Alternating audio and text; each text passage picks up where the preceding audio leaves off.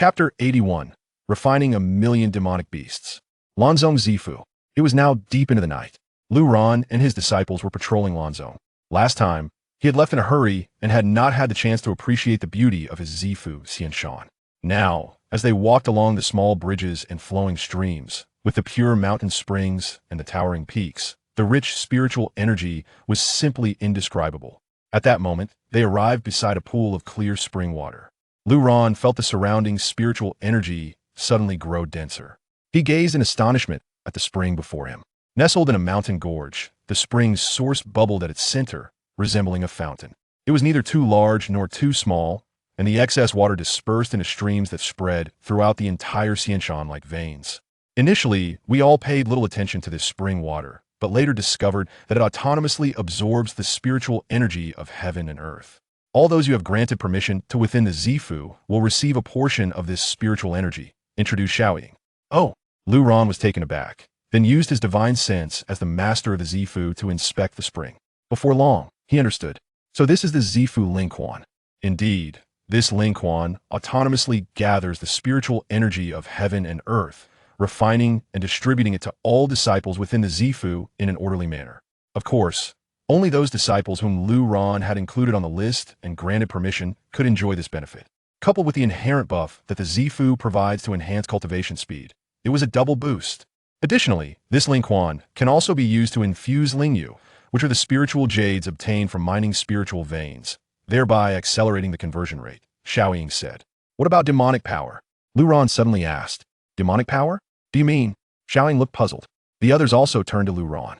Lu Ran casually took out the Lianyao Hu and, with a sweep of his divine sense, discovered that the million demonic beasts inside had all been refined.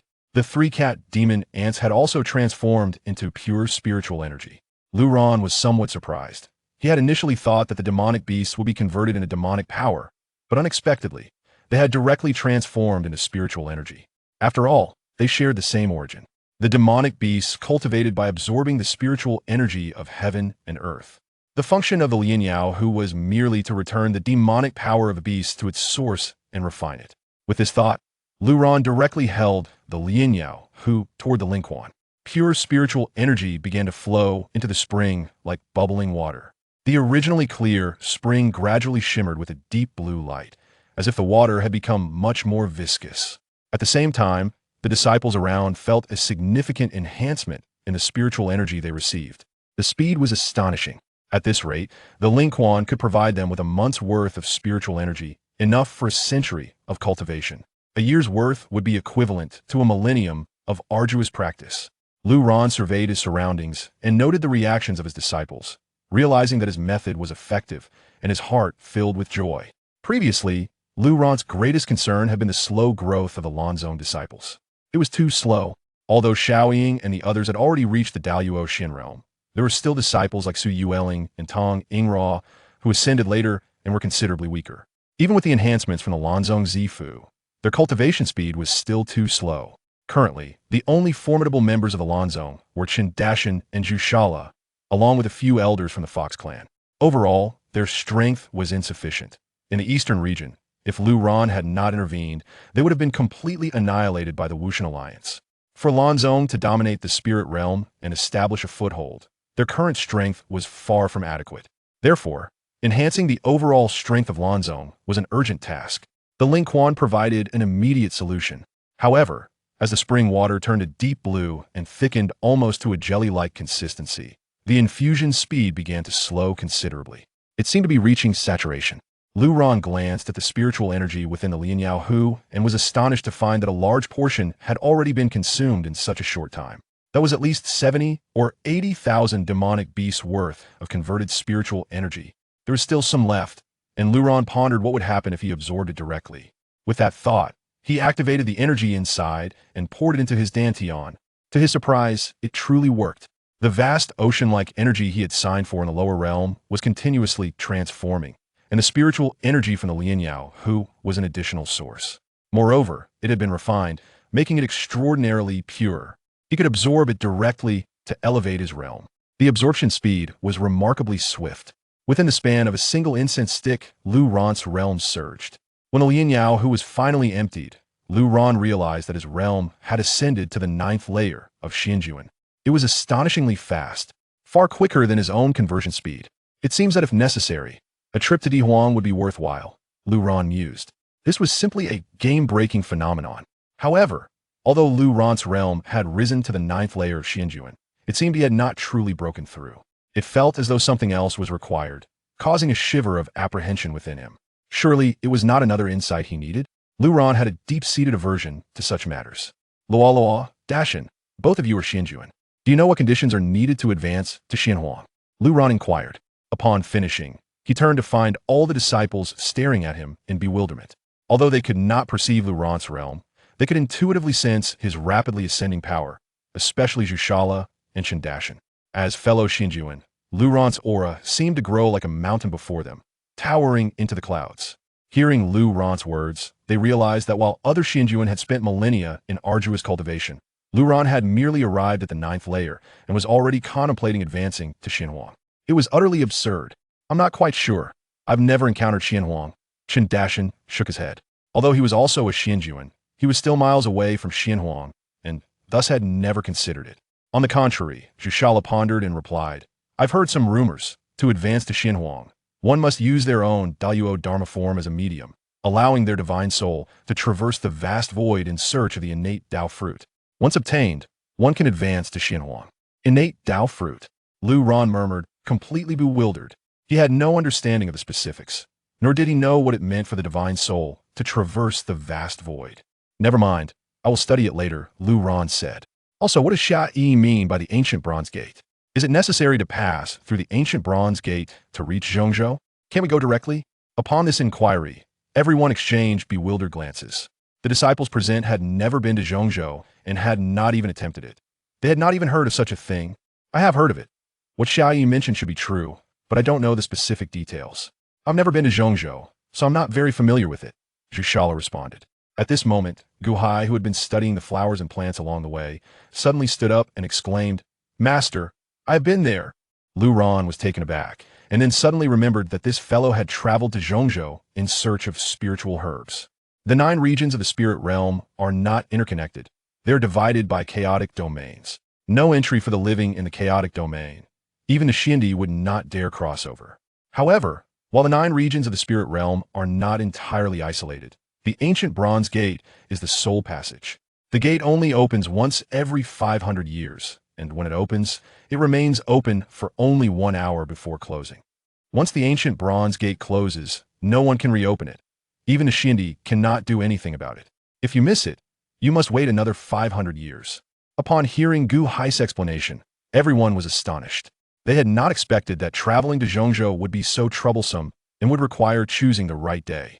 So, there are only 38 days left until the ancient bronze gate opens. Lu Ran's heart raced.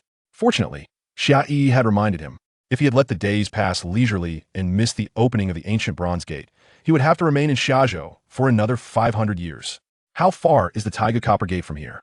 Lu Ran inquired hastily. It's not too far, approximately 13 million miles. Master, do not fret. We will make it in time, Gu Hai replied.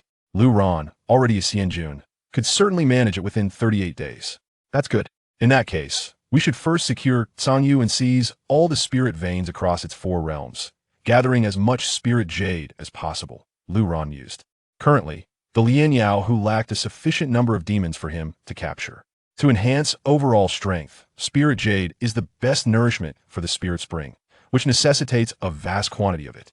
Hence, it is imperative to seize all subordinate spirit veins within Sanyu's 4 realms and extract as much as possible. The more, the better.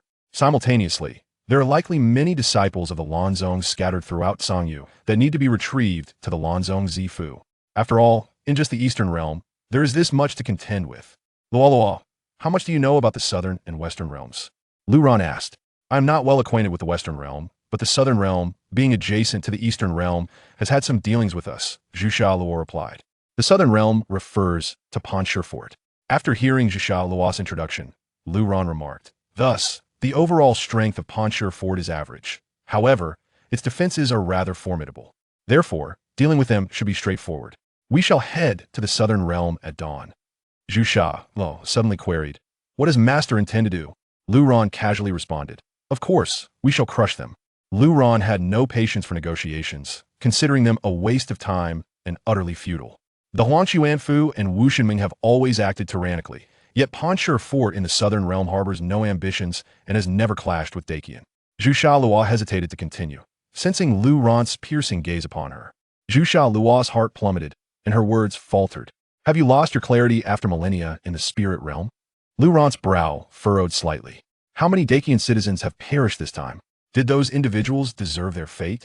Did the Wu Shenming ever show you pity? When the Xueji dynasty fell in the lower realm, I retrieved you from the piles of corpses. Did the Xueji royal family have no sins? Zhu Luo was profoundly shaken. Realizing he had spoken rather harshly, Lu Ron sighed. The immortal cultivation world is not merely black and white. With the Wu Shenming's assault, if I do not intervene, will you tell Lo Junyan that Dakian should not perish? Have you considered what your own fate would be? If I do not act, Dakian will merely be your second experience of the Xueji dynasty's downfall. Zhu Luo's complexion turned ashen. She hastily replied, I apologize, master. It is I who have been indecisive. It seemed that unpleasant memories surfaced, perhaps due to her prolonged life of comfort and ease in a high position. Zhu Luo realized, to her dismay, that she had developed a sense of pity. While such sentiments might be inconsequential to others, she, who had witnessed the fall of a dynasty and the decapitation of her parents, should not harbor such feelings. Lu Ron, aiming to correct her mindset, spoke further, yet upon finishing, he noticed her solitary and pitiful demeanor. With a sigh, he embraced Zhu Luo, gently patting her back in consolation. Whispering in her ear, he said, Panshur Fort, stationed in the southern realm, suppresses various sects within its domain from extracting spirit veins. They are not the benevolent figures you might envision. Remember, they are all the same. Chapter 82. The impregnable fortress of Rock at noon. Within the fortress of Rock, the number of guards had multiplied several-fold compared to usual. Layers of protection enveloped both the interior and exterior of the fortress, with numerous disciples scattered throughout the Thousand Reversal Valley, vigilantly observing any potential movements from the Blue Sect. Inside the fortress, the Lord of the Fortress, Rosen, alongside the senior officials of Rock Fortress, gathered in deliberation, flanked by the left and right protectors. Dihuang Jinghai glanced at the fifth elder and then at the left protector, his heart gradually settling. However, Lord Rosen, since the early hours of the day, had felt an unsettling tremor in his brow, the anxiety intensifying with each passing moment. There's no need for concern. Our Rock Fortress is not easily subdued like the Martial God Alliance, remarked the right protector, a formidable figure trained in the fortress's defensive techniques. Rosen cast a sidelong glance at the right protector and shook his head. I sense trouble brewing, yet it matters little. The grand formation has been established. Even if the Blue Sect arrives, they shall not breach our defenses. And even if they do, Rock Fortress is far from defenseless. Our absolute defense affords a margin for error in battle. Our people may err, but they will not suffer grievous harm. Yet should the enemy falter, they will cling to us like a remorseless parasite. Jinghai, the arrangements for the formation, are they secure? Rosen inquired. I have personally inspected and fortified it, patrolled it twice, and assigned disciples to oversee it. There will be no issues. Rest assured, my lord, Dihuang Jinghai assured him confidently. That's reassuring. I have every faith in your aptitude for formations. Rosen exhaled, feeling a wave of relief wash over him. Little did he realize that entrusting the formation to Dihuang Jinghai would prove to be his gravest error. By the way, my lord, today is the day for the various factions of the South Realm to submit their spirit jade. How shall we proceed? Asked the third elder. Let them wait outside the Thousand Reversal Valley for now. We shall only proceed once we confirm that the Blue Sect will not trouble us, Rosen pondered. His cautious nature led him to avoid recklessly opening the formation at this juncture. Otherwise, the influx of various sects could render our protective array utterly ineffective. That seems prudent. In the coming days, Rock Fortress shall enhance its patrols, and our scouts sent to the Eastern Realm should return with news swiftly. Allowing us to ascertain the current status of the Blue Sect, the third elder nodded in agreement. At that moment, Rosen turned his gaze toward the fifth elder. What about you, Elder 5? Are the medicinal pills prepared? With a confident smile, Gao Ming replied, Rest assured, my lord. The Holy Yuan pills we have refined this time possess a potential explosion effect at least 3 times greater than before. They have been distributed to various halls. And in a crisis, when taken collectively, the overall strength of Rock Fortress will experience a manifold increase. He added, The rage pills for the elders and protectors, as well as the hall masters, have also been distributed. Their effects are only enhanced. Once consumed, they will be unmatched within the celestial monarch realm. Upon hearing this, Rosen's countenance relaxed even further. He had never anticipated that the elixirs had been laced with poison by the cunning Gao Ming. The elders, the hall masters, and the right protector around him began to speak in unison. Indeed, we have acquired the Fury God Pill. Everyone has witnessed the alchemical prowess of the fifth elder. I must admit, I am somewhat looking forward to the blue sect seeking trouble. The subordinates' Shenyuan pills had also been distributed, with each person receiving one, leaving no one overlooked. If the blue sect dares to come, let alone how they would breach the 18-layered grand formation of the rock fortress. Even if they succeeded, they would surely be met with cries of despair. The motley crew of the Martial God Alliance has been subdued. Do they truly believe that the blue sect is invincible? Should they dare to come, they will learn the consequences of their arrogance. The atmosphere was charged with excitement, especially after the distribution of the explosive potential pills by Elder Gao Ming. If the blue sect arrives, everyone will consume the pills simultaneously, and the overall strength of the rock fortress will surge dramatically. The blue sect is but a trifling concern. This is excellent. I can rest easy now. Consider the blue sect hastily gathering their forces. Within a mere 10 days, they cannot amass many experts. To conquer the Martial God Alliance and protect the Qian will likely leave them severely weakened, rendering them a temporary non-threat, Rosen stated. It seemed somewhat like self-reassurance. Yet the rationale held merit. It was rumored that the Martial God Alliance had allied with the Huangquan court of the Northern Realm, although they had been dealt with by the Blue Sect. Nevertheless, one could surmise that the Blue Sect must also be significantly drained. At this juncture, they would not immediately venture into the Southern Realm to stir trouble. As the conversation progressed, Rosen's audacity grew. He declared in that case, let those sects come to pay tribute with Spirit Jade. The recent consumption has been substantial. With the Blue Sect stationed in the Eastern Realm and gathering more personnel, we at the Rock Fortress urgently need to enhance our overall strength. Before he could finish, the door was violently thrust open, and all present cast disapproving glances towards the intruder. It turned out to be a guard, and Rosen's anger flared instantly. Impudence! Who taught you such disrespectful manners? No, it's not that. Lord Fortress Master, the Blue Sect has sent people. The guard exclaimed urgently, disregarding any potential punishment. Rosen's body trembled with shock. They truly have come. How many of them? What is their cultivation level? Where are they now? He inquired hastily. I'm not entirely certain if it's the Blue Sect. There's only one person. No, wait, two. One young man and a little girl is perched on his back, the guard replied. What?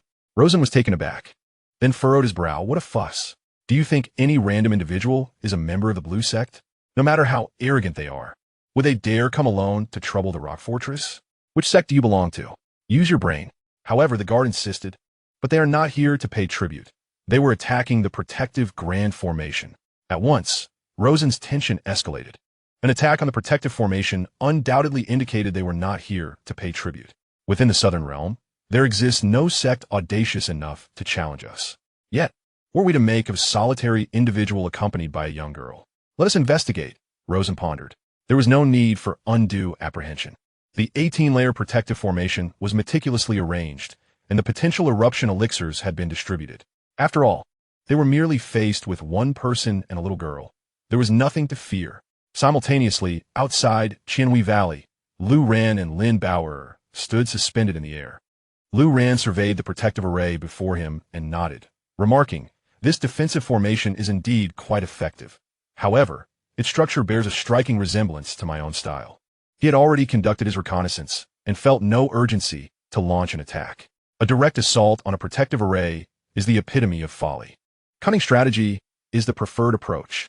With Lu Ran's mastery of formations, coupled with the resemblance of this array's structure to his own, dismantling it would be considerably easier. However, before proceeding, he needed to sign in. He had deliberately withheld his sign-in until reaching the Panchur fortress.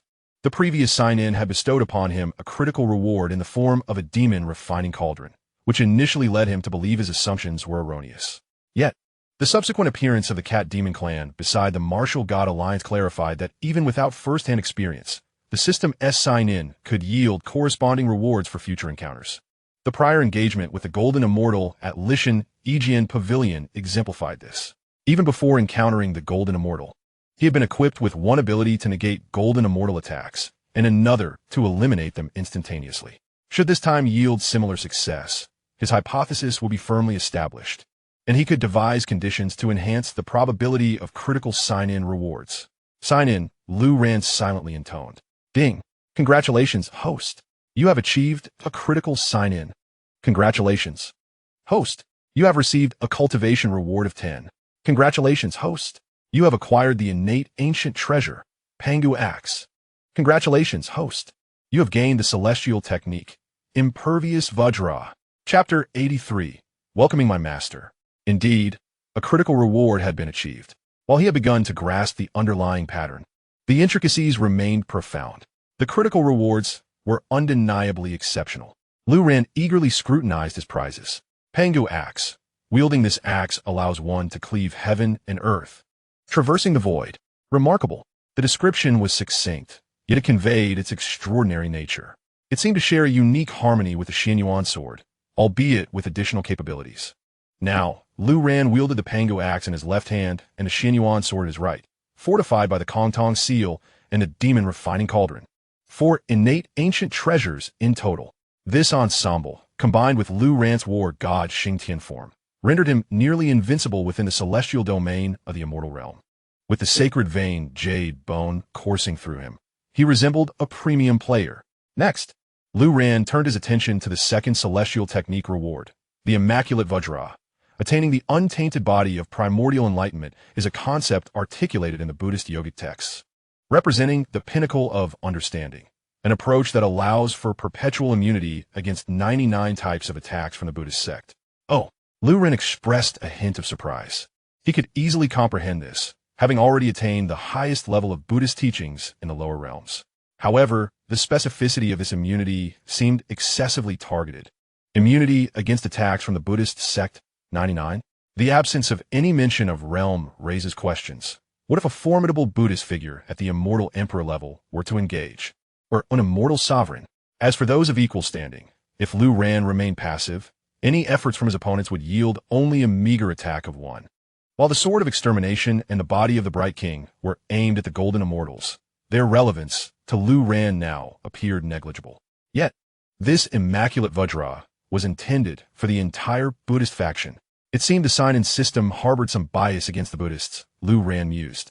He then turned his gaze towards the rock fortress. According to Zhusha Luo's introduction, this fortress specialized in defense, yet it bore no connection to the Buddhist sect. How could it yield a critical sign-in reward like this, specifically targeting the Buddhists? Could it be that there were Buddhist masters within the rock fortress? Just as he pondered this, in the distance of Qianhui Valley, the direction of the rock fortress, the fortress lord, Rosen, led a formidable group soaring into the sky. However, they did not immediately breach the protective barrier, but rather positioned themselves at a distance, confronting Lu Ran. Rosen focused intently. Indeed, there was but one person, with a little girl resting on his back. Scanning the surroundings with keen eyes and extending his spiritual awareness, he discerned no other allies accompanying the individual. Although he sensed that the opponent was undoubtedly an immortal monarch within the rock fortress aside from Lord Rosen, both the left and right protectors were also immortal monarchs. The Grand Elder, Dihuang Jinghai, was likewise an immortal monarch. Alongside them was Rosen's younger brother, the second in command of the rock fortress, Luo Lin, also an immortal monarch. With 5 immortal monarchs poised against the lone challenger, Rosen felt quite assured. Who dares approach and attack the protective barrier of the rock fortress? Rosen boldly inquired. However, he remained oblivious to the excitement radiating from his side. Left Protector Guozhu, Grand Elder Dihuang Jinghai, and 5th Elder Gao Ming were flushed with exhilaration. Their gazes towards Lu Ran turning increasingly misty with emotion. Had the circumstances been more suitable, they might have wept with joy. After countless millennia, the master they had longed for had finally appeared. Lu Ran cast a glance at the trio, momentarily taken aback as he recognized them. How had these 3 little ones found themselves among the opposing ranks? Could they be akin to Qindashen? A sense of astonishment washed over him. He certainly recognized his 3 disciples at a glance, and it appeared they held a considerable standing within the rock fortress. What a surprise! His initial intention to take down the rock fortress in one fell swoop now seemed complicated by the presence of his own people. Lu Ran contemplated his next move. intending to first ascertain the relationship between his 3 disciples and this rock fortress. If the relationship were akin to that of Xianxia and the Martial God Alliance, it would matter little. However, if there exists a profound friendship, Lu Ran ought not to act too ruthlessly. The Blue Sect, Lu Ran responded nonchalantly. In an instant, Rosen's eyes widened. Indeed, a member of the Blue Sect. Moreover, is this Lu Ran not the legendary ancestor of the Blue Sect? To think he is the esteemed ancestor. What audacity to come and provoke me at the rock fortress. Rosen scoffed. Yet, he was internally astonished. Initially, he believed the Blue Sect gathered to vanquish the Martial God Alliance due to the formidable strength of its disciples, with the Ancestor merely serving to unite them. However, it became evident that the reality was far from such a notion.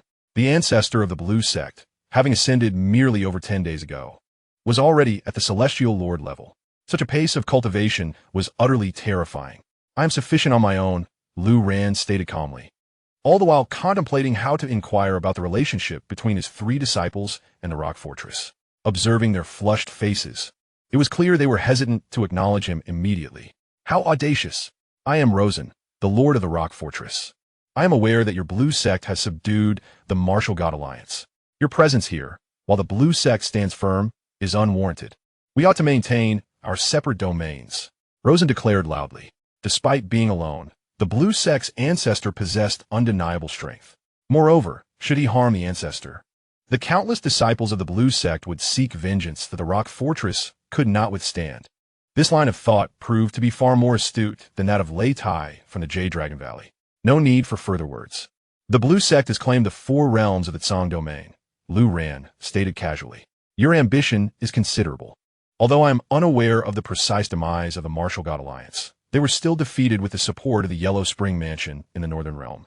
I concede your Blue Sect strength, yet it must have suffered significant losses. Otherwise, why would you, a solitary commander, come seeking conflict? Are you attempting to intimidate me? Rosen retorted with disdain. As the Lord of the Rock Fortress, he held his ground against the ancestor of the Blue Sect without faltering. All that is irrelevant. Li Yufeng, the Lord of the Yellow Spring Mansion in the Northern Realm, is deceased. The Northern Realm now belongs to our Blue Sect.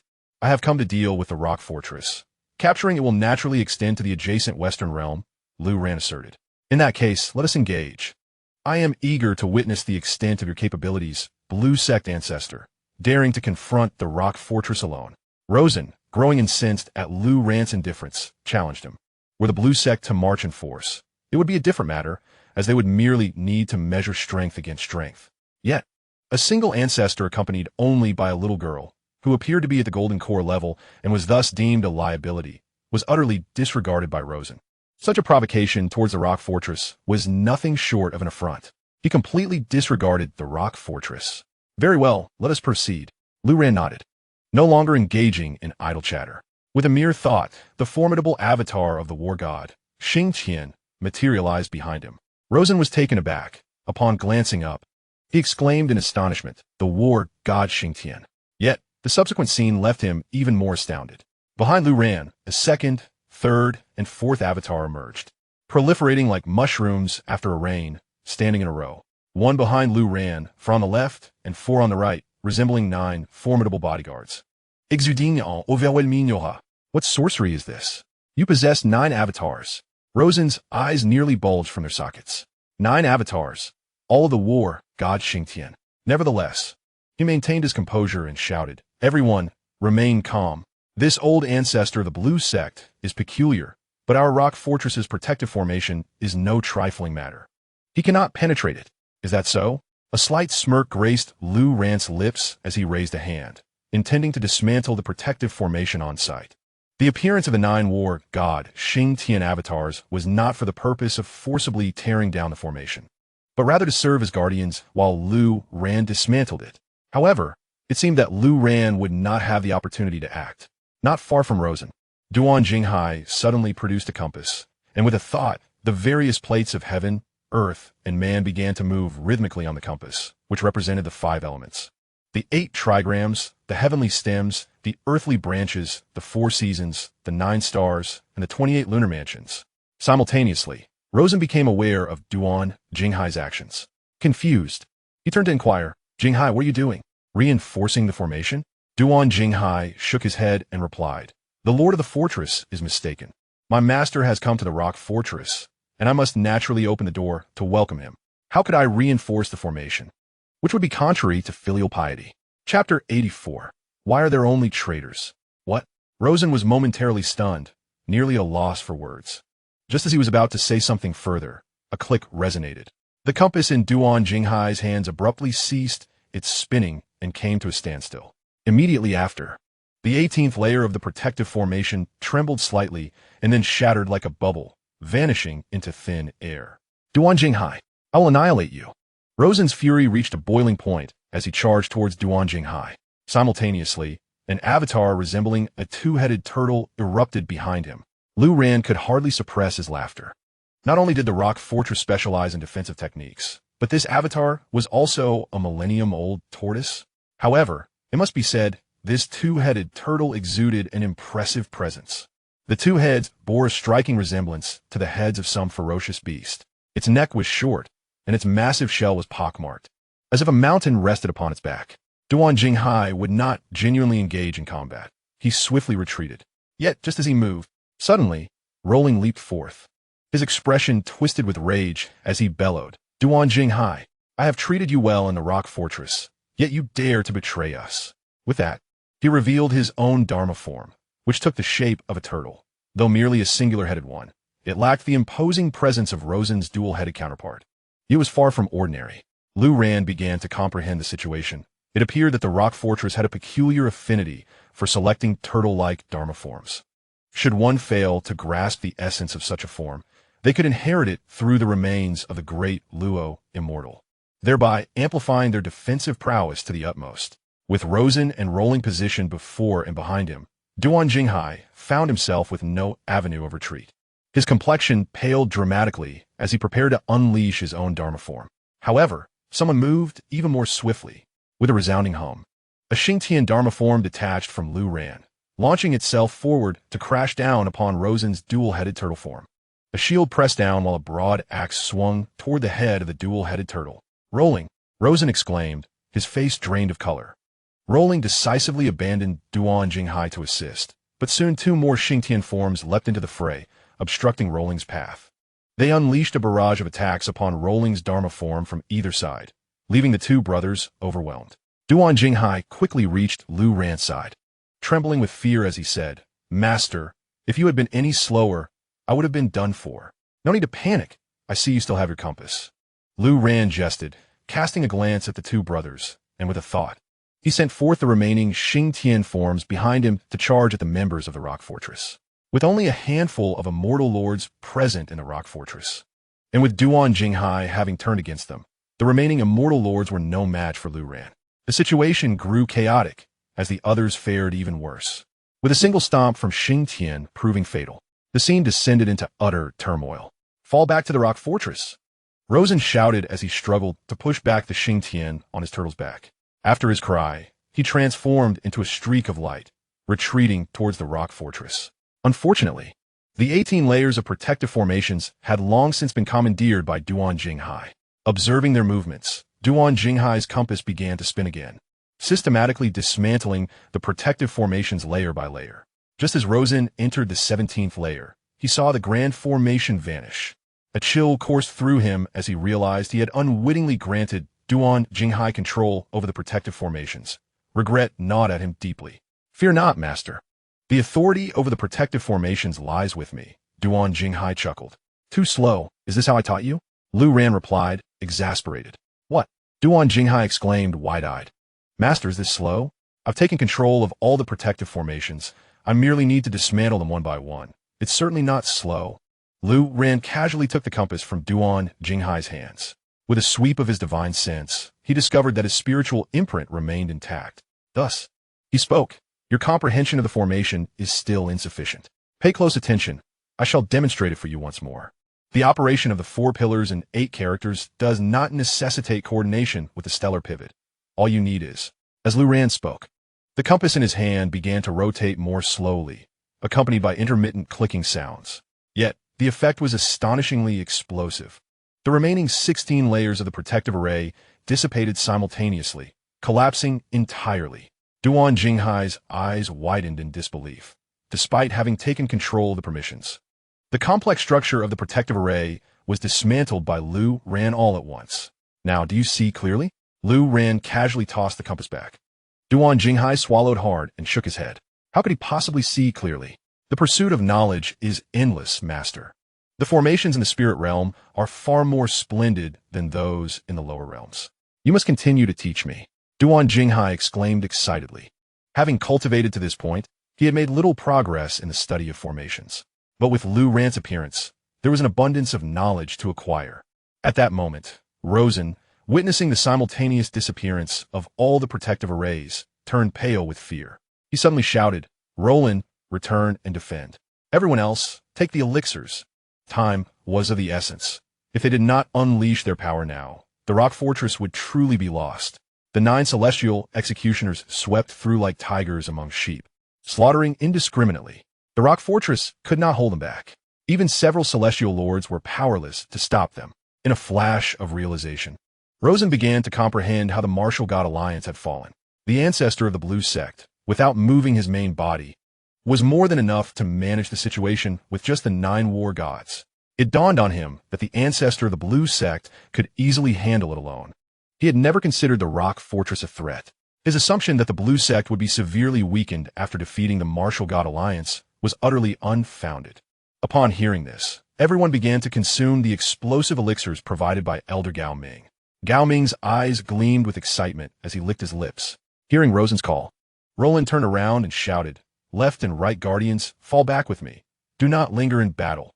The left guardian, Guizhou, and the right guardian, Luo Gang, exchanged glances, with Luo Gang first forcing back an executioner before turning to follow. But in the next moment, a long sword pierced through Luo Gang's dantian from behind. In his haste, Luo Gang had no time to react. Stunned, he turned back to see Guizhou wielding the sword. "Guizhou, have you gone mad? How dare you harm me at this moment? Do you think the blue sect will accept you after betraying the rock fortress? Treacherous scoundrel, you shall not die a good death." Luo Gang roared in fury. He attempted to resist, only to discover that the sword was poisoned. A peculiar and lethal poison has infiltrated the dantian, rendering the spiritual energy within thick and congealed, immobilized. Guizhou lazily retracted his long sword and shrugged, declaring, "There is no need for the blue sect to accept me. I am a disciple of the blue sect by my very nature." "What?" Luo Lin's eyes widened in shock. Aside from the Grand Elder Duan Jinghai, even the left protector is a disciple of the blue sect. Luo's son and Luo Lin, witnessing this scene, were filled with rage. "Luo Gang is one of their own. Luo Lin, return. Do not intervene. Retreat to the rock fortress, quickly." Luo Sun shouted anxiously, no longer able to seek vengeance for Luo Gang, as the opportunity had slipped away. After slaying Luo Gang, Guizhou returned to Lu Ran's side. "Master, how was my sneak attack?" Guizhou grinned. "Not bad. You even infused it with poison. Where did you learn that?" Lu Ran inquired. "It wasn't me. It was senior brother Gao Ming who assisted me," Guizhou replied. He then glanced at Gao Ming, who was still surveying the surroundings, observing who had yet to consume the medicine. Lu Ran's gaze flicked, realizing that all the individuals from the rock fortress were taking the elixirs, and he immediately grasped the situation. With a wry smile, he remarked, "So all these medicines were provided by that rascal, Gao Ming?" Guizhou and Duan Jinghai nodded vigorously in agreement. Lu Ran continued, "The rock fortress is truly unfortunate. Gao Ming, who joined me earlier, possesses a talent for alchemy comparable to Gu Hai, yet he has devoted himself solely to the art of poisoning, and he has not neglected it over the years." At that moment, Luo Sun remained unaware of the circumstances.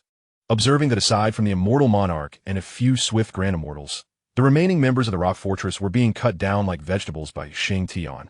His heart raced. Fortunately, everyone had consumed the potential burst pill, including Luo Sun himself. The spiritual energy within him surged as if boiling, and everyone's aura began to rise dramatically. Luo Sun murmured, "Good, very good. The rock fortress still has a chance for salvation. Everyone listen. After the potential burst, seize the opportunity to subdue the blue sect's ancestor, Lu Ran, and those traitors." After shouting this, he suddenly noticed that the 5th Elder Gao Ming had not returned. He anxiously called out, "Elder 5, what are you doing? Come back quickly." Gao Ming turned his head to glance at Luo Sun and waved his hand dismissively, saying, "I'm not going back. My master is here to fetch me. You all can have your fun." Huh?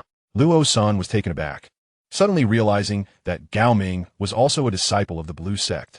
Just now, the pills they had consumed. Damn it, Gao Ming is a Blue Sect disciple too. 2 out of 5 elders are Blue Sect disciples. The Left Protector is also a disciple of the Blue Sect. Gao Ming possesses exceptional alchemical talent and is also proficient in the art of poisoning. We must expel this elixir. Spit it out quickly. But it was too late. Indeed, it was too late. The law avatars behind several grand immortals began to disintegrate, and the spiritual energy that had surged during the potential burst began to spiral into chaos. The weaker golden immortals, celestial beings, and true immortals have met grim fates. Some have already perished, blood streaming from their 7 orifices. Others were unable to contain the spiritual energy within their elixir fields, resulting in their bodies erupting in demise. Within the confines of the stone fortress, chaos reigns. Individuals collapse sporadically, and the ominous sound of corpses bursting fills the air. Rosen stood in stunned silence, lowering his gaze to inspect his own form and peer into his elixir field. Indeed, even within his own elixir field, a thick, dark mist had begun to coalesce, mingling with his spiritual energy, rendering control increasingly arduous.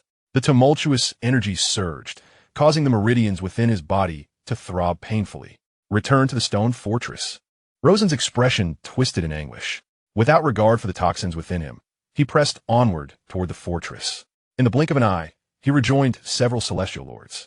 Upon reaching the grand hall where the fortress's lord resided, he burst inside, instructing the others to sit and expel the poison.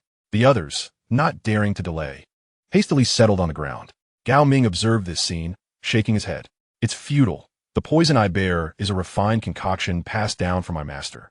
Once poisoned, it clings like a parasite, impossible to shed. He then turned to Lu Ran, stating, Master, I have not failed to uphold your reputation. The stone fortress is undoubtedly doomed. Shall we proceed to clean up? Lu Ran nodded in agreement. Duan Jinghai's gaze swept through the crowd. Soon he extended his hand, pulling one disciple into the air. Su Jiang, what brings you to the stone fortress? Lu Ran inquired, somewhat astonished. Su Cheng possessed considerable talent, having ascended over 3,700 years ago, and it hadn't been long since he parted ways with Lu Ran. Terrifying. Senior brother, had you not pulled me, I would have been crushed by Master S. Xingtian manifestation. Su Cheng exclaimed, still shaken. Ah, I nearly forgot. You are an immortal. Could you not have flown here on your own? Duan Jinghai questioned. I am timid. Just now you turned against them, and I nearly fell prey to Roland. Had I been discovered by the stone fortress, I would have been obliterated before I could even ascend. Su Jiang deeply. True enough, it is fortunate you were cautious, Duan Jinghai conceded, finding wisdom in Su Cheng's words. Su Cheng took several deep breaths, exclaiming, I never anticipated reuniting with Master so soon. Nor did I imagine Master S' ascension would occur here in Shizhou. We are indeed fortunate. Master, what of the other disciples of our Blue Sect? Ah, indeed. Lu Ran responded. They are here. I shall summon them. With that, he reached out, connecting to the Blue Sect's purple mansion from afar. Above the great Qian imperial city, the celestial mountain trembled slightly, the surrounding space beginning to distort. Xiao Ying and some disciples were diligently gathering the remnants both within and outside the imperial city. Many had perished in the initial conflict with the martial god alliance. The remains of the great Luo immortals needed to be retrieved, along with their spatial bags, each requiring meticulous searching. It was a monumental task. Having nearly completed the search, they were in the final stages when they noticed ripples of space emerging around the Blue Sect's purple mansion.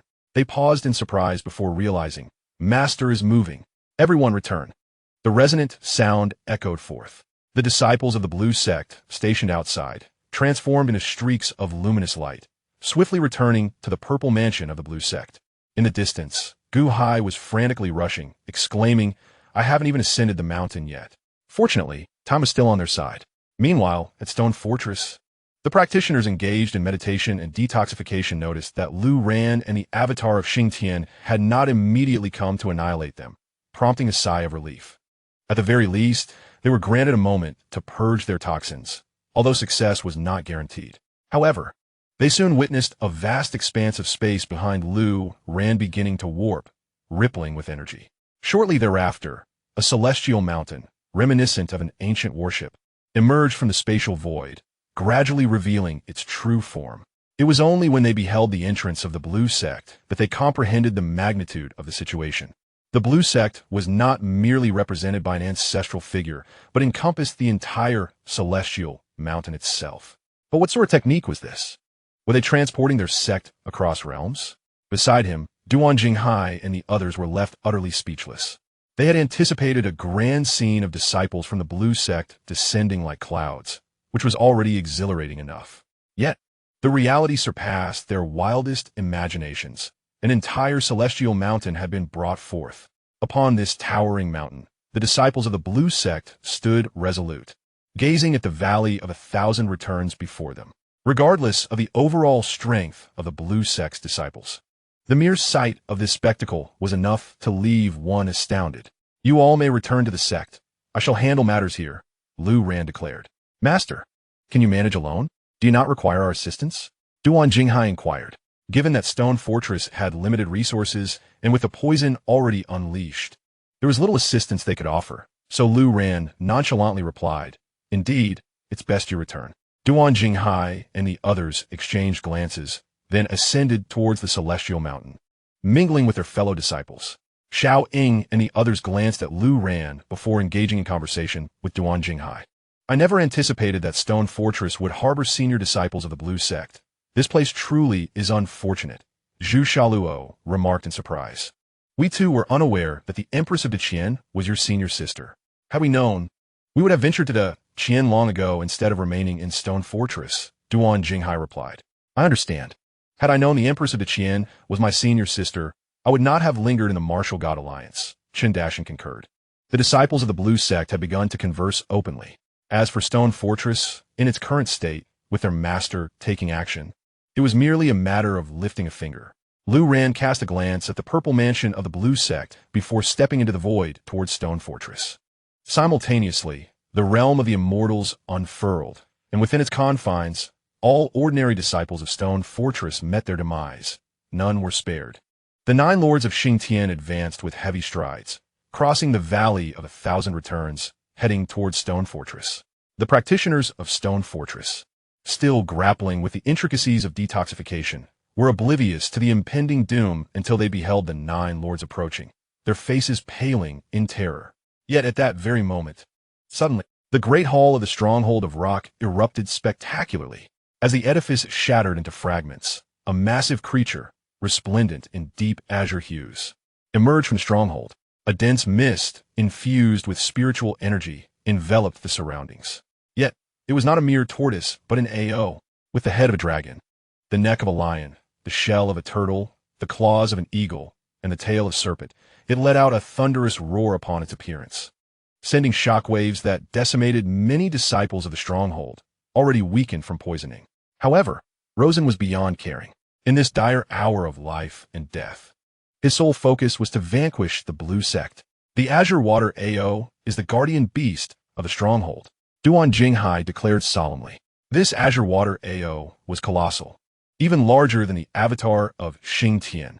It was categorized as a demon beast, yet its spiritual energy was far more potent, thus distinguishing it as a spiritual beast.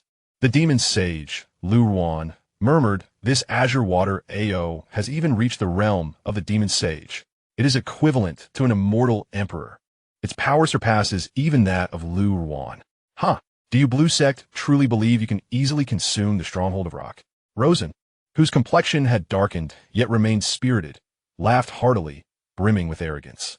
"Though our stronghold excels in defense, do not assume our millennia-old foundation is merely for passive endurance. This Azure Water AO was passed down from our ancestors, having advanced to the Demon Sage realm 1,000 years ago. You, in your hubris, have brought the Blue Sect here prematurely. Thus, today, the stronghold of rock shall obliterate your Blue Sect, making you realize that in this spiritual realm, there are always greater mountains beyond." Rosen bellowed fiercely. Lu Ruan gazed intently at the Azure Water AO, sensing its unparalleled might. Rather than feeling apprehensive, his eyes gleamed with excitement. He glanced back at his Blue Sect as Purple Mansion, murmuring, "Indeed, it was a lapse in judgment to summon the Blue Sect as Purple Mansion so early. Should a misstep occur, it would be disastrous." However, at this moment, My blue sect's purple mansion is in dire need of a mountain guarding beast. With that, he produced the beast refining pot. Chapter 86. Can't enter? Force it in. At this moment, the disciples of the stronghold of rock, upon witnessing the emergence of the azure water AO, collectively exhaled in relief. A glimmer of excitement evident in their demeanor. Particularly after hearing their leader, Rosen, proclaim the azure water AO's demon sage status, their exhilaration intensified. A demon sage. That is a realm that contends with the immortal emperor. No matter how arrogant or cunning the ancestor of the blue sect may be, he remains merely an immortal lord. Before a demon sage, all immortal lords are insignificant. The absolute suppression of realms means that even the ancestor of the blue sect would be swatted down by the azure water AO. With this singular azure water AO, the stronghold of rock had the power to turn the tide. Our ancestor is magnificent. Quickly, strike down that Dihuang. With the blue sect's celestial mountain having been brought forth, was this not a feast delivered to them? Everyone do not rush. Simply enjoy the spectacle and focus on detoxifying. With our leader and the azure water AO present, the stronghold of rock shall not falter. It was evident that their emotions were soaring. Dihuang, rendered speechless, remarked, I truly fail to comprehend what you find so triumphant. Have you not realized that the poison within your dantian cannot be expelled? His words cast a pall over the excited disciples of the rock fortress, causing their faces to darken. Dihuang continued, I am unafraid to disclose that this poison is beyond your capacity to resolve. You are all awaiting your demise. Even if that Bai Shui AO possesses some merit, what relevance does it hold for you? His words were blunt, eliciting a grim countenance from the disciples of the rock fortress. Indeed, if death was imminent, what did the fate of the rock fortress matter to them? Similarly, Rosen's expression grew increasingly grim upon hearing that the poison in his dantian was incurable. Even if Bai Shui AO could annihilate the blue sect, rendering them utterly vanquished, it would bear no significance if the people of the rock fortress were to perish. In truth, their sense of belonging was not as profound as they believed. Their own lives took precedence. Consequently, amidst the earlier fervor, some members of the rock fortress suddenly began to plead for mercy from Dihuang. Ancestor of the blue sect, I recognize my errors. I am willing to join the blue sect, to serve and toil, merely seeking an antidote. Numerous voices echoed similar sentiments. Yet their intentions were painfully transparent. With Bai Shui AO in play, the blue sect's downfall was inevitable. Their sole aim was to obtain an antidote to save their own lives. Thus, Dihuang chose to disregard them entirely and turned his gaze towards Rosen. I will kill you, and Gao Ming will provide us with the antidote. Rosen declared firmly. He understood that pleading for mercy was futile and had never entertained such thoughts. Moreover, with Bai Shui AO already present, it was the blue sect that should be trembling in fear. The destruction of the blue sect was assured. But Gao Ming must be preserved. He undoubtedly possessed the antidote. Consequently, Rosen patted the Bai Shui AO beneath him and proclaimed, Do you see clearly?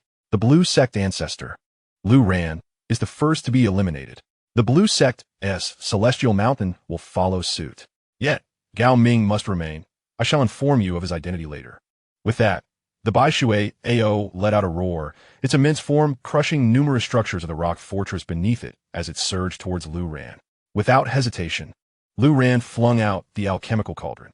Simultaneously, to ensure the cauldron's efficacy, he summoned the Xianyuan sword to his left hand and the Pangu axe to his right, while the Kongtong seal floated above his head. Observing Dihuang not only refusing to flee, but also fortifying his defenses, Rosen erupted into laughter. Treasures? You dare rely on treasures to confront my Bai Shui AO of the rock fortress? What a farce! Rosen cast a dismissive glance at the rapidly enlarging alchemical cauldron, holding it in no regard. Meanwhile, he was compelled to continuously channel his internal spiritual energy to contain the spread of the poison in his dantian. However, no one anticipated that the advancing Bai Shui AO would suddenly halt as if sensing something, coming to an abrupt stop. Rosen furrowed his brow, and alongside the Bai Shui AO, he gazed upward at the cauldron of refining demons. In the next moment, a terrifying suction force erupted with a thunderous roar. Do not be misled by the seemingly modest opening of the cauldron. This overwhelming force was so potent that it began to lift the Bai Shui AO off the ground. Rosen was taken aback. Steady, steady. First, eliminate Dihuang. Rosen bellowed. The situation was somewhat peculiar, Yet if Lu Ran could be vanquished, the efficacy of this magical artifact would be rendered null. The Bai Shui AO, despite its unique nature preventing it from transforming, was still a demon saint, possessing considerable intelligence. Upon hearing his command, it immediately opened its massive jaws. In an instant, a river, vast enough to traverse the entirety of the Qianhui Valley, erupted forth from the Bai Shui AO's mouth, surging directly toward Lu Ran. This was no mere stream of water. It was the manifestation of Bai Shui AO's demonic magic. The torrent was infused with the essence of heaven and earth, alongside immense demonic power. Lu Ran did not dare to underestimate it. The Kantong seal of heaven suddenly materialized before him. With a resounding hum, an ancient and overwhelming pressure descended upon the scene. The oncoming wave of water began to rapidly constrict, diminishing in power. Nevertheless, Lu Ran remained cautious, compressing the range of his indestructible body within the realm of the immortals to enhance his defensive laws. Simultaneously, the Pangu axe descended from above, cleaving through the tumultuous waters. Rosen watched in astonishment. This Bai Shui AO was a demon saint, and such a torrent would ordinarily obliterate any average celestial lord or leave them gravely injured. Yet Lu Ran managed to neutralize the assault with relative ease. The various magical artifacts ignited a flame of envy within Rosen's eyes. The Kongtong seal, the Pangu axe, and the Xianyuan sword, alongside the cauldron of refining demons hovering above, each were undoubtedly extraordinary treasures. Their aura certainly surpassed that of mere celestial artifacts. Ancient treasures, perhaps even innate ancient treasures. Such legendary items were rare. Despite Rosen's considerable accumulation over the years, he possessed only a few celestial artifacts, while the elder of the Lan sect wielded several ancient treasures. Jealousy. Rosen's expression twisted into a snarl of envy. Yet at that moment, there was no room for jealousy. The suction force from the cauldron of refining demons continued to surge, growing ever stronger. Lu Ran, on the other hand, breathed a sigh of relief. He had not anticipated that the combination of several innate ancient treasures could defuse even the assault of a demon saint. As for the Bai Shui AO, it was indeed a beast of legend. The cauldron's influence was palpable, yet its absorption rate was somewhat sluggish. Nevertheless, for the time being, there seemed to be no significant issues. Observing its attack rendered futile, the Bai Shui AO promptly opened its jaws once more. In the air, water vapor began to swiftly coalesce and condense. Sharp, icicle-like formations emerged, each resembling the trunk of a towering tree. They blotted out the sky, densely clustered. Lu Ran couldn't help but feel a shiver run down his spine. Fortunately, the extensive assault was effectively quelled by the Kongtong sealing heaven seal, proving to be remarkably advantageous. A barrage of icicles descended upon Lu Ran, resembling a rain of arrows. However, upon entering the domain of the Kongtong seal, they began to plummet in large clusters. Ultimately, what reached Lu Ran was less than one-third of the initial onslaught. Yet, even this remaining third was substantial, rendering Lu Ran incapable of defending himself closely. In a moment of thought, the 9 incarnations of Xing Tian surged forward, forming an impenetrable wall before Lu Ran. The sheer size of the Xing Tian avatars, aligned in a row with shields raised, indeed transformed into a formidable barrier. Shielded by this divine wall, Lu Ran felt utterly devoid of any threat. However, this situation could not persist indefinitely. The inherent strength of the demon saint was overwhelming, and the struggles of the Bihui Ho grew increasingly desperate, causing the speed of the refining demon cauldron's absorption to dwindle. This could not continue. If the Bihui AO persisted in its assault and concocted a few more formidable attacks, disaster could easily ensue. After all, it was still a demon saint. To ensure safety, Lu Ran extended a hand, swiftly inscribing a talisman in the air, his movements as quick as lightning. Since absorption was slow, he decided to expedite the process. With a whoosh, the talisman shot into the sky, transforming into a golden light that pierced the heavens. Subsequently, a cascade of 7-colored radiance descended from the celestial realm, showering the earthly expanse. Accompanying this was a towering golden-armored deity, the 8-armed Great Tianpeng. On the back of the Bihui AO, Rosen stared in astonishment. The 9 Xing Tian were already extraordinary. How did another golden-armored deity materialize?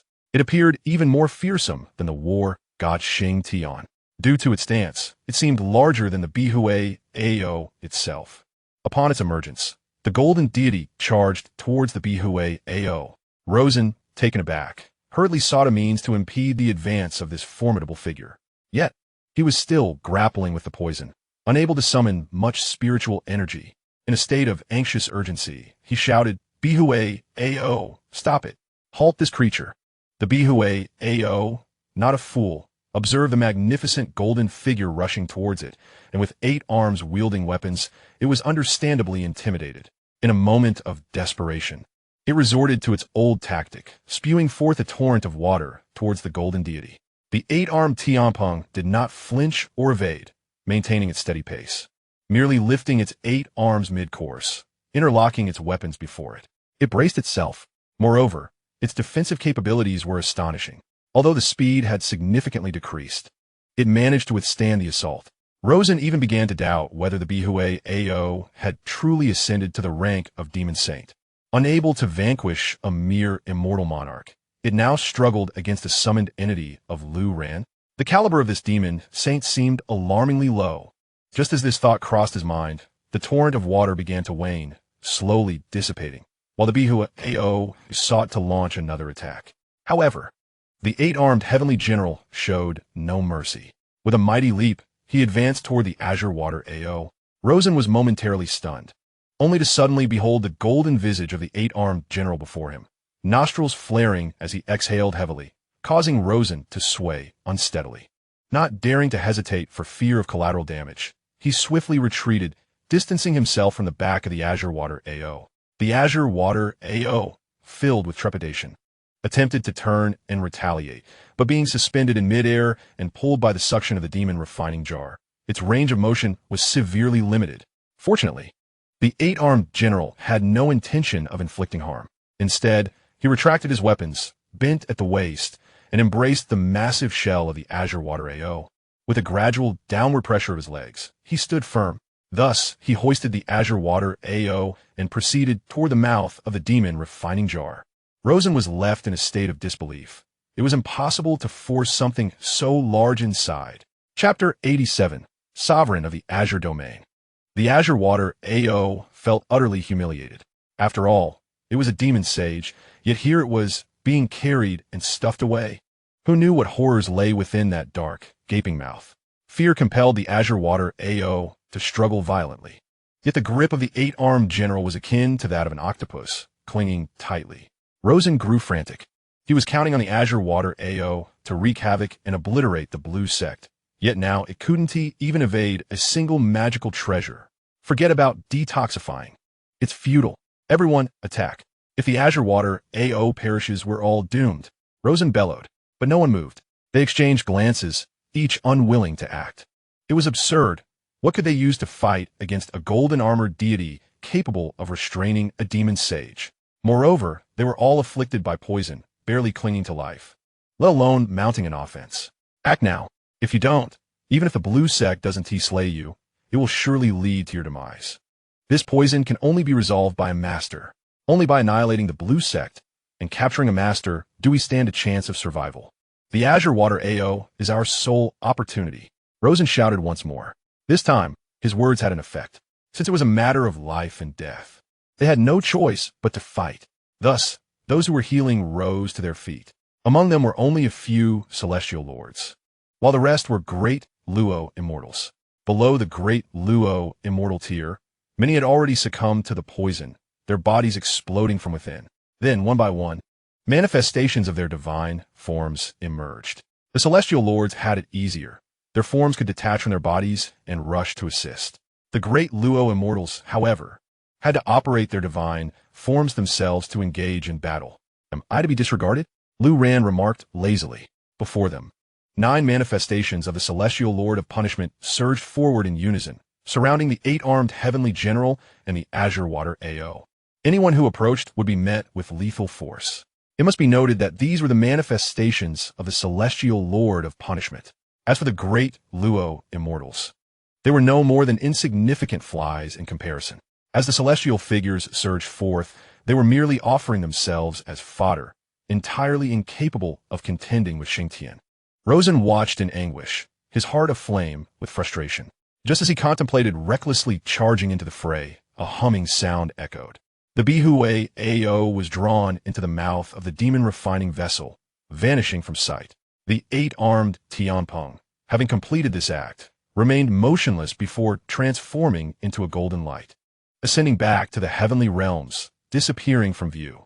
The scene fell into a profound silence. Rosen stood in a daze, grappling with the tumult of emotions within him. The Bihue Ao was gone, simply taken away. This was the ultimate trump card of the Panshir fortress, now lost. With the Bihue Ao's disappearance, the remaining troops of the fortress, all in a state of poisoning, were left without a fighting chance. Luowan, my Panshir fortress bears no enmity towards your blue sect. If you were to send envoys to negotiate, we would be willing to serve as vassals, assisting the blue sect. Why must you pursue total annihilation? Rosen gritted his teeth, casting a fierce glare at Luowan. Luowan, in turn, regarded Rosen with calm eyes, his mental energy focused on the refining vessel. Indeed, within it, the Bihue Ao was undergoing transformation, but unlike before, when it was refined into pure spiritual energy, it was now being claimed. Luowan's soul imprint was being forcibly inscribed upon it. In the realm of cultivation, such was the nature of existence. The martial god alliance could invade the great Qian, and I too could trouble the Panshir fortress. The victors write history, and no words are needed. In this world, there are no legal or moral constraints. Is there a need for justification for robbery or murder? Fists speak the loudest. This holds true in the mortal realm, and it remains unchanged in the spirit realm. Rosen's complexion darkened, twisted with rage, yet he was unwilling to meet his demise. Finally, he softened his tone, saying, "You need not kill me. I am a celestial being, as is my brother. We can both submit to the blue sect."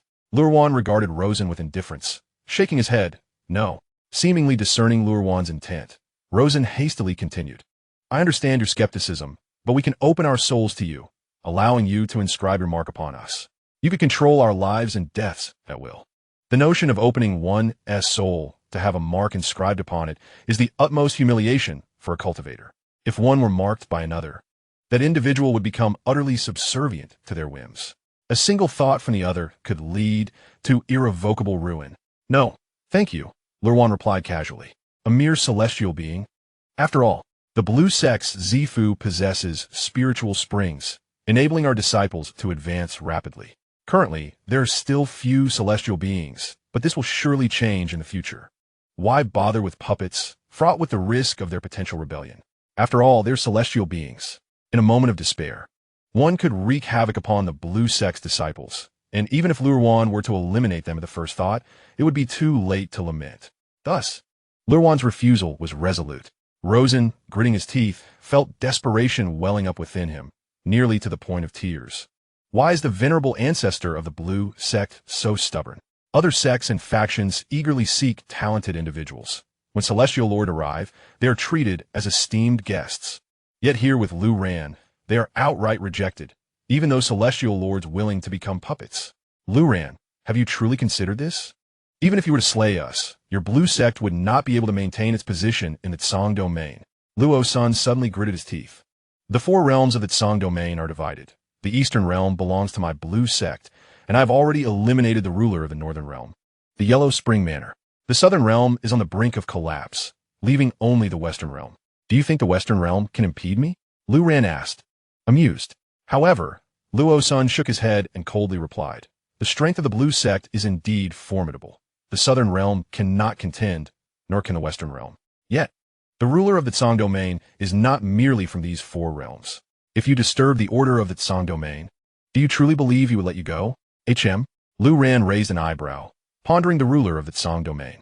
Aren't the 4 realms waging their own battles, each occupying their territory? Is there truly a leader of the Tsang domain? Why have I not heard Zhu Sha Luo mention this? Could this he Luo Sun speaks of be the ruler of the Tsang domain? Observing Lu Ran's puzzled expression, Luo Sun grew even more pleased. Laughing heartily, he said, "Just wait. Just wait. A mere blue sect may act arrogantly in the Tsang domain, but there will always be someone to put you in your place." Lu Ran regarded Luo Sun with indifference. If this fellow speaks the truth, then the ruler of the Tsang domain is certainly not to be underestimated. At the very least, he must be at the level of a celestial emperor. Lu Ran, as a Celestial Lord at the 9th level, is but a step away from the Celestial Emperor. However, without the innate Tao fruit, he must exert himself further. He needs to elevate himself to the Celestial Emperor level promptly. Otherwise, safety remains elusive. With this thought, Lu Ran glanced at the refining demon pot, his mind sweeping over it, discovering that the azure water AO had already been successfully refined. He nodded in satisfaction. With a mere thought, the massive form of the azure water AO erupted from the pot's mouth, crashing down onto the ground. Luo's son, who had been filled with despair, felt a spark of hope reignite. Ecstatically, shouted, "Ah, marvelous, marvelous. The azure water AO, a true demon sage.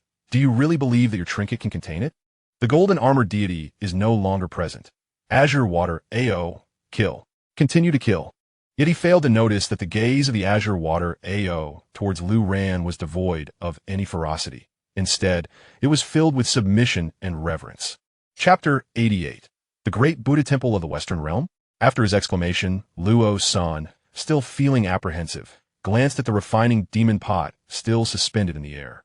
If it could contain the azure water AO once, could it do so again? Although this time lacked the golden armor deity's assistance.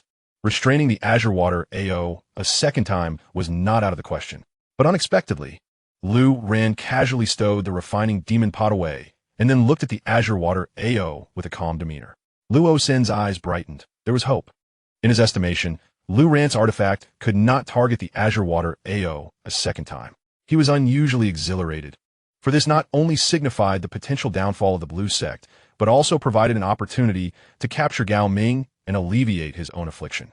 Simultaneously, the azure water AO slowly turned to face Lu Ran, then advanced with heavy steps. Yes, that was it, kill. End him. Rosen struggled to suppress the onset of the poison, panting with excitement. Yet in the next moment, an unforeseen scene unfolded before him. The azure water AO halted before Lu Ran, suddenly becoming motionless. There was neither attack nor fury. Instead, it bowed its head slightly. Lu Ran chuckled, reaching out to stroke the massive turtle's head, then turned to Rosen and said, "Welcome to the Blue Sect. Feel free to enjoy yourself here." After speaking, he patted the head of the azure water AO. Rosen was left utterly dumbfounded. What did this mean? This was the azure water AO of our stone fortress. Why did it appear so affectionate towards Lu Ran? Then, an even more astonishing sight unfolded. The azure water AO obediently followed Lu Ran's command, turning around and launching indiscriminate attacks on the surrounding area. The Demon Saint level azure water AO unleashed its full might. Various water-based techniques erupted forth: water columns, ice spikes, and torrents. The entire 1,000 Reversal Valley stone fortress was thrown into chaos in an instant. With so few remaining, the azure water AO decimated the already dwindling forces. The few Luo immortals and some celestial lords, hindered by the poison, found themselves utterly incapable of resisting the azure water AO. Rosen's eyes brimmed with rage. Lu Ran, you wish to provoke me. Yet in this moment, all he could feel was despair. No words of defiance could escape his lips. He could only watch helplessly as the stone fortress met its demise. Suddenly, he looked up to see 9 figures of Xianxia advancing menacingly towards him. With no time to hesitate, he abandoned the suppression of the poison within him and unleashed his Dharma form, preparing for a desperate struggle. However, his dual-headed turtle Dharma form was far inferior to the battle god Xianxia. Now, besieged by the 9 battle gods, his fate was all but sealed. The 9 Xianxia charged forward, tearing Rosen's Dharma form into shreds before mercilessly trampling him to death, the poison having seeped deep into his bones. Lu Ran turned his gaze around. The stone fortress had been nearly destroyed by the azure water AO. Meanwhile, atop the Blue Sect's purple palace, the disciples watched in awe as Lu Ran wreaked havoc, their astonishment beyond words. This was their master. One man had obliterated the stone fortress, which was protected by a demon saint. Especially remarkable was that even the guardian beast of the stone fortress had now become Lu Ran's ally. That should suffice. Let us depart, Lu Ran declared as he observed the stone fortress in ruins. Upon hearing this, the azure water AO, which had been joyfully wreaking havoc, reluctantly returned to Lu Ran's side, its enormous body obediently prostrating on the ground. With a mere thought, Lu Ran summoned a robust surge of spiritual energy, lifting the Bai Shui AO along with himself back to the Blue Sect's purple mansion. The disciples of the blue sect stood frozen in place, their eyes wide with fear as they gazed upon the Bai Shui Ao. This was indeed a monster saint, equivalent to the realm of a human immortal emperor. Lu Ran casually located a vast accompanying mountain lake for the Bai Shui Ao atop the mountain, establishing it as its new habitat. From henceforth, the Bai Shui Ao would serve as the guardian beast of the blue sect's purple mansion.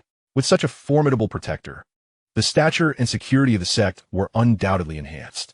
He then returned to face his disciples and turned to Zhu Sha Luo, inquiring, Luo, are you familiar with the concept of the Lord of the Tsang domain? At his words, Zhu Sha Luo suddenly paused, then pondered, is it Gao Xian, the Lord of the Tsang domain? Lu Ran was momentarily taken aback. This individual indeed existed. However, Zhu Sha Luo continued, in the 9 domains of Xiazhou, each has its own lord. Gao Xian is the lord of the Tsang domain, yet he has never appeared in the Tsang domain nor engaged in its power struggles. Nor does he have any vested interest there. He merely exists as a figure, a title rarely mentioned for some time. In other words, it was a mere nominal position. Then, what of Rosen's previous assertions? What realm does Gao Xian occupy? Lu Ran pressed further. An immortal emperor, Zhu Sha Luo replied promptly. Lu Ran felt no surprise. One who could tread above the 4 realms of the Tsang domain could not possibly be an immortal monarch. So long as he was not an immortal emperor, it sufficed. By the way, what is the situation in the Western Realm? Lu Ran inquired. Currently, there remains only the Western Realm and the Huang Quan Mansion, which is leaderless following the death of its lord in the Northern Realm. I am not well versed in the specifics of the Great Buddha Temple in the Western Realm. Zhu Sha Luo responded. Unexpectedly, Dihuang interjected, while others may not understand the Western Realm, junior brother Sun must surely be knowledgeable. She then glanced at Sun Tianyu, who was off to the side, sipping wine and dozing. Lu Ran caught the crucial information. The Great Buddha Temple? The Western Realm is associated with Buddhist cultivation? He exclaimed in astonishment. The immortal law of the impervious Vajra specifically targets the Buddhist sect. It is immune to 99 of their attacks. Even if the Buddhist sect possesses an immortal emperor, I can still contend with them. It appeared that the rewards from the system's sign-in were indeed traceable, somewhat akin to the previous alchemical cauldron. Preparing in advance, he equipped himself accordingly. In this scenario, the details turn out to be rather straightforward. Lu Ran remarked with a wry smile. He then turned to Sun Tianyu, asking, Tianyu, have you been to the Great Buddha Temple? Sun Tianyu took a sip of his drink and nodded upon hearing Lu Ran mention the Great Buddha Temple. I was once a practitioner of Buddhism and initially joined the Great Buddha Temple. However, the monks there had dubious morals, and I was compelled to perform various menial tasks daily. It was akin to hard labor, so I left. Following that, Sun Tianyu ventured to the Eastern Realm, where he unexpectedly met Yi Hongyi, who had already become the master of the Red Leaf Pavilion. However, only the courtesans are qualified to become disciples of the Crimson Leaf Pavilion. Sun Tianyu, a mere gluttonous monk, is unworthy of entry. He has since resigned himself to a life of drinking and napping, much like his days in the mortal realm. Despite his lackadaisical attitude towards cultivation, his innate talent is remarkable, ultimately leading him to ascend. Even in the spirit realm, Sun Tianyu's rate of advancement is astonishing, eliciting envy from many. With that in mind, let us depart for the Western Realm at dawn. Bayer and I will handle the journey. Tonight, we will rest. Xiaoying and Luo, you are tasked with overseeing the territory of Shattering Stone Fortress in the Southern Realm. Please organize and restore order. Chundashan, you will be responsible for instilling fear, while we extract as many spiritual jades as possible. Collect all the tributes of spiritual jade and establish a connection with the Purple Mansion's spiritual spring. Meanwhile, Luran returned to the main hall of the sect leader. Of course, he did not intend to sleep through the night. Rather, he planned to explore the void and see if he could attain the innate Tao fruit. That evening, after watching Bayer peacefully asleep beside him, Luran finally closed his eyes and began to meditate. It had been quite some time since he last cultivated or meditated, and he felt a bit out of sorts upon entering the state of cultivation. Following the earlier advice of Zushlo, Luran devoted his entire being to connecting with his spirit. However, he remained uncertain about what to do next. After an indeterminate period, with no progress to speak of, Luran was on the verge of exiting his meditative state when suddenly clarity enveloped him. He did not open his eyes, nor was he transported anywhere. It felt as though his spirit had traversed into another realm.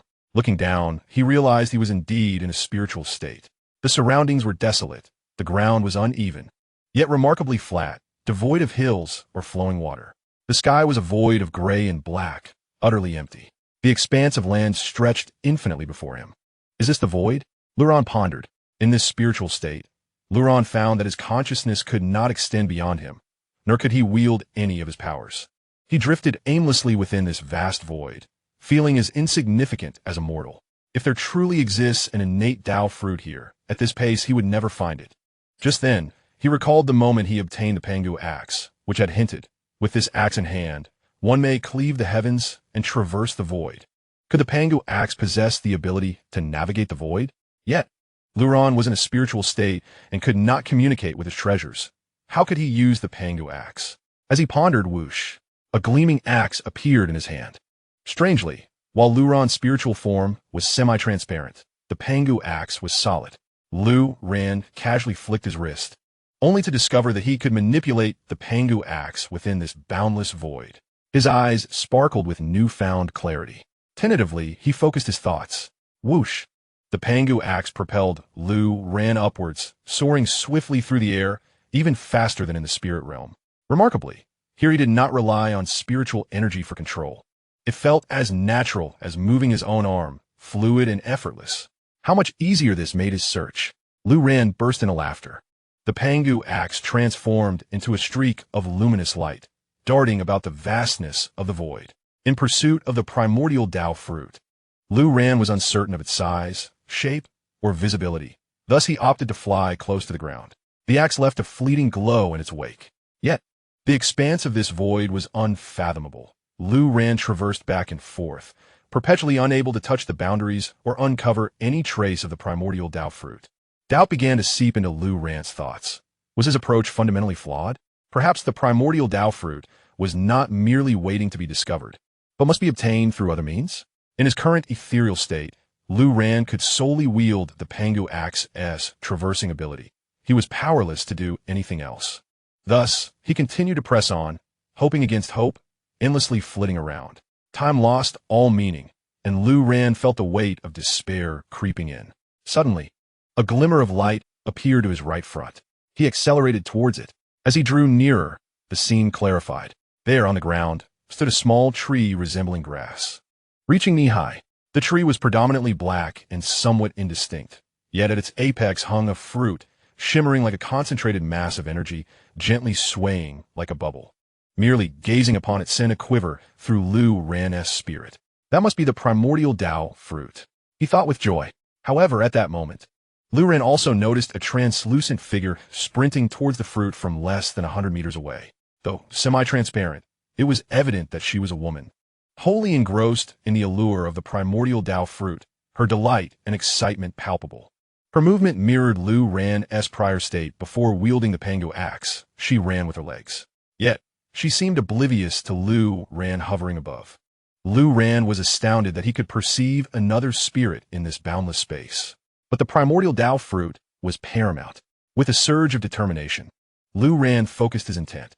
He plummeted to the ground with a thunderous crash. Thus, he materialized beside the primordial Tao fruit, axe in hand. Glancing back at the woman, he found her staring at him, her eyes wide with astonishment. She had been fixated on the fruit and witnessed someone descending from the heavens wielding an axe. How could this be possible? In this boundless void, how could one utilize a magical artifact? The woman exclaimed in disbelief. I am unique, Luron replied nonchalantly. Then, he reached out to pluck the innate Tao fruit. The woman instantly panicked and shouted, Stop! That is my innate Tao fruit, what are you doing? Luron paused momentarily and turned to regard the woman, inquiring, What, did you cultivate it? The woman was taken aback and replied, Not exactly, but I've been searching for the innate Tao fruit for a long time. This is the first one I have discovered, and you are robbing me of it. What kind of gentleman does that? Luron scoffed. What good is a gentleman? I have been searching for this innate Tao fruit for several hours. First come, first served. With that, he reached out and plucked the fruit. Although he was unsure how to utilize it, he thought it best to secure it first. However, to his astonishment, as soon as he picked it, the innate Tao fruit erupted with a loud pop, transforming into a vibrant, multicolored liquid that enveloped Luron's spirit and permeated within. Subsequently, Lu Ran's spirit began to transition from a translucent state to a solid form, ultimately materializing as his external appearance, albeit without clothing. Yet, the woman seemed unfazed by this peculiarity. Her eyes burned with rage as she glared at Lu Ran, gritting her teeth and exclaiming, "You searched for only a few hours? Curse you! I have sought this for 500 years. 500 years!" Lu Ran was somewhat astonished. Was it truly possible to search for the innate Tao fruit for such a lengthy duration? However, upon reflection, it made sense. Even with the Pangu axe, it took him several hours to traverse the void before encountering this fruit.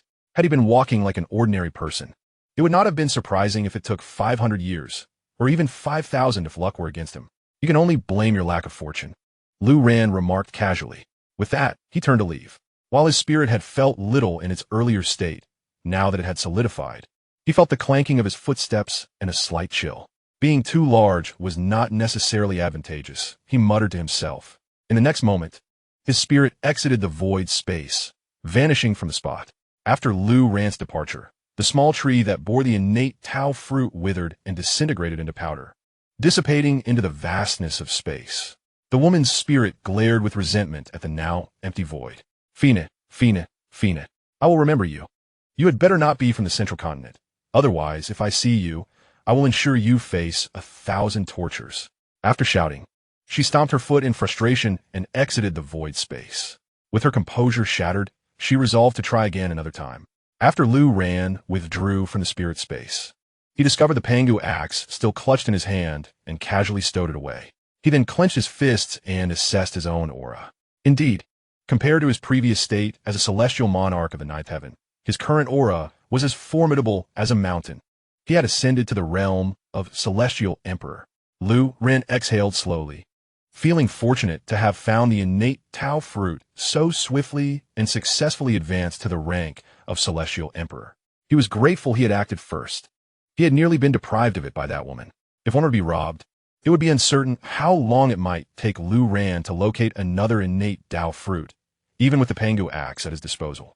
As Lu Ran aptly stated, it requires fortune and fate. The following day, Lu Ran did not rush to sign in. After awakening, he instructed Xiao Ying and the others to manage the affairs of the rock fortress while he, accompanied by Bauer, made his way to the Grand Buddha Temple of the Western Realm. Unlike the previous rock fortress, the Grand Buddha Temple exhibited no signs of disturbance, nor was there any discussion regarding the Blue Sect. However, this did not imply that they were oblivious to the news concerning the Blue Sect. Although the destruction of the rock fortress had yet to be disseminated, they were fully aware of the demise of the Lord of the Yellow Spring Manor in the Northern Realm and the dissolution of the Martial God Alliance. Perhaps out of confidence, the Grand Buddha Temple remained unmoved, even neglecting to send anyone to inquire about the Blue Sect. Moreover, today marked the grand event of the Buddha's Gate at the temple. At the heart of the Grand Buddha Temple, within a vast arena reminiscent of a Roman Colosseum, an elderly monk with a benevolent expression sat cross-legged upon a central mat. Surrounding him were circles upon circles of bald-headed disciples of the Buddhist order. The atmosphere was solemn as all present chanted in unison. With their recitations, a profound Buddhist power surged throughout the venue, casting a golden light that made the entire space resemble a bowl brimming with golden broth. Suddenly, a thunderous roar erupted from the heavens, causing a momentary discord in the harmonious chanting. The old monk furrowed his brow, gazing skyward and murmuring, "They have arrived." Above the 9 heavens, Lu Ran stood proudly upon the clouds, surveying the Grand Buddha Temple below. Observing the multitude of monks gathered there, a smirk graced his lips as he thought, "This simplifies matters. I can take them all at once." Additionally, the Grand Buddha Temple's audacity was noteworthy, as it lacked a protective formation. Whether it was absent or simply not activated remained a mystery. Behind him, Bauer lay there, still somewhat dazed and dozing off. "What brings you to our Grand Buddha Temple?" The old monk inquired slowly. As his words fell, Lu Ran extended his hand, and the Xianxia sword materialized before him, its tip directed downward, crashing to the ground with a thunderous sound. During its descent, it expanded infinitely, ultimately resembling a colossal sword of creation, forcefully embedding itself into the earth right before the old monk. Yet, the old monk maintained his composure, unfazed by the imposing sword. Gazing at Lu Ran with a calm demeanor, Lu Ran descended gracefully, lightly stepping upon the sword's hilt. Overlooking the gathering, he declared, "From this day forth, the western realm of the Tsang domain shall be governed by my blue sect. Who is in favor, and who stands against?" Instantly, the atmosphere erupted into uproar. The blue sect truly has arrived? Such audacity to come to the Grand Buddha Temple. How brazen to come here with a little girl. Do they presume our Grand Buddha Temple is as powerless as the Martial God Alliance? The derision and anger of the monks was palpable.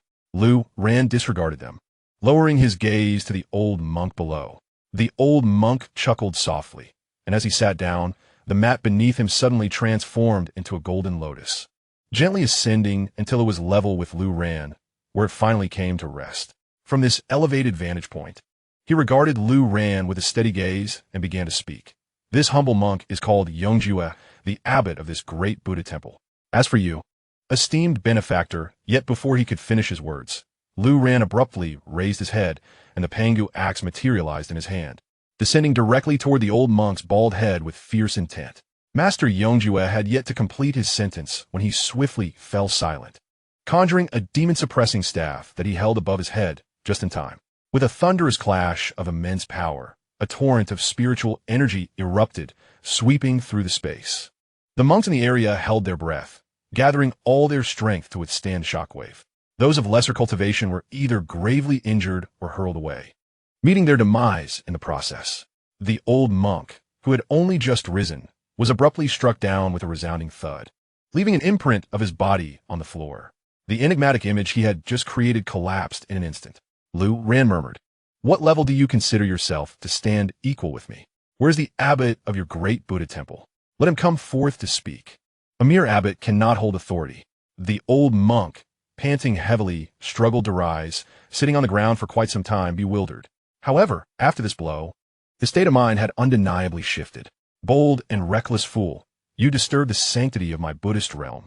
I shall slay you now," the old monk declared, springing up in an explosive manner. "Now this is more like it. Strike directly, no need for words." Lu Ran thought, curiously observing the Xianxia monk, astonished that his Pangu axe had failed to slay him. After all, Lu Ran was of the Immortal Emperor realm, and with the Pangu axe, this outcome was unexpected. As he pondered, his gaze fell upon the old monk, and realization dawned upon him. This old monk was also an immortal emperor. Lu Ran was indeed taken aback. He had previously overlooked this fact, assuming all within the Tsang domain were alike. Yet, he now discovered that this great Buddha temple housed an immortal emperor. His curiosity deepened. If the great Buddha temple was deemed worthless by Sun Tianyu, why did it not seek trouble with the other three realms? Especially when this old monk was merely the abbot and not the head of the temple. Logically, one would deduce that the head of the great Buddha temple must also possess the immortal emperor realm. Two immortal emperors. Lu Ran's eyes narrowed slightly, yet he felt no trace of anxiety. Regardless of their status as immortal emperors, with his indestructible Vajra body, he could withstand 99 of Buddhist attacks.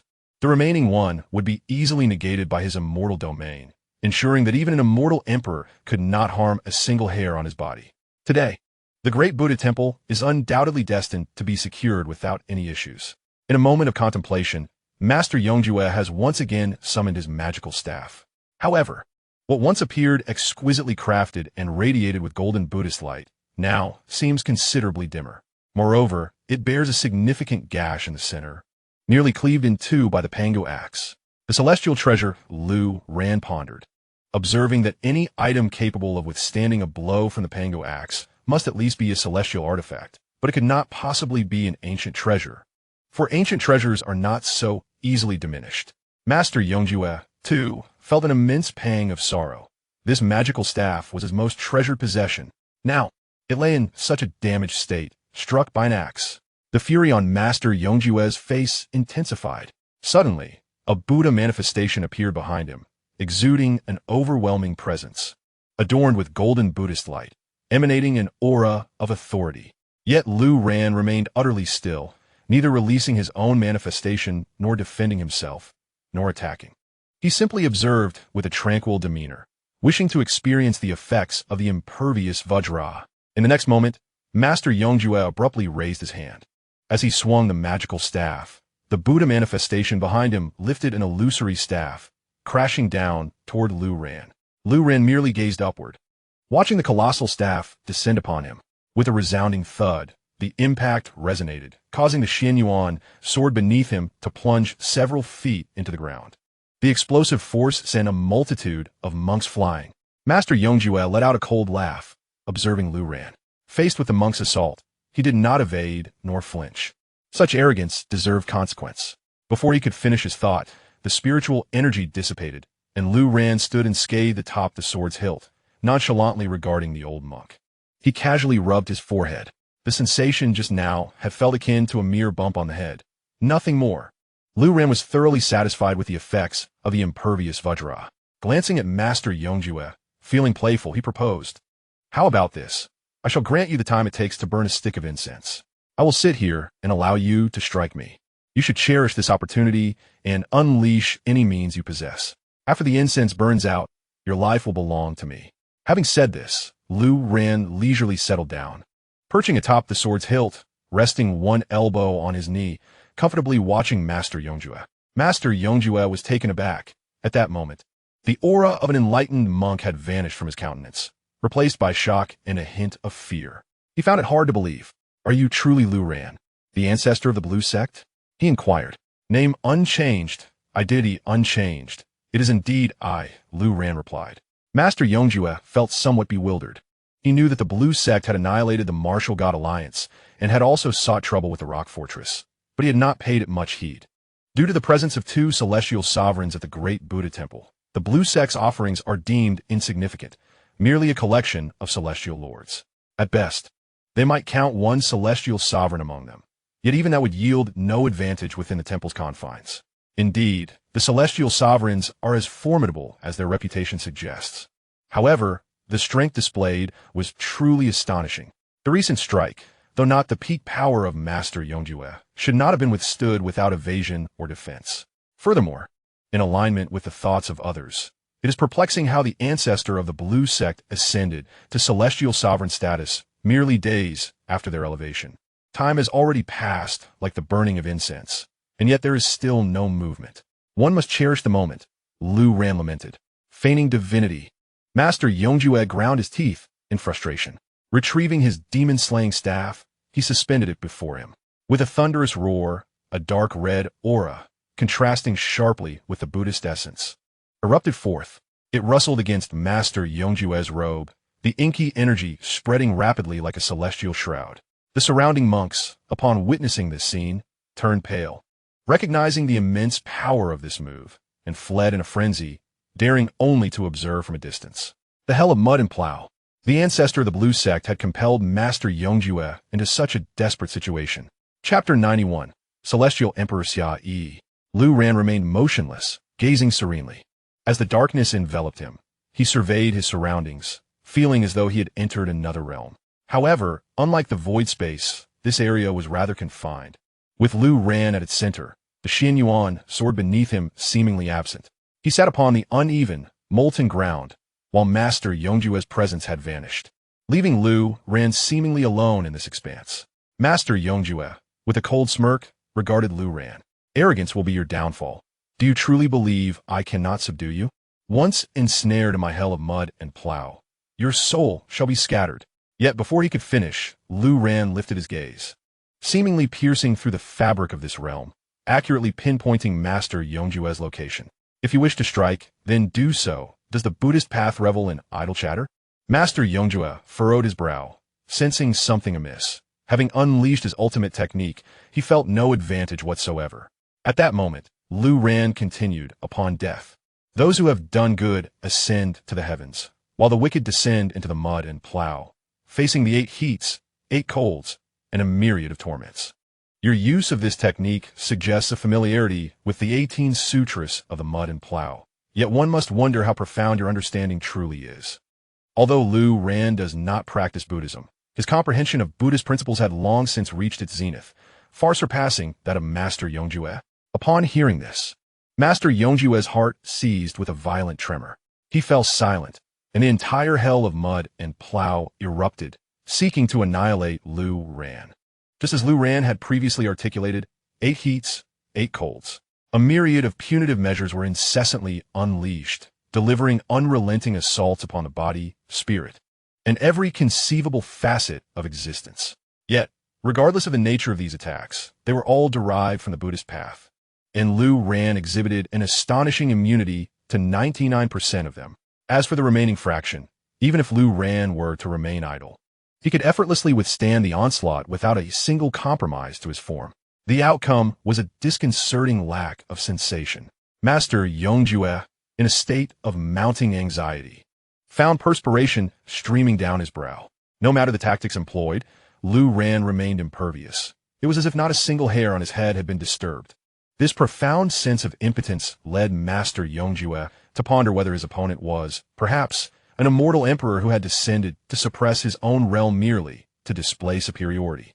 At that moment, Lu Ran suddenly called out, "Old Baldy, the incense stick's time is nearly up. I suggest you change your tactics, for this one has grown tiresome." Lu Ran's tone was relaxed and carefree, while Master Yongjue trembled with apprehension. Although the pit of mud had not been retracted, Master Yongjue ceased his attacks on Lu Ran. Gritting his teeth, he summoned forth a bead the size of a finger joint, radiating a golden Buddhist light.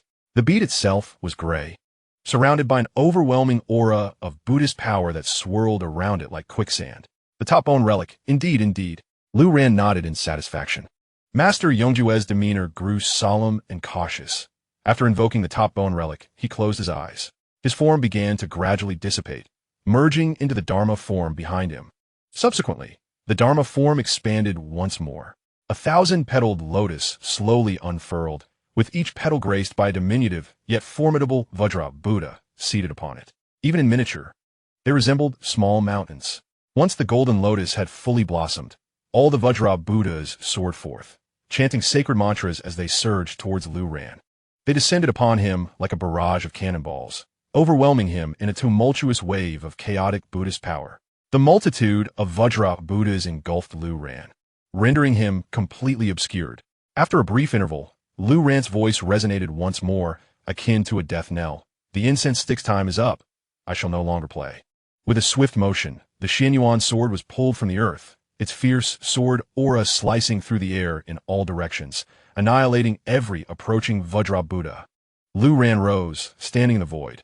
The affected Master Yongjue reappeared before the Dharma form, but his gaze was now dim and lifeless, his complexion ashen and devoid of color, gasping for breath.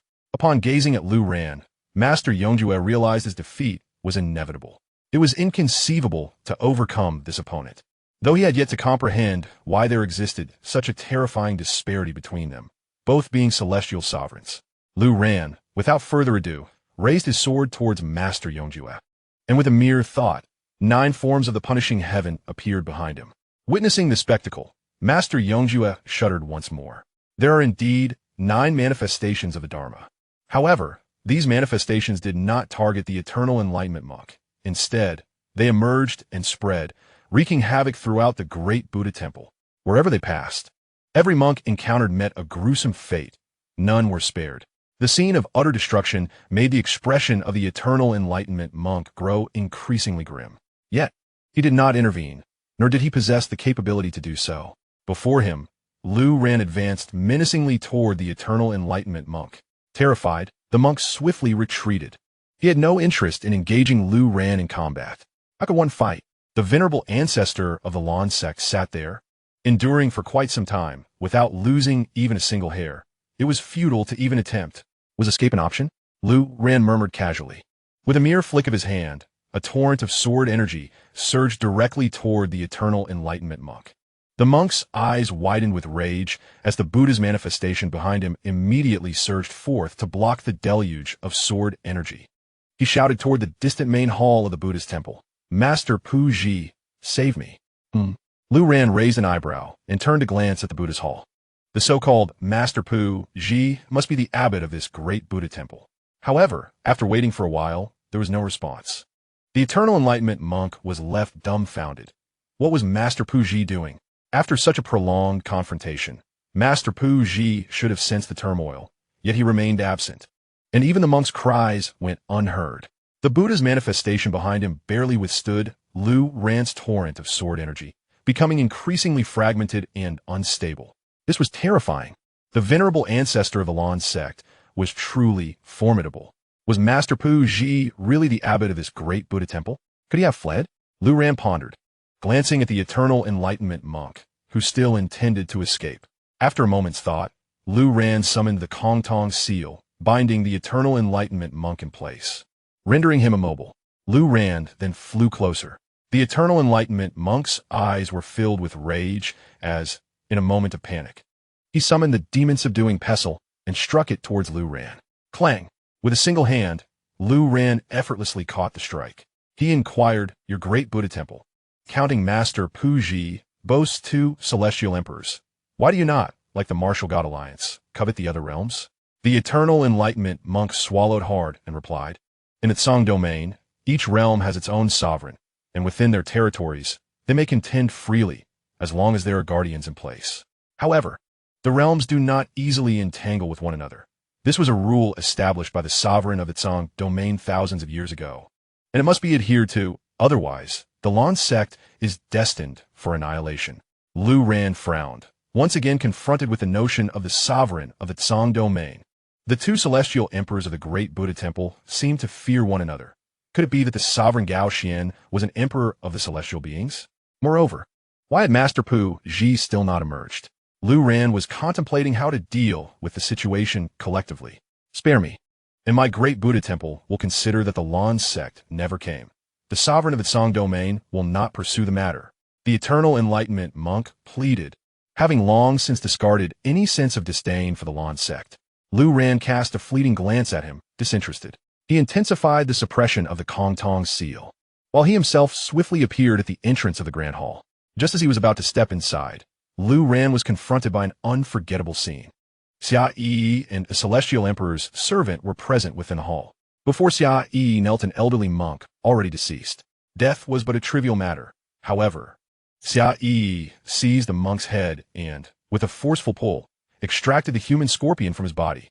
The human scorpion radiated a resplendent aura, with golden veins weaving around it, shimmering with ethereal light. The sacred vein jade bone. Xia Yi directly pulled out the sacred vein jade bone from the deceased monk. The spectacle was utterly bizarre. Despite her youthful appearance, the terrifying pressure emanating from Xia Yi at that moment surpassed even that of a celestial emperor. Lu Ran's eyes narrowed slightly, and he fully activated his heavenly spirit eye. In the next moment, his heart sank. Xia Yi was a celestial empress. Lu Ran vaguely recalled that she hailed from the central continent, belonging to the Yaoqi faction. Was Yaoqi truly this formidable, dispatching a celestial empress to handle matters in Xiaozhou, accompanied by servants who were celestial emperors? Chapter 92. The Hunt for Celestial Emperors. Xia Yi also noticed Lu Ran, and the coldness in her gaze gradually dissipated, replaced by a sweet smile.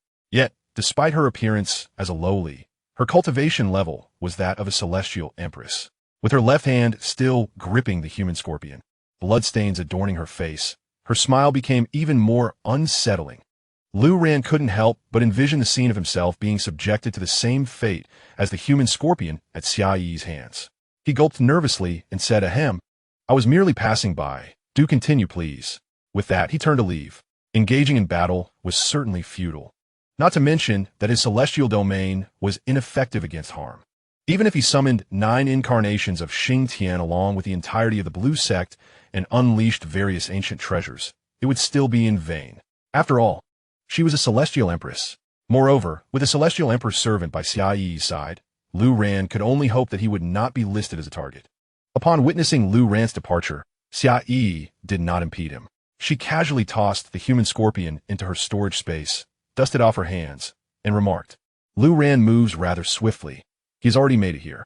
The elderly man beside her replied respectfully, "Young master, within the borders of Xiaozhou, the celestial emperors have been nearly hunted down, yet a few remain. Is there still time?" Xia Yi nodded. "There's still time." After a pause, she inquired, "Have you located Gao Xian, the master of the Tsangyu domain? He ascended to celestial emperor status. Has he? He still has several celestial emperors by his side. We cannot let that opportunity slip." The elderly man shook his head, pondering. Gao Xian's realm should indeed be that of a celestial emperor. It is impossible for him to have reached celestial emperor status. Otherwise, Yaoqi would have sensed it. Xia Yi breathed a sigh of relief, saying, "That is reassuring. If he is not a celestial empress, then he is fair game." However, I wonder where he has gone. It is rumored that if chaos ensues in the Tsanyu domain, the master of Tsanyu will appear. Given the current circumstances, that moment must be approaching. The elderly man glanced outside and tentatively inquired, "Does the young master intend to follow Lu Ran?" Xianxia immediately nodded. With a playful smile, she replied, "There's no rush. Let's first seek out a few others. Otherwise, we shall have no way to report back to my sister upon returning to the Yaoqi." With that, she turned around. The space behind them instantly faded, collapsing into an abyss. Xianxia and the old man stepped into it, vanishing from sight. When Lu Ran emerged, he felt a twinge of anxiety, but upon sensing the disappearance of the old man and the young girl through the domain of the immortals, he finally exhaled in relief. Who would believe that he is an immortal emperor? Lu Ran muttered. Lin Bao, perched on his shoulder, typically refrained from interrupting Lu Ran during battle. However, now that Lu Ran had paused, her curiosity got the better of her. Big brother, is that old man really an immortal emperor? It was a reasonable assumption. Yet Lu Ran could only manage a wry smile. That old man is an immortal sovereign. It is Xianxia who is the immortal emperor. What? Lin Bao's eyes widened in astonishment. But she looks to be about my age. Lu Ran shrugged. In the realm of immortals, age is not easily discernible. An old man could be merely a few thousand years old, while a child might very well be tens of thousands of years old. However, despite his words, Lu Ran felt a tinge of confusion. Although it was indeed impossible to ascertain age by mere appearance in the realm of immortals, it was certainly implausible for her to be a child. The higher the realm, the more slowly one's physical development occurs. Even upon reaching the realm of immortals, one's body continues to grow at a gradual pace. The ability to maintain a youthful appearance depends on innate talent. Yet, for a young girl to ascend to the realm of immortals and continue her cultivation to become an immortal emperor while only experiencing minimal physical growth was undeniably peculiar. Regardless, Lu Ran consoled himself. At least Xianxia harbored no animosity towards them.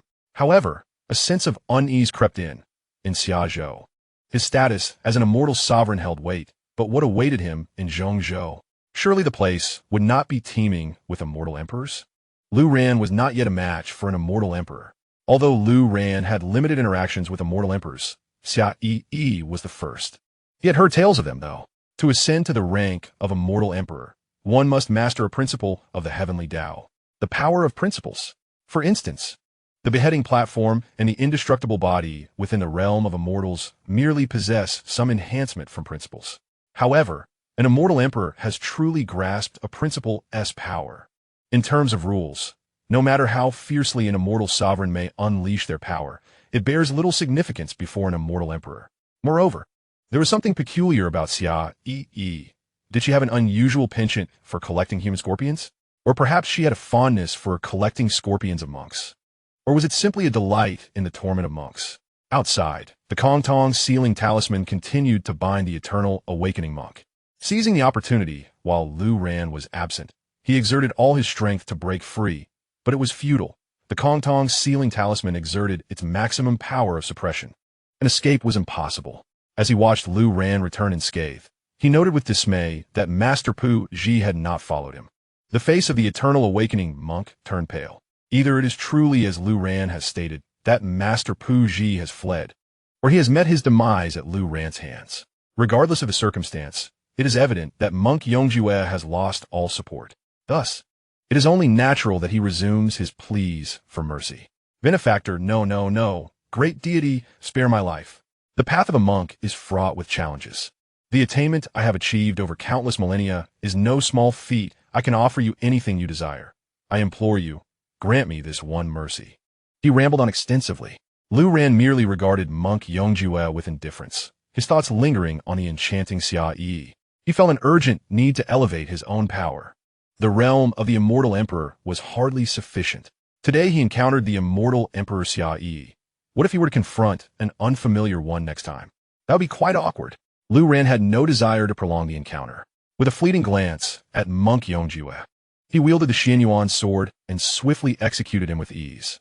Meanwhile, the monks of the Great Buddha Temple were being hunted down by the manifestations of the 9 great punishments, with casualties mounting. Those who managed to escape were of little concern to Lu Ran. After eliminating Monk Yongjue, The great Buddha temple had utterly lost all hope. Lu Ran summoned the Blue Sect's Purple Mansion and instructed everyone to collect the spoils as before while he and Lin Baluo returned to the main hall of the sect leader. He was determined to ascend to the rank of Immortal Emperor swiftly. However, before he could enter the hall, several figures appeared in the sky above. Each individual was accompanied by an imposing manifestation. Lu Ran glanced upward.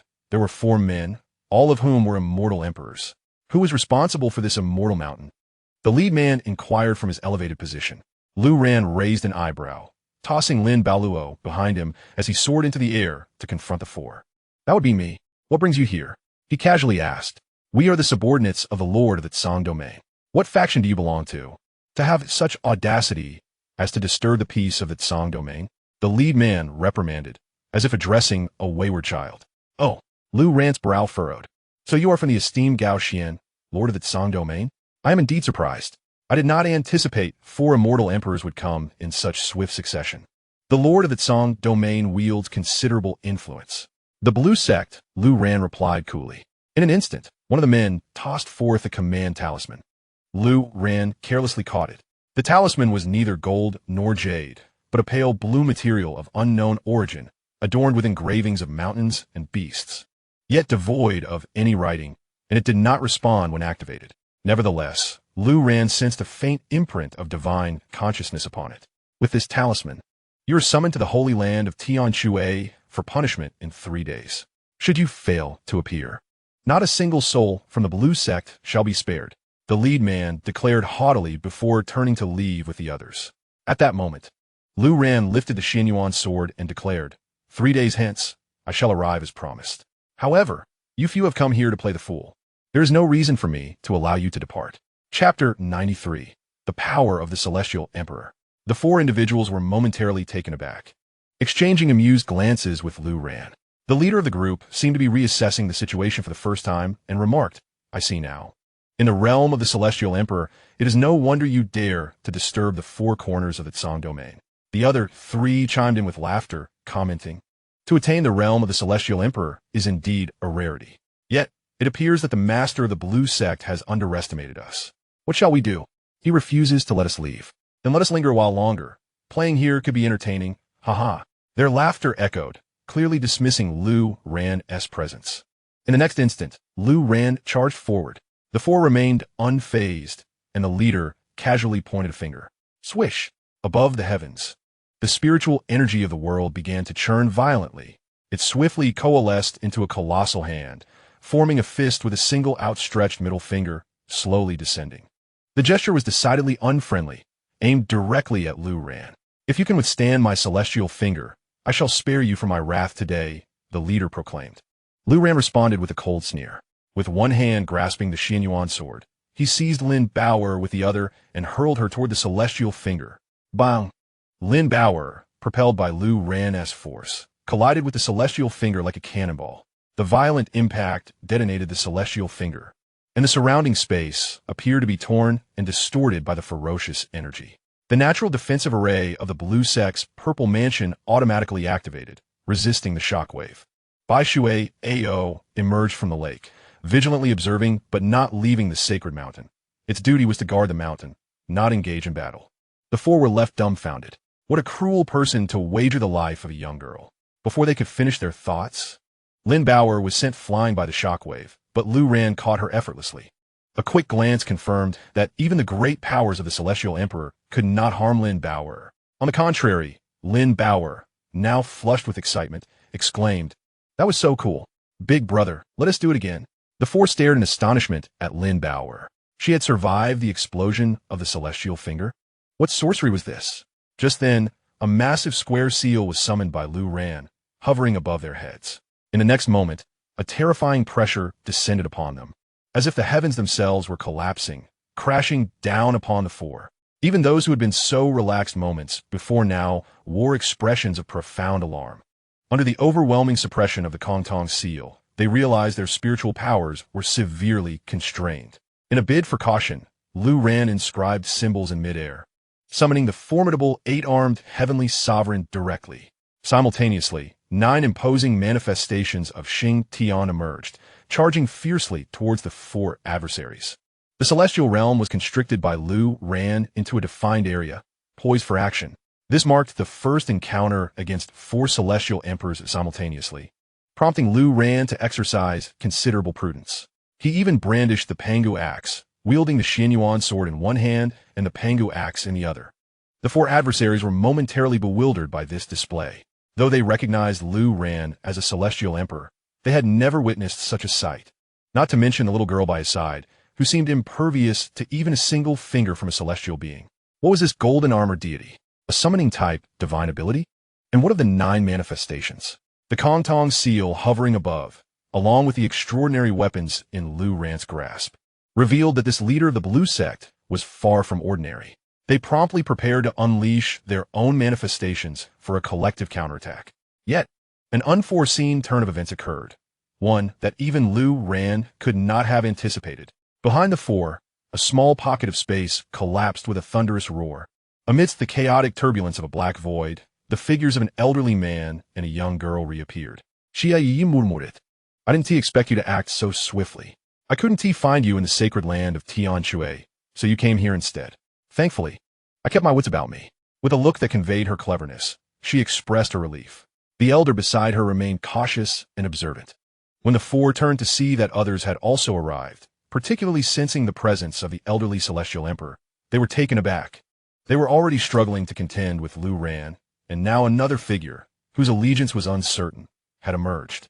Lu Ran halted abruptly in midair, casting a bewildered glance at Xianxia, unsure how she had returned after leaving.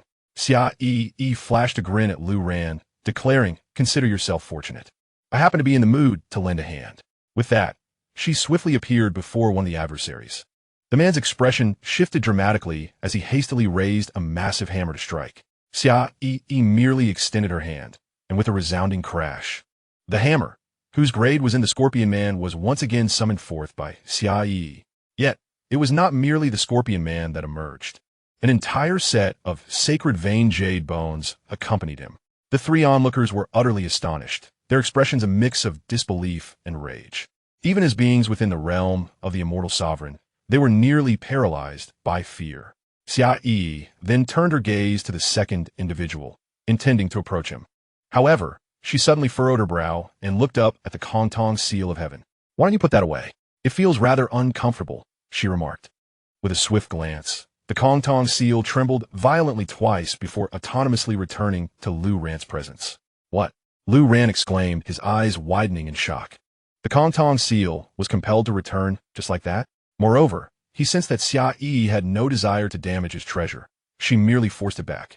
To be prudent, Lu Ran retracted his 8-armed great heavenly pung and summoned the 9 celestial punishment manifestations back behind him, opting to observe the unfolding scene. Behind him, the disciples of the Lan sect stood in stunned silence, their eyes fixated on the spectacle before them. With the deterrent of the Kongtong seal eliminated, the three instinctively attempted to flee. Yet, Xianxia was swifter. With a swift extension of her hands, she seized 2 of them effortlessly, employing the same method. She easily shattered their crowns and leisurely extracted their sacred vein jade bones, tossing them into her storage space. Meanwhile, the leader had already vanished, likely utilizing some form of teleportation to escape without a trace. Xianxia glanced at the spot where the man had disappeared and extended her hand once more. The space before her collapsed, creating a significant breach. She reached in and, with a swift tug, pulled the man back from who knows how far away. Lu Ran was struck with immense shock. This was the power of an immortal emperor. In the presence of an immortal emperor, the realm of the Immortal Sovereign was akin to that of mere ants. Chapter 94. The Last Immortal Sovereign of Xia Prefecture. The Immortal Sovereign, drawn back by Xianxia, now bore a pallid visage, his eyes filled with dread. Achieving the realm of the Immortal Sovereign, though not yet attaining immortality, he had experienced the passage of countless millennia. Should no unforeseen events arise, living for several more millennia would be effortless. Moreover, the realm of the Immortal Sovereign itself was exceedingly rare, and they rarely engaged in conflict, likely having forgotten the concept of death. Yet now, Xianxia had reminded them of it. Moments prior, he had employed a concealment technique, a spell of the Immortal Sovereign that had instantaneously traversed thousands of miles. Believing he had escaped, and was en route to the sacred land of heaven. A colossal hand had descended from the void, shattering space itself, and pulling him back. The terror of the immortal emperor struck deeply into their hearts. From thousands of miles away, the life of an immortal sovereign could be taken at will. Moreover, the situation was far from a mere death. It entailed having one's sacred meridian and jade bones forcibly extracted. As this realization dawned upon him, he began to struggle violently, employing every ounce of his abilities, treasures, and divine powers in a desperate bid for freedom. Yet, all efforts proved futile. His spiritual energy was directly shackled, and even the treasures he managed to summon were effortlessly crushed by Xianxia. Before the Celestial Emperor, it seemed that all was in vain. With swift precision, Xianxia pried open his skull and commenced the extraction of the sacred meridian and jade bones. Throughout the process, her expression remained impassive, as if she had performed such an act countless times before. Lu Ran watched in horror. This was the power of a celestial emperor. He felt an overwhelming sense of helplessness. Beneath the celestial emperor, all beings were equal. After extracting the sacred meridian and jade bones, Xianxia casually tossed them into her storage space, then turned to Lu Ran with a cheerful smile. It appeared that she bore no malice towards him, although the reason remained a mystery. It would be a lie to say Lu Ran was not anxious. The likelihood of him overpowering Xianxia with his current capabilities was infinitesimal. Escape was simply not an option. He could not fathom how such an adorable girl could possess such terrifying strength. Not only did she kill without blinking, but she also extracted sacred meridian and jade bones, an act that would leave even someone as ancient as Lu Ran deeply traumatized. This was not merely murder. Your treasures seem rather intriguing, and they appear to be of high quality. How'd you come by them? Xianxia inquired with curiosity. By chance, Lu Ran replied casually, not entirely untruthfully. It was indeed a stroke of luck from signing in, as there was no definitive method to acquire a specific treasure. To have obtained such remarkable items merely a dozen days after ascending was something Lu Ran could not comprehend. Why have I not been granted such fortune? Xianxia mused, though she did not dwell on the matter. Despite her apparent interest in Lu Ran's treasures, she refrained from using her identity as a celestial emperor to seize them. If she truly intended to take them, Lu Ran would stand no chance of protection. Alas, your strength is still too lacking. With such power, venturing into the central continent could be perilous, Xianxia remarked critically. Is the celestial emperor really that weak? How could that not be dangerous? Lu Ran questioned. He had previously contemplated this issue. After all, he was still a celestial emperor. Aside from the celestial emperor himself, he had no reason to fear other realms of immortals. Are there many celestial emperors in the central continent? At the very least, if you can advance to celestial emperor in just a few days, surely there must be a way to progress to celestial emperor as well. Time is on your side. You must cultivate diligently and advance swiftly, Xianxia advised earnestly. Though she appeared to be a mere child, her demeanor was surprisingly sage-like as she imparted wisdom to Lu Ran. Could it be that, as speculated, she looked like a young girl but was, in fact, a venerable elder of several millennia? In juxtaposition to Xianxia's charming and playful demeanor, the title of grandmother sent a chill down Lu Ran's spine. Subsequently, Xianxia turned her gaze towards the remnants of the corpse that had once belonged to Xianxia. It lay in disarray, cleaved into pieces by Lu Ran's Xianyuan sword. What a waste, she lamented, feigning sorrow. Such a set of sacred vein jade bones reduced to this state. Seizing the moment, Lu Ran inquired, are you hunting the immortal emperors? Xianxia nodded, then quickly shook her head, clarifying, hunting the immortal emperors is merely a byproduct. My true aim is to collect the sacred vein jade bones. If those immortal emperors willingly surrendered their sacred vein jade bones, I would spare their lives. Lu Ran was taken aback, asking, if you take their sacred vein jade bones, won't the immortal emperors perish?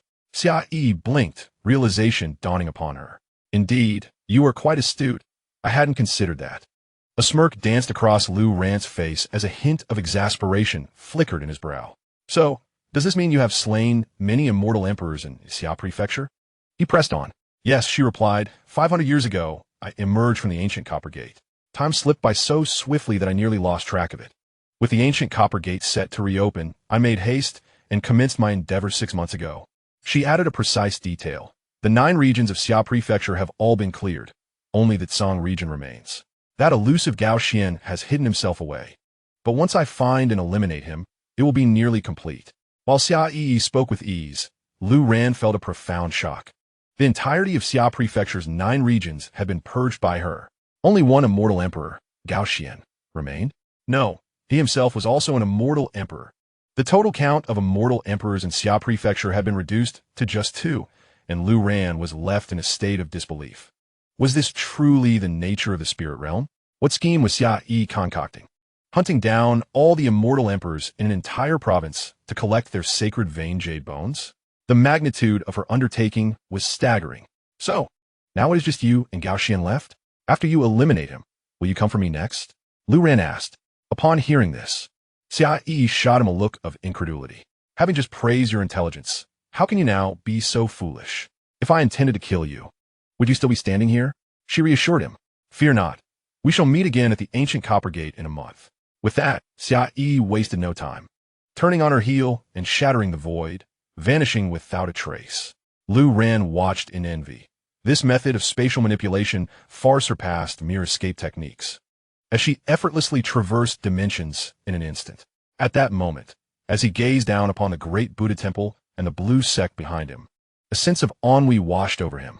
No matter how much he cultivated, as a master, his strength paled in comparison to the immortal emperors, rendering his efforts futile.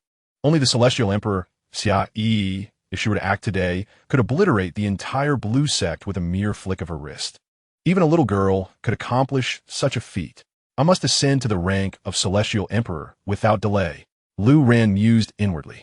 With just over a month remaining until the ancient Copper Gate opens, there is still time.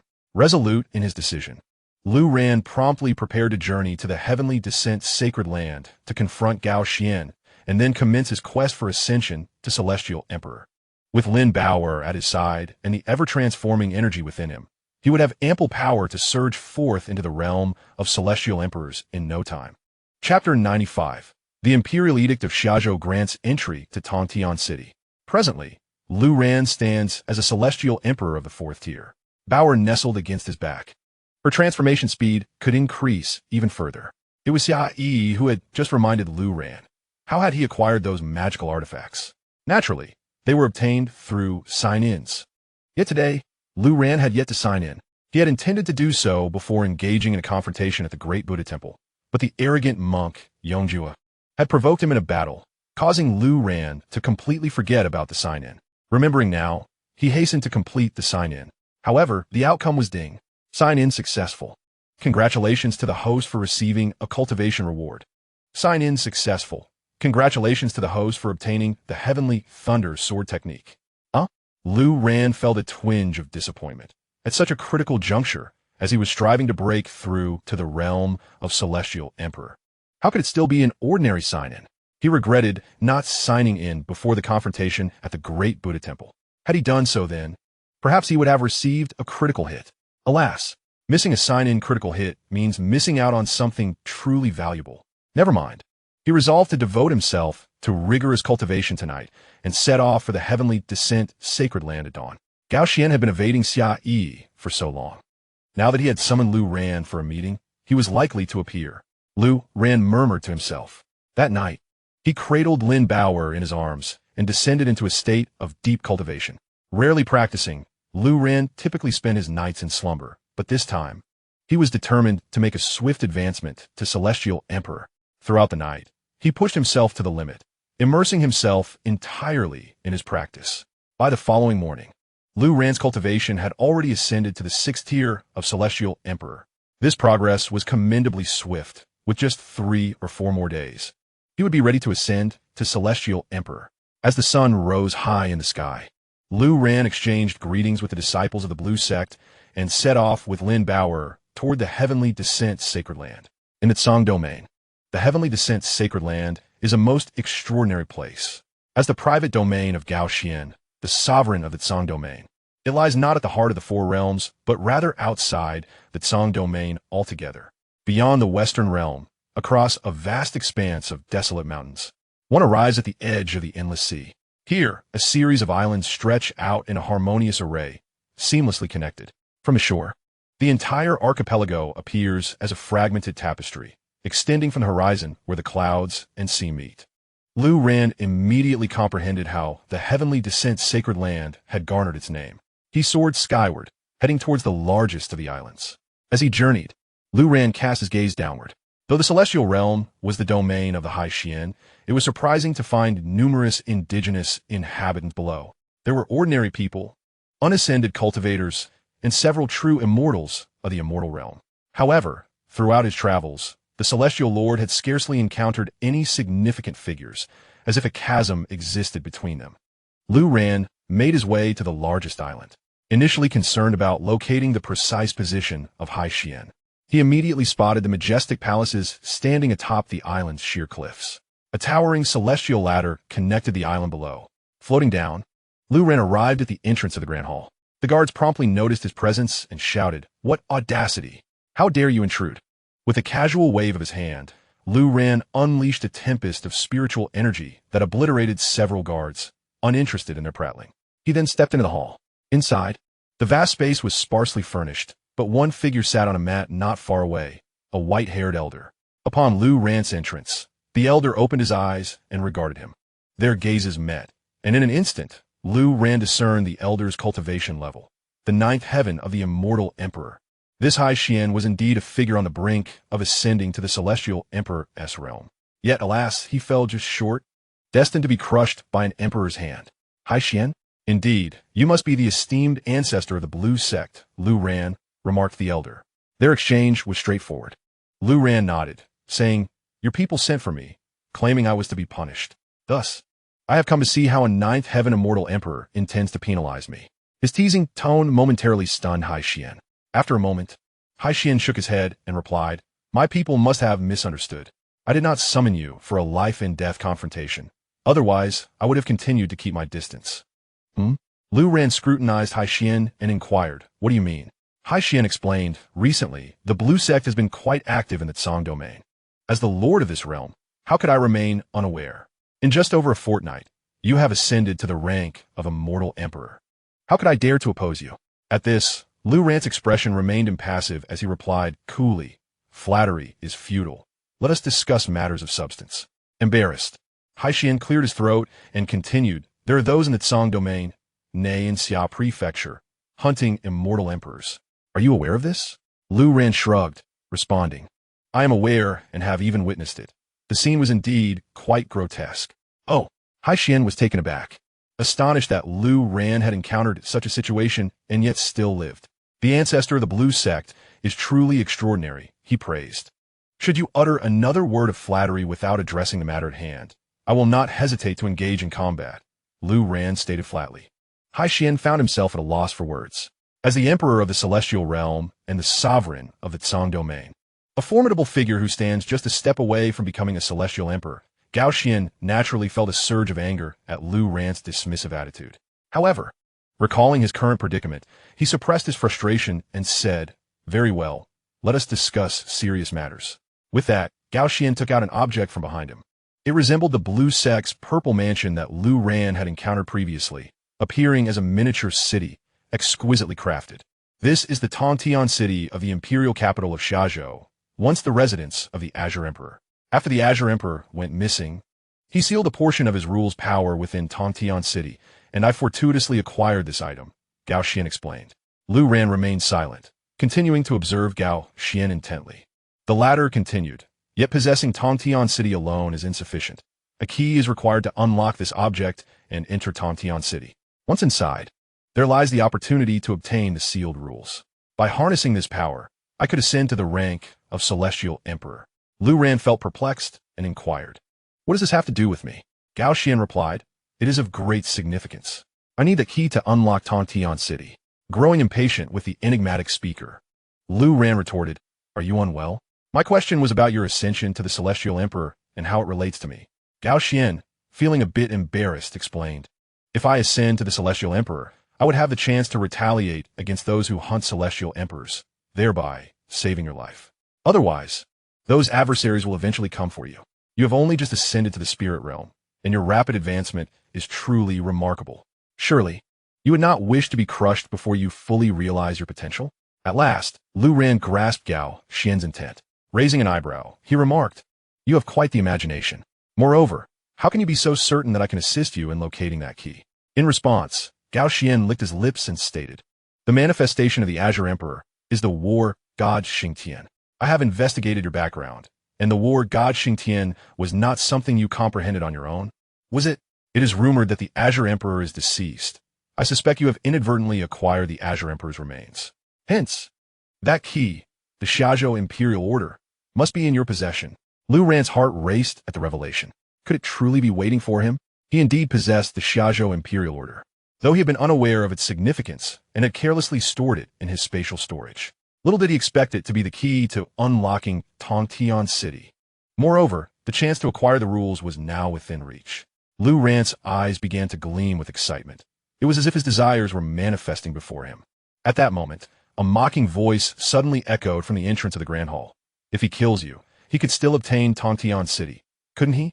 The key is in his possession, allowing him free access to Tongtian City and its rules, rendering your existence irrelevant. Lu Ran and Gao Xian turned in unison to see Xia Yi, who had appeared at the entrance of the hall, lazily perched on the steps, seemingly enjoying the unfolding drama. Accompanying her was an elderly celestial emperor. Lu Ran speculated that Xia Yi, unable to locate Gao Xian, had followed him, assuming that since Gao Xian had arranged to meet him, he would inevitably appear. Indeed, the reality is as such. However, Gao Xian felt a tinge of confusion as he glanced at Xia Yi and then at the elder. Are you disciples of the Blue Sect as well? I am currently in discussion with your ancestor. We should be allies, not adversaries. Upon hearing this, Xia Yi let out a soft laugh. Lu Ran was equally at a loss, realizing that Gao Xian was still unaware of who had been hunting the Immortal Emperor in Xia Prefecture. It was this little girl. As expected, Xia Yi waved her hand dismissively and remarked, you humans really seem to lack common sense. I am not a disciple of the Blue Sect. After evading you for so long, you still possess no knowledge of my identity? Instantly, Gao Xian's expression darkened to an extreme degree.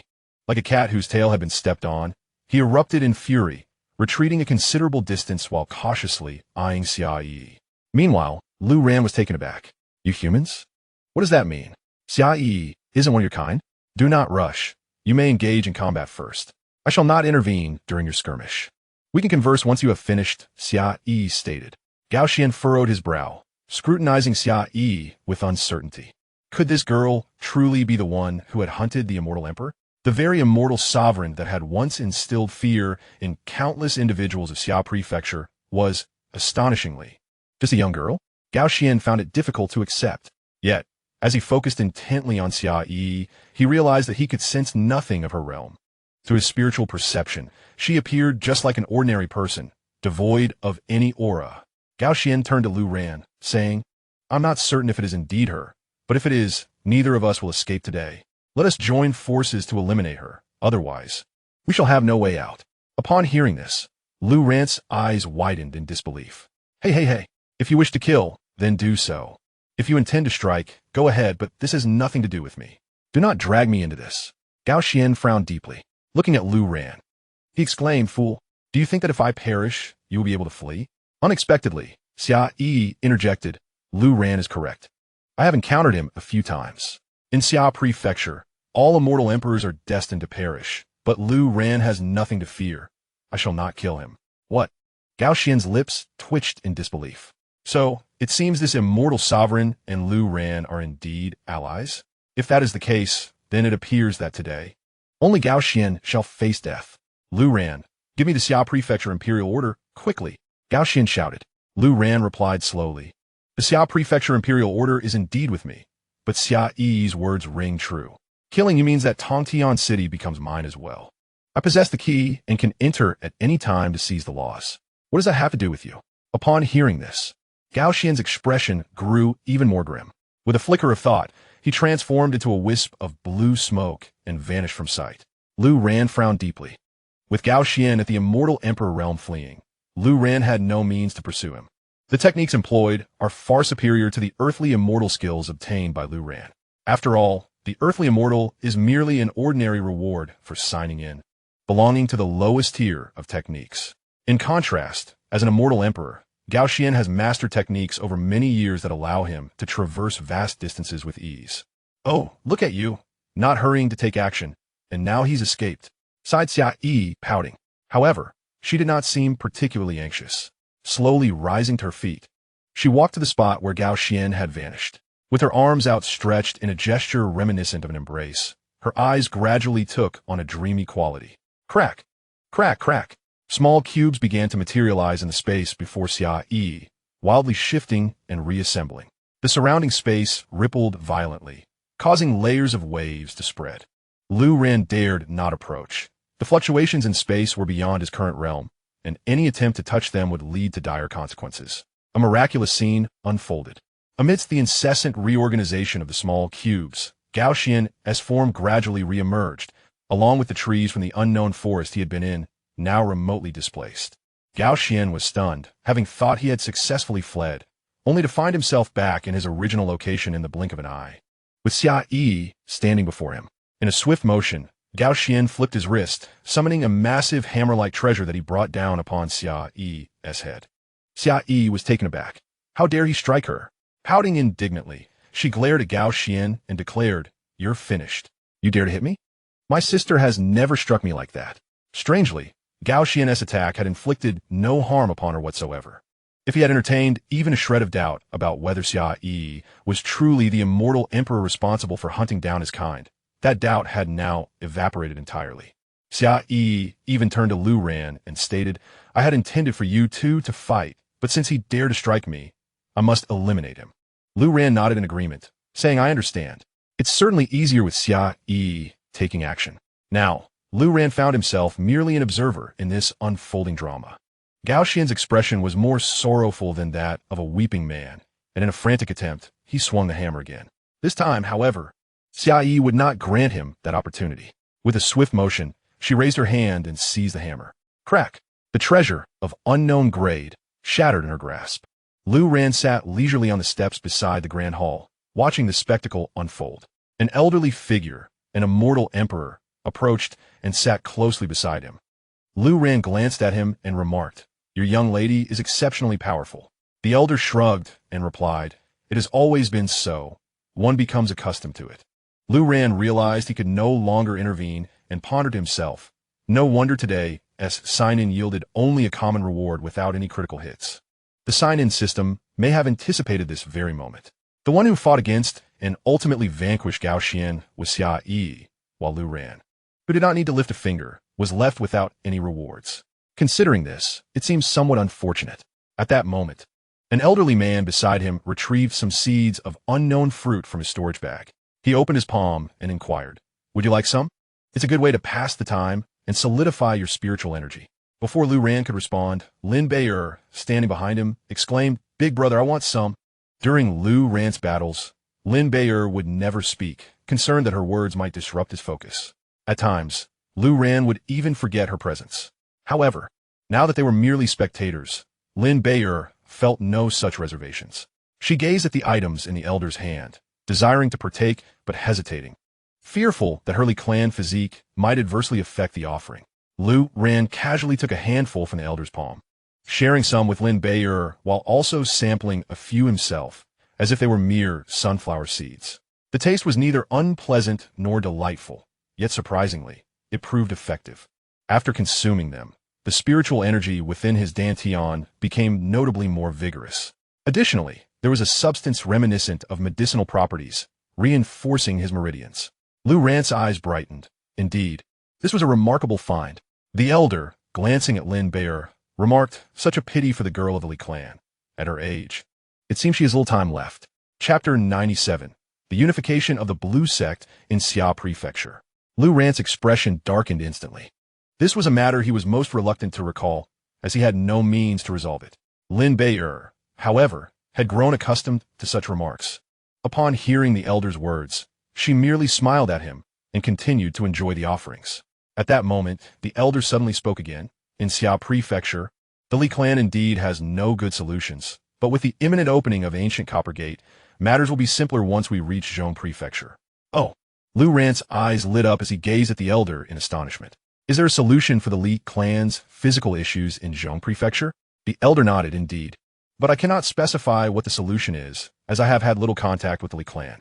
Lu Ran furrowed his brow, thinking, if you know nothing, Isn't this just empty talk? The elder seemed to perceive Lu Ran's thoughts and said, although I am unaware of the specifics, the Li clan wields considerable power in Zhong Prefecture, and with their undying physique, they are among the prominent superpowers there. They must have some means to overcome their physical challenges. Hearing this, Lu Ran's heart trembled. So it turned out the Li clan had indeed gathered in Zhong Prefecture. Yet, due to their unique physiology, external forces found it challenging to infiltrate the Li clan's ranks.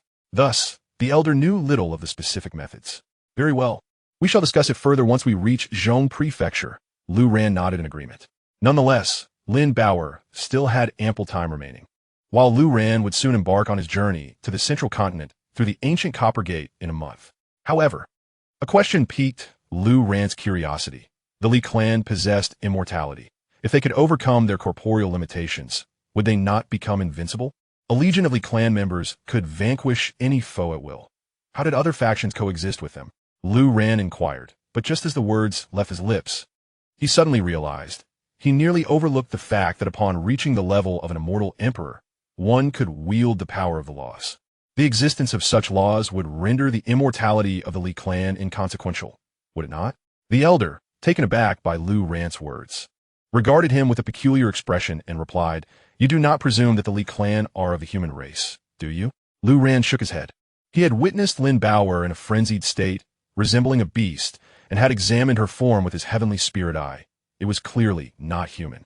Yet, it was also certainly not of the demon race. The Li clan could not be slain by the laws.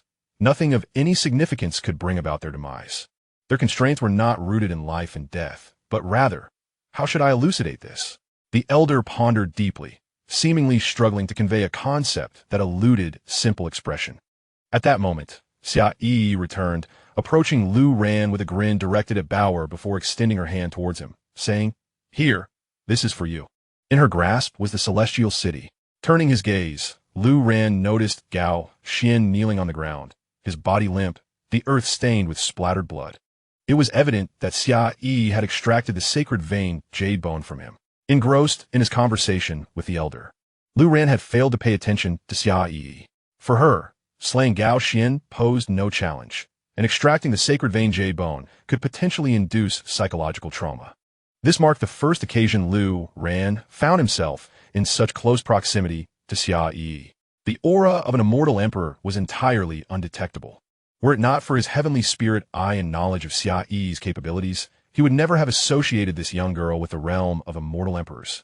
He accepted the celestial city from Xianxia's hand and inquired, "Why do you not kill me?" This question was rather straightforward. Xianxia paused, tilting her head in contemplation before shaking it and replying, "I cannot kill." Lu Ran was somewhat perplexed. What did she mean by that? Cannot kill? He wished to pursue the matter further, but Xianxia had no intention of lingering. She clapped her hands and stated, "The hunt for the immortal emperor is nearly concluded.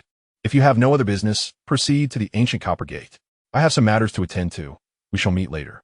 With that, she turned and departed, along with the elder by Lu Ran's side, both vanishing from sight.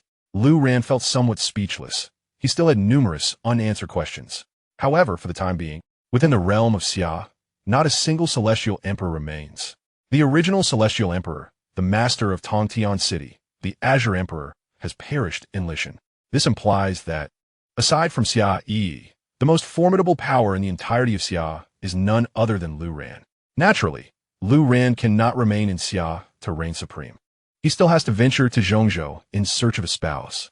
At present, the most pressing matter is to ascend to the rank of Celestial Emperor. Having witnessed the prowess of Xianxia, Lu Ran has developed a renewed perception of Zhongzhou. While it may not be teeming with Celestial Emperors, the overall level of cultivation is undoubtedly much higher. Thus, he deems it unsafe to venture into Zhongzhou without first attaining the status of Celestial Emperor. He glanced at the Tongtian city in his hand, refraining from hastily activating the Xia State Imperial Order, for he has yet to reach the 9th layer of Celestial Emperor. Should he enter now, even if he were to uncover the laws, he would be unable to utilize them, rendering his efforts futile. It would be more prudent to elevate himself to the 9th layer before entering. Consequently, he casually stored the Tongtian city away. Instead of returning, he summoned the Lan sect and the Purple Manor to this sacred land of Tianshui. The disciples of the Lan sect awaited eagerly. Upon witnessing Lu Ran's return, They hurriedly gathered around him. Master, is this the sacred land of Tianshui? And what of Gao Xian? Xiaoying inquired. Lu Ran gestured towards the lifeless body of Gao Xian within the Grand Hall, stating that is Gao Xian. He is already deceased. He refrained from elaborating further and instead assembled all his disciples, declaring, in the time to come, I shall enter seclusion, for there are matters I must address. In a month's time, I will journey to Zhongzhou, though I cannot ascertain whether the Lan sect and Purple Manor will face restrictions. Moreover, Zhongzhou is fraught with peril, and I do not wish to take the Lan sect there just yet. In the 9 domains of Xia, we are currently within the Tsang domain, and we have yet to fully gather all the disciples of the Lan sect within this region. Your task henceforth is to organize Xia, gathering all disciples of the Lan sect from the other 8 domains. The Celestial Emperors have been entirely hunted down by Xia Yi, and after my departure, the highest cultivation rank will merely be Celestial Monarch. Fortunately, the presence of the Bihua Ao ensures that the Lan sect and Purple Manor remain largely unscathed, but exercise caution. After all, the Bihua Ao is a monster saint, equivalent to a Celestial Emperor. Xia Yi seeks the sacred veins and jade bones, thus showing no interest in spirit beasts. Xia will ultimately be completely governed by the Lan sect, and those scattered disciples will be gathered together. Only then can Lu Ran feel at ease calling the Lan sect to Zhongzhou. After conveying his instructions, Lu Ran entered seclusion with Lin Baoer. The period of seclusion was not lengthy, lasting merely 9 days. On the morning of the 10th day, Lu Ran retrieved the Tongtian city, skipping even the sign-in, and directly produced the Xia State Imperial Order. He exhaled deeply, murmuring, after ascending to the spirit realm for over 10 days, today, I shall ascend to the rank of Celestial Emperor. Chapter 98, Tongtian City. This artifact was originally discovered by Lu Ran within the confines of the Li Mountains restrictions. At that time, it did not seem particularly remarkable, so he casually took it. Little did he know, it would ultimately be linked to advancing to the status of an immortal emperor. Fortunately, Lu Ran did not discard it as mere refuse. He vividly recalled that the skeletal remains of the immortal, despite being lifeless, still clutched this object tightly. How could it possibly be worthless? As it turns out, he was indeed correct. The Imperial Order of Shizhou, a token that the Azure Emperor used to affirm his identity, simultaneously serving as the sole means to unlock the city of Heavenly Passage. Lu Ran was unaware of how Gao Xian acquired the city of Heavenly Passage. But that was inconsequential now. Holding the city of Heavenly Passage in his left hand and the Imperial Order of Shizhou in his right, he examined both closely, yet found no interaction between the two. How does one utilize this? Lu Ran murmured, instinctively scanning the Imperial Order with his spiritual consciousness. To his surprise, the previously unresponsive Imperial Order began to emanate a faint, luminous glow. So it truly is a key. A jolt of realization surged through Lu Ran as he brought the key closer to the city of Heavenly Passage. In the next moment, with a swift whoosh, Lu Ran, along with the Imperial Order of Shizhou and the city of Heavenly Passage, vanished without a trace. Lin Baoer, who had been curiously observing Lu Ran, was startled and quickly sprang to her feet, scanning the surroundings, but he was nowhere to be found. Panic seized her, having been inseparable from Lu Ran during this time. She had grown accustomed to his presence. Suddenly, his disappearance left her feeling utterly disoriented and alarmed. Meanwhile, Lu Ran was equally taken aback by the instantaneous nature of the teleportation. In a fleeting moment of confusion, when he opened his eyes again, he realized he was no longer in the Blue Sect's Purple Mansion. He found himself suspended in an isolated realm. The horizon around him dissolved into chaotic emptiness, obscuring all visibility. Below him lay a colossal floating island, as if an entire majestic mountain had been inverted. The city perched atop, it must be the city of Heavenly Passage. The walls of the city were formidable and thick, resembling iron in their construction. It was unclear how long they had endured the ravages of time and nature, yet they remained steadfast and unyielding. The walls were adorned with various mysterious runes that occasionally flickered with a ghostly blue light, exuding an indescribable aura of enigma. Surrounding the city walls were tall, dense trees, their canopies resembling green, flowing clouds, enveloping the city within their embrace. Lu Ran, filled with wonder, descended to the ground and walked along the broad pathway leading into the city. The gates stood wide open, yet there were no guards in sight, nor any trace of life to be felt. Passing through the ancient gates, he stepped onto the cobblestone streets. Before me stands a row of towering edifices, their scale far surpassing that of the Grand Dacian dynasty in Xushalu. Each building is crowned with statues of various forms, a warrior clad in armor, brandishing a fist, a sword-wielding swordsman, and a bald monk emanating an aura of serenity. Each colossal statue is so lifelike that one might expect them to spring to life at any moment. Naturally, Luron is unfamiliar with the figures that inspired these sculptures, yet, by their arrangement and distribution, he surmises they must all be associated with the Azure Emperor. These statues, mere representations, might very well have left Tongtian City long ago, much like the Azure Emperor himself.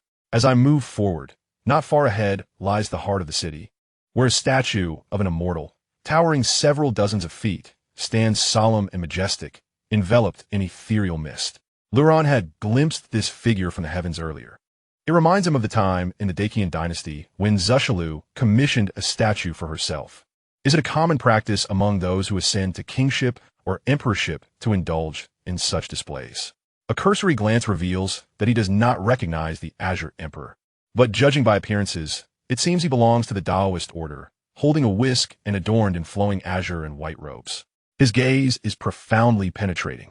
Even as a statue, one can sense an extraordinary aura emanating from him. Initially indifferent, Luron finds himself momentarily entranced by the statue's penetrating gaze, as if his very soul might be pierced through. A surge of alarm jolts him back to reality, and he hastily regains his composure. This is, after all, the Azure Emperor's Tongtian City, and one must remain vigilant. He is currently at the 9th level of the Immortal Emperor realm, until he acquires the laws. He is merely an Immortal Emperor. Regardless of his peak status, before the Immortal Emperors, all Immortal Emperors stand as equals. With no particular aim in mind, Luron shifts his gaze from the statue to the area behind it. This is the core of Tongtian City, yet the Imperial Palace appears to be off-center. Looking further back, he observes numerous palaces, temples, and gardens of varying sizes, each with its unique charm and exquisite beauty. However, this is not the time for admiration. He has not forgotten his primary objective for today. He is here to seek the laws and ascend to the Immortal Emperor. Thus, with a single thought, Luron transforms into a streak of light, darting past the statue, heading straight for the Imperial Palace.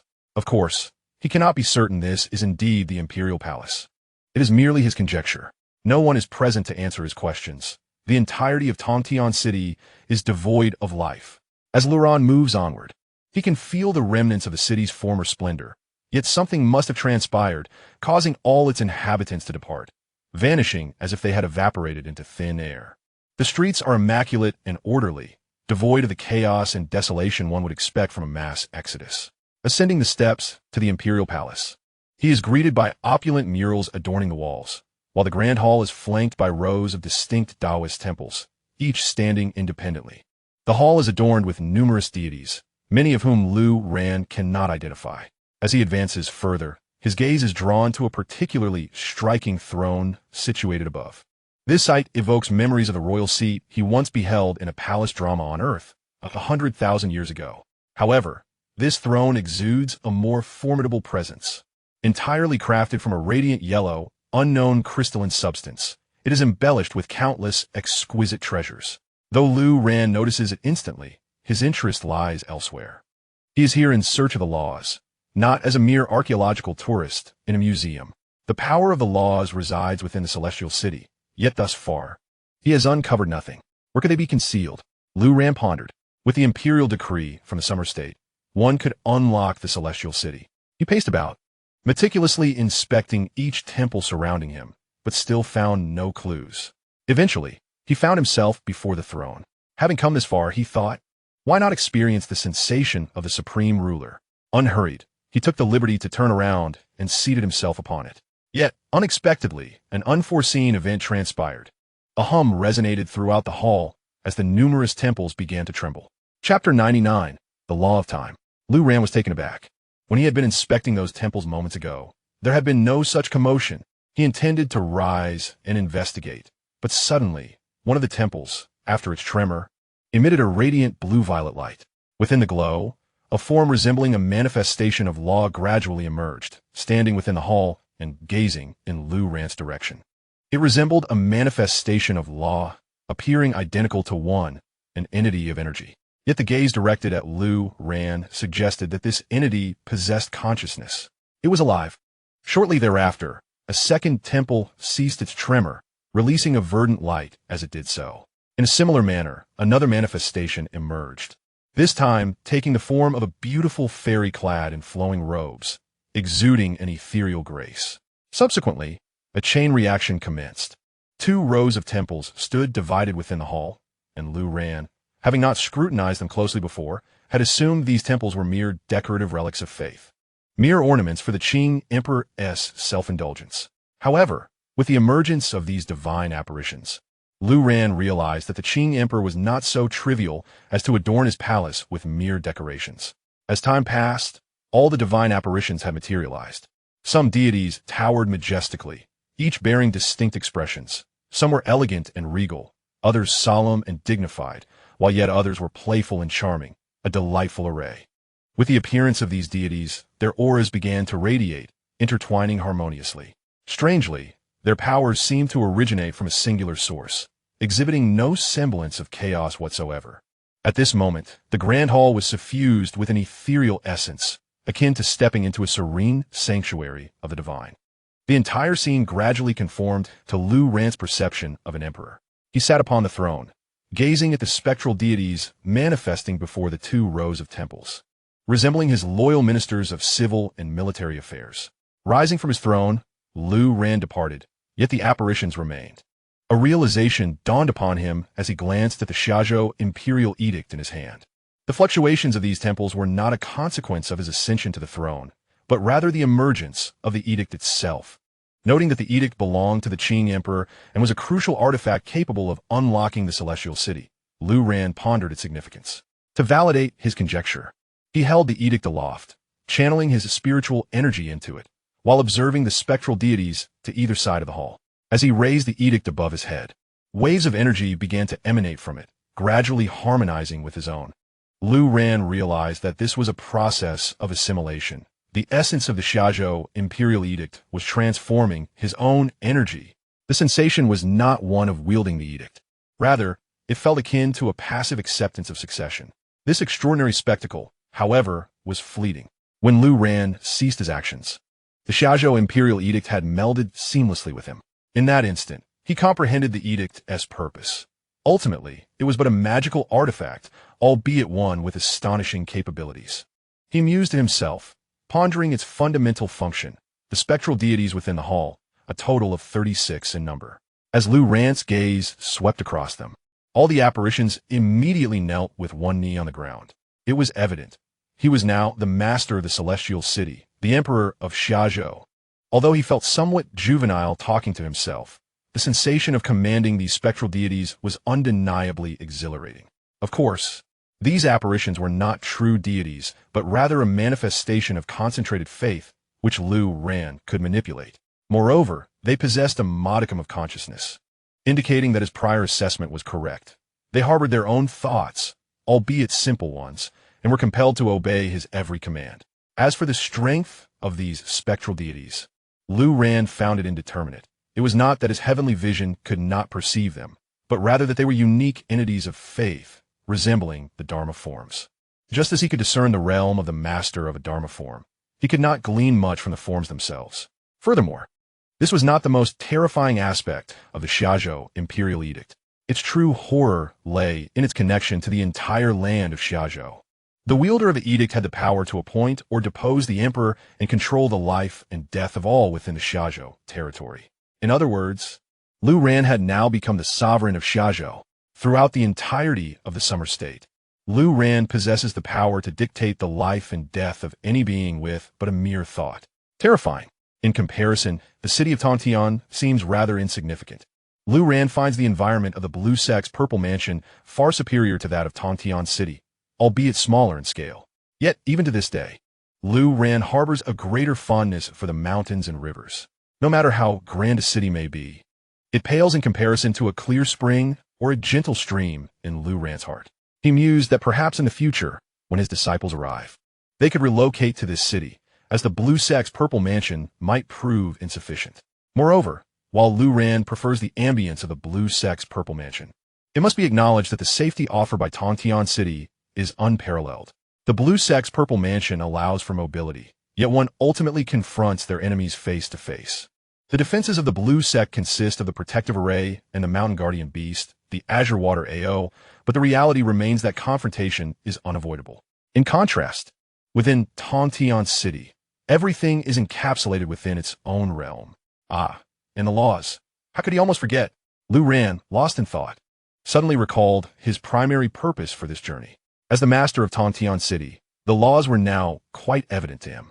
He stepped outside the Grand Hall and glanced back at the 2 rows of divine specters that had turned to him, bowing respectfully. Raising his gaze to the statue of the Azure Emperor, he reached out with a hand. Boom! The enormous head of the Azure Emperor's statue exploded. Of course, Lu Ran was not petty enough to destroy the statue merely upon claiming his title. Rather, upon becoming the master of Tongtian City. A portion of the inherited memories had entered his soul. The laws concealed by the Azure Emperor were hidden within the head of the statue. This could hardly be blamed on him. If one hides something within the statue's head, such as the consequence when one seeks to retrieve it, Lu Ran reflected. As the statue's head shattered, a palm-sized, seemingly unremarkable green orb began to drift towards Lu Ran. His eyes narrowed slightly. This was it. The law of time concealed by the Azure Emperor. This was not merely a law of the Azure Emperor, but a novel force of law discovered long after he ascended to the status of an immortal emperor, unable to wield 2 laws. The Azure Emperor had no choice but to hide one. Did the Lord of the Summer State perish in the secret chamber of Mount Li because of this hidden law of time? Lu Ran pondered. He reached out to grasp the orb in his palm, then suddenly struck it against his forehead. A surge of mental power erupted, pulling the law's energy into his soul. Chapter 100. The Death of the Azure Emperor. When Lu Ran reappeared in the Blue Sect's purple mansion, his demeanor had transformed entirely from what it once was. The celestial city was no longer in his grasp. Instead, it had become a treasured artifact nurtured within his Dantian by Lu Ran. Lin Bao, anxiously awaited in place. Upon seeing Lu Ran emerge, she hurried over. However, sensing something amiss, she scrutinized Lu Ran with an odd gaze for an extended period. Lu Ran, taken aback, inquired, "What is it? Is something wrong?" In response, Lin Bauer immediately remarked, "There is indeed a slight difference." Oh, Lu Ran raised an eyebrow. Having ascended to the status of a celestial emperor, his aura must have transformed significantly from before. Thus, with a smug expression, he asked, "Pray tell, in what way am I different?" Contemplating for a few moments before stating, "You seem a bit older." Lu Ran's lips twitched involuntarily. Simultaneously, he examined the energy within his Dantian. The accumulation of 10,000 years of sign-ins from the lower realm far exceeded Lu Ran's comprehension. Now, having attained the rank of Celestial Emperor, he had only utilized about half of the vast ocean of energy at his disposal. Is it truly the case that 10,000 years of sign-ins in the lower realm are insufficient for ascending to Celestial Emperor in the spiritual realm? Lu Ran mused. Regardless, the journey through the spiritual realm had proven considerably easier than in the lower realm. In less than 20 days, he had ascended and continuously improved, now standing as a Celestial Emperor. Furthermore, he had acquired one of the 3 great laws, the law of time. Surely, this must be the most potent of the laws. Lu Ran pondered. At that moment, Xiao Ying and the others arrived, intending to inquire about Lu Ran's future plans. "Master, what are your next intentions?" Xiao Ying began but suddenly paused, astonished as he gazed at Lu Ran. The others also sensed something, collectively scrutinizing Lu Ran from head to toe. "Master, your aura seems to have returned to its original state. Could it be that you have ascended to Celestial Emperor?" Xiao Ying exclaimed in disbelief. The others shared a similar sentiment, their eyes widening in shock as they stared at Lu Ran. Lu Ran shrugged nonchalantly, saying, "Is it any wonder that you are my disciples? Indeed, you possess far sharper insight than Bauer. Correct, I have now ascended to the rank of Celestial Emperor." As he spoke, Lu Ran wore a smug expression, leaving Xiao Ying and the others both amused and exasperated. 100,000 years had passed in the lower realm, yet Lu Ran's disposition seemed largely unchanged. Nevertheless, such pride was well-deserved. Perhaps his demeanor was even too composed.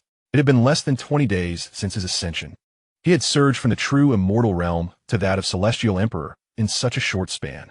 Each of his disciples had toiled for thousands or even tens of thousands of years in cultivation, yet they remained leagues behind Lu Ran.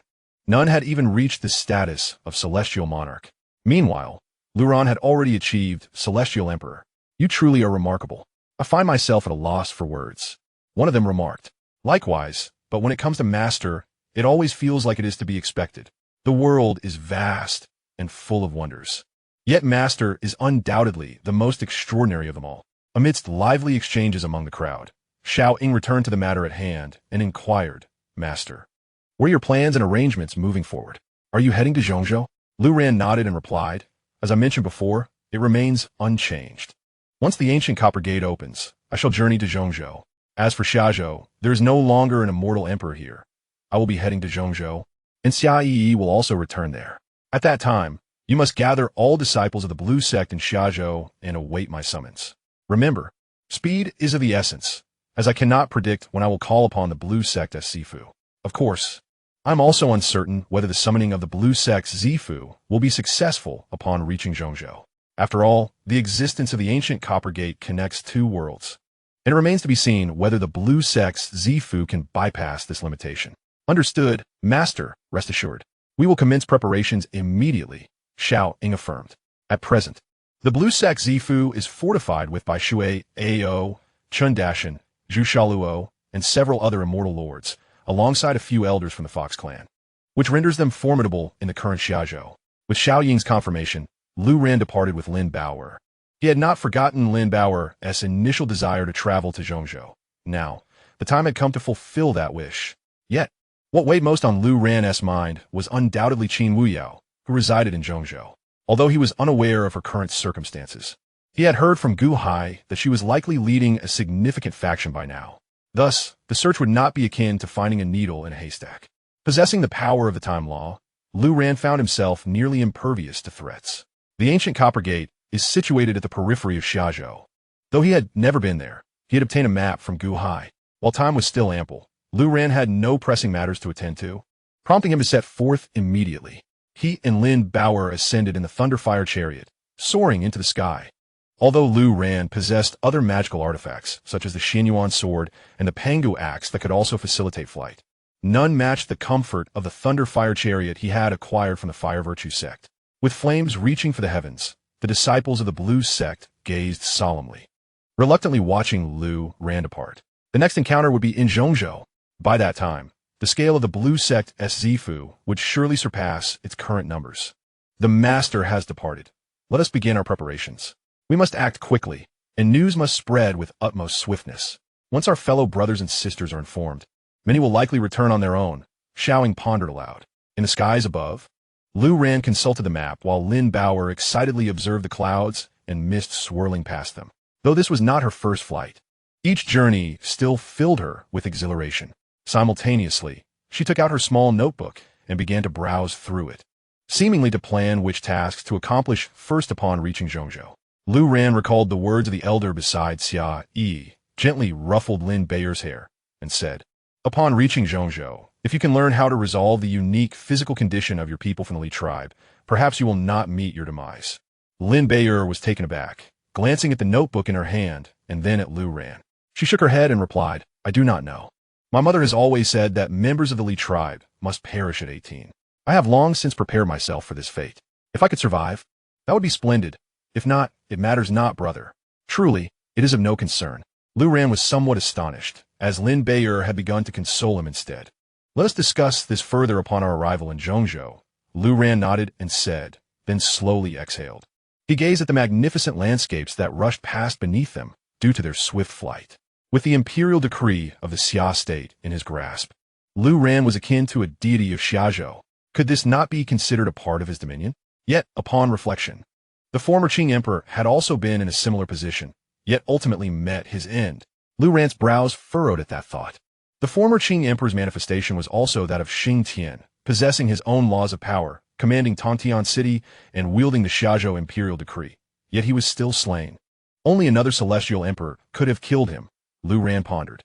It was possible that another celestial emperor intruded upon Xiazhou and ended the Qing emperor's life. However, it seemed unlikely that it was Xia Yi, as the Qing emperor's demise occurred much earlier. Yet, one could not deny Xia Yi's formidable strength. Having acquired the power of the laws, Lu Ran almost instantaneously comprehended Xia Yi's laws, which were also one of the three great laws, space. Chapter 101, The Terror of the Time Law. Days passed, and initially Lu Ran kept count. As time drew nearer, he realized he had ample time, and thus he grew indifferent to daily records. Strolling leisurely alongside Lin Bayer, they arrived at the location marked on the map. This area marked the edge of Xianxia, with intertwining mountain ranges. The ground was blanketed in pristine snow, devoid of human presence. Even those of celestial realms avoided such barren lands. Moreover, Lu Ran sensed that the very essence of the heavens and earth here was somewhat unstable. The spiritual energy was chaotic and tumultuous, significantly diminishing the effectiveness of cultivation, and even posed a risk of falling into madness. After all, the spiritual energy absorbed for cultivation here required far more effort to refine. This must be the place. But which direction should they proceed next? Lu Ran turned his head to survey the surroundings. Between heaven and earth, it seemed as though only white remained. The sky continued to be adorned with falling snowflakes, yet he could not discern any ancient bronze doors or similar artifacts. Surely, they had not arrived at the wrong location. Still, he had forgotten to inquire about the nature of the ancient bronze door of Guhai. Lu Ran muttered to himself, "What shall we do now?" Lin Baoer blinked and inquired. "Who knows? Let's wander around here," Lu Ran casually replied. After all, there was still time. Perhaps exploring the vicinity might yield some clues. It was also possible that the open day had yet to arrive, as this indeed was the location of the ancient bronze gate, though it had not yet manifested. Unfortunately, Lu Ran's conjecture was entirely misplaced. Just as he intended to lead Lin Baoer elsewhere, he noticed a nearby space beginning to warp and collapse. Lu Ran was quite familiar with this phenomenon. Sure enough, shortly thereafter, a diminutive figure emerged from within. It was Xianxia. However, for reasons unknown, Xianxia's complexion and skin bore a peculiar pale bluish tint. Her expression was far from pleasant, and she appeared somewhat frail. Moreover, the elder from the celestial realm did not accompany her, as the spatial rift behind her vanished. "You've arrived quite timely," Xianxia remarked, glancing at Lu Ran with a faint smile that seemed to carry an air of weakness. "What happened? Did you get into a fight?" Lu Ran inquired nonchalantly. Having mastered the laws of time, his apprehension towards Xianxia had dissipated. Waving her hand dismissively, Xianxia replied, "It's nothing, just an old ailment." "Have you obtained the laws yet?" Lu Ran nodded, but then asked, "What about the elder beside you? Why didn't he come along?" He had intended to inquire further about the specifics of the Li tribe from Zhongzhou. Xianxia shook her head, saying, "I can no longer see him. He has perished." "What?" Lu Ran's eyes widened in disbelief. The elder from the celestial realm was dead? How could that be possible? Was there truly someone capable of killing her companion in front of Xianxia? To commit murder in the presence of one who wielded the laws of space? Considering Xianxia's current frail state, Lu Ran furrowed his brow and remarked, "There are still powerful beings in Xianxia." However, Xianxia burst into laughter, exclaiming, "Your imagination is quite vivid. Of course not. I told you it was my own old ailment. The old man was killed by me. Have you forgotten why I came to Xianxia? To hunt celestial emperors. None are to be wasted." Lu Ran's expression suddenly stiffened. "Wasn't he one of your own? You just killed him?" he asked in astonishment. To be honest, Lu Ran had little personal interaction with the elder, but they had previously conversed, and he had provided information about the Li tribe from Zhongzhou. He held a favorable impression of the elder, only to discover that he had been slain by Xianxia. "Of course not. Yaoqi does not have male disciples. He was merely a subordinate I found in Zhongzhou," Xianxia replied matter-of-factly. As she spoke, she produced a pair of human scorpions, stating, "Here, this is it." "Wow!" Lu Ran nearly exclaimed in surprise. The sudden revelation of a pair of sacred pulsed jade bones provided an overwhelming sensory impact, even for one of celestial stature. Fortunately, Xianxia swiftly tucked it away with a casual flick. Her countenance bore no trace of intricate emotions, as if she had long been prepared to eliminate the old man when the time came. Lu Ran increasingly found Xianxia to be rather intimidating. For 500 years, the old man had accompanied her to Xia Prefecture, day and night, serving her with unwavering devotion. Was there truly no sentiment at all, to be so casually disposed of? Xianxia displayed not a hint of remorse or sorrow. Lu Ran could hardly be bothered to inquire further. Instead, Xianxia expressed considerable curiosity regarding Lu Ran's laws, asking, "What law have you acquired?" "Among the immortal emperors, laws are fundamental. Artifacts, unless they attain the status of innate ancient treasures, scarcely sway the tide of battle. The dominance of one law over another is akin to the comparison of numbers, an insurmountable hierarchy. Upon hearing this, Lu Ran felt a keen desire to test the efficacy of his own law. He extended a hand, and the moment he invoked the law, an odd sensation enveloped him, as if his hand had fused with the surrounding space. Manipulating it felt effortless, and concurrently, time itself began to shift. In an instant, Xianxia vanished from view. Yet, there was no grand spectacle of transformation. Instead, Lu Ran discovered that his control over time was remarkably limited, perhaps due to the inadequacy of his law's power. He could only reverse approximately half an hour into the past, and it was solely in that direction. Forward was not an option.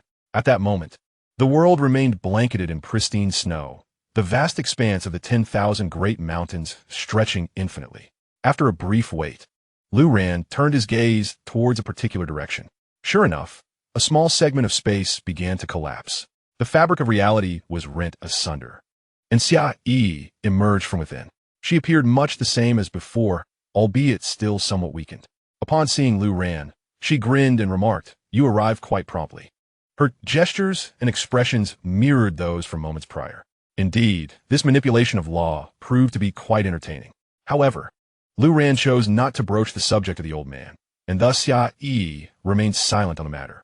With each iteration, Lu Ran could influence the trajectory of events within that second instance. This was the true terror of it all. He even felt it could be perfected further, allowing for continued retrospection. By mastering the laws of the world, Lu Ran theoretically could perpetually regress, achieving a semblance of immortality. Yet, the time frame available for such regression was still woefully brief. Observing Lu Ran's silence, Xianxia fixed her gaze upon him for a moment and inquired, "Have you acquired a law? What is it?" Lu Ran smiled and replied, "This conversation has, in fact, already transpired. It's quite amusing. Just like how you previously informed me that the old man by your side met his end at your hands." At this, Xianxia's expression suddenly froze. Suddenly, the surroundings brightened, and she exclaimed, "The law of time." Chapter 102, The Ancient Copper Gate. Xianxia gazed at Lu Ran, her eyes alight with excitement, seemingly more exhilarated than he was. "Is it truly the law of time?" she asked, uncertainty lacing her voice. "Indeed," Lu Ran affirmed with a nod. Upon receiving confirmation, Xianxia leaped joyfully, exclaiming, "One of the three great laws. My goodness, is this for real?" Lu Ran couldn't shake the feeling that Xianxia was more thrilled than he was. With a peculiar expression, he remarked, "Your law should be the law of space, right? Being one of the three great laws, there's nothing to envy."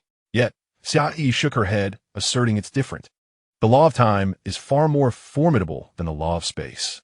At that moment, Lu Ran was not yet adept at wielding the law of time, only capable of time reversal, and he lacked a clear understanding of how it surpassed the law of space. Let's head to the ancient Copper Gate. We have only a few days left.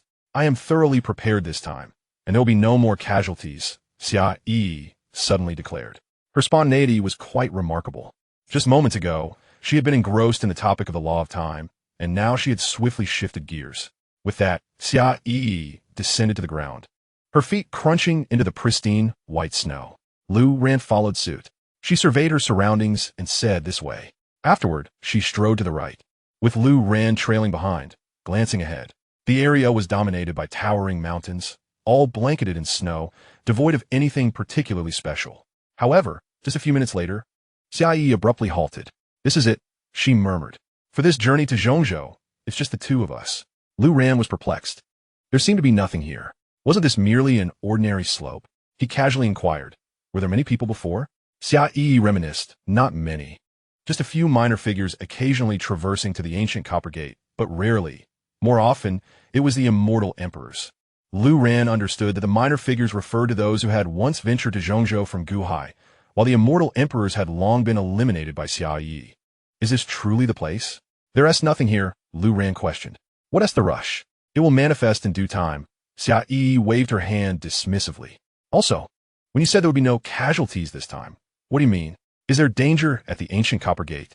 Lu Ran pressed on, as he had no concept of the ancient Copper Gate. Guhai had not elaborated on it either. Xianxia pondered. To say there's danger is somewhat misleading. It's not entirely perilous, but it isn't entirely safe either. The lower the realm, the safer it is. The higher the realm, the less safe it becomes. When I came to Xia Prefecture, I brought many people, but in the end, only that Lu fellow survived. Quite the pity. Xia Yi's explanation grew increasingly vague. Leaving Lu Ran in a state of confusion. He decided against pressing further, realizing that asking would yield little clarity. He would simply wait and see what unfolded. It is said that the only surviving immortal emperor, bearing the surname Lu, ultimately could not return to the central continent. Instead, he was casually slain by Xia Yi just as the ancient Copper Gate was on the verge of opening. Lu Ran found it rather peculiar. If the ancient Copper Gate was indeed so perilous, why had Gu Hai not mentioned it? Moreover, Gu Hai's cultivation level at that time was likely only that of a true immortal, a mere novice, who ventured into the central continent driven by an obsession with spiritual herbs. Surviving was indeed a stroke of good fortune. However, it is also possible that, as Xia Yi suggested, the lower one's cultivation, the safer one would be within the ancient Copper Gate. In the ensuing days, the three companions remained in the snow-laden mountainside.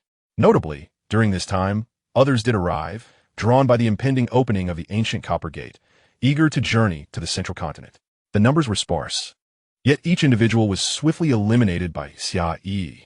The formidable immortal emperors of Xia Prefecture had long been vanquished by her hand, leaving only those of lesser cultivation to approach. As an immortal emperor herself, Xia Yi required but a thought to obliterate these intruders, rendering them utterly non-existent in this realm. Lu Ran inquired of Xia Yi why she deemed it necessary to kill these individuals. Her response was remarkably composed. She simply disliked crowds and found them cumbersome to manage. While her calm demeanor surprised Lu Ran, he himself was indifferent to the lives of outsiders. His apathy was starkly different from Xia Yi's, which resembled a higher authority's disdain for mere insects. For her, the act of killing was akin to dispatching a few wild beasts, no justification needed. She would strike if she so desired. The tranquility with which she executed these actions was chilling. Throughout these days, Lu Ran maintained his daily check-ins. Regrettably, due to the lack of significant events, the rewards received from his check-ins were utterly worthless, yielding no critical bonuses whatsoever. Was traversing the ancient Copper Gate not a momentous occasion? According to Xia Yi, it was exceedingly perilous, yet the system offered him no means of protection, leaving Lu Ran exceedingly dissatisfied. On the fifth day, Lu Ran found himself languishing in tedium atop the mountain. The breathtaking vista of snow-covered peaks held no allure for him. After spending nearly 100,000 years in the lower realms, he had witnessed countless landscapes. Fortunately, this day marked the anticipated opening of the ancient Copper Gate. As the time approached, Xia Yi instructed him, "Stay close and do not wander." Then, with unwavering focus, she gazed intently in one direction. Lu Ran raised his eyes to see nothing different from before, an emptiness he had grown accustomed to. In his understanding of the spirit realm and the ancient Copper Gate, he was but a novice, unable to comprehend, and had ceased to inquire, feeling it unnecessary. Moments later, a crack appeared in the very fabric of space. At first, Lu Ran believed that the disturbance was orchestrated by Xia Yi. However, he soon sensed something amiss. The crack widened, tearing at the very fabric of space. Delicate fissures spread like a spider's web, extending into the unseen periphery. When the crack reached a critical point, a resounding snap echoed. The entire realm shattered. A dark, unfathomable river of space loomed before him, with tiny fragments of space gently floating around. Do not touch those fragments. They embody the strict laws of the heavenly order. No defense will suffice against them. Be cautious, lest you lose a limb, Xia Yi cautioned, gesturing with her hand. She wielded the power of her spatial laws to push aside the sparse fragments surrounding them. Lu Ran gazed ahead. Unlike the chaotic turbulence created by Xia Yi's manipulation of spatial laws, the river of space appeared remarkably tranquil. Amidst this profound expanse, a grand door stood. Just as Lu Ran had envisioned, two towering stone pillars supported it, with the door opening majestically to the sides, carved from massive stones. The left door depicted rivers, mountains, and the sounds of insects and beasts, while the right door illustrated the sun, moon, stars, and the vast cosmos. Let us go. Upon spotting the ancient bronze door, Xia Yi stepped forward, entering the spatial rift. Chapter 103. The stronger the power, the greater the danger. Seeing Xia Yi's actions, Lu Ran's heart raced. This was the chaotic domain. Did she really intend to enter without any precautions? Xia Yi possessed spatial laws, but he did not. After walking a short distance inside, Xianxia noticed Lu Ran had not followed. She turned in confusion and asked, "What are you doing? Come on." Saming Vicensink Luran's hesitation. Xie planet. The spatial turbulence in the chaotic domain appears in phases. It's not present now. However, if you don't seize this opportunity, you may have to rely on luck. Besides, the ancient bronze door is only open for a limited time. At her words, Lu Ran, carrying Bauer on his back, stepped forward, entering the spatial rift. The discomfort he anticipated did not manifest, and his thoughts of invoking a magical artifact dissipated. Within the rift, although he felt no trace of spiritual energy, there were no other terrifying entities present. Lu Ran closely followed Xiaoyi's footsteps until they reached the ancient bronze door. Below it lay a circular platform where they stood, while Xiaoyi continued to advance. Lu Ran inquired, "The ancient bronze door has appeared. When will it open?" Xiaoyi turned back and replied, "It is already open. Look, there it is." She pointed, and Lu Ran was astonished to realize that what she referred to as open was merely the crack of the ancient bronze door. Due to its immense size, the gap was wide enough for 3 people to walk side by side. The entire gap in the door appeared as an elongated canyon. Lu Ran found himself in a state of bemusement. So, all these years, the celestial beings of Shizhou and Zhongzhou traversed the ancient copper door through this very crevice? As he watched Xia step into the gap, a peculiar thought struck him. The existence of the ancient copper door was not merely to provide a passage for Shizhou and Zhongzhou, but rather to serve as a seal. It was intended to completely isolate certain elements of Shizhou and Zhongzhou, albeit with a slightly larger gap than anticipated. This also suggested that the ancient copper door was not meant to obstruct human cultivators. Of course, this was merely Lu Ran's conjecture as he pursued Xiaoyi's footsteps into the crevice. He inquired, "Once we pass through this gap in the ancient copper door, we will be in Zhongzhou, correct? You mentioned it was perilous, so why?" Before he could finish his sentence, Lu Ran's pupils suddenly constricted. Xiaoyi, who had been walking ahead, had inexplicably vanished. He glanced around. The gap he had just entered now seemed interminably long, with no end in sight. At that moment, Lu Ran realized that Lin Bauer, whom he had been carrying on his back, was also missing. He had not even noticed when she had disappeared. Taking a deep breath, he forced himself to regain his composure. He extended his consciousness, but sensed nothing. Within the confines of the ancient copper door's gap, there was nothing but himself. This was an exceedingly strange sensation. He felt no discernible change, yet the bizarre scene before him left him perplexed. After a moment's contemplation, Lu Ran decided to press forward. Regardless of the circumstances, he resolved to traverse this enigmatic gap. However, several hours passed with no progress. He could not recall how far or how long he had walked. But no matter how he moved, he could not escape this crevice. Logically, the gap in the ancient copper door seemed excessively long. Or perhaps some unseen rule was at play. Lu Ran speculated. Xiaoyi had previously mentioned that the higher one's realm, the more perilous it became within this space. Lu Ran's cultivation was sufficiently advanced, yet he felt no danger, only an overwhelming sense of being lost in this accursed place. He chose to halt, sitting down upon the ground, lost in thought, his consciousness continually probing the surroundings, hoping to discover something unusual. Unfortunately, he found nothing. Lu Ran resolved to wait, anticipating some unforeseen development. According to Xiaoyi, regardless of the impending danger, it would be preferable to avoid the monotonous waiting that led nowhere. Surely, any change would offer clues? This line of reasoning seemed sound, yet Lu Ran ultimately realized he had overestimated the situation. No surprises, no dangers materiales. He could not recall how long he had lingered in this place. Wandering aimlessly, he often found himself retracing his steps, losing all sense of sequence.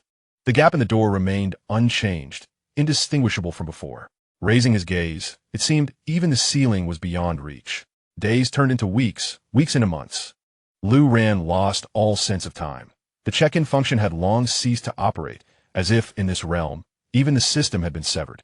There was no sign of change here, an eternal stasis, immutable and everlasting.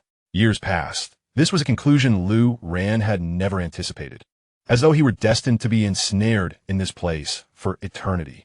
Throughout this ordeal, he tried various methods, yet none yielded progress. The stone walls surrounding the door remained unyielding, impervious to destruction. In this desolate void, devoid of any trace of spiritual energy, it felt as if he had descended into hell. Eventually, Lu Ran lost even the faintest sense of time. He could not distinguish day from night, nor hour from hour, nor the sequence of events. This sensation was profoundly tormenting. Having endured much suffering, Lu Ran had grown somewhat neurotic and numb. One day, a sudden thought struck him. He sat down abruptly, closed his eyes, and withdrew into himself, sealing off all external sensations and consciousness. Then, the laws of time began to turn slowly. Previously, Lu Ran had attempted countless times to harness the laws of time to seek progress. But this time felt different. It was as if he grasped a thread of miracle. When he opened his eyes, the gap in the door had vanished. A voice reached his ears. It was Lin Bayer, asking, "Big brother, where did you go just now?" A slight smile crept on Lu Ran's lips as he turned to look beside him. Indeed, Lin Bayer was there. Xianxia was not far away, but she was injured, especially her right arm, which was covered in numerous wounds as she tended to them. Lu Ran inquired, "Bayer, how long have we been apart?" Lin Bayer replied, "Not long. When you disappeared through the gap, I quickened my pace to catch up, perhaps about half a stick of incense this time." Lu Ran felt increasingly certain of his conjecture. The ancient copper door transported individuals into a unique state of being, tailored to each person's abilities. The higher one's realm, the more powerful that state became. Even Xianxia, with her formidable strength, had sustained injuries, clearly having undergone the trial of spatial laws. Lu Ran, on the other hand, had experienced the flow of time, silent and unseen, yet ever-elapsing. To break free, one must attain comprehension. A profound understanding of the rules of time would allow him to emerge directly.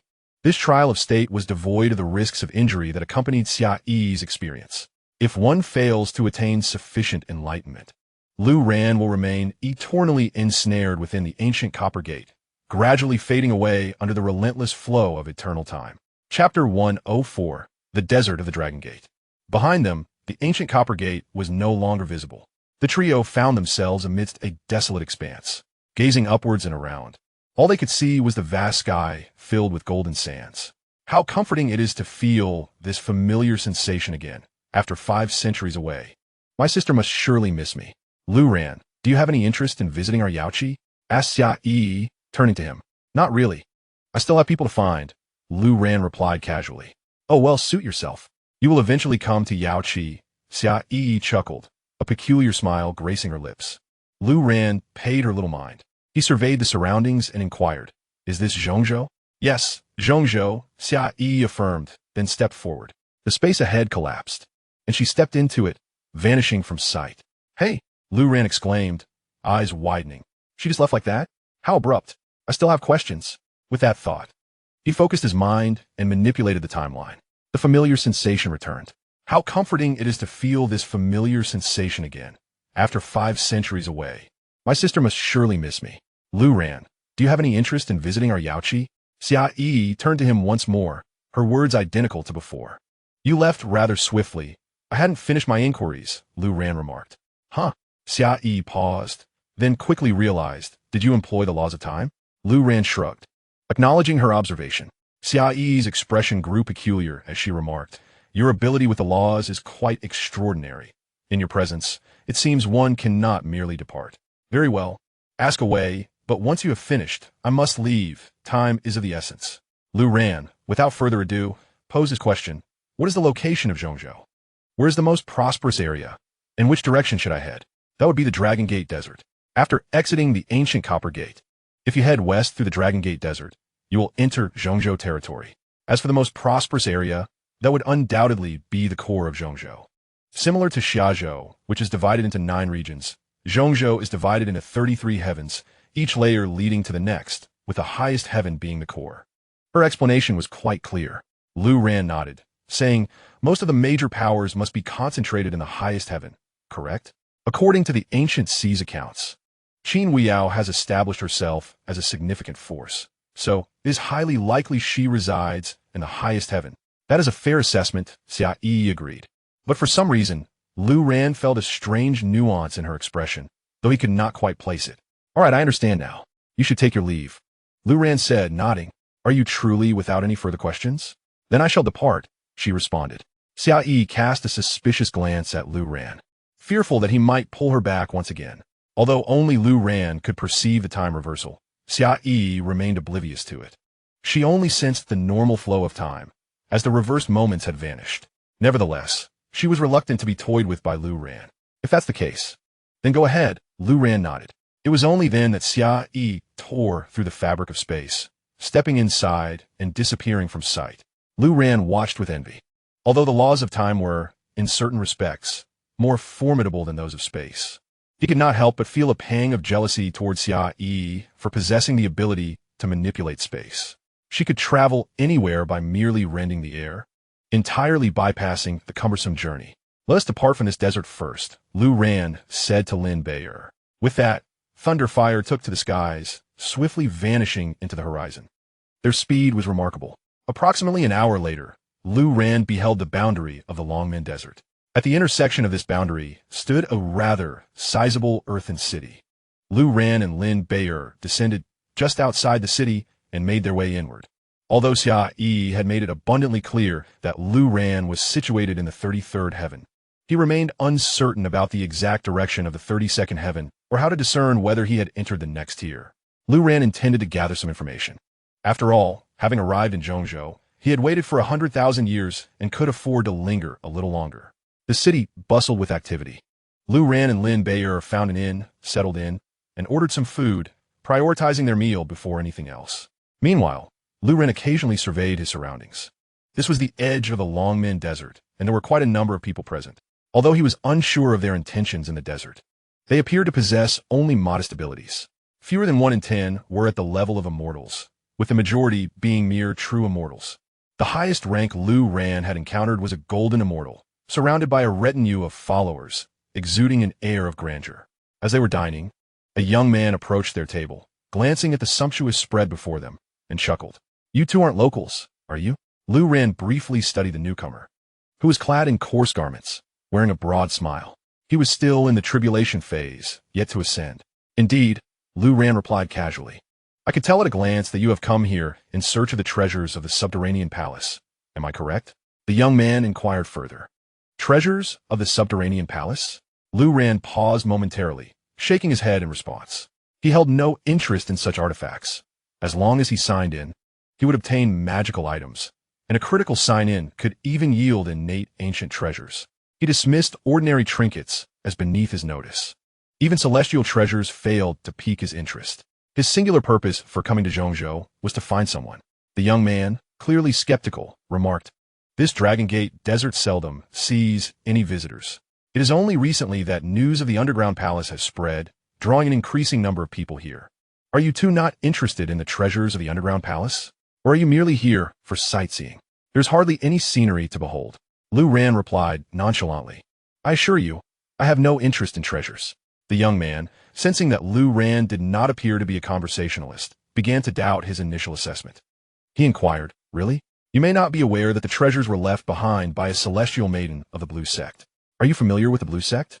Not long ago, the ancestral master of the Blue Sect ascended to the Spirit Realm, causing quite a stir in Central State." "Oh." Lu Ran's eyes lit up at this revelation. He curiously asked, "A disciple of the Blue Sect?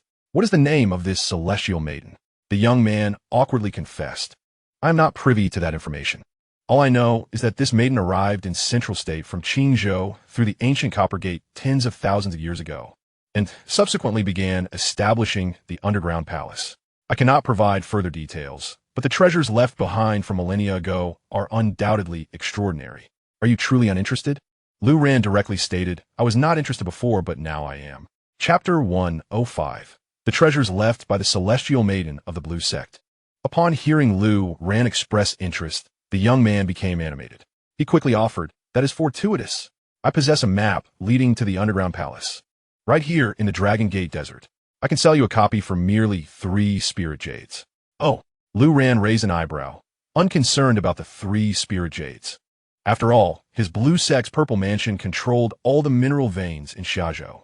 His storage space was filled with an abundance of spirit jades, more than he could ever spend.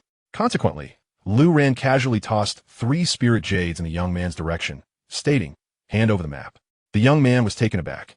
He had anticipated negotiation, not an immediate acceptance of his offer.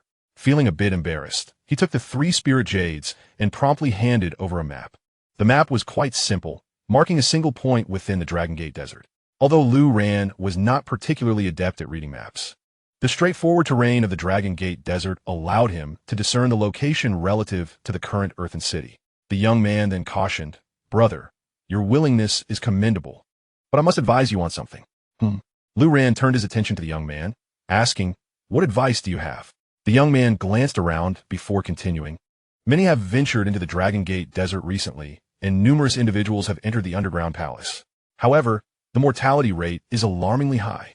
For every 10 who enter, only 1 emerges alive. Moreover, even the survivors often leave empty-handed, having barely escaped with their lives." After a moment, he looked at Lin Baoer and then back at Lu Ran, adding, "While you two may be interested in the treasures, you must exercise caution. Do not act recklessly. I recommend you join the main group tomorrow morning." "What main group?" Lu Ran asked in astonishment. "Is there really a large team for treasure hunting?" The young man inquired. "Indeed, it is organized by group. Strength lies in numbers, and everyone is simply aiming to enter the underground palace. The main contingent will set off early tomorrow morning. You can follow along then." At that moment, Lin Bao swallowed her food and asked, "If we follow the main team tomorrow morning, then we won't need the map, will we?" The young man nearly bit his tongue in surprise, feeling awkward as he stammered, Well, it's all for survival. This map isn't entirely useless. It's just, well, rather embarrassing really. Why buy a map when you can just follow the main group? Moreover, 3 spirit jades is not a small sum." The young man had been overly eager to remind Lu Ran, who had paid so readily and inadvertently tangled himself in his own words. However, Lu Ran waved his hand dismissively and said, "No need to worry. I have the money. 3 spirit jades are but a trifle. I will consider whether to go myself or follow the main group." Hearing this, the young man breathed a sigh of relief and remarked, "You're quite generous, brother." No sooner had he spoken than an unpleasant voice interrupted. "Since you are so wealthy, how about lending me some money?" Turning to look, they saw a rotund man near the window speaking. He was surrounded by a few lackeys. Lu Ran furrowed his brow, thinking, "Is it possible that I've encountered an insolent fool upon my arrival in Zhongzhou?" "Seventh Master." The young man was startled and quickly signaled Lu Ran to leave. He approached the rotund man, bowing and scraping. "Seventh Master, you've misunderstood. This brother is just boasting. Please don't take it to heart. I recently earned a bit and would like to offer it to you." With that, he produced 2 spirit jades and extended them. Smack! Seventh Master casually swatted the 2 spirit jades to the ground. With a sneer, he said, "Su Saner, do you take me for a fool? Do you think I can't hear your conversation? You sold a shabby map for 3 spirit jades, and this brother here is throwing them around without a second thought. You expect me to be satisfied with just 2 spirit jades?" After speaking, he stood up, and his lackeys followed suit, all grinning menacingly at Lu Ran. Lu Ran met their gaze, and even Lin Bao turned to look. "What are you staring at? Finish your meal. If you need more, just let me know," he said to Lin Bao, then returned his focus to Seventh Master. The rotund man was a golden immortal, not an inconsequential figure in this earthen city. Yet in Lu Ran's eyes, he was merely an insignificant insect. The young man's face grew increasingly pale as he hurriedly stepped in front of Seventh Master, bowing and scraping. "Seventh Master, please show mercy. How about this? I still have some spirit jades on hand. I'll give them all to you. This brother is new here and unfamiliar with your reputation. Just consider him as inconsequential. To speak frankly, this young man is quite admirable. A mere nascent soul who isn't even a celestial being dares to confront a golden immortal for the sake of a client with whom he exchanged only a few words. Such professional integrity is commendable. However, it was evident that Seventh Master showed him no regard. Without uttering a word himself, one of his lackeys delivered a swift kick. Thud! The young man was immediately sent sprawling, tumbling to the feet of Lu Ran, who instinctively steadied him with a hand at his back. Although the intention was not to kill Su Saner, the lackey was, after all, a true immortal, and the force behind that kick was considerable. Su Saner felt his blood surge, nearly coughing up a mouthful. With a grim expression, he glanced at the advancing Seventh Master and, looking troubled, said to Lu Ran, "Brother, I apologize, but there is little I can do. Alas, one mustn't flaunt their wealth. How can you lack such basic experience? It's impossible to stop Seventh Master now." Yet, despite feeling a deep sense of guilt, he stepped aside, showing a measure of respect for Lu Ran that was quite noteworthy. At that moment, a graceful lady descended from the second-floor staircase. With a smile, she inquired, "Seventh Master, what troubles you? Is the meal not to your liking today?" Seventh Master replied, "Not at all. I still appreciate the fare of your establishment. It's just that funds are a bit tight at the moment." and I was hoping to borrow some money from this brother. Rest assured, madam, I understand the rules of your establishment and have no intention of causing a scene here. Turning to Lu Ran, he commanded, "You, come with me." Lu Ran regarded Seventh Master coolly, a playful smile gracing his lips as he responded. "Does it matter where you meet your end? Must you choose the venue?" Seventh Master paused, laughing lightly. This lad has some spirit. But I understand, these wealthy scions, accustomed to privilege, have never faced adversity in the spirit realm. Follow me, and I shall show you who truly chooses the place. The proprietress furrowed her brow and approached, intending to intervene. Seeing Seventh Master's entourage drawing ever closer, Lin Bauer cast another glance back. Lu Ran merely shook his head in resignation and said to Lin Bauer, "Continue your meal." He did not even glance at Seventh Master. In the next moment, thud, Seventh Master's head fell silently and without warning, crashing to the ground, blood splattering everywhere. In that instant, everyone was dumbfounded. The entire tavern fell into a profound silence. Even the proprietress, who had just descended the stairs, halted in disbelief, staring at Lu Ran. She had been contemplating how to diffuse the escalating tension, knowing well that Seventh Master was not a figure to be trifled with. Yet, unexpectedly, after only a brief encounter, his head had rolled. Lu Ran glanced indifferently at the lifeless body on the floor, then surveyed the group of lackeys behind Seventh Master. Who could fathom what thoughts were racing through their minds? They were utterly bewildered. The earlier arrogance had vanished without a trace. Their leader, Seventh Master, was indeed a golden immortal. They had barely traversed halfway when, without any provocation, his head was severed. Thud! The first subordinate knelt on the ground, his mind racing. He realized that the one who could silently and effortlessly eliminate a figure like Seventh Master was undoubtedly a formidable presence. For if the assailant were also a golden immortal, even with superior strength, such a seamless execution would be impossible. Thus, the most plausible identity was that of a great Luo immortal. My goodness, a great Luo immortal! If they did not hastily bow and beg for forgiveness, they would truly meet their demise. The one who could eliminate Seventh Master in silence could just as easily do away with them, his subordinates.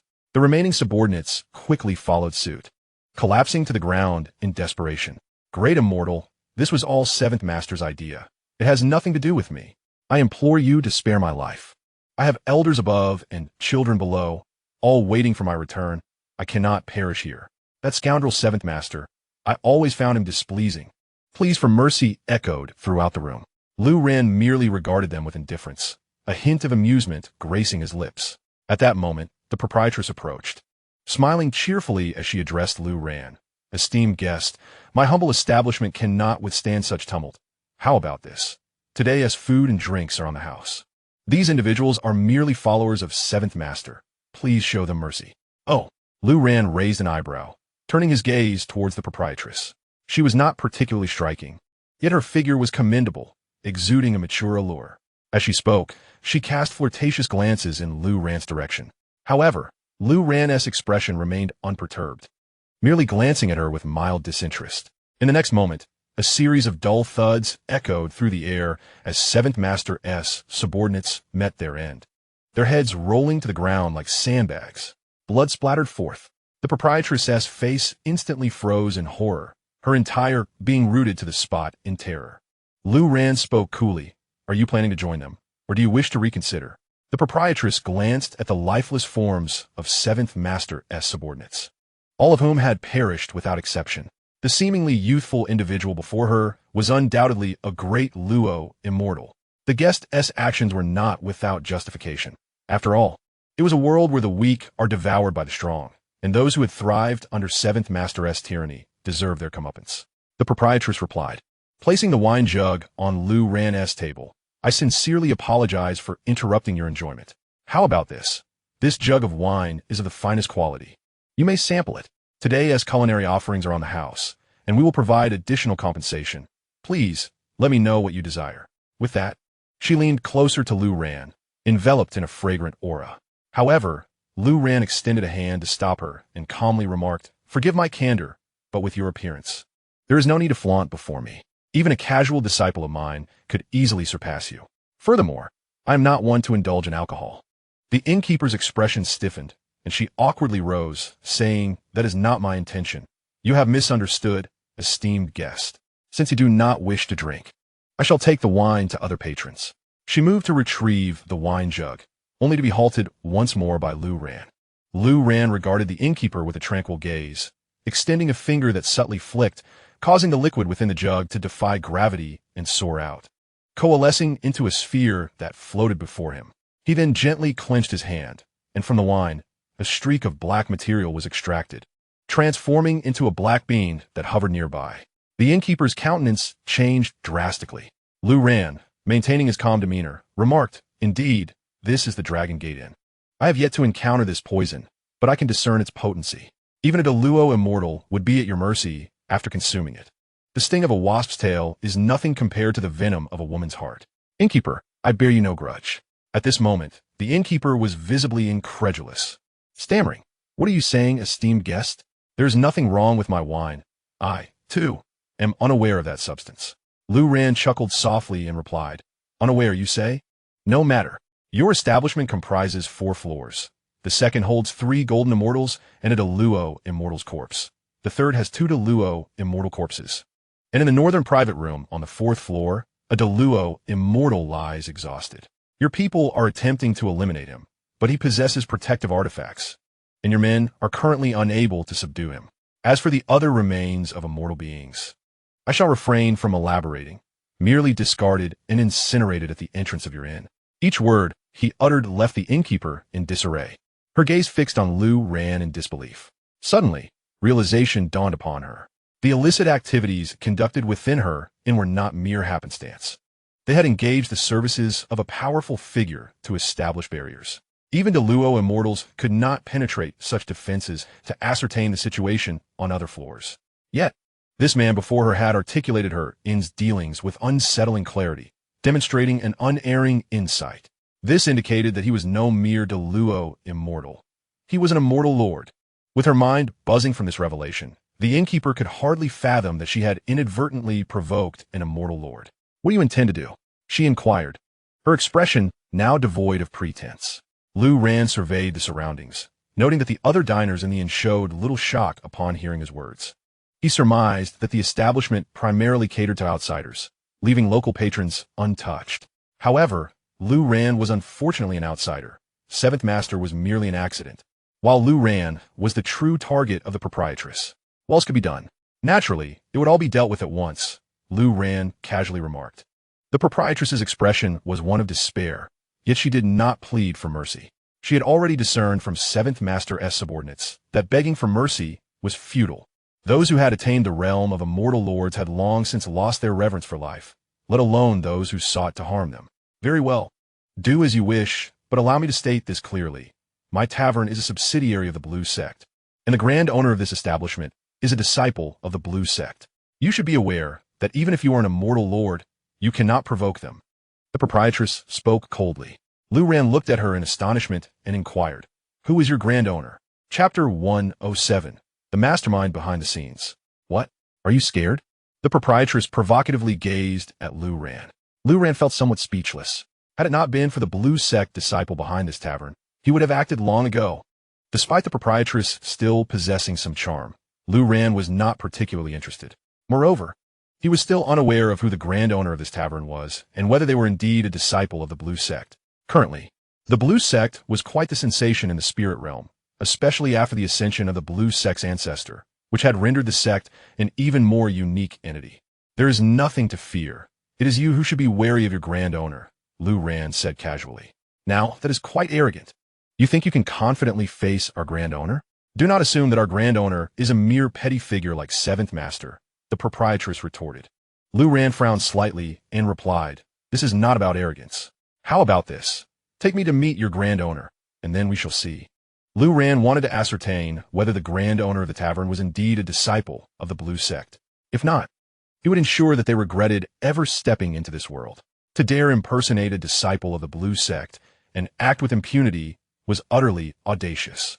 Upon hearing this, the proprietress fell silent for a few moments and said, "Then wait here." With that, she turned and left the tavern. Lu Ran was not concerned about her fleeing. If the grand owner of the tavern was indeed in this town, she would find them without issue. However, if she attempted to escape, Lu Ran would not let her off easily.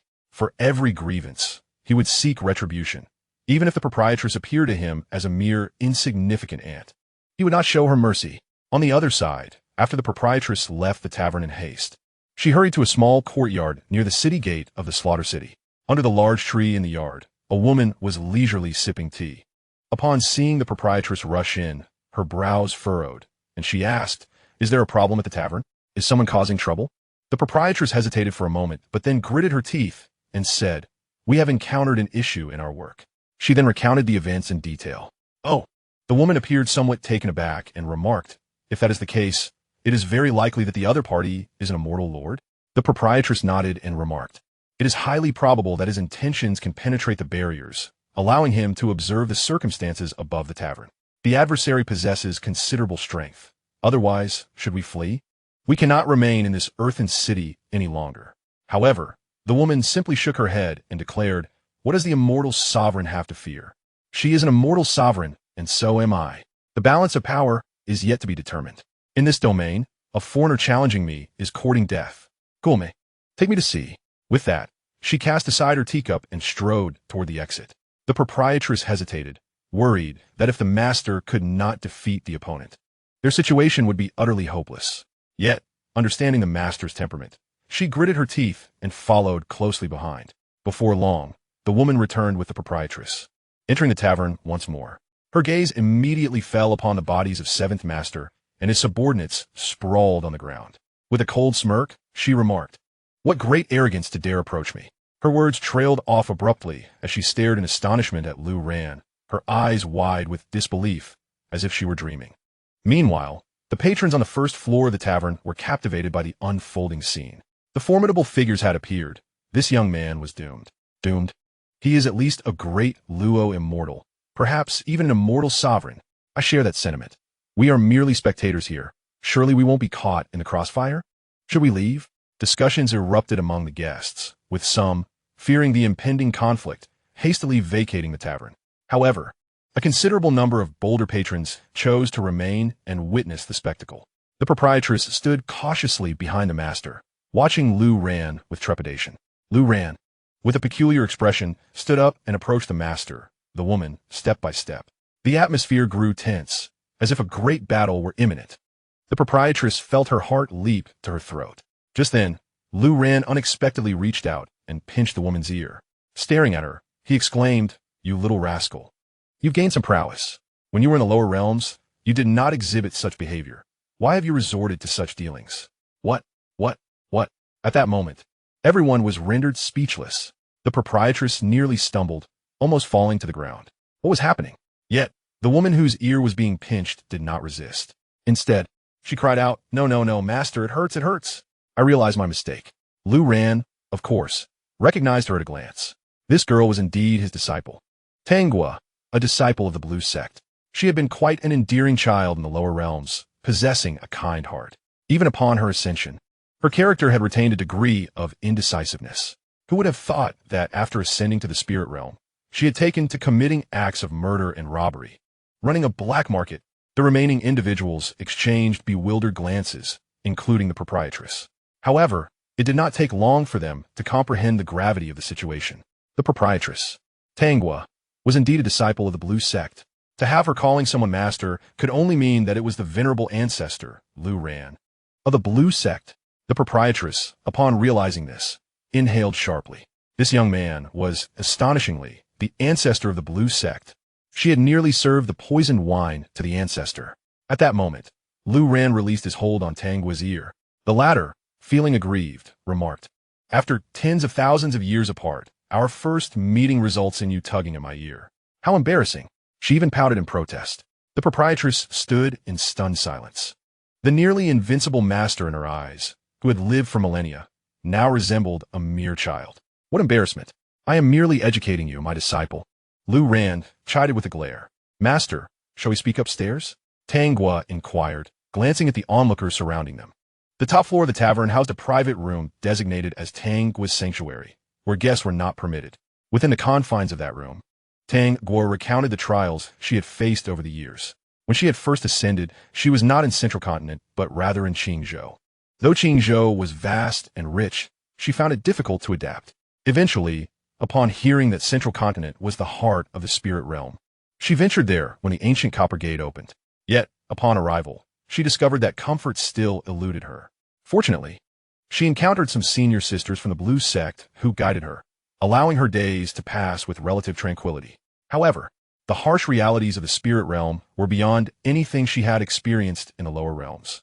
In the lower realms, Lu Ran was the unrivaled leader of the entire Xianxia continent, and under his protection, she was shielded from the tempestuous elements. Yet in the spirit realm, the merciless rules gradually altered Tang Guo's disposition. She had contemplated returning to Qingzhou, as it was considerably safer. However, upon reaching the Dragon Gate Desert, she learned that the higher the realm, the greater the dangers posed by the ancient Copper Gate. As a timid child, she had not dared to approach it. Thus, she settled in the Earthen City, where the tavern began to flourish. "Master, I acknowledge my mistakes," Tang Guo confessed, her voice tinged with remorse. "It is good that you are aware of your errors. Remember this for next time. Be certain of your targets before acting. Engaging in murder and plunder requires a steadiness that your current approach lacks. It is far too reckless," Lu Ran advised. "Huh?" Tang Guo's eyes widened in surprise. "But didn't you oppose black markets, master?" The proprietress also regarded Lu Ran, recalling how furious he had been with their black market operations.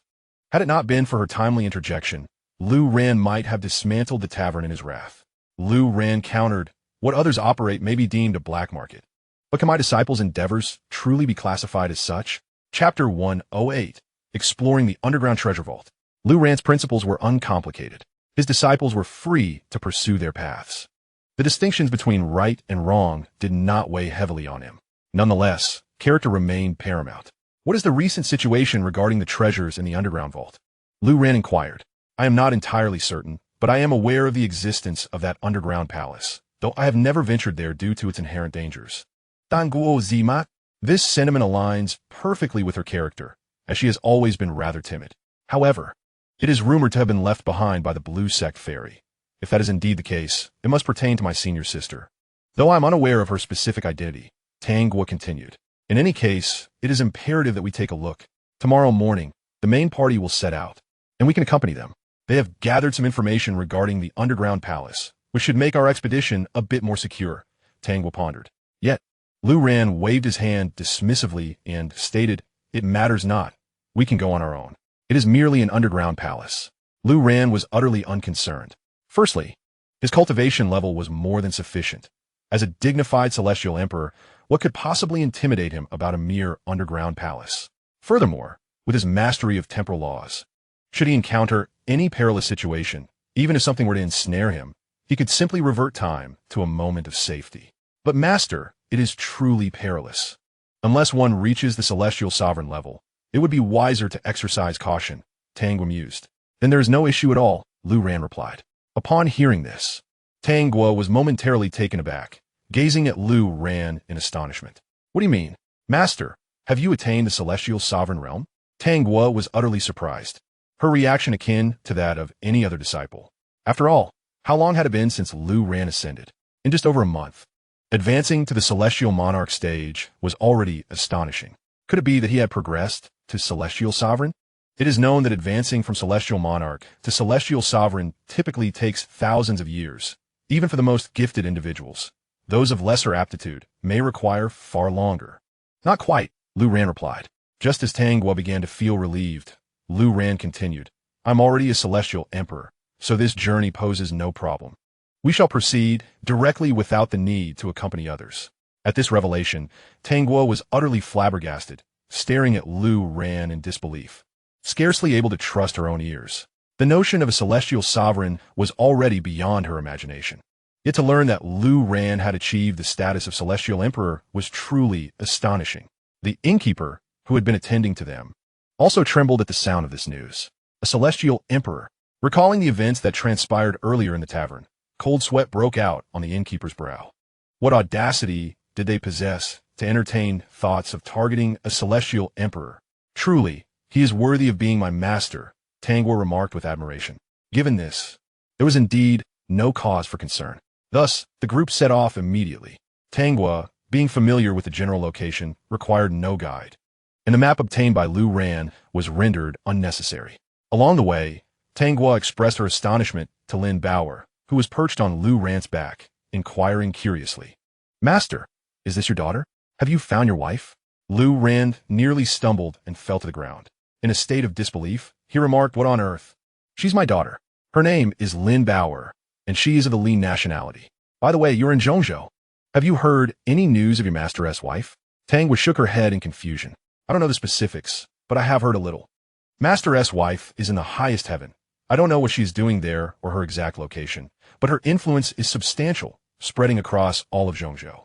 Although there was no definitive information, Lu Ran felt a sense of relief.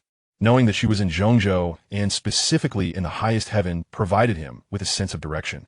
Moreover, I have heard it said that the Li people possess formidable power in Zhongzhou. However, don't they perish at the age of 18? How do they resolve this issue? Lu Ran continued to inquire. Indeed, the Li people are immortal, and few factions are willing to provoke them. However, the Li people themselves do not seek conflict, coexisting peacefully with other factions.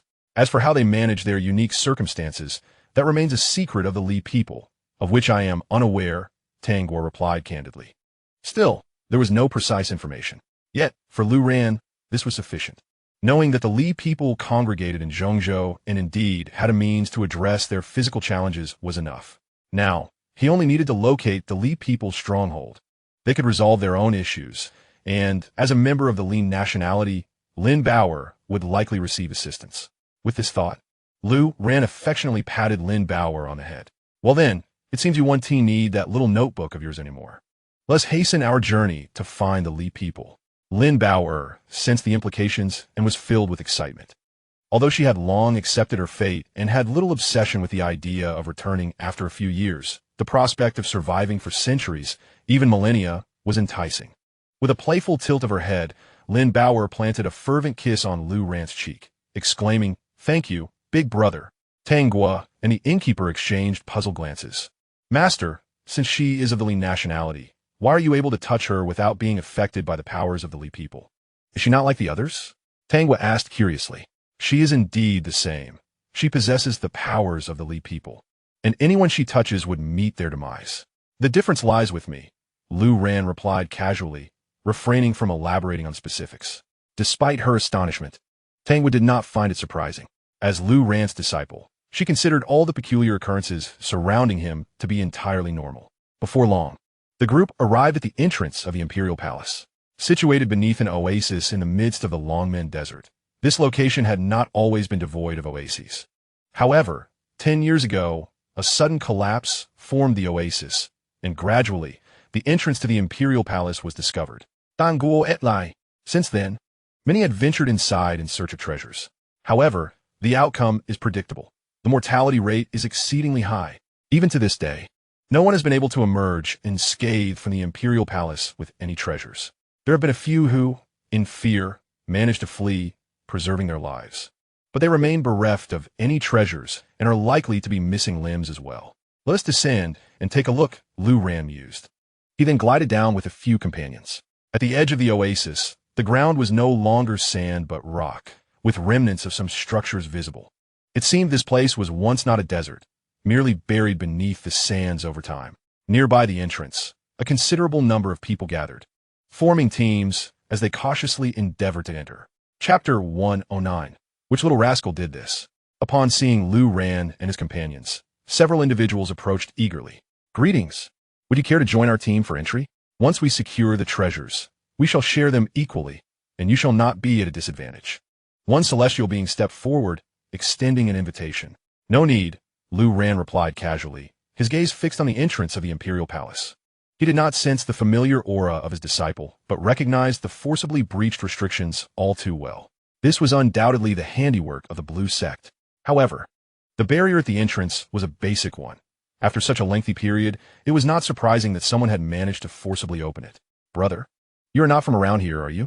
Do you understand the peril of the Imperial Palace? If you do not team up, your little group will likely meet a grim fate within," the celestial being remarked, furrowing his brow, attempting to instill fear in Lu Ran. Yet, Lu Ran was acutely aware of their true intentions. They sought not cooperation for shared treasures, but rather wished for someone to lead the charge, to serve as cannon fodder. In the face of danger, the first to perish would not be them. This was reminiscent of the large contingent arriving the following morning, powerful factions hiring individuals to take the lead, to act as expendable pawns, all drawn by the promise of substantial rewards. That has nothing to do with you. Begone, Lu Ran retorted dismissively. How dare you? The celestial being exclaimed, losing patience. With just you few, you think you can enter the Imperial Palace? You are sorely mistaken. You must join us today. Seeing that intimidation had failed and his offer was rebuffed, the celestial being resolved to resort to force. At that moment, a middle-aged man approached slowly from behind him, his indifferent gaze sweeping over Lu Ran. Bind them and take them inside. We will need them later. Tomorrow morning, that group of fools will arrive, and we shall have no time to waste, he commanded. Lu Ran glanced at the middle-aged man, noting his attire suggested he was not a local. However, with a cultivation level at the 3rd tier of the celestial monarch realm, it was no wonder he felt emboldened. In the desolate expanse of Longman, a celestial monarch held considerable sway. As these words escaped his lips, the surrounding lackeys did not immediately seize Lu Ran and his companions.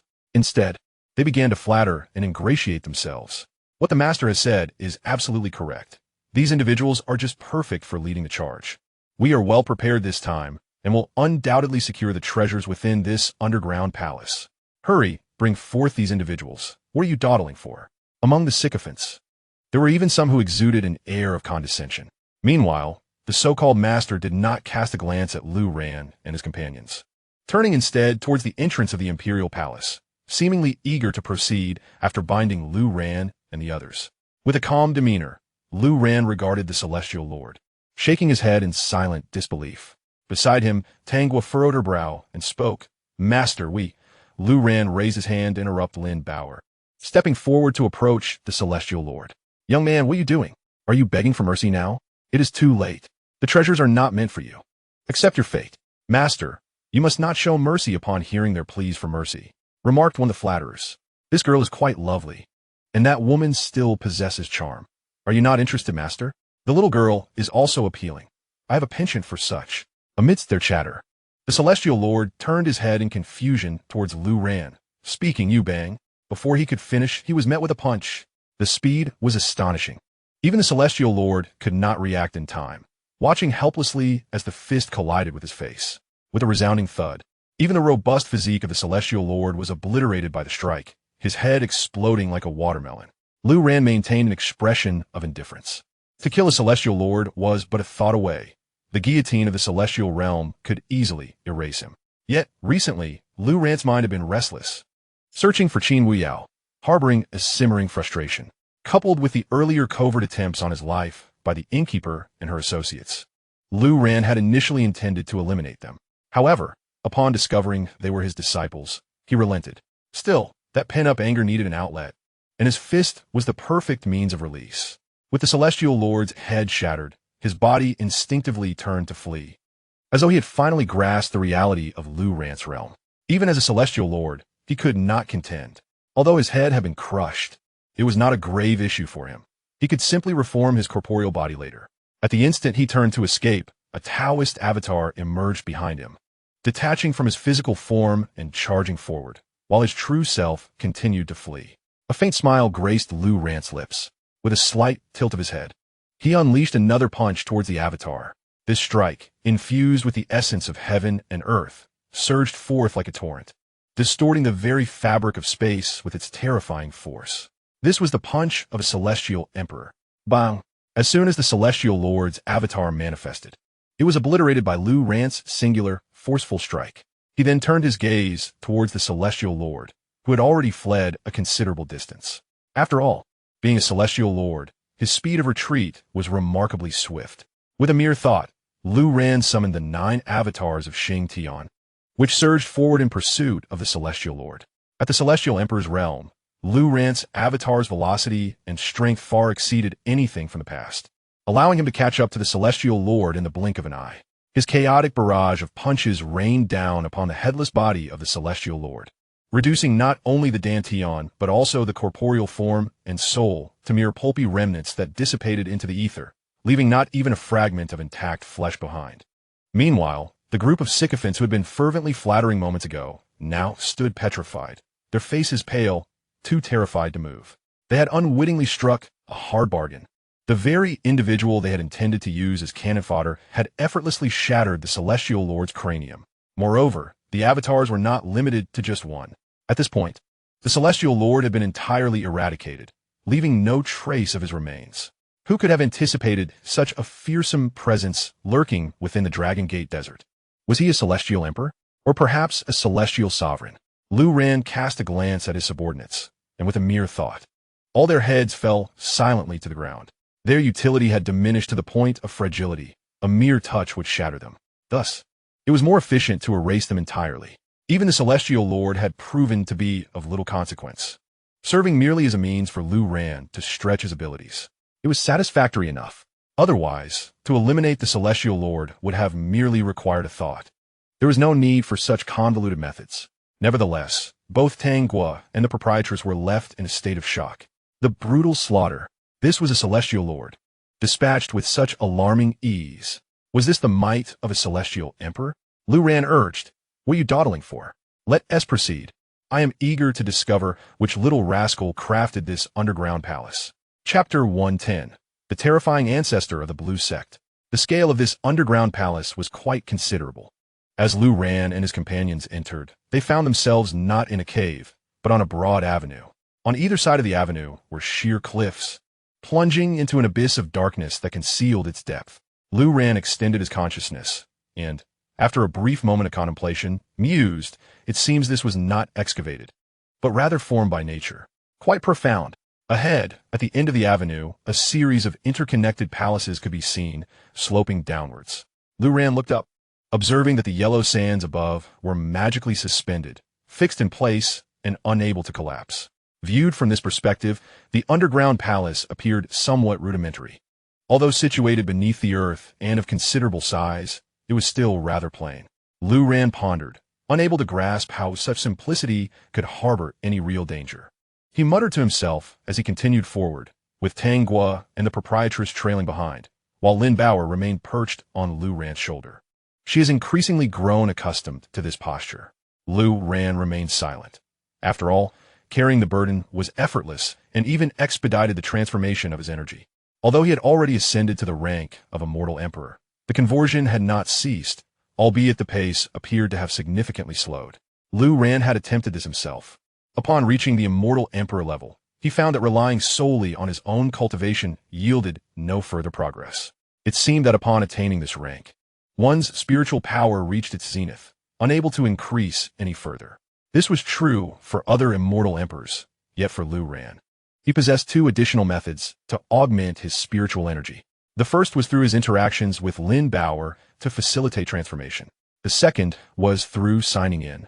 The cultivation obtained from signing in was forcibly granted to Lu Ran, unaffected by any external influences. Just like in Immortal Realm, where he had been stuck at the peak of the tribulation, signing in for 100,000 years allowed his energy to continually flow, providing him with an unprecedented opportunity for rapid advancement in the spiritual realm. Thus, Lu Ran speculated that if other immortal emperors were unable to surpass the limits of their spiritual power, he would stand out as unique. His strength would only grow. Coupled with the existence of the laws of time, Lu Ran could emerge as the foremost immortal emperor. By that time, the spiritual realm would pose no threat to him. It was quite unexpected that after enduring 100,000 years in the mortal realm, his ascension to the spiritual realm would come to a swift conclusion. Especially considering the vastness of the spiritual realm, he had yet to explore the other states of the 9 provinces. Lu Ran couldn't help but exclaim in wonder. Simultaneously, he made a mental note. After finding his wife, he would spend the remaining time traversing the 9 provinces of the spiritual realm. Now, that would be living life to the fullest. Master, something feels amiss here. We must be cautious. Tang Guo's voice interrupted Lu Ran's reverie. He glanced around. They had already traversed half the distance of the Great Road. Looking back, they had ventured quite far. From this point onward, the ground was littered with an increasing number of skeletal remains. Most were ordinary bones, though some belonged to immortals. The tattered clothing and the broken state of the bones indicated that they had encountered a harrowing fate in life. Naturally, the storage bags on their bodies had been looted by subsequent visitors. Lu Ran and his companions halted their steps. Lu Ran narrowed his eyes and surveyed the surroundings. Then he remarked, "I see. Indeed, the restrictions here have multiplied. Moreover, They seem specifically designed to deter anyone from approaching the underground palace. The sheer number of restrictions is enough to make one's scalp tingle. Some of these restrictions have been destroyed, but less than a third. The remaining two-thirds are the most terrifying, as they all belong to the hidden type of restrictions.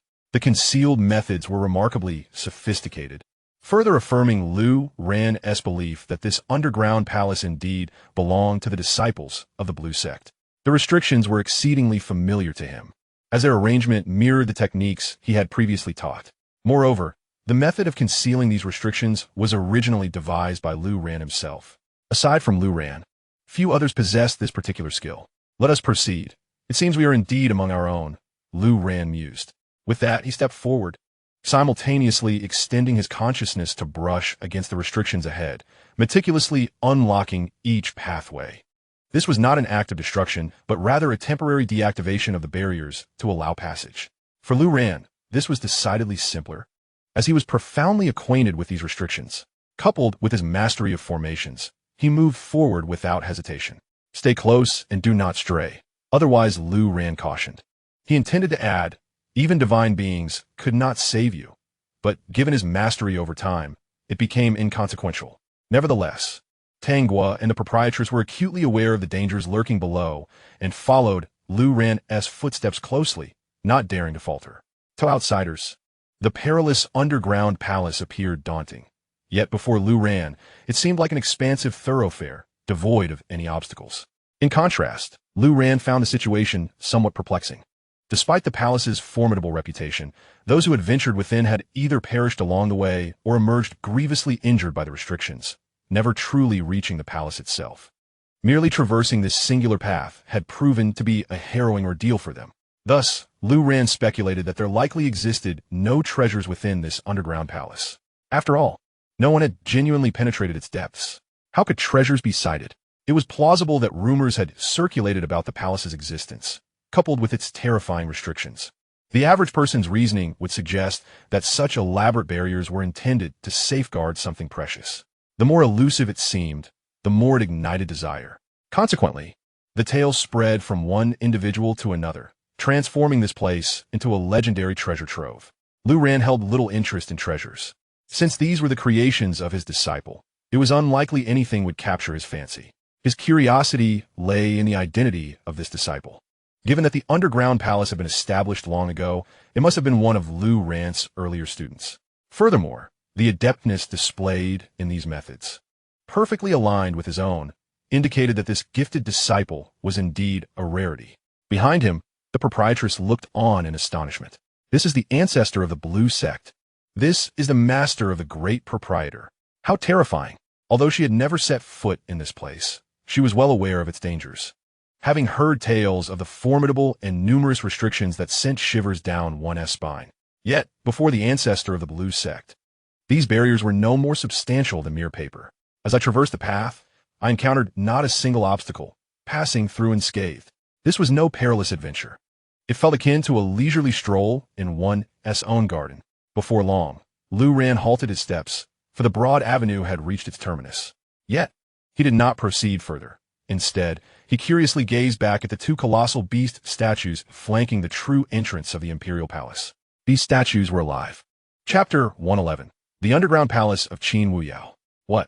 No sooner had the words escaped than the two immense beast statues began to tremble ominously. Upon closer inspection, the stone appeared to be a type of shell affixed to their forms. Behind him, Tanghua and the proprietress stood in stunned silence. They had long heard tales of these guardian beasts, but as no one had ever truly stood before the underground palace, they had assumed them mere carved talismans. Little did they expect that these figures were indeed animated. Master, should we engage? Tanguo inquit cautio sili. Just remain at rest, Lu Ran pondered. He had no intention of attacking outright, for he wished to inquire who the true master of this underground palace was. In but a moment, the two beastly figures fully revealed themselves.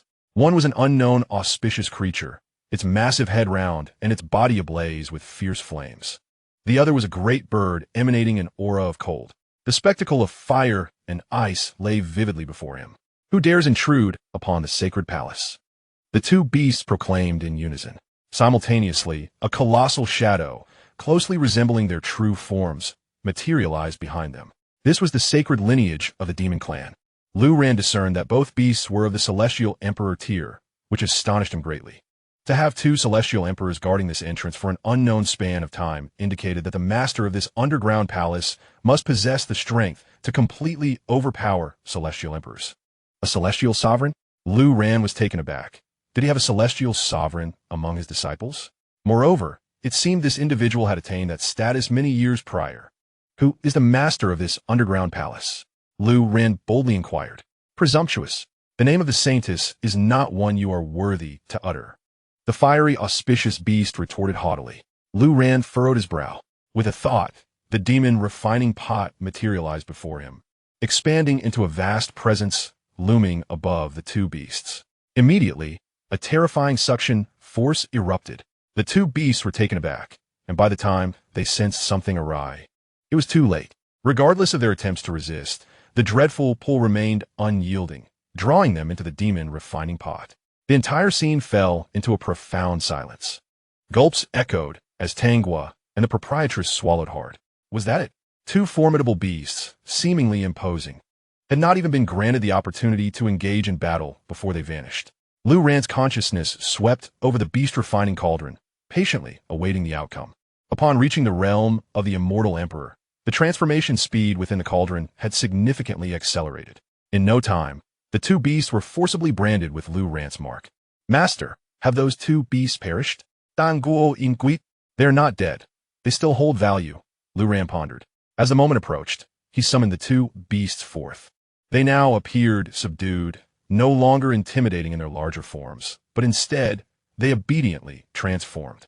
The fiery beast on the right morphed into a muscular man, his crimson hair billowing above like flames. His skin glowed a deep red, and even in human form, the intense heat radiated from him. To Lu Ran's astonishment, the ice bird had transformed into a woman. She donned an ethereal white garment, exuding an aura of purity as a chill emanated from her. Her features were exquisitely beautiful, delicate facial features framed by cascading blue hair that flowed down her back, brushing against her curves and reaching her heels. Remarkably, both individuals now regarded Lu Ran with utmost reverence. Master, they addressed him respectfully. Tanghua and the proprietress were taken aback. While they had not perished, how had they so quickly acknowledged Lu Ran as their master? This was a feat far more challenging than simply slaying them. Lu Ran waved his hand and inquired, "How long have you been here?" He sought to gauge the passage of time. "Approximately 50,000 years, the fireman replied. 70,000 years, the ice woman offered, her answer differing from that of her companion. "Who sent you here?" Lu Ran continued his questioning. "It was the saintess who commanded us to guard the imperial palace and await the arrival of a certain individual." They responded in unison. "What do you mean? Await whom?" Lu Ran pressed further. "A man named Lu Ran," they declared straightforwardly. Lu Ran's lips twitched slightly. "Isn't that me?" The two seemed to grasp the implications, gazing at Lu Ran in astonishment. In unison, they asked, "Master, could it be that you?" "I am indeed Lu Ran," he conceded with a slight smirk. He then proceeded to inquire, "Since you were instructed to wait for someone, why do you not inquire upon their arrival?" instead of shouting in surprise. "Ah." Both were somewhat embarrassed and explained, "You're the first individual to descend into the imperial palace that we have encountered. We did not expect to meet someone so soon." Lu Ran turned to glance at the grand pathway behind him. It appeared that these two beasts were unaware that the imperial palace had been exposed and that numerous individuals had already perished upon the path. Their petrified state seemed to have severed their sensory abilities. Lu Ran continued to inquire, "So, who exactly is the saintess you speak of? What is her realm?" The two pondered for a moment before responding. "The saintess is named Qin Weiyao. Years ago, we hailed from the wilds of D. Qin Weiyao once ventured to the lower realm, bringing them to the central continent. The Ice Maiden was the first to be taken, and after a considerable time, the saintess returned to the wilds of D to retrieve the fireman as well. By the time they arrived, this underground palace had already been established. However, it did not remain for long, as the saintess soon assigned them to guard this place and departed with others. As for her destination, no one knows." At this moment, Lu Ran narrowed his eyes slightly, his heart racing. It was indeed Qin Weiyao. Right, 50,000 years ago, the saintess was already an immortal emperor. "I wonder what she is now," the fireman remarked. 70,000 years ago, she was an immortal emperor, the Ice Maiden added. 70,000 years ago, Lu Ran murmured, somewhat astonished. Qin Huiyao ascended over 90,000 years ago, and if she was an immortal emperor 70,000 years ago, it implies that she achieved that status in merely 20,000 years after arriving in the spirit realm. Perhaps even sooner, for when these two were taken, Qin Huiyao had already reached the level of immortal emperor. How did she accomplish this? Lu Ran himself had a system and had amassed an ocean of energy through 100,000 years of signing in the lower realm. He had the cultivation provided by the system and treasures granted through signing in, not to mention the accelerated training from Lin Bao. Yet, Qin Huiyao had none of these. Did she instruct you to wait for me here? How could she have known I would come? Lu Ran pressed on. Moreover, she had predicted thousands of years ago that he would arrive through the ancient Copper Gate, passing through Earth City, learning of the underground palace, and then coming here. How extraordinary! That, we do not know. The two shook their heads. It was evident they had no knowledge of her whereabouts. Then why instruct you to wait for me? Lu Ran continued. Since they were unaware of Qin Huiyao's current location, Lu Ran himself knew that she resided in the highest heavens of the 33 heavens in the central continent. He was curious about what Qin Huiyao had orchestrated over the millennia that compelled these two beasts to await his arrival. We are to wait for you to hand over something, Master. Please, follow us, they said, turning to lead him deeper into the underground palace. Lu Ran hurriedly followed, intrigued by what Qin Huiyao had left for him after so many years. In Chapter 112, the item left by my wife, the two brought Lu Ran to the innermost depths of the underground palace. Within the largest hall, there stood a pedestal specifically designated for this purpose. Upon entering, Lu Ran immediately spotted a palm-sized box resting atop the pedestal. After glancing back at the two and receiving their nods, he approached and opened the box. Inside, there indeed lay an object, a palm-sized crystal, irregular in shape, reminiscent of the spiritual jade extracted from the spiritual veins. Yet it was purple, completely transparent, revealing a myriad of twisting, colorful threads within, which was quite enchanting. Lu Ran gazed intently for quite some time, probing with his spiritual sense. But he could not discern the purpose of this object. It appeared to be an utterly ordinary item. However, since it was left behind by Qin Huiyao, it surely was not a mundane artifact. Lu Ran inquired, "What is this thing?" But the two individuals merely shook their heads, indicating their ignorance.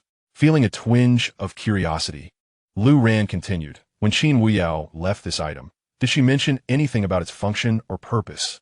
Yet again, they shook their heads, remaining utterly oblivious. After further examination, Lu Ran still found himself unable to penetrate the mystery of this object, so he decided to temporarily abandon his efforts and placed it into his storage bag, resolving to inquire directly with Qin Huiyao when he encountered her. After all, having arrived in Zhongzhou, it was merely a matter of time before he would see her. Lu Ran even felt a tinge of dissatisfaction with his temporal law, which seemed to propel him only forward, unable to reverse. That evening, they remained within the underground palace. Lu Ran wandered through the entire expanse of the palace several times, yet uncovered no new leads. Instead, in certain specific locations, he sensed the faint, distant aura of Qin Huiyao, igniting within him an eagerness to reunite with his beloved. The following morning, Lu Ran and the others emerged from the underground palace, intending to depart for the 32 heavens. However, upon exiting, Lu Ran was taken aback to discover a vast throng of people outside. An ocean of humanity nearly enveloped the entire oasis. As far as the eye could see, there were only people. This was likely the multitude spoken of the previous day in the earthen city regarding the early morning assembly. Yet he had not anticipated such a large gathering. Tanghua was equally astonished, scanning the crowd. There are far too many unfamiliar faces. They must all be outsiders, with the locals constituting only a small fraction, he remarked. Lu Ran surveyed the scene.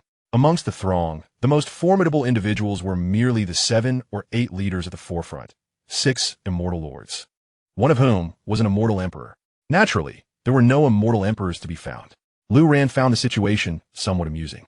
The news of treasures within the underground palace had evidently spread, luring such a multitude to believe it. Lu Ran had roamed the palace several times the previous night, and when Qin Huiyao departed, the place had already been stripped bare, leaving behind only refuse. The two demons had also confirmed that no valuable items remained within the palace. As Lu Ran exited, he had brought them along as well. Outside, these individuals were organizing themselves into a formation, preparing to enter, engaged in discussions on how to allocate their manpower. Given the well-known dangers of the underground palace, it was clear that the first wave would likely suffer significant casualties. Thus, many were eager to join the entourage for a chance at fortune, yet few were willing to take the lead. Even under the most generous of rewards, few are inclined to take action. After all, no matter how bountiful the prize, only the living have the privilege to enjoy it. Just then, a group led by Lu Ran emerged from within, leaving everyone momentarily bewildered. They had been here for quite a while. How had they not noticed anyone entering? Moreover, given the multitude who had ventured into the underground palace, it was unprecedented to witness a team exiting so unscathed. Could it be that they had already acquired something from within? Who are you? Why have you come out from the underground palace? One of the celestial beings sternly inquired. Lu Ran cast a casual glance at him and replied, "What? Is this underground palace yours? Am I not permitted to enter?" At this, the celestial's brow furrowed sharply as he pressed. "When did you enter? Why do we not see you?" Lu Ran retorted, "What a foolish question. I entered last night. What did you possibly have seen?" Last night, the expressions of all present shifted to one of incredulity as they fixated on Lu Ran. The celestial continued, "Nonsense. How could a mere handful of you possess the capability to emerge alive from within? Or have you discovered something extraordinary?" Lu Ran found the situation somewhat amusing. The truth was quite clear. It was nothing but greed. This group believed that Lu Ran and his companions had unearthed some treasure, hence their probing inquiries. Was there a need for such tests? Could he not simply inform them? Shaking his head, Lu Ran said, "I have checked for you. There is nothing in the underground palace, save for one item, which is of no concern to you. Do not harbor any expectations. Disperse now." Disperse now was their final chance. Yet, Lu Ran knew they would not leave. Indeed, upon hearing his words, the eyes of several turned crimson with desire. "What is it? Show us," the celestial commanded. "And who are you to demand that?" Lu Ran lazily replied. To be honest, he did not relish the thought of taking lives. But he had felt a certain itch in his hands these past few days. Today, with so many people around, the opportunity was ripe. Lu Ran had offered them a chance, but they had proven incapable of valuing it. "We have prepared extensively to explore the underground palace. We cannot allow you to seize the advantage. You see the throngs gathered today. Hand over the items, and you may leave. Otherwise, you shall bear the consequences," the celestial declared. Lu Ran smiled slightly, saying, "Are you unwell? How long you have prepared, what you have prepared, and how many you have brought bears no relevance to me whatsoever. I have made myself abundantly clear. If you desire the items, come and claim them yourself." Upon hearing this, the celestial scrutinized Lu Ran. According to standard logic, one would not expect such a brash demeanor from someone amid such a vast crowd. Could it be that he was an influential figure? However, it does not appear so. Even the opposing team includes a young girl. At this thought, the celestial lord's gaze turned cold as he spoke with a hint of disdain. "Since that is the case, you have brought this upon yourselves. Do not blame us for our ruthlessness." With that, he seemed poised to act. Yet at this crucial moment, Lu Ran suddenly called out loudly, "Do not accuse me of being harsh. I am offering you an opportunity. I will count to 3, and those who wish to leave may do so now. Those who choose to stay will meet their demise here." Without further ado, Lu Ran began his countdown. 3. Chapter 113. Then let no one leave. Lu Ran's demeanor left the onlookers utterly bewildered. What was this young man thinking? Even if he was arrogant, he could not be this foolish, could he? Did he not see how many people he faced? Moreover, the group behind him was well aware that leading them were 6 celestial lords and 1 celestial emperor. With so many celestial beings present, who would dare claim they could subdue them all? Unless one were a celestial sovereign. But this youth before them was no celestial sovereign. Surely, that was a jest. Thus, as Lu Ran continued his countdown, no one paid him heed. Instead, they regarded him with amusement, as if watching a farcical performance. This is the nature of the crowd mentality. When gathered together in large numbers, they felt emboldened, and prior to Lu Ran's explosive display, they had not experienced fear, leading them to be unwilling to depart. Furthermore, even if this fellow possessed great capabilities, they could always flee once they sensed danger. With so many people, when the time came, amidst the chaos, how many could he truly eliminate? Consequently, the final result was that not a single person chose to leave. A faint smile tugged at Lu Ran's lips as he remarked, "What a pity. I extended you an opportunity, yet not one of you valued it. Since that is the case, let us proceed." Upon speaking, Lu Ran focused his thoughts, and with a hum, a towering divine manifestation appeared in the heavens. Materializing behind him, the war god Xianxia. The onlookers were momentarily stunned. A great Luo celestial?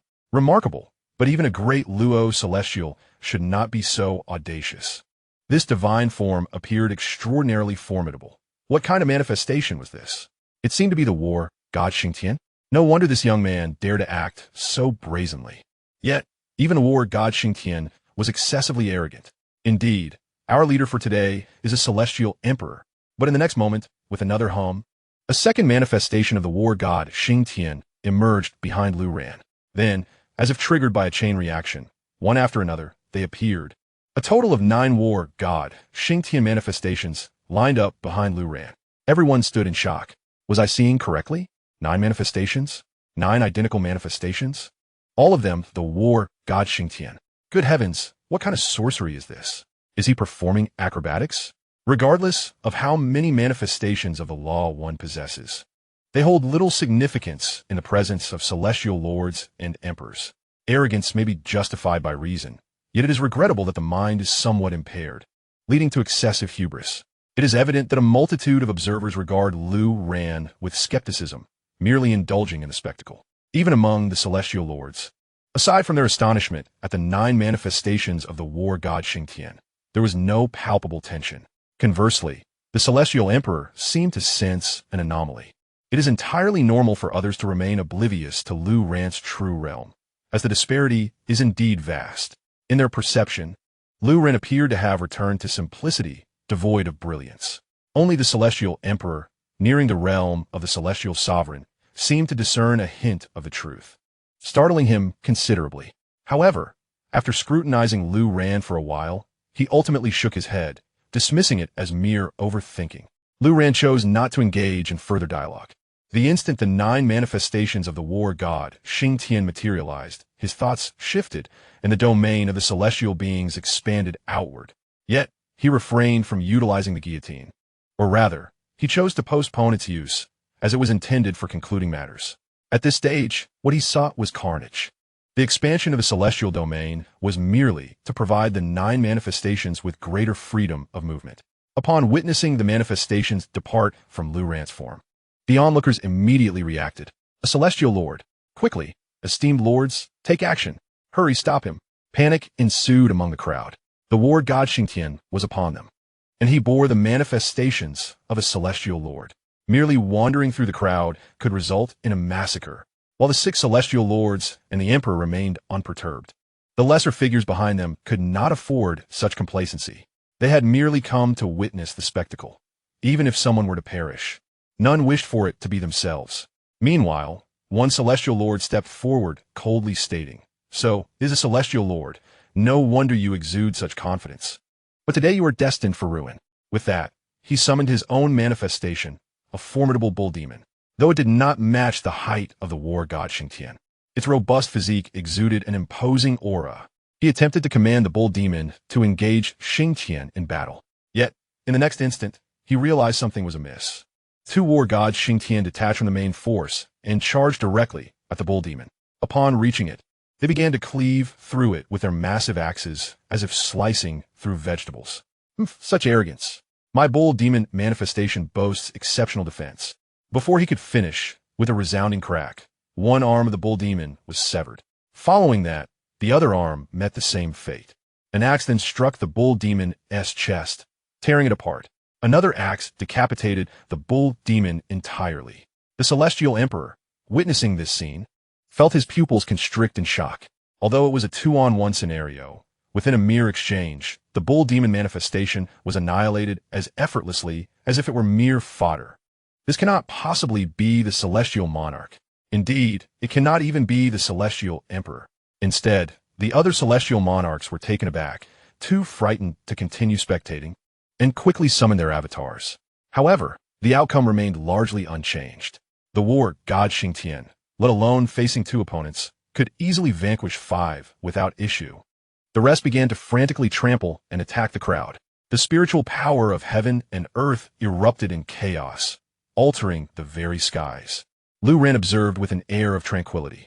Throughout the ordeal, the celestial emperor had uttered not a single word. He was, after all, a rather cautious individual.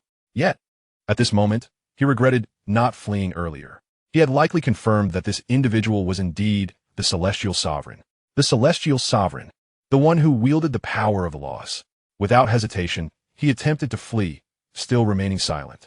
However, just as he turned, a beam of golden light descended from the heavens.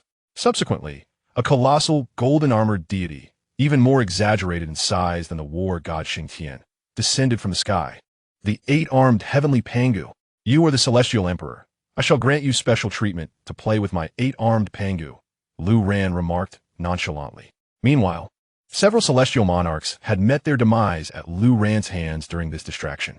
The remaining crowd fled in a frenzy across the mountains. Some soared through the skies. Others dashed on the ground. Some wielded magical artifacts, and others cast spells, each lamenting their parents for not endowing them with additional legs. All were regretting why they hadn't seized the opportunity to escape when the esteemed figure had given them the chance. Now, they could only flee for their lives. Gambling on luck. Lu Ran, of course, took note of this. Vast numbers of celestials scattered chaotically, and it was challenging for the 9 war gods Xianxia to capture them all. Over half had already fled the oasis. Yet Lu Ran remained unperturbed. The realm of celestials had now expanded beyond the Dragon Gate Desert. As long as they remained within the celestial domain, the guillotine could conclude the matter. This was the guillotine of the celestial sovereign. The celestial emperor, seeing no way to escape, hastily summoned his avatar. Beside Lu Ran, Tanguo, his disciple, was left speechless. The proprietress and the 2 spirits were similarly astonished, while Lin Bayer's demeanor remained calm, even finding the spectacle somewhat tedious due to her familiarity with such scenes. Chapter 114. You can't even compete in a nosebleed. Heaven knows how frustrated the celestial emperor felt at this moment. He did not come to flaunt his power. Although his status as a celestial emperor afforded him the ability to do so, he had come for the treasures hidden within this underground palace. Yet no one anticipated that a celestial sovereign would emerge from within. This was not merely hitting a snag. It was akin to striking steel. The celestial emperor exerted all his might, yet he could not overcome the 8-armed Pangu before him. This entity seemed to be a divine being descended from the heavens, possessing an absurd level of strength and formidable combat prowess. The manifestation of the celestial emperor was swiftly rendered unrecognizable after a few blows. His celestial domain lacked strength, failing to exert any substantial influence over the 8-armed celestial. He found himself pinned to the ground, unable to escape. Ultimately, he conceded defeat. With a retreat, he created a considerable distance between himself and the 8-armed celestial, pleading towards Lu Ran, esteemed celestial emperor, I confess my lack of discernment. Yet I have not engaged you in conflict today. I am merely an observer. I beseech you to spare my life. The cultivation of several millennia is indeed a formidable endeavor. His voice echoed, causing the other celestial beings, who were frantically fleeing, to nearly stumble and fall. What was this? A celestial emperor. However, it was understandable. Their leader had been effortlessly summoned and beaten into submission. Regret washed over them. Had they known they were confronting a celestial emperor, none would have dared to spectate. Was the tumult of a celestial emperor's battle something they could witness? With such prowess, the celestial emperor could easily upheave the entire Dragon Gate Desert. Lu Ran regarded him with indifference, stating, Curiosity has its perils. You have ascended to the rank of celestial emperor, yet remain oblivious to this truth. I reiterate, the opportunity was extended to you, but there shall be no second chance. The expression on the celestial emperor's face darkened significantly, a fleeting shadow crossing his gaze. Though filled with trepidation towards the celestial emperor, he resolved not to await his demise passively. In the next moment, disregarding the 8-armed celestial behind him, he swiftly transformed into a streak of light, charging towards Lu Ran. Brother, be cautious, Lin Bauer murmured as a warning. Lu Ran remained unmoved, calmly observing the approaching celestial emperor. His eyes narrowed slightly, and he unleashed the celestial domain to constrict. Thud! By the time the celestial emperor reached Lu Ran, he had lost all momentum, collapsing to the ground. His body sprawled like a lifeless mass, while his head rolled away a considerable distance. Lu Ran found the scene somewhat amusing. Why go to such lengths? Upon reaching the realm of celestial emperor, even if your head were to fall, your body would not perish. Are you feigning death to launch a surprise attack? Do you not realize I too have ascended from the ranks of celestial emperor? Lu Ran genuinely found it amusing. Even without the enhancement of divine perception, he could easily discern that the celestial emperor had not met his end. The figure lay at his feet like a puddle of mud, waiting for an opportunity to strike. which was rather comical, akin to a child attempting to outsmart someone. Unmasked by Lu Ran, the Celestial Emperor erupted in fury, brandishing a long sword that had somehow appeared in his hand, aiming it directly at Lu Ran's Dantian. Lu Ran, finding the situation amusing, did not rush to retaliate. Instead, he deftly pulled Lin Bauer from behind him, positioning her in front. Clang! Due to their proximity, the sword pressed against Lin Bauer's nostrils, nearly causing her eyes to bulge in surprise. Unexpectedly, Lu Ran burst into hearty laughter. The Celestial Emperor, however, was left in utter disbelief. What on earth was happening? Though he had attempted a surprise attack that failed and was subsequently subdued by Lu Ran, something he could accept given Lu Ran's status as an immortal emperor, he was utterly baffled by the fact that this immortal emperor had used a mere young girl as a human shield. His strike had failed to even ruffle a single nostril of the girl. See for yourself, the ambush was of no consequence, Lu Ran remarked languidly. At that moment, the Celestial Emperor felt an overwhelming sense of frustration welling up within him. With no avenue for escape and no hope of victory, what was he to do? A profound sense of helplessness and an unprecedented fear of death enveloped his heart. After cultivating for countless years, he was now confronting death directly, with no possibility of retreat. And he felt tears welling up. If only he had known better than to watch the spectacle. Who could have guessed that Lu Ran was an immortal emperor? Delighted by the unfolding events, Lu Ran saw no reason to prolong the encounter. With a mere thought, he shattered the Celestial Emperor's body. He then raised his gaze to the vast expanse where many immortals had already fled, noting that few remained within the oasis, and summoned the 9 avatars of Xianxia back to him. Subsequently, a widespread massacre ensued within the realm of immortals. Wherever they passed, heads rolled among the frantic escapees. From above, the Dragon Gate desert appeared particularly harrowing, littered with corpses. "Hey, you poke my nostril," Lin Bauer grumbled in discontent. She had no issue with serving as a shield for Yinan, as she possessed an immortal body and would actually feel pleased to protect him. However, this was the first time anyone had poked her nostril. Unexpected indeed. Next time, I'll aim more precisely. Perhaps if the stomach would suffice? Lu Ran chuckled. That would be more acceptable, but do make sure to aim properly next time, Lin Bauer replied, rubbing her nose. Beside them, Tanghua, the proprietress, and the 2 demonesses stood in stunned silence. Although they had encountered some members of the Li tribe before, those individuals never engaged in battles with other sects, and few dared provoke them. Thus, witnessing the terrifying prowess of a member of the Li tribe was a first for them. A golden Corley tribesman had deflected the Celestial Emperor's attack with his nostril. Terrifying, Lu Ran's motionless display of power wreaked havoc, particularly in the humiliation of the Celestial Emperor, revealing the true terror of an immortal emperor. This was not merely suppression, it was mockery. Had Lu Ran truly wished to eliminate this group, it would have required but a single thought. Having had our fun, it is time to depart, Lu Ran stated. He then conjured the Thunderfire war chariot, and the group climbed aboard as flames soared into the sky. In which direction shall we head? Lu Ran inquired. This way. Towards 32 Sky. We need to reach the Tianke realm, which lies in this direction, Tanghua pointed. With that, the Thunderfire war chariot rumbled away. Although the 33 heavens appear to be layered like the rings of a tree, each layer is astonishingly vast. The immortal Emperor Lu Ran, navigating his Thunderfire chariot, took over 10 days to reach his destination, which turned out to be an island. Surrounding the island was an expanse of ocean, as Lu Ran gazed across the waters. He saw nothing but an endless horizon. Curiously, he inquired, Tanghua, is the distance between the 32 heavens and the 33 heavens truly so great? Tanghua shook her head and replied, No, that is the boundless sea. To reach the 32 heavens, one must pass through the celestial threshold. Lu Ran looked down at the island and remarked, This island must be the celestial threshold, correct? There seem to be quite a number of people up there. Tanghua shook her head once more, stating, No, this is Kunping Island, merely the entrance to the celestial threshold. Chapter 115, Increasingly Familiar.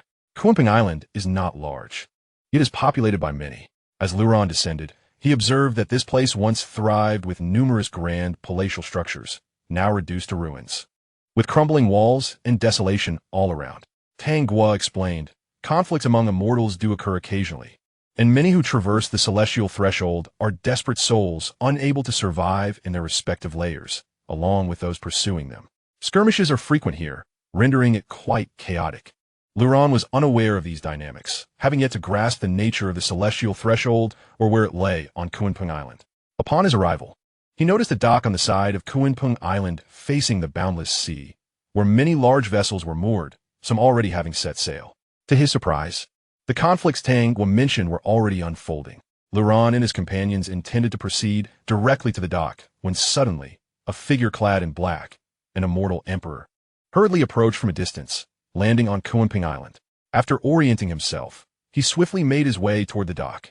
It was evident he was injured, though not gravely. A group of approximately 20 to 30 individuals pursued him, including 3 immortal emperors, constituting a considerable force. Each time Luran encountered an immortal emperor, he could not help but recall the incidents involving Xia back in Xia Prefecture.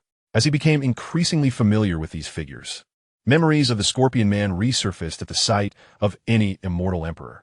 The fleeing immortal emperor barreled through the crowd, which had grown accustomed to such scenes and made no effort to intervene, merely parting to clear a path. Luran and his companions found themselves in his way. "Get out of the way," the immortal emperor bellowed. Instinctively reluctant to become embroiled in conflict, Tang Hua and her companions planned to step aside. Luran, carrying Lin Bei'er, also intended to yield. However, upon hearing the immortal emperor's outburst, Luran hesitated, raising an eyebrow. "Are you really going to speak to me like that? Damn it. Are you deaf?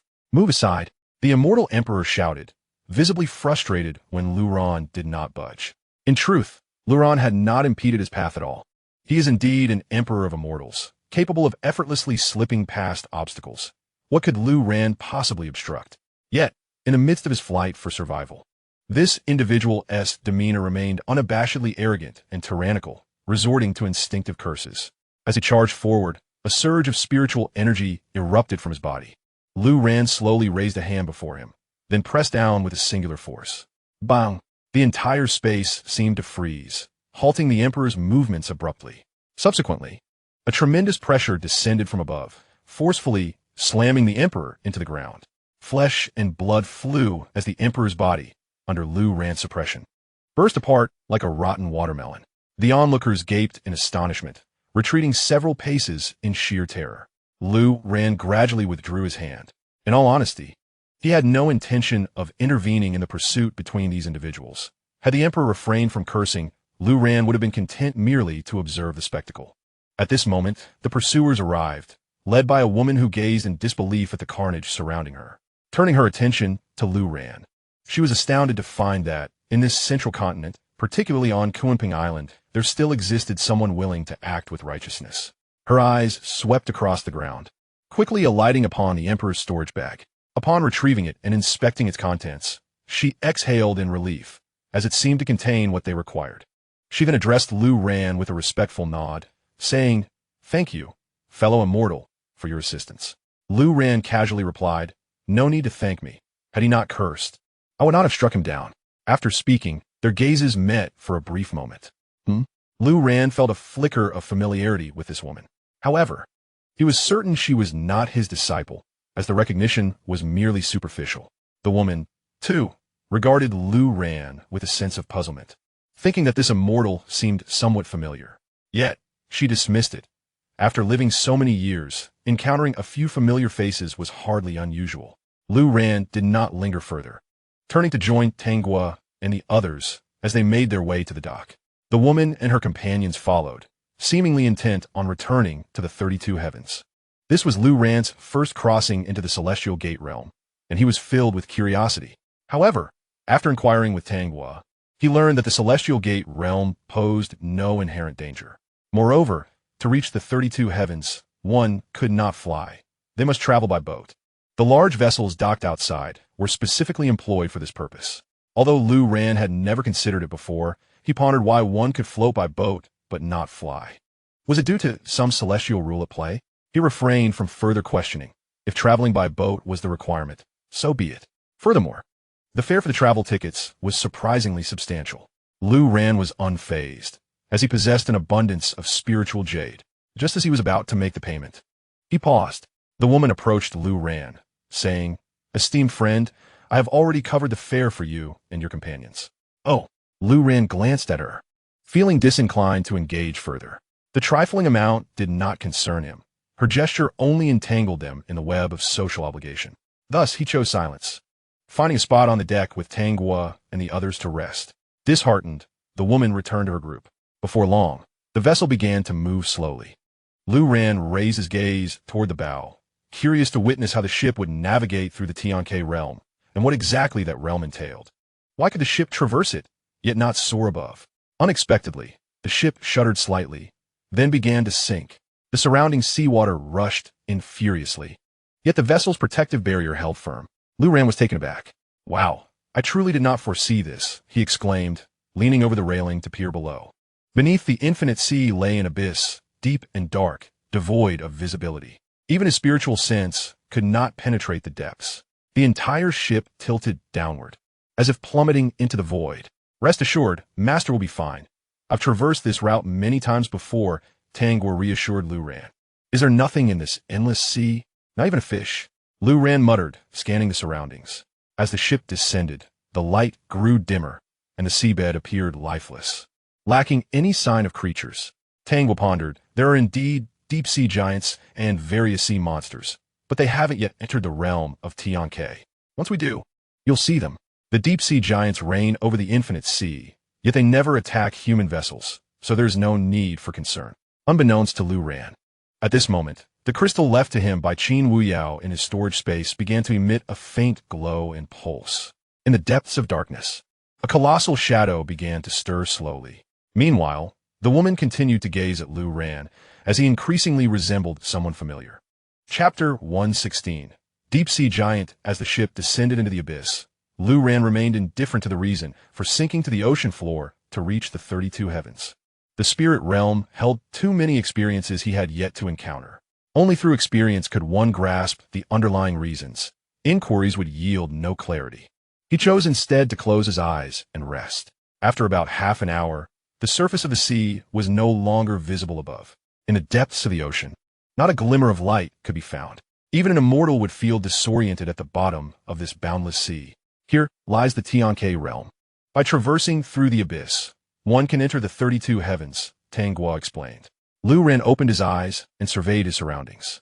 He found himself still within the depths of the abyss, unable to discern why this place belonged to the Xianxia realm. At that moment, a rumbling sound echoed from the seabed, causing the surrounding waters to surge violently against the ship's protective barriers. The entire vessel creaked ominously. Is this considered normal?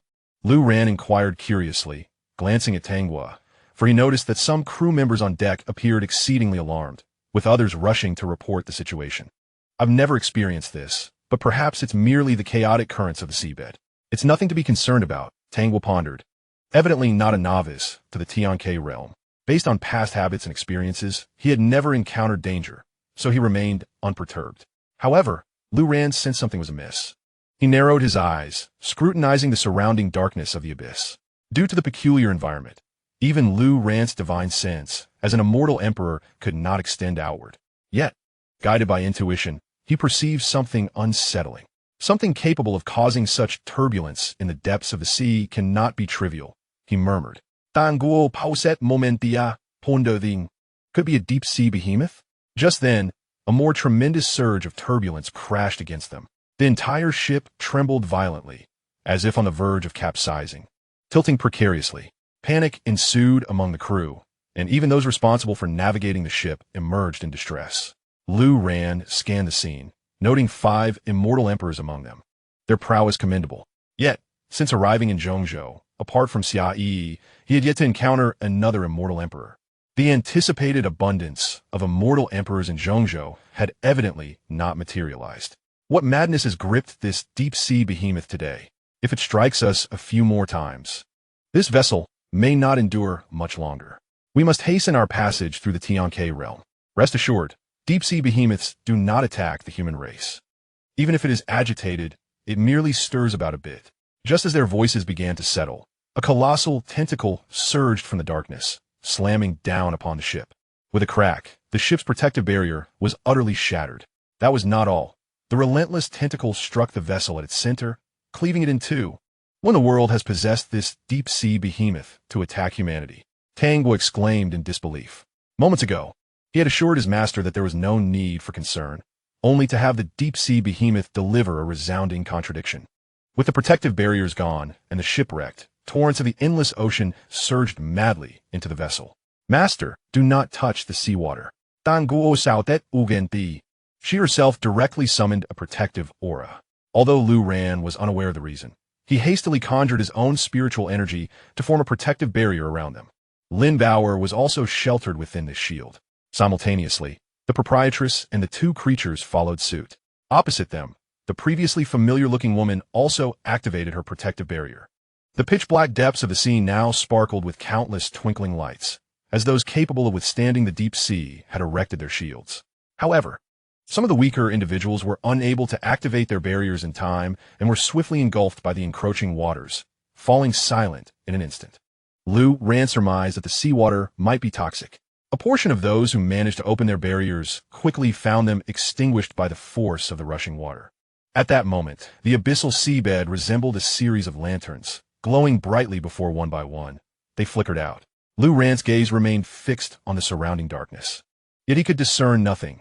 The tentacle that had lashed out had vanished without a trace. Was this deep-sea leviathan merely toying with them? After ravaging the human vessels, it fell silent? Just then, I sensed something below. The two companions behind him exclaimed in unison. Lu Ran hurriedly glanced downward. The abyss beneath them, now illuminated with enormous circular patterns, rapidly converging upon them. Lu Ran focused his celestial sight to its utmost, finally discerning the vague outline of the entity. It was colossal, absurdly so. It resembled an octopus, yet its size was beyond comprehension. In comparison, any semblance of a divine form was but a mere mosquito.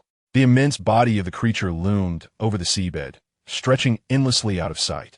Those circular patterns were not mere orbs, but the suction cups adorning the tentacles of this gargantuan octopus. One of the tentacles surged toward Lu Ran with astonishing speed. Indeed, it was aimed directly at him. It was as if it had singled him out. Why did it seem like this creature bore a grudge against him? Lu Ran felt a wave of frustration. He enveloped his companions within his spiritual barrier and swiftly maneuvered to evade the impending assault. Notably, despite its enormous size, the creature's speed was relatively moderate, making the likelihood of a direct hit on Lu Ran quite low. Yet, that was merely his perception, as he was a celestial emperor. The others, however, were not so fortunate, particularly those who had been near Lu Ran, caught in the wake of his movements. While Lu Ran had dodged, their reactions were sluggish, hampered by the need to maintain their own protective barriers. As the tentacle approached, it became evident that evasion was no longer an option. With a series of splashes, calamity struck. As the tentacles brushed past, all the celestial beings that came into contact with them perished instantaneously, resulting in a significant loss of life in a mere moment.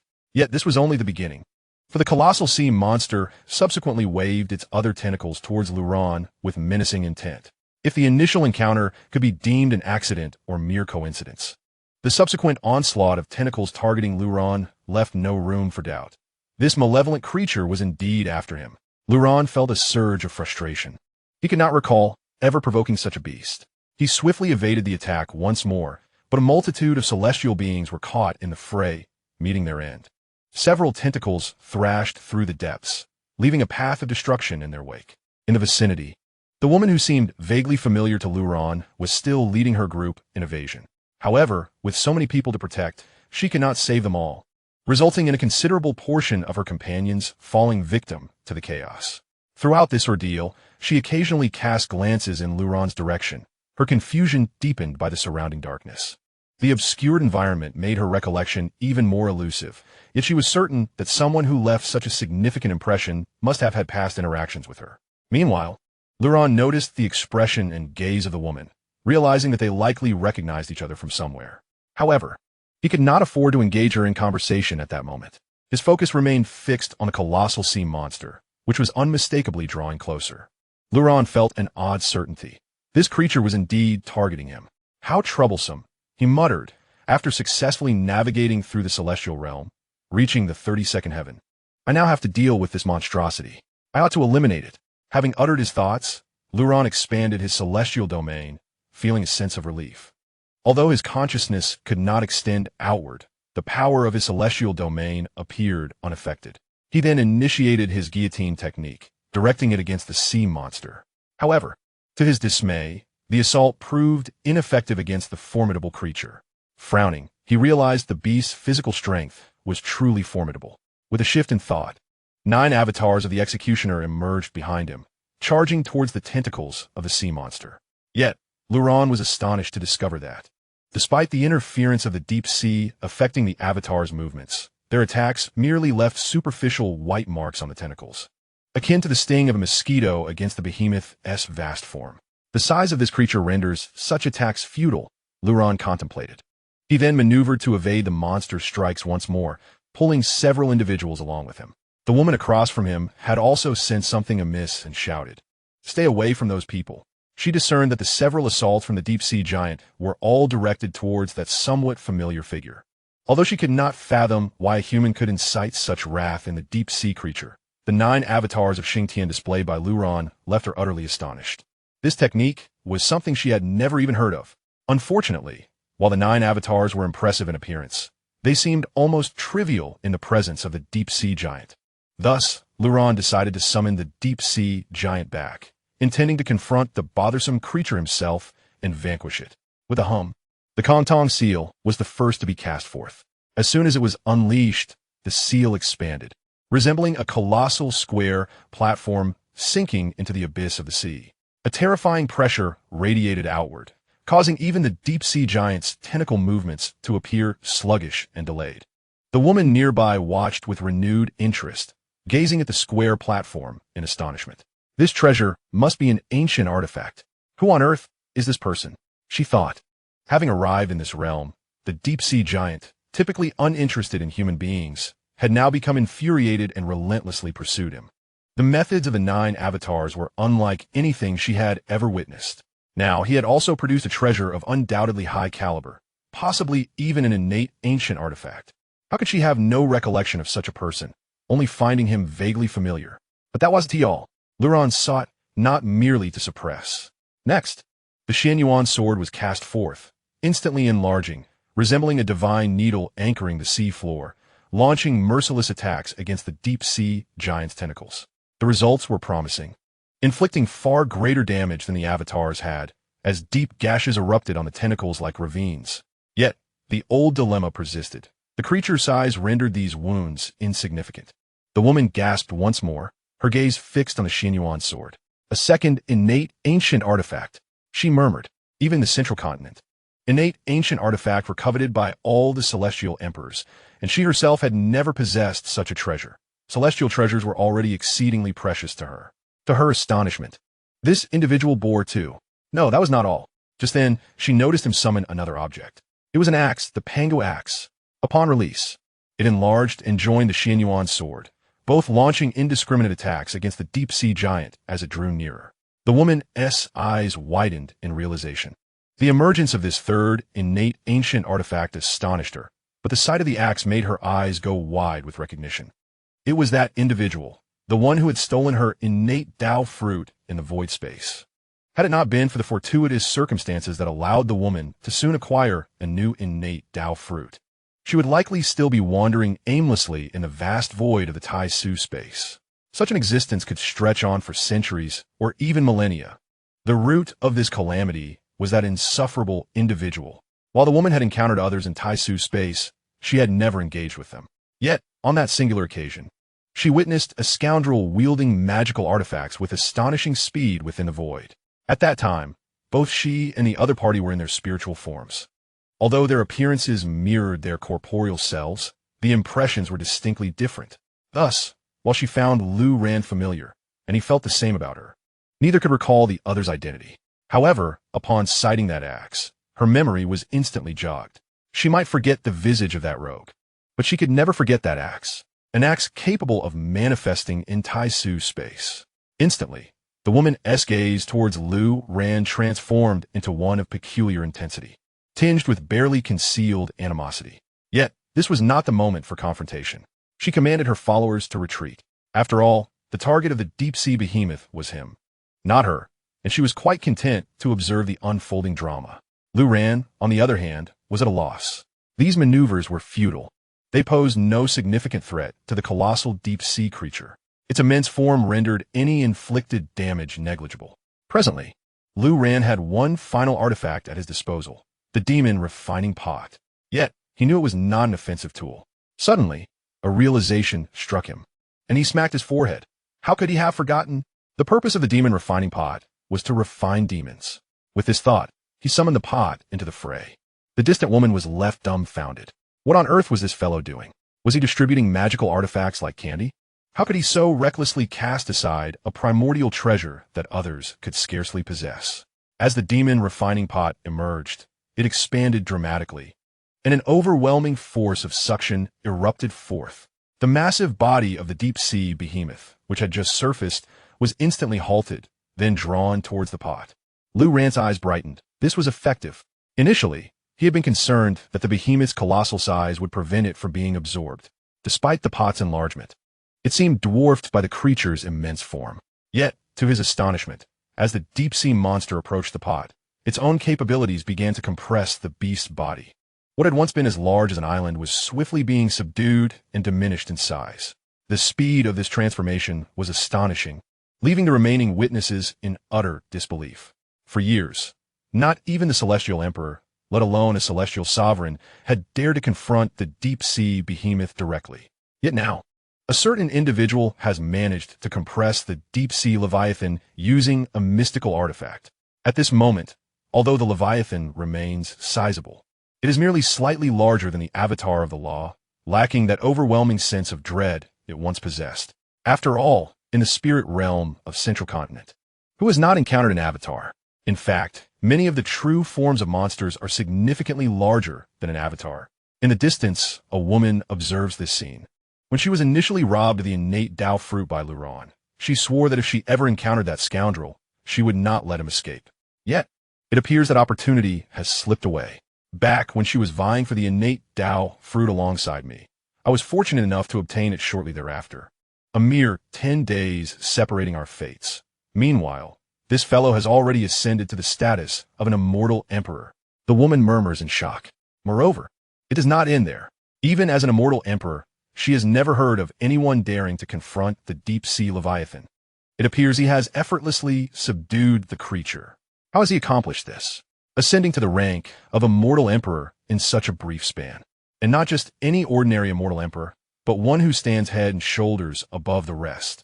The prospect of vengeance seems utterly hopeless. The woman sighs deeply, unable to fathom how that scoundrel achieved such a feat at that moment. An even more astonishing spectacle unfolds. The body of the deep-sea Leviathan, once compressed, is drawn directly into the artifact. Is it truly gone? Just like that, the deep-sea Leviathan has vanished? Everyone gasps, swallowing hard in disbelief as they gaze at Lu Ran. Lu Ran, meanwhile, retrieves his artifact and glances at the refining vessel, where the Leviathan is being transformed. Of course, he does not intend to refine it into primordial spiritual energy. Now that he has attained the rank of immortal emperor, he no longer requires spiritual energy, nor does he lack it. Given the constraints of time and the laws governing it, having excess spiritual energy serves little purpose. Instead, if the deep-sea Leviathan were to be refined into a companion, it would certainly enhance his prestige. At this juncture, everyone exchanges glances, none daring to approach Lu Ran. Such a formidable figure, in this abyss, could effortlessly crush all present with a mere flick of his hand. Yet, it is Lu Ran who speaks first. All done. Does anyone know the way out of here? Upon hearing this, a member of a nearby group promptly steps forward, saying, Great Immortal, I know the way. Lu Ran casts a glance at these individuals, noting their attire, which suggests they are part of the original crew aboard the ship. He nods and replies, Then lead the way. Let us depart from this place. The group eagerly agrees and takes the lead, while the others follow suit. They too are unfamiliar with the route and must accompany them to escape. Otherwise, maintaining their protective barriers will eventually deplete their spiritual energy, leading to their demise in this place. Indeed, this encounter has already claimed many lives. Lu Ran cast a cursory glance around, noting that the number of people had dwindled to perhaps a mere tenth of those who had initially boarded the vessel, or possibly even less. Among those who had perished, some were simply unable to withstand the pressures of the deep sea, succumbing to its abyssal depths. However, many more had met their demise at the hands of the monstrous denizens of the deep, their lives extinguished in an instant. When Lu Ran's gaze fell upon the woman, he noticed a fleeting hesitation in her eyes, quickly averting her gaze.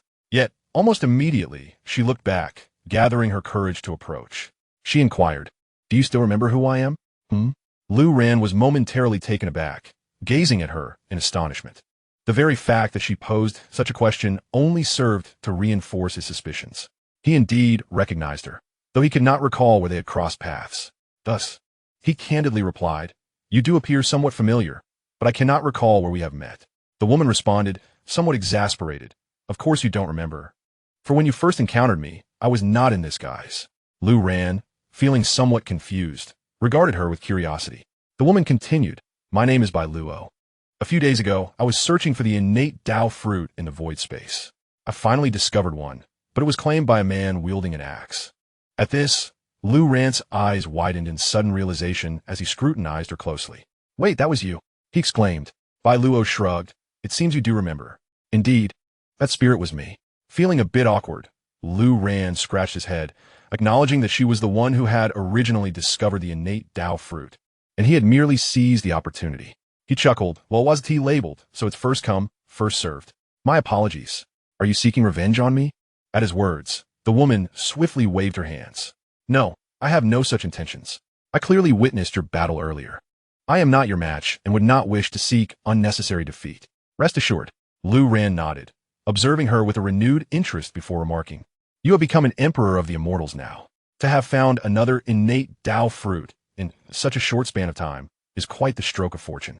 Bai Luo appeared somewhat taken aback, uncertain whether to consider her circumstances fortunate or unfortunate.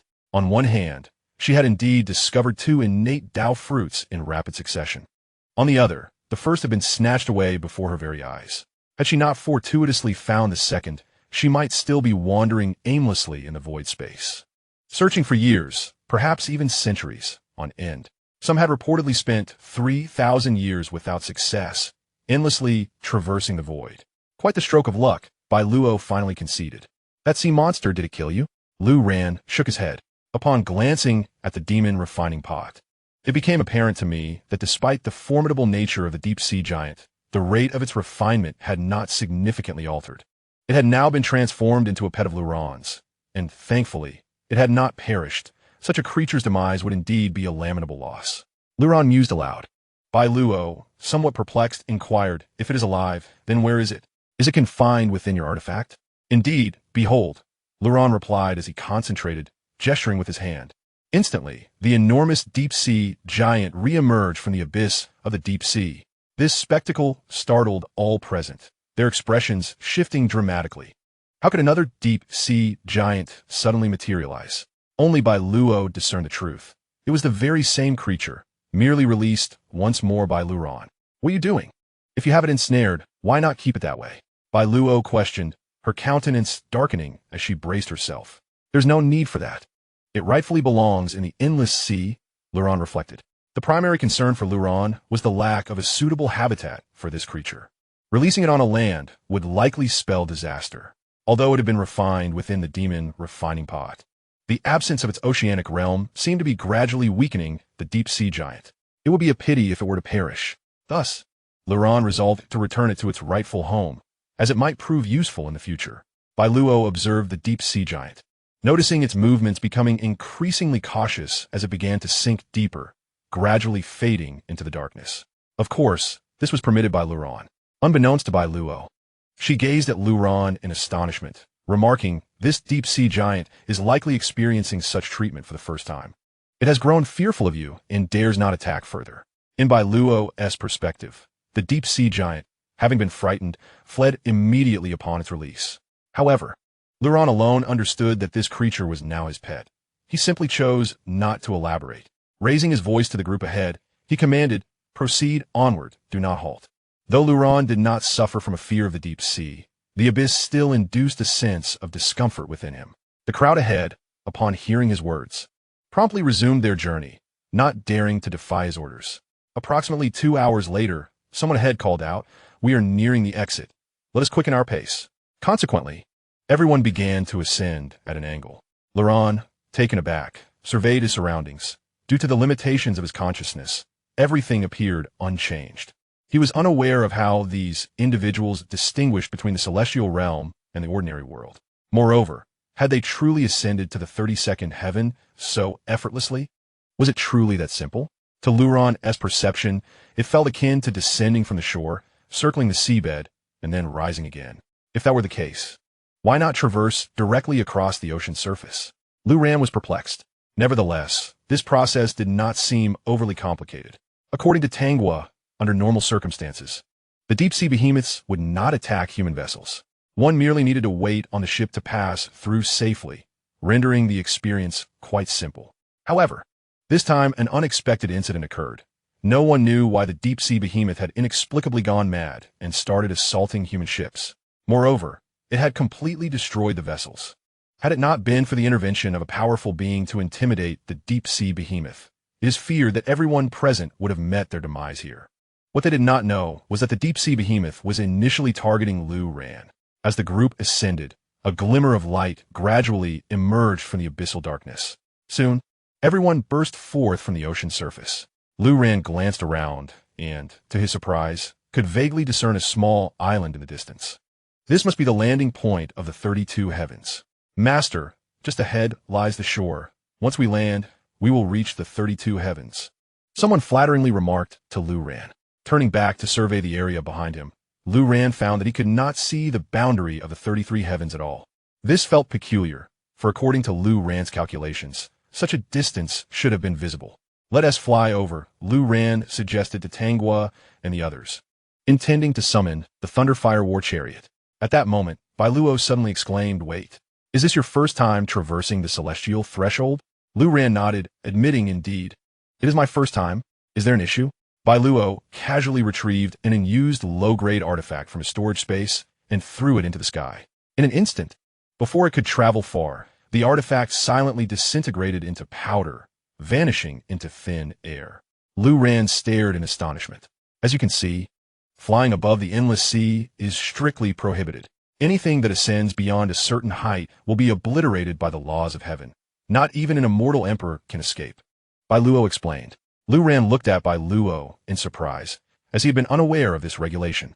However, recalling the previous vessels, Luron understood that this specific height was likely established through testing conducted on the ships. The height at which the vessels operated was essentially dictated by the laws of heaven and earth. Since there is a permissible height, can't we just fly close to the water's surface? Luron inquired. That is indeed possible, but if one is not careful and ascends even slightly too high, they would be lost. If you wish to take the risk, no one would stop you, Bailuo shrugged. That is true, Luron conceded, promptly abandoning the idea of adventure. He did not wish to be obliterated in such a careless manner. Thus, the group had no choice but to swim. Just then, 3 ships suddenly approached from the distance, swiftly arriving before the group. The 3 vessels were immense, far larger than the ships that Luron and his companions had previously boarded. However, their height remained consistent, though their breadth was considerable. Evidently aware of the celestial laws governing the boundless sea above, they formed a circle, encircling all present. At this moment, the individuals aboard the ship stepped forward. "Master Ma, the funds are prepared. Here you go," one of them exclaimed, tossing a storage bag. It was a rudimentary storage bag, casually bestowed. The man referred to as Master Ma sported a small mustache, exuding an air of authority. Luron cast a glance at his realm, and was taken aback to discover he was an immortal emperor. This was Luron's first encounter with an immortal emperor. Aside from Xianxia within the spirit realm, Master Ma scrutinized the storage bag and declared, "Not sufficient." "What?" The earlier speaker protested. "That's impossible, Master Ma. I've counted it all. There are absolutely no discrepancies." Master Ma waved his hand dismissively. "You misunderstand. What I mean is, that was the previous price. Now, it requires a doubling." The man awkwardly replied, "Master Ma, after all these years of pleasant cooperation, we've always settled on this price. Why the sudden increase?" Master Ma laughed heartily. "Who knows what you've been up to down below? The ship is gone. Without it, how can I continue our collaboration? Moreover, given your predicament, if I am to assist you in reaching the shore, naturally, it warrants additional compensation. Seeing the ship lost and realizing future cooperation would be impossible." Master Ma intended to take advantage of the situation. He even called out to others. "Everyone else, the same applies.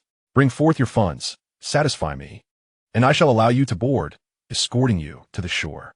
Luron raised an eyebrow, but refrained from intervening. Instead, he concentrated and the slumbering sea monster beneath the depths began to stir. Chapter 120, My Pet. Such atrocious opportunism. Yet, the opponent was an immortal emperor, and it seemed that the crew on Lu Rant's vessel were acutely aware of Master Ma's formidable nature. They recognized his status as an immortal emperor. Thus, despite witnessing this blatant exploitation, they felt powerless. Others wore grim expressions, realizing they were not far from the shore and could swim there swiftly without the need for protection or boarding the ship. What? Why are you all dawdling? Pay up. If you don't wish to reach the shore, that's your prerogative, Master Ma said, looking down at them from his elevated position. As his words echoed, the gazes of the crowd turned towards Lu Ran, as if he were their pillar of support. After all, he was the formidable figure capable of dealing with the deep-sea monster lurking in the abyss. However, Lu Ran remained silent, fully engaged in communicating with the sea monster, eager to ascertain whether it could surface. For if it were confined to the Xianxia realm or the abyssal depths, its utility would seem considerably diminished. As Lu Ran contemplated, the colossal sea monster swiftly ascended from the abyss. Mr. Ma, observing the gazes of the crowd fixated on Lu Ran, found it peculiar. With a teasing tone, he inquired, "Brother, it seems these folks hold you in high regard. Will you take the lead?"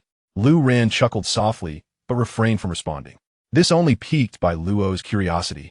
Furrowing her brow as she scrutinized Lu Ran, she pondered, given Lu Ran's formidable strength, capable of dealing with a deep-sea behemoth, why did he appear so timid? Faced with a powerful adversary, he instantly fell silent.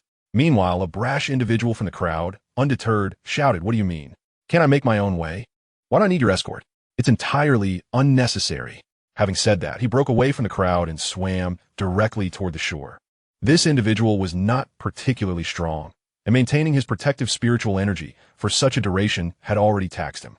Now, faced with provocation and unwilling to spend any money, he decided to disregard the situation entirely. Lu Ran cast a helpless glance, pondering how someone could reach such a level in a world governed by the law of the jungle while remaining so oblivious. Indeed, in the next moment, Mr.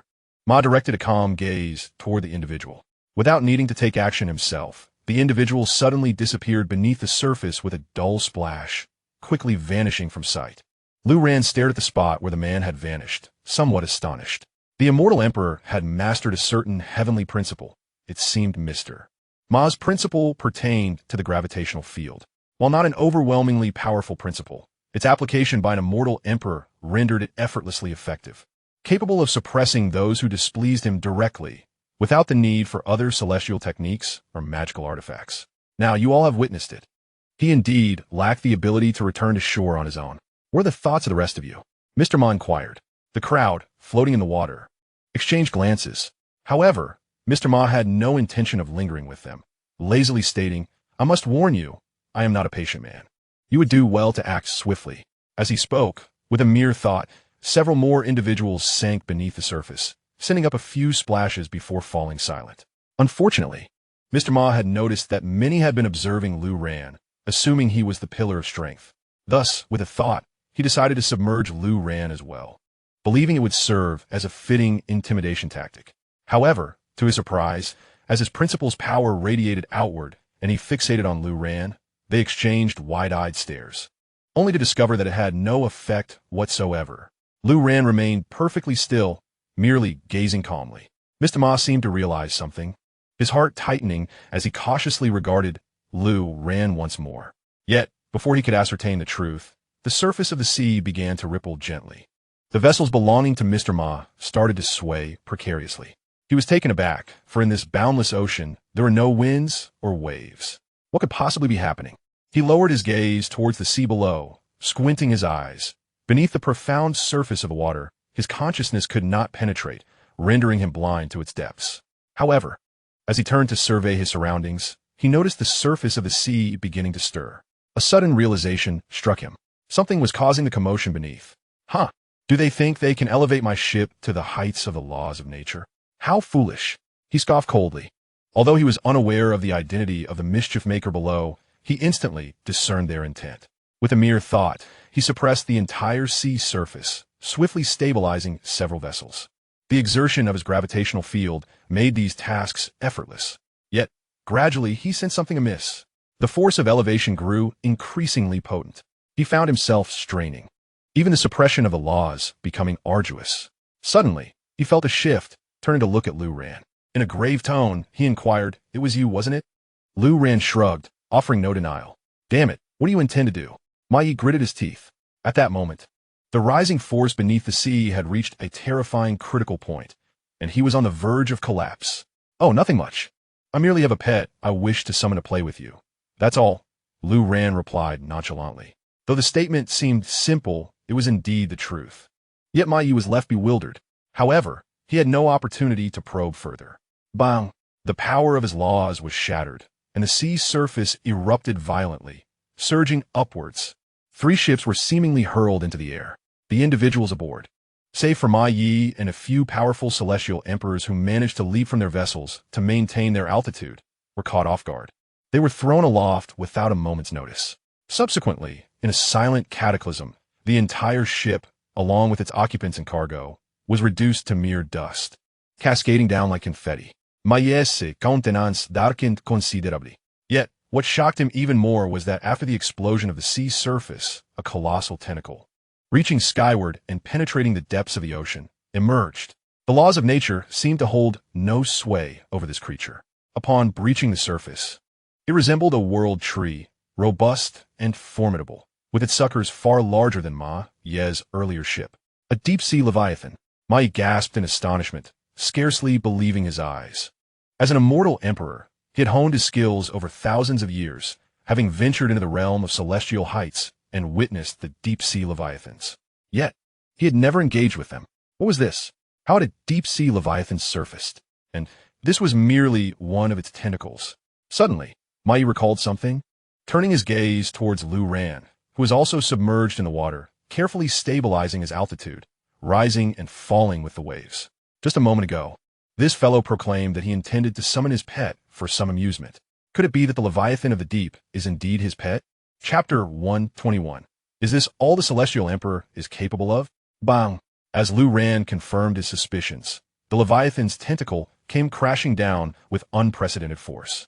Heaven knows the magnitude of the devastation it wrought. The endless sea, which had never known tumult, now erupted into towering waves.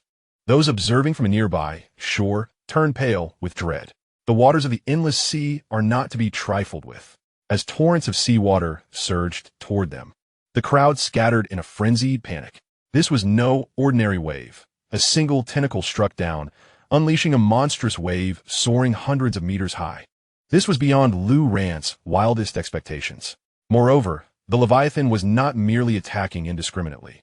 It aimed with pinpoint precision, targeting Ma Yi and his companions directly. However, the speed of the assault was evidently insufficient to ensnare Ma Yi. He evaded the onslaught, as did several of the celestial emperors behind him. Although a few slow-reacting individuals were grazed by the tentacle, meeting their demise instantly, it seemed the Leviathan possessed a unique form of lethal force inherent to its very being. Ma Yi's expression darkened as he regarded Lu Ran, who remained unervingly composed near the tentacle. He was increasingly convinced that this Leviathan was indeed conjured by Lu Ran. But how could that be? Though the Leviathan and humanity coexisted in a state of mutual avoidance, humanity had little understanding of this creature, let alone the ability to dominate it. It would require an extraordinary individual to achieve such control. Beside Lu Ran, Bai Luo stood in stunned disbelief. She immediately turned to him, recalling how Lu Ran had earlier unleashed the Leviathan, which then departed of its own accord. Initially, she had assumed that the Leviathan had fled in fear of Lu Ran, but now it appeared otherwise. This creature was being controlled by him, more than one, to command the Leviathan. In the endless sea, who could possibly stand against Lu Ran? It is worth noting that even the Celestial Emperor dared not confront the Leviathan. The others were already in a state of utter panic, unconcerned with the reasons behind the Leviathan's emergence. Having previously faced death in the depths of the sea, they now fled in terror at the sight of the creature. However, due to the colossal waves, their awareness of the surrounding danger was dulled. Some, caught unawares, were swept up by the surging tide, surpassing the threshold of safety, and were instantly reduced to nothingness. The Celestial Emperors and Ma Yi's retinue dodged the tentacle's assault and wasted no time in retreating. No one wished to endure a beating here, for they understood that against the Leviathan, their attacks were mere tickles. In fact, to the Leviathan, even a tickle might not register. They were entirely at the mercy of the creature. Yet, just as they began to flee bang, a tentacle emerged from the abyss with unparalleled precision. Two of those caught off guard were swiftly ensnared by the suction cups of the tentacle, rising beyond the height and vanishing without a trace. Master Ma's countenance darkened as he regarded Lu Ran and said, "Very well, I concede defeat. I had not anticipated that among your ranks there would be an immortal emperor. Until we meet again." He refrained from engaging in combat, although they were all immortal emperors. The opposing side's ability to manipulate the colossal sea demon was clearly beyond his capabilities. With the situation here having gone awry, he could always return to the various celestial realms to resume his former endeavors, so there was no need to gamble on a life-and-death struggle. At that moment, everyone was submerged beneath the surface, as the towering waves had long exceeded the bounds of the laws. Master Ma shielded himself with spiritual power while disregarding his subordinates, preparing to make a swift exit. However, upon turning, he found himself utterly immobile in the water. What? He was taken aback, only to discover that an imposing square seal had appeared above him without his notice. This seal emanated a unique suppressive force, shackling the spiritual energy within Master Ma and rendering his movements entirely constrained. His expression shifted dramatically. A primal ancient treasure. In an instant, he deduced the nature of his predicament. Observing the tentacle wreaking havoc nearby, he dared not remain there, constrained as he was. Thus, he began to resist with great effort, employing a myriad of techniques. He even maximized the gravitational field laws. Yet, his laws proved ineffective against the colossal sea demon and did not faze Lu Ran and his companions. Lu Ran felt a tinge of disappointment. Was this the extent of an immortal emperor's prowess? Unbeknownst to him, it was simply that his strength was overwhelmingly superior. The primal ancient treasure had previously been beyond Lu Ran's complete command, but circumstances had changed. The Kong Tong seal could imprison an immortal emperor. Likewise, the Pango axe and the Xianxia sword were not to be underestimated. Even the demon refining pot was capable of subduing the colossal sea demon. "Spare me, spare me," Master Ma cried out in terror. When he glanced at Lu Ran again, his gaze was transformed, imbued with profound fear. After ascending to the status of an immortal emperor, he had long lost the experience of death's terror. Moreover, within the realm of immortal emperors, while disparities existed, they were not typically so exaggerated. The laws could mutually suppress one another, yet it should not render him entirely powerless. This was an unequivocal domination of a higher realm over a lower one. As he began to plead for mercy, Lu Ran found the situation increasingly tedious. He had initially intended to witness a clash between immortal emperors and the colossal sea demon. Although he was aware that such formidable creatures would leave even immortal emperors flustered, he had expected to intervene at a climactic moment. Yet, this fellow seemed intent on fleeing at the sight of the sea demon. If he chose to run, so be it. It was simply too feeble. Was this all it took to be rendered ineffective? Is a Kong Tong seal truly immobilized? How tedious, how disappointing, Lu Ran muttered. Bai Luo, snapping out of her astonishment, cast a glance at Lu Ran and suddenly realized that his earlier inaction was not out of fear, but rather a deliberate ploy to summon the deep-sea behemoth for amusement. Yet, the figure before them, Master Ma, was an immortal emperor. The deep-sea behemoth failed to strike Master Ma, but with a mere toss of a magical artifact, Lu Ran had ensnared the immortal emperor in place, rendering him powerless and begging for mercy. Bai Luo was bewildered. Back in the void space, they had sought the primordial Dao fruit together. Although Lu Ran had seized hers, fortune smiled upon her, and she too had acquired one within 10 days. Logically, their disparity should not have been vast. Yet now, witnessing Lu Ran, Bai Luo found herself at a loss for words. Lu Ran, with a dismissive pout, grew weary of the banter. With a flick of his wrist, the Xianxia sword appeared before him, transforming into a streak of light that danced around Master Ma. The sheer strength of the immortal emperor's body was utterly inadequate to withstand the blade's lethal strike. In a mere blink, an era's immortal emperor was vanquished by Lu Ran. He then turned his gaze towards the deep-sea behemoth and commanded, "Enough of the play, return." The creature halted abruptly, seemingly unsatisfied with the entertainment. Yet upon receiving Lu Ran's order, it promptly descended into the depths. However, as it submerged, a towering tsunami surged towards the 32 heavens. Wherever it passed, not a blade of grass remained. All the immortals fled in panic. The entire 32 heavens echoed with lamentations. The various factions residing in the 32 heavens were thrown into chaos. Chapter 122. An onlooker's delight in chaos. The tsunami from the endless sea was no ordinary wave. Wherever it roared, those of lower realms, or strictly speaking, those lacking the strength of immortals, perished on the spot. Even those at the immortal level could only flee in desperation, each one soaring through the skies to escape. After all, no one could guarantee the integrity of their protective spiritual energy. Fortunately, immortals could fly, so those who noticed the tsunami's approach managed to evade it. Gathering in a frenzied chaos atop the high mountains along the coastal regions of the 32 heavens. Once Lu ran and the others returned to the shore. Liberated from the constraints of the heavenly Tao, he exhaled in relief, albeit with a tinge of frustration. In the spiritual realm, he had already attained the status of an immortal emperor, yet he remained powerless against the heavenly Tao. Certain rules of the Tao were immutable. They could not be countered by sheer strength, for they were governed by the force of rules. The nature of the rules dictated the outcome, and resistance was futile. After Bai Luo and the others reached the shore, they had no desire to continue with Lu Ran. They were merely passing through the Xianxia realm, having coincidentally accompanied Lu Ran. Now, it seemed they would part ways for the time being, Bai Luo mused. As for the notion of vengeance, it has now completely dissipated. Initially, upon discovering that Lu Ran was indeed the celestial emperor, she felt a flicker of resentment. However, given Lu Ran's overwhelming power, she found herself helpless. Now, having witnessed the myriad of Lu Ran's capabilities, Bai Luo has utterly relinquished any aspirations. This entity is beyond her reach, to the extent that she lacks even the desire to resist. It feels as though a colossal mountain bears down upon her, whether it be 10,000 years, 100,000 years, or 1,000,000 years. Even if she were to ultimately attain the status of Celestial Emperor, she would still be unable to rival Lu Ran. Farewell until we meet again. Lu Ran uttered no further words.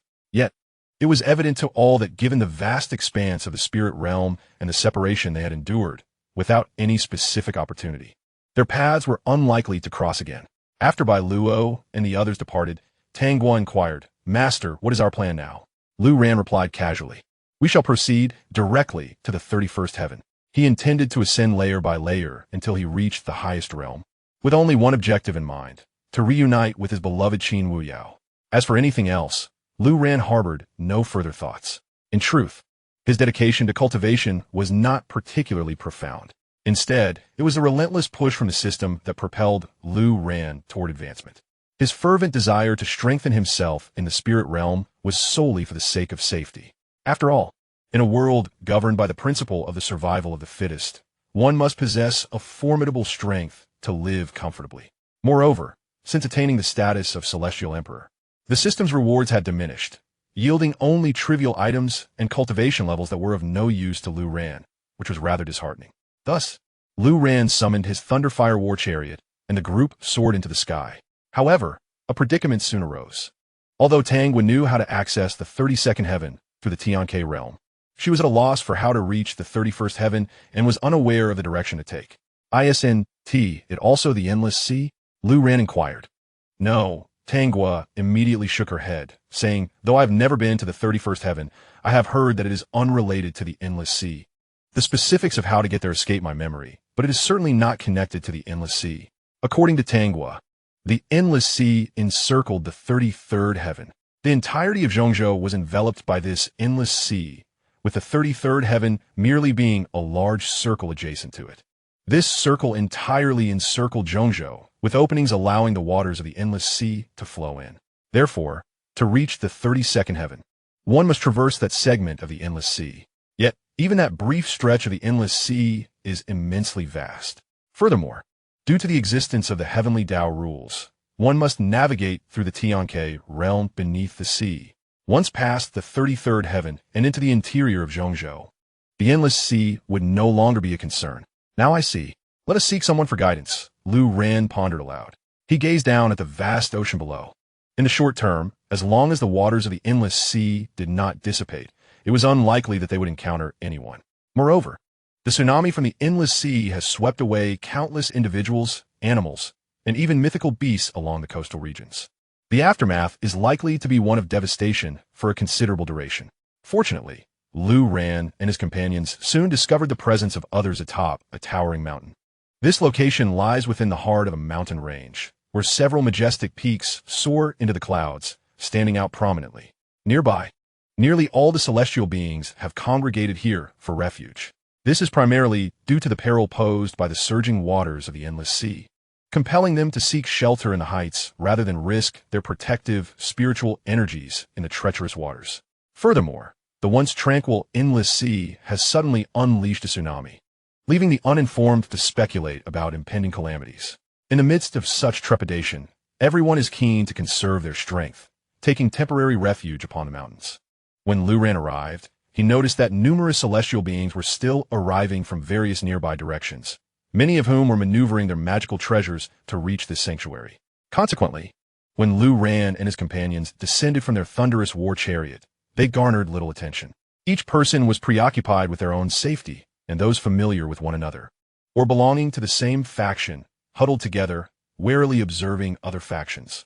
In the spiritual realm, there exists no camaraderie. Everyone fights their own battles, and anyone not part of one's faction may be treated as an adversary. Lu Ran and his companions represented but a small faction amidst the throng.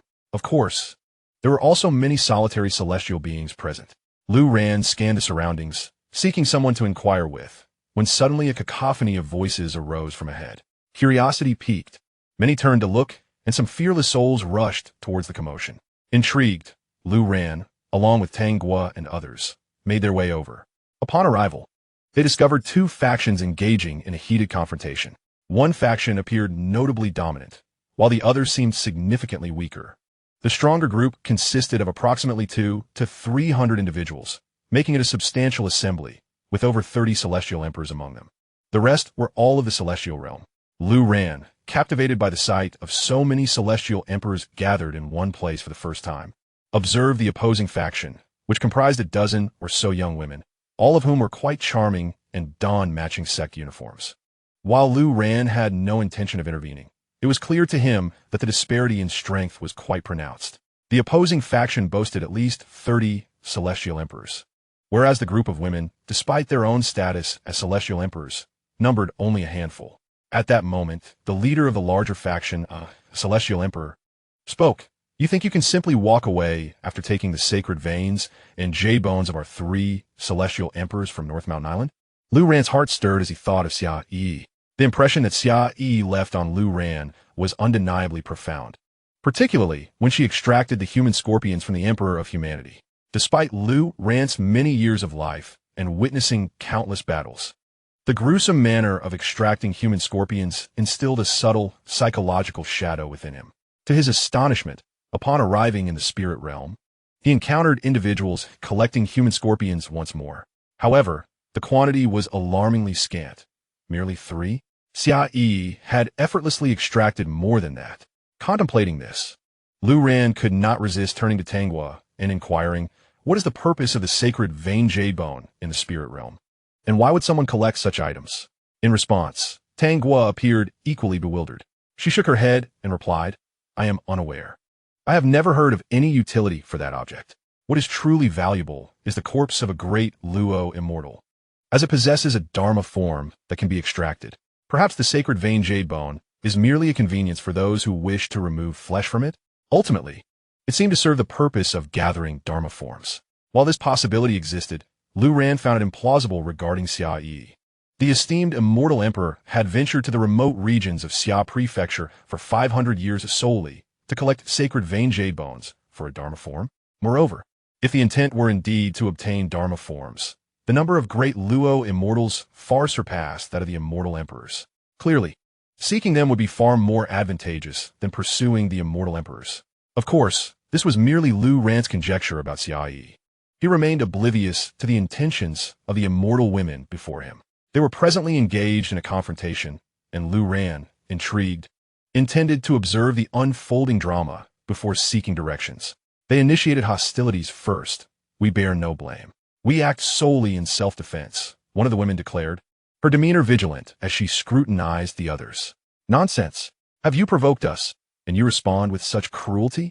Truly, the venomous sting of a wasp reveals the treachery of a woman's heart."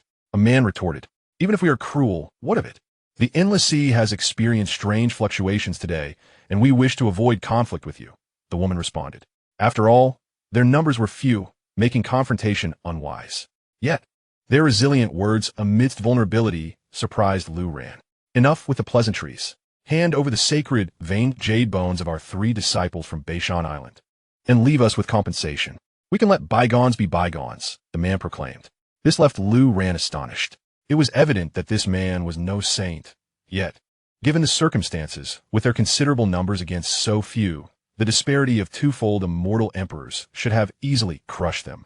Why had they not yet resorted to violence? Furthermore, these women had extracted the human scorpions of the 3 disciples from Beishan Island. This was a profound enmity. How could there still be room for negotiation? Reflecting on this, Lu Ran deduced that if it were in the case of the Blue Sect, should someone extract the human scorpions of his 3 disciples, he would likely unleash his wrath and obliterate the opposition without hesitation, never entertaining the notion of negotiating terms. Moreover, having slain these women, is it not true that their possessions are not solely from Beishan Island? As for negotiating terms, it would only be if Beishan Island harbored some reservations and dared not act against these women lightly. Lu Ran, upon contemplating this, realized that these women were undoubtedly aware of their own leverage. Consequently, the leader among them shook her head resolutely, stating, "It is impossible. Either we fight or you leave. Should you decide to strike against us, consider the repercussions carefully." Lu Ran, upon hearing this, silently nodded in agreement. Indeed, as he had surmised, these women possessed a certain confidence that emboldened their audacity. The expression of the man leading Beishan Island darkened significantly. Gritting his teeth, he asserted, "You should recognize the disparity in our strengths. I could easily eliminate you here. I kindly advise you to surrender your belongings and offer compensation, and you may depart unharmed. Beishan Island will not trouble you." The implication was clear. They were reluctant to provoke the opposition, but wished to avoid a humiliating disregard for the situation, thus seeking some form of compensation as an exit strategy. If Lu Ran were in the women's position, he might have acquiesced. However, to his surprise, the women remained resolute, collectively shaking their heads. The lead woman reiterated, "I shall say this once more. Either we fight or you leave. I have no time to squander with you. The tumult of the endless sea seems to have calmed, and we must depart." With that, she nonchalantly turned to leave, utterly dismissing the presence of those from Beishan Island. The man's expression turned exceedingly grim. There were numerous onlookers, including a substantial number of locals and influential figures from the 32 heavens. Should they allow her to depart, it would be an utter disgrace for Beishan Island. "Halt!" The man barked through clenched teeth. The woman glanced back at him, her defiant gaze rendering his expression somewhat monstrous. "I have already shown considerable forbearance, especially after you murdered 3 of our compatriots. Refraining from vengeance has been quite magnanimous on our part," he continued. Unfortunately, his words were once again interrupted by the woman. "Have I not articulated myself clearly enough? Must you prattle on like a nagging woman? I shall reiterate one final time. The sacred vein jade bone shall not be relinquished." And however, as the celestial emperor, Xia undoubtedly had much higher standards. Yet, the reason for her presence in Xia Prefecture rather than in Central Prefecture was beyond Lu Ran's comprehension. After all, there were far more celestial emperors in Central Prefecture. Nevertheless, Xia seemed willing to remain trapped in Xia Prefecture for 500 years, annihilating all the celestial emperors there to extract their essence. In the midst of this conversation, the people of Beishan Island were poised to strike. The women furrowed their brows, astonished that Beishan Island dared to take such a reckless risk against them. If a confrontation ensued, they were indeed at a disadvantage. Lu Ran felt somewhat speechless. The women from Xianxia were excessively prideful. Surely, it would have sufficed to offer the other party a way out. They were clearly outmatched, yet insisted on provoking a conflict. Forcing their adversaries into action, now they faced potential annihilation. Once the man made up his mind, he hesitated no longer. He shouted, "Attack! Slay these women! I have given them a chance." Even if Qin Wuyao herself were to arrive, what could she do? Chapter 124. The Ascension of Qin Wuyao. Lu Ran had initially been an onlooker, but upon hearing this, he was instantly taken aback. He then strode directly toward the man. This sudden move startled everyone nearby, and they turned to look at Lu Ran. The atmosphere was tense, with both sides on the brink of conflict, surrounded by spectators. Suddenly, someone dashed out. Lu Ran immediately captured everyone's attention. The man regarded Lu Ran with uncertainty, unsure of whether he was friend or foe.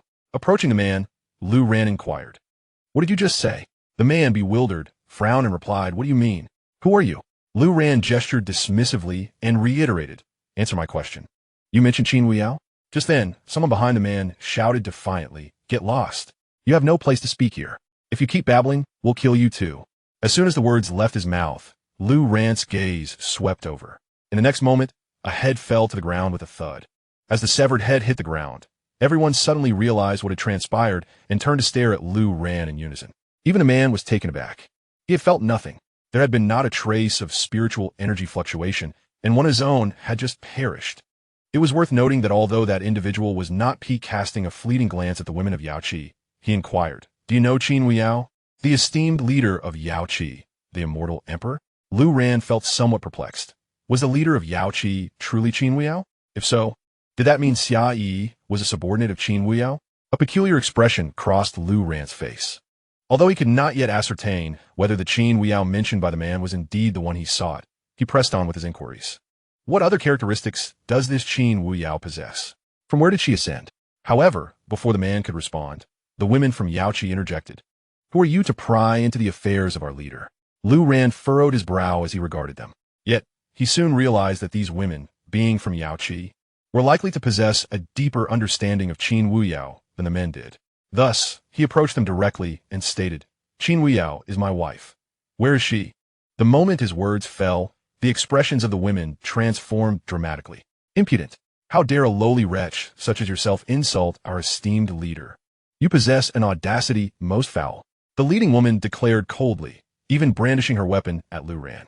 Lu Ran frowned slightly. With a mere thought, the woman's head fell to the ground. In all honesty, when he first stepped forward, he had intended to assist them, as he and Xia Yi were acquainted with Yaoqi's members. However, he was taken aback by the women's blatant disrespect. The men behind him observed in astonishment. Lu Ran had done nothing, and yet the woman's head had simply dropped off, silent and without warning. How terrifying! And if he could silently eliminate her, he could undoubtedly do the same to them. Naturally, the numerous onlookers shared this sentiment, cautiously regarding Lu Ran, scarcely daring to breathe. Everyone was certain that this individual before them was indeed an immortal emperor. None would dare to act recklessly in the presence of an immortal emperor. The remaining women, witnessing the head of their leader roll, were too terrified to utter sound. Of course, it was not merely a head that had fallen. As an immortal emperor, even with a severed head, one could not instantly perish. There remained a chance to reconstruct the physical form. Yet, within Lu Ran's realm, as a dignified immortal emperor, the souls of the women had also perished alongside their bodies. Even an immortal emperor could not survive the loss of their head. Lu Ran turned his G. "Have you contemplated your response?" Lu Ran inquired nonchalantly. The woman's expression darkened, fear evident upon her visage, yet she hesitated, glancing toward her fellow sisters. Lu Ran merely smirked. They all faced the same fate, heads rolling. In the blink of an eye, 3 had perished. "Run, everyone run!" One of the women gritted her teeth, aware of their inability to fight back, yet still yearning for escape. With a shout, she hurled a magical artifact toward Lu Ran. The remaining women, upon hearing her cry, scattered like frightened birds. Lu Ran raised an eyebrow as the Kong Tong seal materialized before him. In an instant, the entire mountain was suppressed. Those women who had barely flown a few meters were now rendered immobile, shackled in place. Simultaneously, all the immortals atop the mountain were also subdued. At this moment, fear reigned in the hearts of all present. One artifact had been cast, instantly suppressing every immortal in attendance. How terrifying! Conversely, the woman's magical artifact now hovered before Lu Ran, a shimmering, golden net resembling a fishing net. Lu Ran surmised its purpose was to ensnare him. Alas, it proved futile. With a glance at the artifact, he declared, boom! The golden net exploded, disintegrating into fragments that fell to the ground, losing their luster. Lu Ran turned to the other women, stating, "Answer my question, and you may live. I grant you one final opportunity. The first to respond will survive, while the others shall meet their demise. One by one, though they might not yield. Even in their fear, they would not submit." Yet now, Lu Ran intended to toy with their minds. Indeed, his words bore fruit. Upon hearing Lu Ran's declaration, one woman immediately exclaimed, I am willing to answer. Whatever your question, please ask." At this proclamation, The expressions of her fellow sisters darkened. I too am willing to respond. Me, ask me. I only did not get the chance earlier. I have spent considerable time in the Yaoqi. I know everything. Chapter 125, My beloved, I have arrived. Lu Ran observed the once reluctant group of women, now fervently eager to comply. He erupted into laughter, waving his hand dismissively. Very good. Very good. You've even learned to answer eagerly. However, I have already stated that there is but one opportunity. As he spoke, the expressions of the other women grew increasingly grim. They wished to flee, yet their bodies remained shackled, frozen in the posture of suppression. The artifact they had cast, far from delaying his movements, had failed to even make contact, rendered utterly useless. Such was the might of the immortal emperor. In the end, only one woman remained. With a single motion, Lu Ran drew her closer. Please don't kill me. I will tell you everything, anything you wish. Just don't take my life, the woman pleaded. It was evident that she was genuinely terrified. Lu Ran shook her head, stating, I have no interest in you. Just answer my questions. Is Qin Wuyao your sect leader? For where did she ascend? After pondering for a few moments, the woman, her expression grim, replied, Indeed, Qin Wuyao is the leader of the Yaoqi sect. However, she is shrouded in mystery. Even as disciples of Yaoqi, we seldom have the chance to meet her. To this day, no one knows from where she ascended. Lu Ran furrowed her brow, finding this response unhelpful. Please, I assure you, I will divulge everything. Ask me anything else, and I shall answer, the woman cried out, clearly frightened by her inability to satisfy Lu Ran's inquiries. Do you know Xia Yi? Lu Ran inquired. Elder Xia? Of course. She went to Xia Prefecture 500 years ago. Oh, it seems the ancient Copper Gate has recently opened. She should be back, the woman responded. That is indeed true. It appears she speaks the truth. Lu Ran continued. What do you require the sacred veins and jade bones for? It is a command from our leader to gather them. But large-scale collection in Zhongzhou is prohibited. The elders were dispatched to various states 500 years ago to collect them, the woman explained. Curiously, Lu Ran asked, if collection in Zhongzhou is forbidden, why did you take 3 sacred vein jade bones? The woman's expression darkened. It was A who acted first. We had no choice but to retaliate. Once we killed, we could not waste the sacred vein jade bones. An elder will handle their procurement, and they are quite valuable. Ultimately, it seemed that Qin Wuyao was heavily engaged in the collection of sacred vein jade bones. This left Lu Ran perplexed. What does Qin Wuyao look like? She pressed on, seeking to ascertain if she had the right person or merely a name-sharer. The woman pondered before responding. She is exceedingly beautiful, with phoenix eyes and willow leaf brows.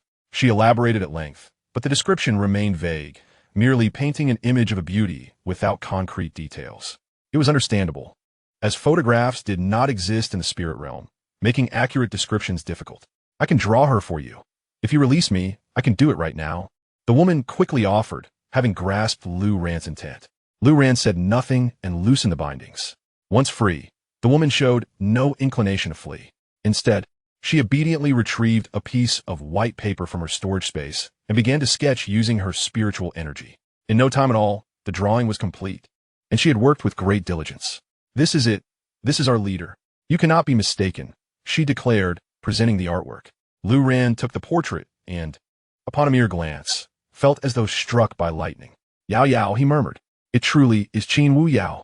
This visage was one he would never forget in his lifetime. To think that the leader of the Yao pool was none other than Qin Wuyao. If only he had known sooner that Xia Yi was associated with the Yao pool, he could have simply teleported there alongside her. Now, however, he had to ascend step by step to the highest realm. Is the Yao pool located in the highest realm? Lu Ran inquired. Yes, it is indeed in the highest realm. Here is the map, which marks the location of the Yao pool, the woman quickly replied, presenting a map before him. Lu Ran glanced at it and memorized the details with ease. He nodded in satisfaction, stating, very well, it seems we shall reach the highest realm in no time. He then tucked the map away. Please, if you have any questions, I am willing to answer. Just spare my life. The woman trembled as she spoke. The fear of death gripped her heart, rendering her incapable of any defiance. Lu Ran cast a fleeting glance at her, feeling a twinge of discomfort. Just moments ago, those women were from the Yao pool, allies of Qin Wuyao, yet he had dispatched so many of them without a second thought. After all, they were once his own kind. I have already stated that I will not kill you, Lu Ran affirmed with a nod. Really? Then may I leave? The woman asked cautiously. Of course, you may depart at any time. Lu Ran shrugged, responding casually. Encouraged by his words, the woman mustered her courage and swiftly fled. Lu Ran then stored away the Kong Dong sealing heaven seal. Suddenly, he smacked his forehead, realizing he had forgotten to inquire about the direction to the 31 heavens. At that moment, he turned sharply towards the man he had previously encountered. Though he had escaped, the man dared not move, fearing the repercussions of the celestial emperor's presence. The others felt the same, none believing they could evade him. I ask you, what direction leads to the 31 heavens? Lu Ran questioned. It is towards the east. I also have a map. The man hurriedly replied, mimicking the earlier woman's actions as he produced a map. Lu Ran glanced over it, noting its detailed markings. He nodded, putting the map away, initially intending to depart immediately. However, the man, eager to ingratiate himself, remarked, those women earlier were ungrateful and dared to defy you. They deserve their fate. Lu Ran paused momentarily, narrowing his eyes at the man. Qin Wu Yao is my wife, and they were her people. How dare you speak so insultingly about them? The man's eyes widened in shock. What? I merely uttered a few words. You annihilated so many, leaving only one alive. What does my comment even amount to? Though he only dared to think this, he did not voice it, and he found himself without the opportunity to do so. In the fleeting moment that followed, his head fell to the ground with a dull thud, startling the celestial beings present, who turned ashen in fright. Let us ascend to the highest heavens, Lu Ran declared in a solemn tone. Thunderfire drove the chariot, lifting Tanghua and the others into the sky, leaving behind a group of celestial beings on the mountain, gasping for breath, reveling in the exhilarating sensation of having narrowly escaped death. As Lu Ran journeyed towards the 31st heaven, his path was considerably less convoluted than that of the 33rd or 32nd heavens. In fact, the subsequent journey was relatively straightforward. To elaborate, traversing the heavenly gate was quite simple. It merely required a boat ride, although an unforeseen incident had attracted the attention of a monstrous creature from the deep sea. After more than 20 days, Lu Ran and his companions appeared weary as they gazed upon the towering mountains that pierced the clouds, their peaks shrouded in mystery. Consulting the map in hand, he murmured, to ascend Mount Sumeru is to reach the highest heavens. My dear wife, wait for me. Chapter 126, Ascending the Highest Heavens. This marked the final hurdle Lu Ran faced. The challenge was not particularly formidable. Between the highest heavens and his current position in the second heaven stood only one last barrier, Mount Sumeru, also known as the Holy Mountain of Sumeru. Zhang Wei was aware that along this journey, he had disciples at various levels. However, he had refrained from seeking them out, for his immediate priority was to locate his wife and explore the possibility of summoning the Zifu Xianxia of the Blue Sect. By doing so, he could search for the remaining disciples alongside his wife and continuously expand the influence of the Blue Sect. This was Lu Ran's grand design. Presently, the search for those disciples held little significance for Lu Ran, and truth be told, having a multitude of companions felt somewhat burdensome. Traveling with a family was quite inconvenient. Simultaneously, Lu Ran needed to discover the whereabouts of the Li clan to assist Lin Bei'er with her health issues. Throughout the journey, Lu Ran had remained observant. However, it was peculiar that the Li clan, renowned in the central continent, was seldom acknowledged regarding their whereabouts. Fortunately, Lin Bei'er still had time, and thus, the priority was to find his wife first. Is this truly Mount Sumeru? Tang Gua exclaimed, having long heard of the mountain suppression by the laws of heaven and earth, only to find it was indeed true. Lu Ran, fully aware and having personally experienced it, confirmed the existence of these regulatory constraints.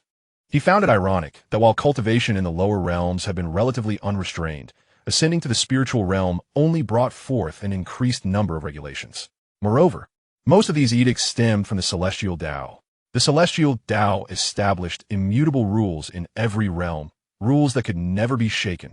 For instance, the laws governing the endless sea were absolute. Should anyone dare to transgress, even an immortal emperor would be utterly obliterated. Throughout this journey, the myriad realms are separated by zones of detachment, each governed by an array of constraining rules. Lu Ran finds himself utterly perplexed by the very existence of these regulations, as if they serve solely to impede one's ability to soar effortlessly across the heavens. While the challenges may appear negligible, the time consumed is indeed substantial. Lu Ran and his companions have squandered nearly all their time traversing these intermediate zones of separation. Otherwise, with Lu Ran's formidable prowess, he would have ascended to the highest heavens long ago, It is unfathomable that he finds himself waiting until now. Particularly daunting is the presence of Mount Xiumi before him, where the laws dictate that flight is utterly forbidden. Lu Ran has made attempts to ascend, not out of fear of punishment for flying, but rather due to an inexplicable inability to do so. It is as if his spiritual energy has ceased to obey his will. It has been years since he last climbed a mountain in a grounded manner, and Lu Ran sighed in resignation as he gazed upon the towering Mount Xiumi. Constrained by the laws of the heavens, he must ascend step by step. It has been ages since he experienced the sensation of climbing on solid ground, even during his time in the lower realms. Now, under the oppression of divine laws, he feels a deep sense of melancholy. Despite having attained the rank of Immortal Emperor, he remains bound by the heavenly Tao suppression. What sort of cultivation is this? Lu Ran sighed again, his heart brimming with indignation. Yet, even as an Immortal Emperor, he finds himself lacking the stature to challenge the heavenly Tao, and he possesses neither the strength nor the capacity to resist it. Let's ascend the mountain. Lu Ran mused, taking the lead onto Mount Xiumi. Instantly, the weight of the divine rules pressed down upon him, yet it merely rendered flight impossible during the ascent. His realm and strength remained wholly unaffected. Meanwhile, as Lu Ran and his companions climbed, tranquility eluded the highest heaven. In the sacred realm of the Yaoqi, Xianxia had returned here for several days, having surrendered all the sacred veins and jade bones she acquired to Qin Wuyao. Although Qin Wuyao had secluded herself, today, she astonishingly emerged from her chambers, standing on the terrace and gazing at the ethereal clouds surrounding the highest heaven. Sister, the scouts have returned with news. Lu Ran is likely already in the second heaven, just a step away from the highest heaven, Xianxia informed Qin Wuyao.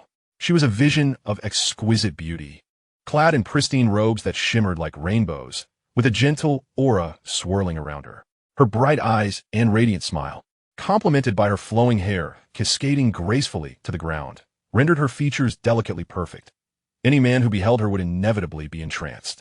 She was Qin Wuyao, yet she appeared even more ethereal than in the lower realms, as if a celestial being had descended from the ninth heaven to grace the mortal world. Her beautiful eyes flickered slightly at the mention of Lu Ran's name, a hint of joy evident upon her countenance.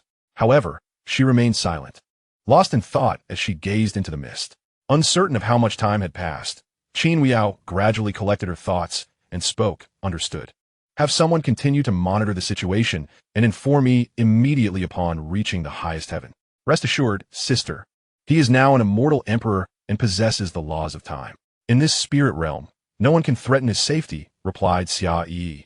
However, Qin Wuyao shook her head and remarked, while immortals may pose no threat to him, the heavenly Tao can. She gazed upward, and Xianxia followed suit. Yet in her eyes, there was nothing to behold but the vast, clear sky.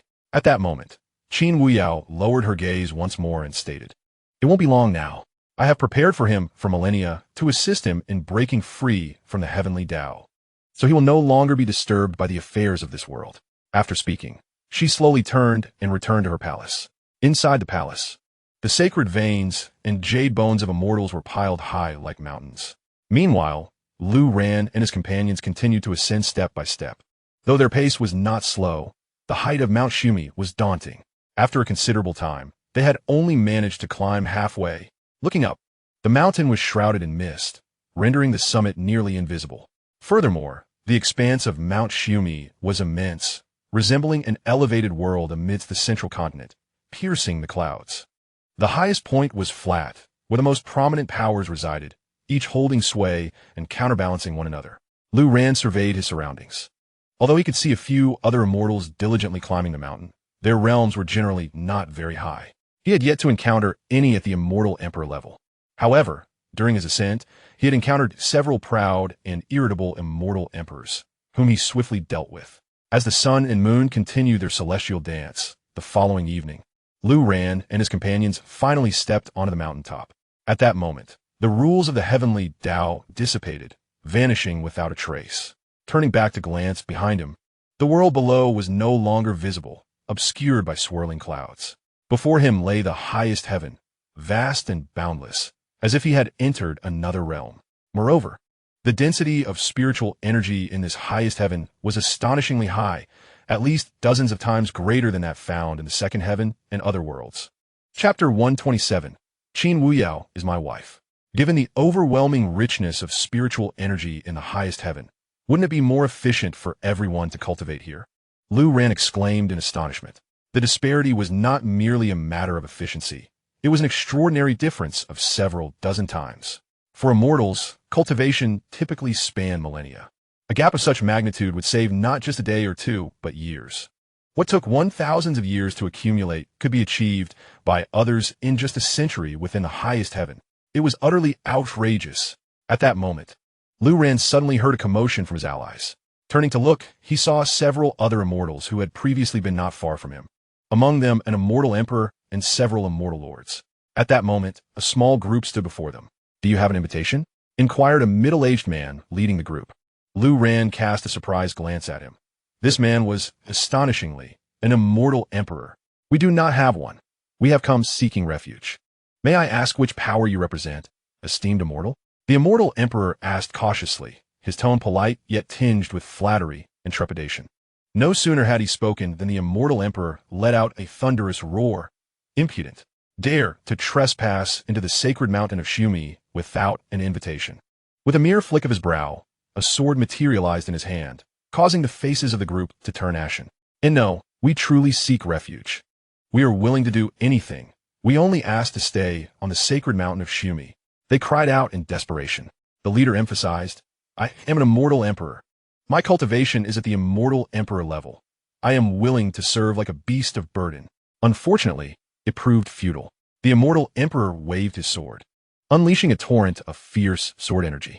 The immortal emperor reacted first, immediately summoning his treasure to defend himself, completely unprepared for the immediate attack.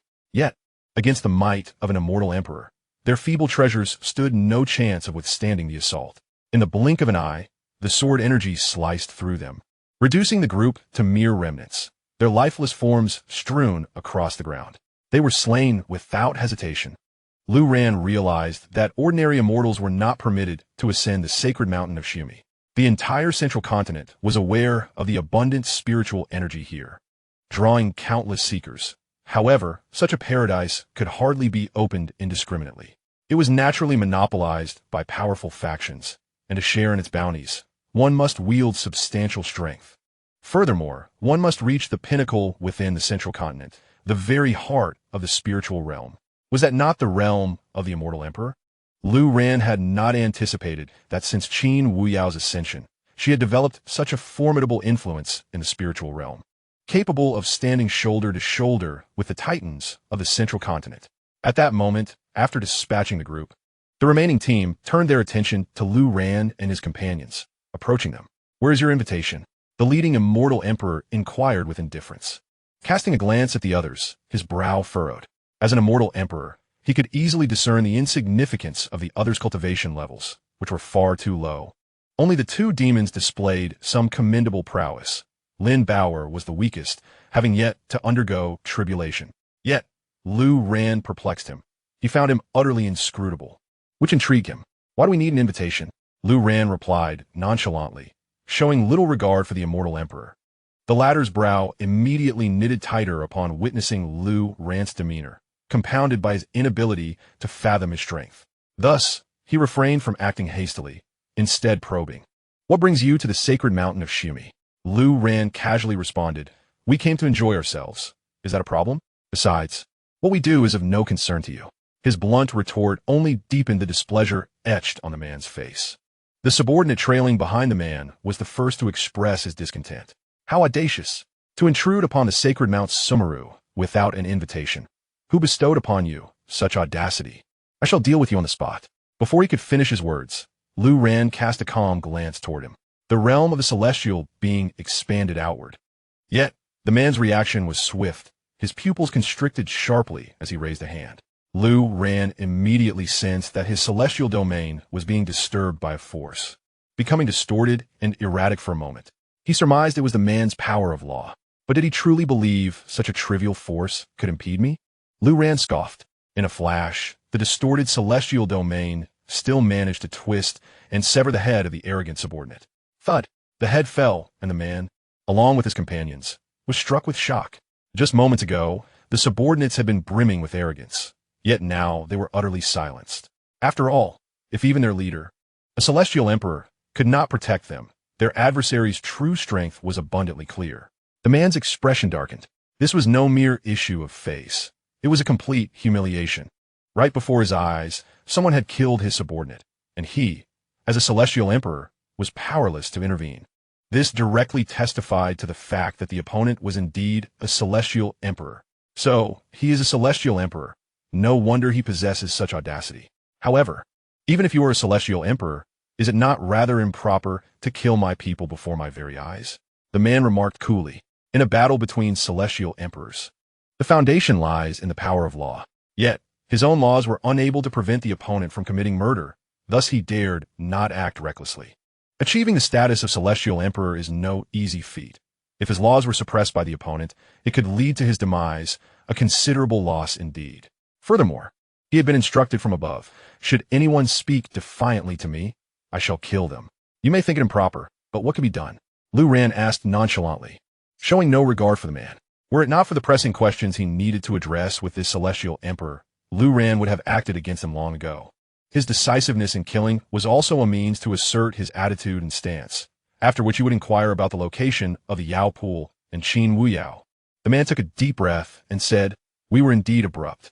As celestial emperors, we possess such privileges. The death of my subordinate is of little consequence. However, what brings you to Mount Sumeru? Lu Ran noted his repeated questioning. Recalling the earlier remarks of a few individuals, he responded, I came to explore and see if there are any factions in need of recruits. Oh, upon hearing Lu Ran's words, the man's expression brightened instantly. With a smile, he replied, that is splendid. Here at Mount Sumeru, we, the Heavenly Mansion, are in our prime. If you are willing, you may join us, for we are currently in need of talents. Lu Ran did not respond, but continued to inquire, do you know the Yao Pool? The man nodded and replied, of course, but you should abandon that thought. The Yao Pool does not accept men, and furthermore, its actions in the Supreme Heaven are ruthless, completely at odds with our Heavenly Mansion. In just a few days, we shall take action against the Yao Pool. When that time comes, you may choose freely among the fairies of the Yao Pool. Once we seize it, our Heavenly Mansion will command the Supreme Heaven and dominate the Spirit Realm. Upon hearing this, Lu Ran narrowed his eyes slightly. A confrontation with the Yao Pool? How fortuitous. Aligning with the Heavenly Mansion would lead directly to the Yao Pool, indeed. Very well, I shall join, Lu Ran said, nodding in agreement. Chapter 128. What are your principles? The Heavenly Mansion is one of the four great powers of the Supreme Heaven atop Mount Shumi, and it is also one of the two oldest forces. This was all revealed to Lu Ran when he was brought back by the Celestial Sovereign. Upon his arrival, Lu Ran discovered that there were quite a number of celestial sovereigns in the Heavenly Mansion. Just within the Grand Hall, he glanced around and counted over 70. Over 70 celestial sovereigns. Goodness, this is an undeniably formidable force anywhere in the spirit realm. Moreover, these celestial sovereigns were either elders or sect stewards. Although they held the title of sovereign, they were still subservient to the Heavenly Mansion and part of its collective. For most celestial sovereigns, serving others was not a desirable position. Furthermore, having reached the realm of celestial sovereigns, the rich spirit energy of the Supreme Heaven held little benefit for them. Even at this lofty height, celestial sovereigns must tread carefully to navigate the dynamics with the other major powers, refraining from reckless actions. Yet, a celestial sovereign, when outside in other realms, would undoubtedly lead a carefree existence. Take, for instance, the Master Ma whom Lu Ran encountered. Of course, this is contingent upon not provoking someone like Lu Ran. Otherwise, tragedy would ensue. The area where Lu Ran and his companions ascended was under the jurisdiction of the Heavenly Mansion, belonging to its domain. The inhabitants of the Heavenly Mansion must ensure that no outsiders come to the Supreme Heaven to take advantage of the abundant spirit energy. The reason is simple. These major powers cannot tolerate the presence of non-affiliates enjoying the rich spirit energy, and they do not even desire those of insufficient strength. Even celestial emperors are deemed unnecessary. In conflicts between celestial sovereigns, celestial emperors have little relevance. Each major power competes based on the number of their celestial sovereigns. When battles ensue, celestial sovereigns engage fiercely, while celestial emperors become a burden, easily lost in the fray. This explains why the few who attempted to join earlier were directly eliminated by the previous celestial sovereign. As celestial sovereigns, they were welcomed as allies. The one speaking was the leader of the heavenly mansion, Lin Wuyue. He appeared to be a scholar, dressed in a long robe, embodying the demeanor of a learned man, holding an unopened folding fan, smiling warmly at Lu Ran. Though he donned the guise of a Confucian scholar, appearing rather unremarkable, the other celestial emperors displayed him profound respect. Despite being fellow emperors, their deference towards Lin Wuyue was palpable, leading Lu Ran to comprehend that Lin Wuyue's mastery of the laws must be extraordinarily formidable, though the specifics of such power remained elusive. As Lu Ran pondered the nature of Lin Wuyue's abilities, the latter scrutinized him in return, cheerfully inquiring, "May I ask what law governs your prowess, my brother?" This inquiry held significant weight, as it determined the capabilities of a celestial emperor. A powerful law could enable one emperor to vanquish 5 adversaries with ease. The guillotine, Lu Ran replied casually. "Oh." Lin Wuyue appeared momentarily taken aback, a flicker of skepticism crossing his features as he regarded Lu Ran. At that moment, another celestial emperor, who had been contemplating the earlier incident, exclaimed, "No wonder. I have been pondering how you dispatched my subordinate without me sensing a thing. He simply perished." So it was the guillotine, an intriguing law indeed, striking from the shadows. Yet, this remark was merely polite banter. The expressions of the surrounding celestial emperors revealed their belief that this law was not particularly potent. The guillotine, as its name implies, involved beheading, a concept they readily grasped. However, while it might suffice against those beneath the celestial emperor rank, it proved less effective in confrontations among equals, thus rendering it of limited utility. Interestingly, upon hearing the other emperor's comments, Lin Wuyue's earlier doubts dissipated. With a grin, he remarked, "Very well, your law is commendable. Now that you have joined the heavenly mansion, we are allies. We are set to engage in battle against the Yao Pond in the coming days. Your contribution will be invaluable.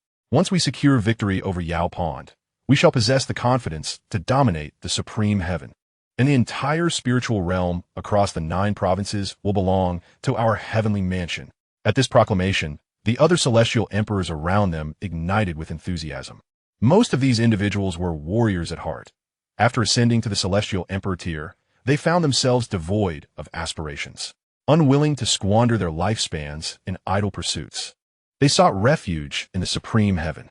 How tragic it is that, in the lower realms, the pursuit of immortality drove their ascension to become celestial beings, yearning for the liberation from the cycle of life and death. Yet upon reaching the celestial realm, they discovered a reality far removed from their lofty imaginings. This so-called celestial realm, or spiritual realm, bore little distinction from the lower worlds. They were still compelled to cultivate and ascend in a world governed by the law of the jungle. Here, ascension was a myth. Being a celestial emperor marked the pinnacle of existence. Even as celestial emperors, they were not granted infinite lifespans. Consequently, those who attained the celestial emperor status began to liberate themselves, setting their sights on world domination. It is, in truth, a rather dreary pursuit. Following his remarks, Lin Wuyue ceased to engage with Lu Ran and commenced strategizing for the imminent battle days hence. Lu Ran found himself drawn into this world solely due to the prestige of being a celestial emperor. When the battle commences, having an additional celestial emperor, despite the seemingly inconsequential nature of the guillotine-like laws, provides a modicum of assistance. Better than nothing, one might say. The individuals accompanying Lu Ran, such as Tanghua and Lin Bauer, were utterly disregarded. In the eyes of the celestial emperors, anyone who does not possess their status is merely overlooked. During his leisure, Lu Ran engaged in casual conversation with the aforementioned celestial emperor, gaining insight into the current state of the supreme heavens. The 4 major factions, as previously mentioned by Lin Wuyue, indeed exist, yet one crucial detail remained unspoken. The formidable power of the Yao Pool cannot be underestimated.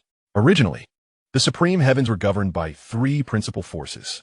The 2 eldest factions are the Heavenly Mansion and the Battle Flag, while the later emergent force is known as the Wasteland Army.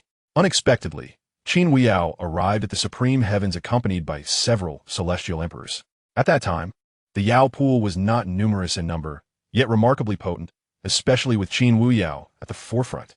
The location chosen by Qin Huiyao was in closest proximity to the Battle Flag, which was the first to voice its dissatisfaction, leading to the inaugural celestial war against the Yao Pool. However, that battle resulted in the complete annihilation of the Battle Flag's forces. Although the Yao pool suffered losses among its celestial emperors, those who remained were still exceedingly formidable. The remaining Heavenly Mansion and Wasteland army dared not act recklessly, resorting instead to clandestine plotting against the Yao pool. To their astonishment, the Yao pool's rate of development far surpassed their expectations. As the Yao pool exclusively accepted female disciples, it became an irresistible haven for many female celestial emperors who harbored disdain for men. Consequently, the influence of the Yao pool expanded rapidly. By the time the Heavenly Mansion and Wasteland army realized the situation, the Yao pool had already carved out its dominion, rendering them unable to intervene. Nevertheless, Lin Wuyue had never ceased his efforts to undermine the Yao pool. Recently, an opportunity has arisen. As the women of the Yao pool busied themselves with gathering sacred vein jade bones since 5 centuries past, our initial ignorance gave way to a sudden realization of their activities. The sacred vein jade bones held no significance for us, hence we paid them no heed. However, the Yao pool's actions grew increasingly reckless, dispatching some celestial emperors to hunt celestial monarchs across other realms in the spirit world. As a result, even the Yao pool has suffered considerable losses in these endeavors. Some disciples left the Yao pool, giving rise to a few staunch loyalists, while others defected to the Heavenly Mansion and Wasteland army. Currently, the Yao pool is home to fewer than 50 celestial emperors, an opportune moment indeed. With your timely alliance with us in the Heavenly Mansion, our chances of victory are significantly enhanced. Once we conquer the Yao pool, you may select and indulge in any of those celestial maidens at your leisure. As he spoke, an unmistakable thrill illuminated his countenance. At the realm of celestial emperors, countless women are readily available, yet they have grown weary of such pursuits. The defeated female immortal emperor is their true target. That indeed holds intrigue. Lu Ran, listening quietly from the side, chose to remain non-committal. However, thoughts of signing in crossed Lu Ran's mind. Throughout this journey, he had engaged in various sign-ins, adopting numerous postures. Yet the outcomes were invariably mundane.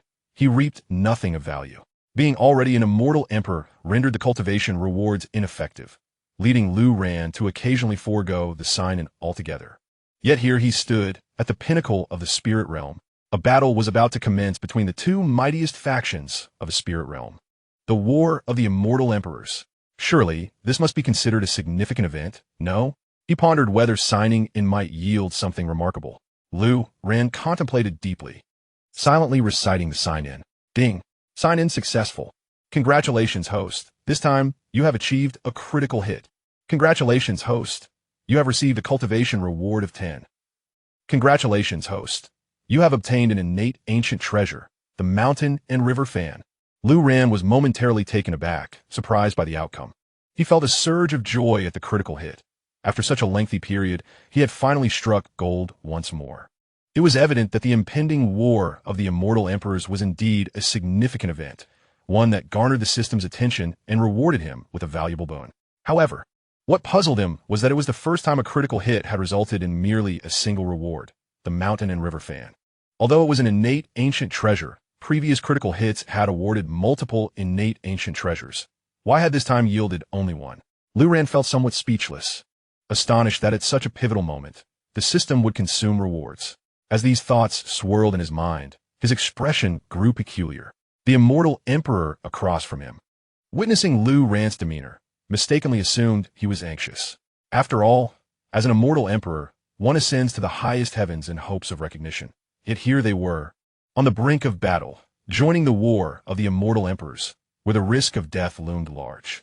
For any immortal emperor who cherished life, this was a hard pill to swallow. Thus, he offered reassurance. Fear not, we shall merely join in the fray. Lin Wuyue's power of laws is formidable.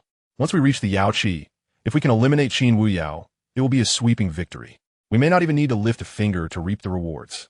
Oh, Lu Ran raised an eyebrow. Is Lin Wuyue's power so remarkable? To single-handedly vanquish so many immortal emperors at Yao Qi, the force of those laws must be extraordinary. Were those laws? Unfortunately, upon hearing Lu Ran's inquiry, the immortal emperor appeared bewildered and shook his head. I cannot say. Lin Wuyue has never disclosed it explicitly. Yet, it is evident to all that he holds dominion over the life and death of all immortal emperors. None can survive under his command if he so desires. Arrogant. Utterly arrogant. Yet, Lin Weiyue seemed to harbor profound secrets. Very well, let us take a moment to rest. Ensure your friends are settled.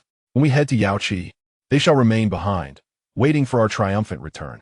The Celestial Emperor patted Lu Ran on the shoulder and then walked away, lost in his own thoughts. Lu Ran squinted at the sky outside. The clouds hung low, enveloping the entire Mount Xiumi, suggesting they had reached the pinnacle of the spirit realm. Gazing upwards, Lu Ran let out a soft sigh. The peculiar feeling intensified. In the spirit realm, achieving the rank of Celestial Emperor felt more stifling than it did in the mortal realm. Even after being stuck for 100,000 years at the threshold of Ascension, there remained a glimmer of hope, a sense of future and promise. However, upon entering the spirit realm and attaining the status of Celestial Emperor, what remained? Nothing at all. The path of the heavenly Tao seemed to reach its conclusion. This led the Celestial Emperors, plagued by ennui, to engage in petty squabbles in the highest heavens. First, I must find a wife, Lu Ran mused.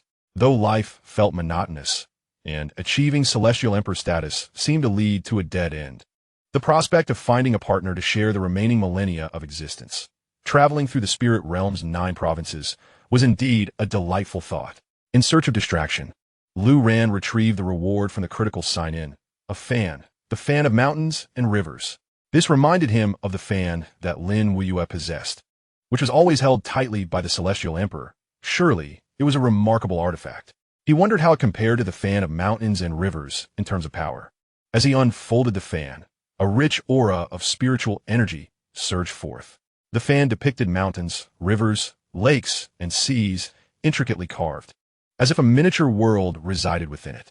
When Lu Ran probed with his consciousness, he was astonished to discover it was indeed true. The fan of mountains and rivers contained its own small world, and its area was considerable. After a rough estimation, he concluded it was approximately the size of the province of Xia. In the spirit realm's 9 provinces, the world within Lu Ran's fan was as expansive as Xia, which was indeed remarkable. This could be even more suitable than the Blue Sect's Purple Manor, Lu Ran contemplated. He had yet to attempt summoning the Blue Sect's Purple Manor.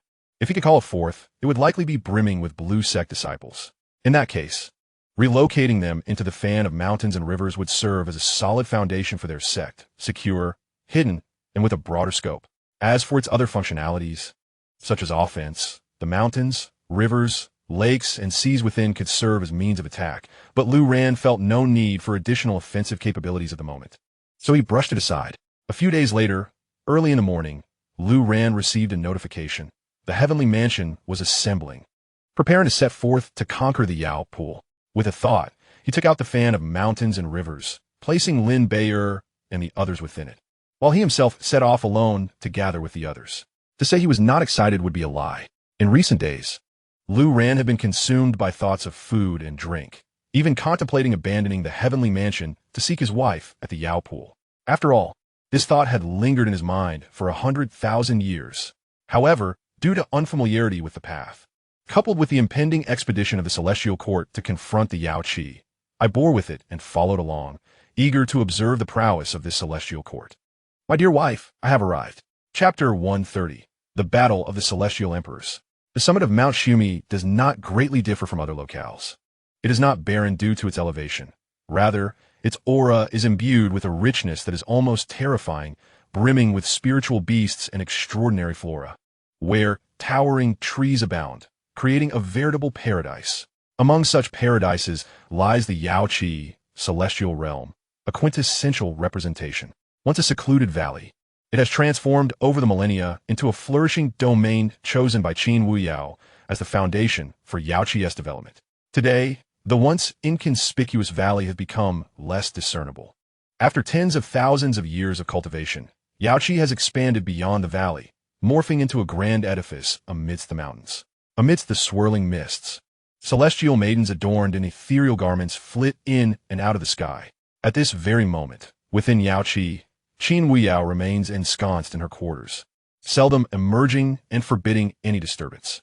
All the sacred veins and jade bones have been brought in by Qin Wuyao, and their purpose remains a mystery.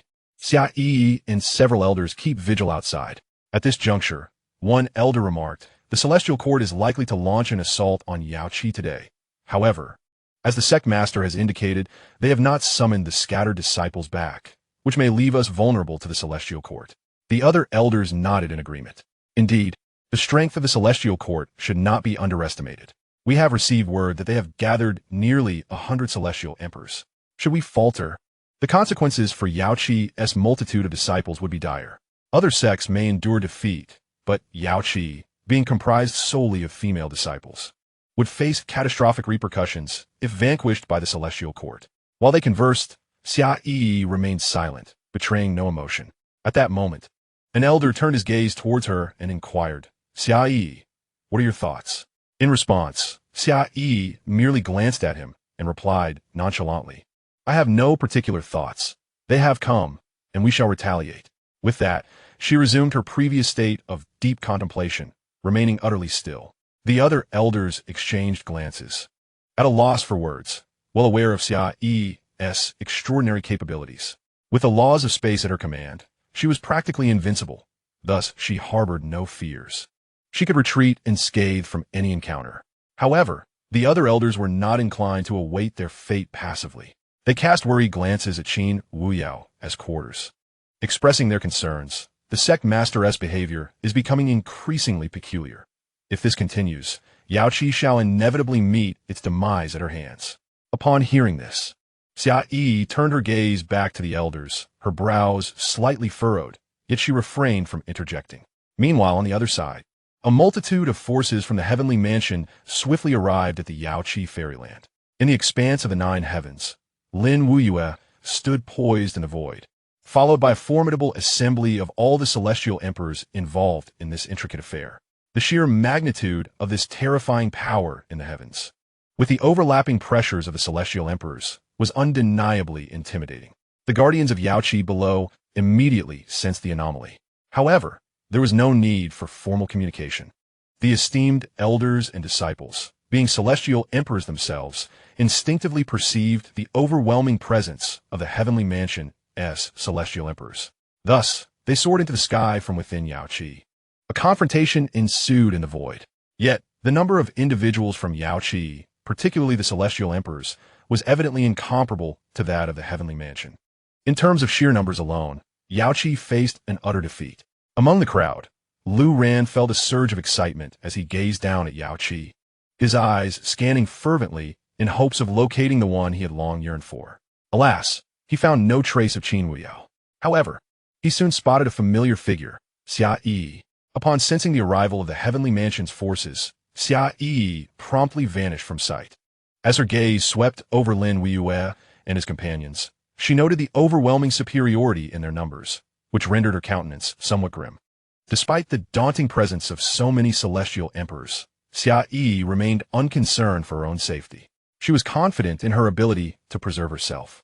However, it seemed that the other inhabitants of Xianxia would not fare as well against such overwhelming odds. Of course, in battles among celestial emperors, the pivotal aspect lies in the competition of their respective laws of power.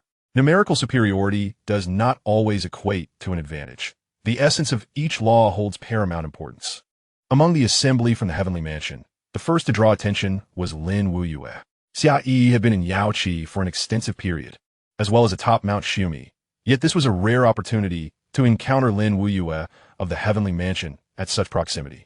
He appeared relatively youthful, though this referred solely to his outward appearance. After all, for celestial emperors, many are ancient beings who have lived for tens of thousands of years, rendering the concept of youth almost obsolete. Clad in white garments that exuded a scholarly air, with long hair cascading over his shoulders, his eyes shone with clarity. His snow-white visage bore an air of coolness, yet retained an elegance and warmth. The celestial aura and radiant light surrounding him seemed to dance and swirl, allowing him to stand apart among the celestial emperors, emanating a subtle yet commanding regal presence. Truly, he was the most formidable leader among the exalted celestial beings, and his aura was unmistakably potent. Behind him stood over 70 celestial emperors, resplendent in ornate armor, their imposing presence impossible to ignore. Some wielded celestial artifacts, exuding formidable might, while others maintained a serene demeanor, their gazes indifferent. They looked down upon the Xianxia fairyland and the earth below, awaiting the unfolding events in silence. Those who accompanied Lin Wuyue were predominantly warlike individuals, and they were growing increasingly impatient to engage in combat. At that moment, Xiaoyi's gaze unexpectedly fell upon Lu Ran. She momentarily froze, doubting her own eyes, but quickly regained her composure. Calculating the time, she realized that Lu Ran had indeed arrived at the highest realm. However, perhaps due to his inability to locate the Yao pool, he had fortuitously joined the Tianfu and subsequently arrived here. It must be said that although Xia Yi appeared to be a mere young girl, her intellect was quite sharp, and she swiftly grasped many underlying truths. Lu Ran noticed the look in Xia Yi's eyes and exchanged a polite smile, acknowledging her presence. Xia Yi, in turn, glanced down at the Yao pool. She was well aware that Lu Ran had come to seek Qin Wuyao, but at that moment, Qin Wuyao was still in her palace, unaware of whether she had completed her tasks. The Tianfu's arrival at the Yao pool's celestial realm without the appearance of the Yao pool's master, Qin Wuyao, raised questions. Was it a sign of disdain towards the Tianfu? After a while, one of the celestial emperors beside Lin Wuyue suddenly called out, expressing impatience. Regardless of the circumstances, since they were here to confront, it was time to incite a dispute and commence battle. The method of instigating conflict was straightforward. Create trouble where there was none. If one was dissatisfied, then let there be a fight. Chapter 131. Truly anxious indeed, the celestial maidens of the Yao pool, despite being outnumbered, would not hold back. How dare you? The name of our Yao pool's master is not something you can casually utter. One celestial maiden shouted defiantly. Lu Ran, feeling somewhat bored while waiting, was not there to fight nor to assist the Tianfu. He was there to find his wife. Now that he had arrived at the Yao pool, he was keen to locate her. Observing the celestial emperors from the Tianfu beside him, Lu Ran abruptly vanished from his spot and reappeared directly in front of Xia Yi. He inquired, "It has been quite some time since we last met, Xia Yi. May I ask where your sect leader is? Where is Qin Wuyao?" Lu Ran acted entirely on his own accord, disregarding any concerns about the others. His sole purpose for accompanying the Tianfu was to find Qin Wuyao, his beloved wife. Now that he had reached the location, he felt no obligation to remain with the Tianfu. However, to the others, he was still considered a member of the Tianfu's contingent. His sudden emergence sparked a flurry of activity among the celestial emperors, who interpreted his movement as a signal to prepare for combat. They had been awaiting Lin Wuyue's orders to initiate the battle. Stimulated by Lu Ran's actions, several could not contain themselves and summoned their own treasures, while others unleashed their long-held abilities. Observing the escalating tension, it became apparent that everyone was ready to engage, and thus, an array of treasures and diverse abilities began to wreak havoc in the skies. Many celestial emperors, fond of close combat, rushed forth. However, Lin Wuyue, as the lord of the heavenly mansion, was utterly bewildered. This was hardly an opportune moment for such an engagement. Qin Wuyao hadn't even made an appearance. Yet the conflict had already erupted. Ultimately, it all stemmed from Lu Ran. What possessed him to charge out like that? At this moment, the battle among the immortals erupted, filling the sky with chaotic streams of spiritual energy and the explosive clash of divine abilities, with various magical artifacts colliding violently. Each combatant summoned their respective avatars, severing themselves from their physical forms to engage in fierce combat. The heavens had become a tumultuous mess. Lin Wuyue, observing the chaos, felt overwhelmed. Despite having meticulously prepared for this confrontation, she found herself thrust into disarray by that foolish Lu Ran. The strategies and plans she had carefully devised were now rendered utterly useless. Frustration caused her lips to twitch. Turning around, she discovered that the instigator, Lu Ran, had mysteriously vanished. Unbeknownst to her, Lu Ran had already entered the Yaoqi fairyland, escorted by Xia Yi. Upon their arrival, Lu Ran exchanged a few words with Xia Yi. But before she could respond, the incendiary battle among the immortals commenced. Fortunately, she swiftly opened a spatial portal to bring Lu Ran inside, even bypassing the protective array of the Yaoqi. Meanwhile, the celestial emperors and elders of Yaoqi remained locked in combat with those from the heavenly mansion, clashing relentlessly. Although the number of Yaoqi's celestial emperors was limited, each one was formidable, wielding significant power. For the time being, the heavenly mansion found itself unable to subdue Yaoqi. "Are we not going to assist?" Lu Ran inquired as he surveyed the aerial battle. "Not necessary," Xia Yi replied, shaking her head. "Aren't you here to find my sister?" "Huh?" Lu Ran paused, puzzled. "What do you mean, your sister?" Xia Yi nodded affirmatively. "Yes, Qin Wuyao is my sister." Lu Ran quickly responded. Yes, Qin Wuyao. Where is she?" The matter of Qin Weiyao having a sister in Xia Yi did not concern him. It was evident she was not a biological sister. Most likely, she was someone she had met after ascending to the spirit realm, perhaps a sworn sister. Lu Ran surmised this without surprise. However, he recalled that when he first encountered Xia Yi, she had mentioned her sister. At that time, it was unclear whether it was intentional or accidental that she did not reveal her sister's name. Qin Weiyao? Had she done so, Lu Ran might not have needed to linger so long to find Qin Weiyao. Yes, she's inside. Xia Yi gestured towards the opulent hall beside them. Lu Ran turned to glance, his consciousness sweeping over the surroundings. However, the divine consciousness could only sweep around the exterior of the grand hall, and it was utterly impossible to penetrate within to discern the circumstances inside. Moreover, from merely sensing the outside, there was no familiar aura of Qin Weiyao. Nevertheless, since Xia Yi asserted that Qin Weiyao was indeed inside, Lu Ran promptly resolved to step forward. Just at that moment, Xia Yi obstructed his path, shaking her head and stating, "It is true she is inside, but my sister is engaged in something of great importance. It will be best for you to wait outside for now." Upon hearing this, Lu Ran furrowed his brows. Xia Yi seemed to perceive his anxiety and impatience. She spoke. "I am aware of your identity. My sister ascended from the lower realms, and during her time there, she was your Dao partner, your wife. She ascended thousands of years before you, and now that you have finally ascended, it is only natural that you yearn to find and meet her." Lu Ran gazed at Xia Yi in astonishment, surprised by her profound knowledge. However, given that she claimed to be Qin Wuyao's sister, it was evident that she shared an extraordinary bond with her. It was not surprising that Qin Wuyao would have conveyed some information about Lu Ran to her. Yet, he inquired with suspicion, "When did you come to know all this?" Xia Yi pondered for a few moments before shaking her head. "I don't quite recall the exact time. Perhaps over 30,000 years ago." At this, Lu Ran nearly choked on his own breath, directly asking, "So, you refrained from killing me in Xiazhou solely because you knew I was Lu Ran and understood my identity, correct?" Xia Yi nodded matter-of-factly. "Yes, otherwise why would I?" Lu Ran continued, "Since you knew I was searching for Qin Wuyao, why did you not inform me?" With an innocent expression, Xia Yi replied, "You never asked me." The two exchanged incredulous glances, leaving Lu Ran speechless. It appeared that Xia Yi had been privy to everything from the beginning. He decided it was best not to dwell on it any longer.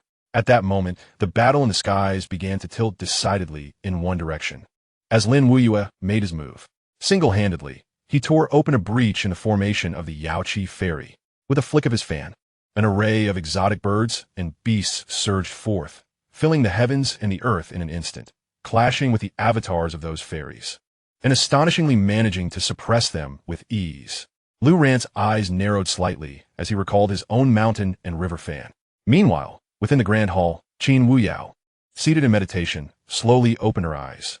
Chapter 132, Long Time No See.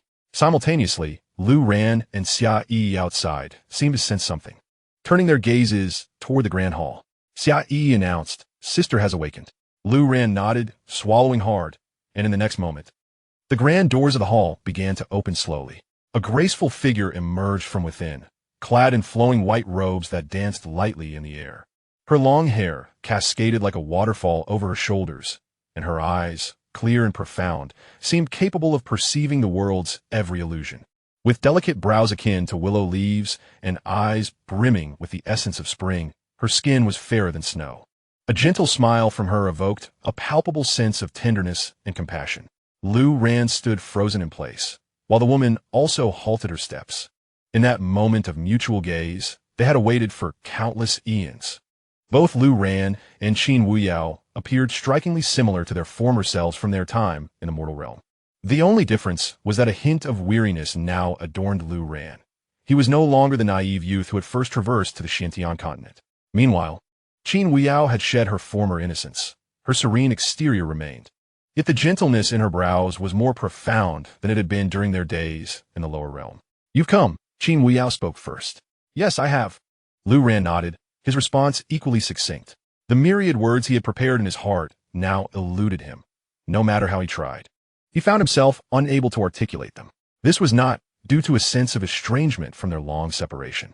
Rather, it felt as though they had parted yesterday and were now reunited, everything flowing with a natural ease.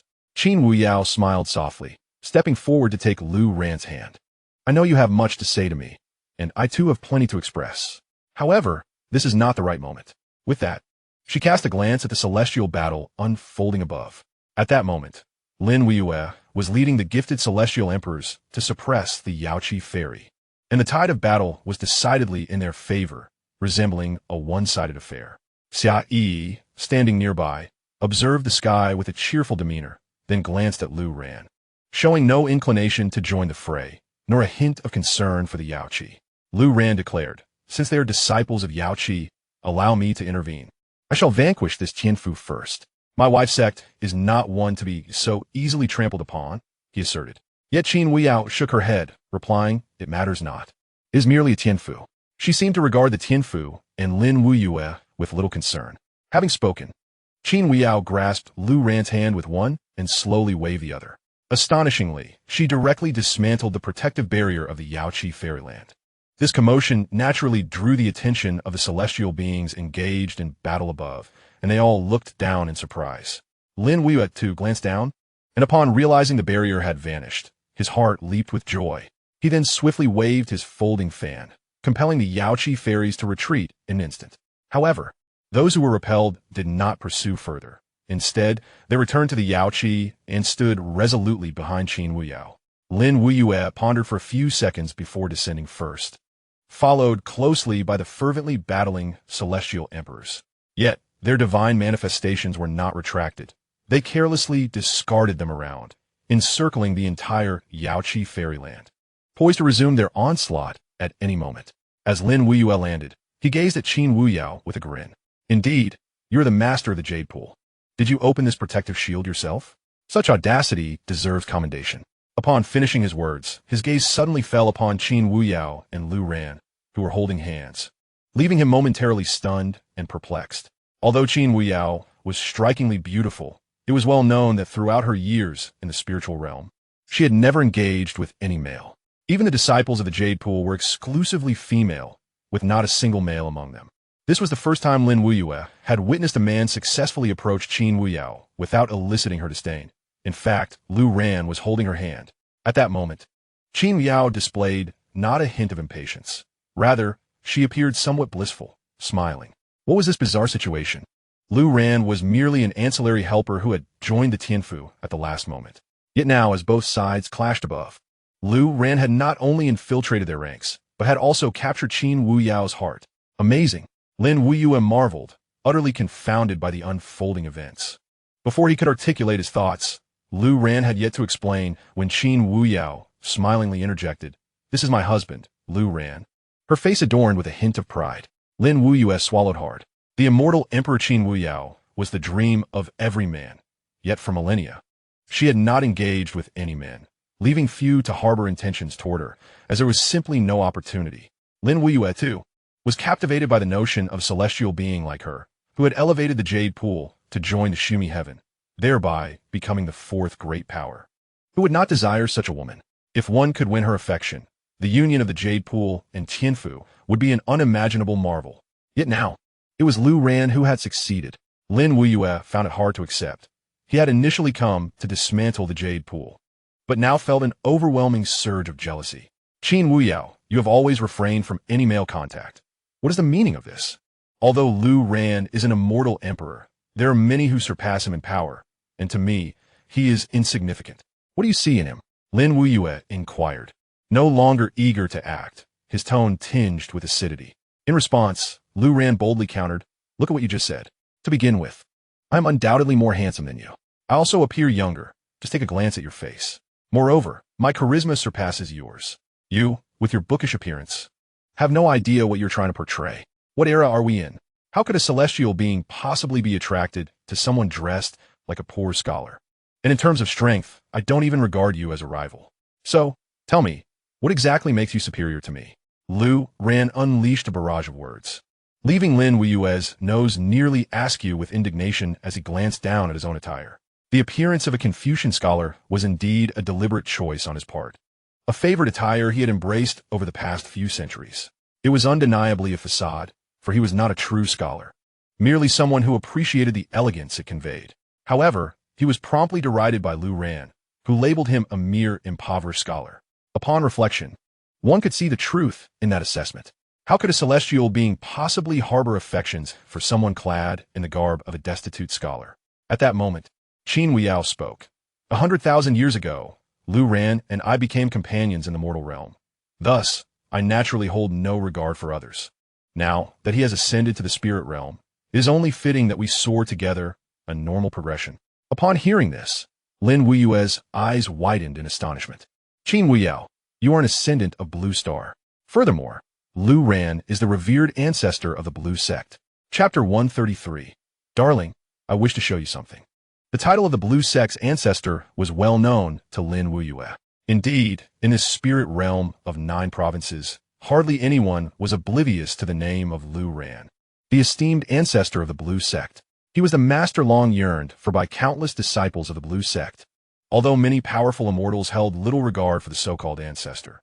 After all, he had only recently ascended from the mortal realm and, even upon arrival, was merely an insignificant figure who needed to diligently cultivate his powers. His fame was substantial, yet his capabilities were deemed lacking, and thus of little consequence.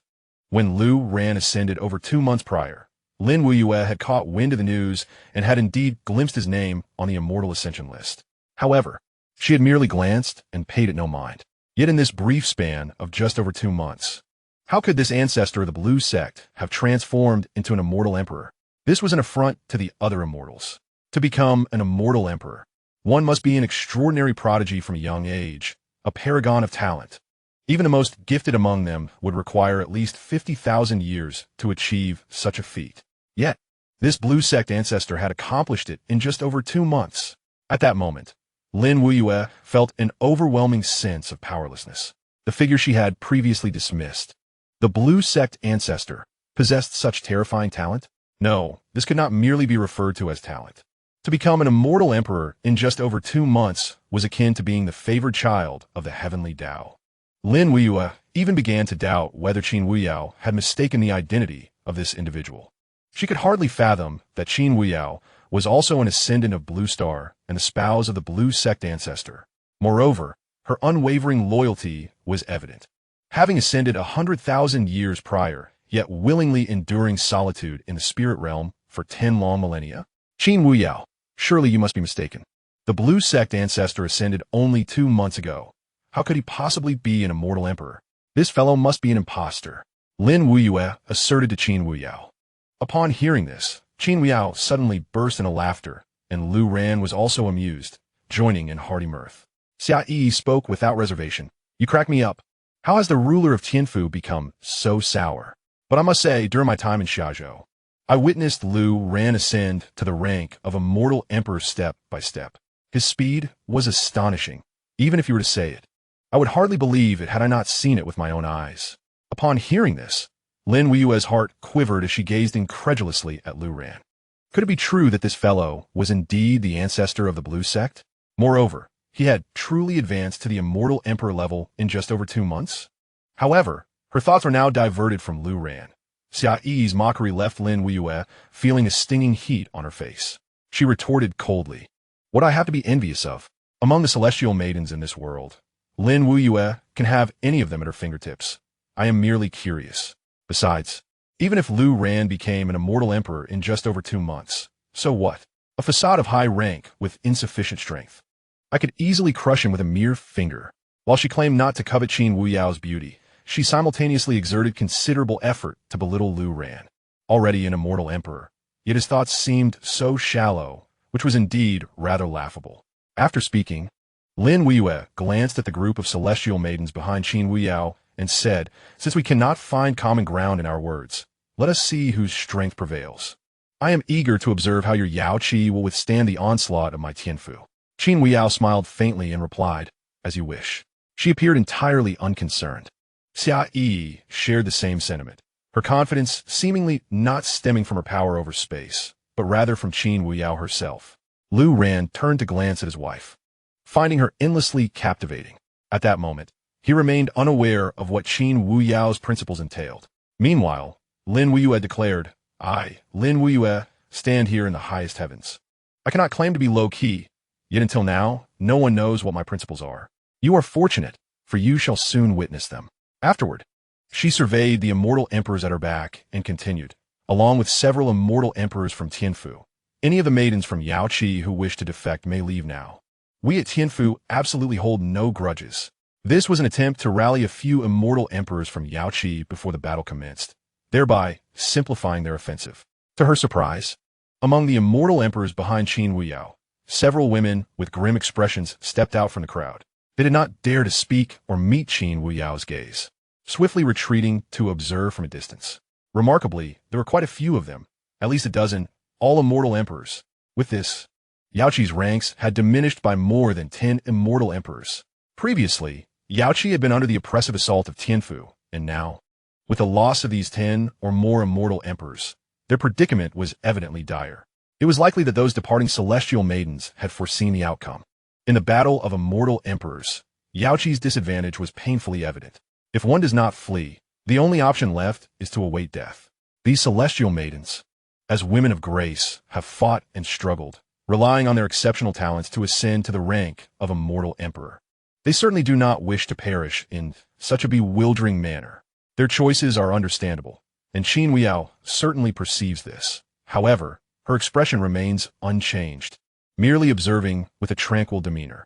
It appears that there are indeed many astute individuals among them. Rest assured, esteemed maidens, once I vanquish the Yao Pool, I shall welcome you to join us in the heavenly mansion, and together we shall dominate the spirit realm, Lin Wuyue proclaimed with grandiosity. After speaking, he turned his gaze toward Qin Wuyao, elegantly waving his folding fan, and added, of course, if Miss Qin is willing to concede, I could also consider it. Before he could finish his remarks, Qin Wuyao had already diverted her attention, looking towards Lu Ran instead. My dear, I have something to show you. Please follow me. Huh? Lin Wuyue's eyes widened in disbelief. What the devil? With the impending battle of the immortal emperors, after all this posturing, Qin Wuyao disregards me entirely? What does this mean? The Yao Pool is on the brink of annihilation, and she is still preoccupied with her husband? All the immortal emperors behind Lin Wuyue were equally dumbfounded. Lin Wuyue's expression twisted into one of rage, feeling as though he had thrown a punch only for it to land on cotton, an utterly frustrating sensation that made one want to spit blood. Even Lu Ran, the party in question, appeared somewhat taken aback. Dear, what about these people? Although Lu Ran also wished to have a serious discussion with Qin Wuyao, it was clear that the individuals from the heavenly mansion needed to be dealt with first. I will handle it. Let's proceed inside, Qin Wuyao replied, gesturing toward the grand hall beside them, still not sparing a glance at Lin Wuyue and his entourage. In a fit of exasperation, Lin Wuyue bellowed, fine. Kill everyone in the Yao Pool. Leave Qin Wuyao to me. Yet, as he finished his command, the immortal emperors behind him remained motionless. Lin Wuyue furrowed his brow and turned to look behind him, thinking, aren't these fellows supposed to be warriors? Why are they not engaging? Why the silence? Chapter 134, The Law of Qin Wuyao. This was a scene that Lin Wuyue would never forget. Behind him, every immortal emperor wore a grim expression, gasping for breath, their spiritual energy fluctuating chaotically. What are you all doing? Lin Wuyue asked in bewilderment, but no one answered his question. The immortal emperors soon realized that something was amiss with their bodies. My body feels strange, one exclaimed. My meridians are rapidly aging. No, wait, this is wrong. Damn it. The spiritual energy in my dantian is vanishing swiftly. What does this mean? Am I poisoned? Someone help me. The entire scene appeared exceedingly chaotic. Yet amid this turmoil, what Lin Wuyue witnessed was far more terrifying than what he heard. To become an immortal emperor is to possess exceptional innate talent, all of which are of a monstrous caliber. Thus, after ascending to the status of an immortal emperor, the majority are able to retain their youthful appearances, at most resembling middle-aged individuals. Moreover, upon becoming immortal emperors, they possess the ability to reshape their physical forms. Therefore, one's outward appearance cannot be used as an accurate gauge of their true lifespan or age. However, most immortal emperors prefer to maintain their original appearances rather than reconstruct their bodies to resemble youthful beings. After all, their original forms are more familiar and comfortable. It is only in cases of severe bodily harm that they resort to remolding their bodies to acquire new vessels. Consequently, the appearances of these immortal emperors predominantly reflect the countenance of the young and middle-aged, with occasional instances of those who choose to retain the visage of the elderly. At this moment, Lin Weiyue observed a remarkable transformation in the appearances of these individuals, visibly deteriorating before his eyes. In simple terms, they were aging at a speed discernible to the naked eye. Their skin began to wrinkle and wither. It was not merely their exterior, but also their flesh, bones, meridians, and even the spiritual energy within them. It was as if the remaining thousands of years of their lifespans were accelerating in that instant. Some of the lower-tier immortal emperors could scarcely articulate a word and struggled to maintain an upright posture, collapsing to the ground as their internal spiritual energy vanished entirely. Their decaying bodies continued to age at an alarming rate. Ultimately, they ceased to move, succumbing to death. Yet this was not the end. The lifeless forms decayed further, gradually turning to desiccated bones, and, as if subjected to eons of erosion, even the sacred marrow and jade-like bones began to rot, ultimately reducing to dust, dissipating into the cosmos. One after another, akin to the sound of firecrackers, the numerous immortal emperors who had accompanied Lin Weiyue began to age and perish, transforming into dust and vanishing from sight. While this entire process may seem lengthy when recounted, it transpired in the blink of an eye, within merely a handful of breaths. Soon, Lin Weiyue found himself the sole survivor amidst the desolate ground, gazing at the emptiness surrounding him, with remnants of dust being gently stirred by the breeze, as if erasing the last vestiges of their existence in this world. Lin Weiyue turned to look at Qin Weiyao, who, along with Lu Ran, was also witnessing this scene. Xia bore a gentle smile, devoid of any surprise, as if all of this were a matter of course. What have you done? Is this your power of laws? Time? The law of time? Lin Weiyue queried, his expression filled with trepidation. No, it is merely a more entertaining way of conducting the process, Qin Weiyao replied, slowly shaking her head. Even Lu Ran had assumed that Qin Wuyao's power of laws pertained to time. However, upon deeper reflection, he realized that this could not be correct. Time, being a fundamental aspect of the universe as a whole, cannot undergo specific alterations on a smaller scale. For instance, Lu Ran possesses the ability to rewind time, but on a cosmic scale, where all things must revert to the same temporal juncture. What appears before us may seem like the acceleration of time. However, it is evidently not a mere manipulation of temporal laws, but rather an entirely different power. It is no wonder that you dare to establish the Yao pool atop the highest heavens, developing it to its current magnitude in such a brief span. Your mastery of the laws is indeed formidable, yet ultimately futile against me, for my own law is the realm of absolutes, Lin Weiyue declared, his expression darkening. Nevertheless, a hint of pride flickered across his face at this juncture. He firmly believed that his safety stemmed from the existence of this absolute domain. Within Lin Weiyue's absolute realm, he exercised dominion over all. He was akin to a deity. No one could slay him within his territory. Or could they? Qin Weiyao regarded Lin Weiyue with a calm demeanor.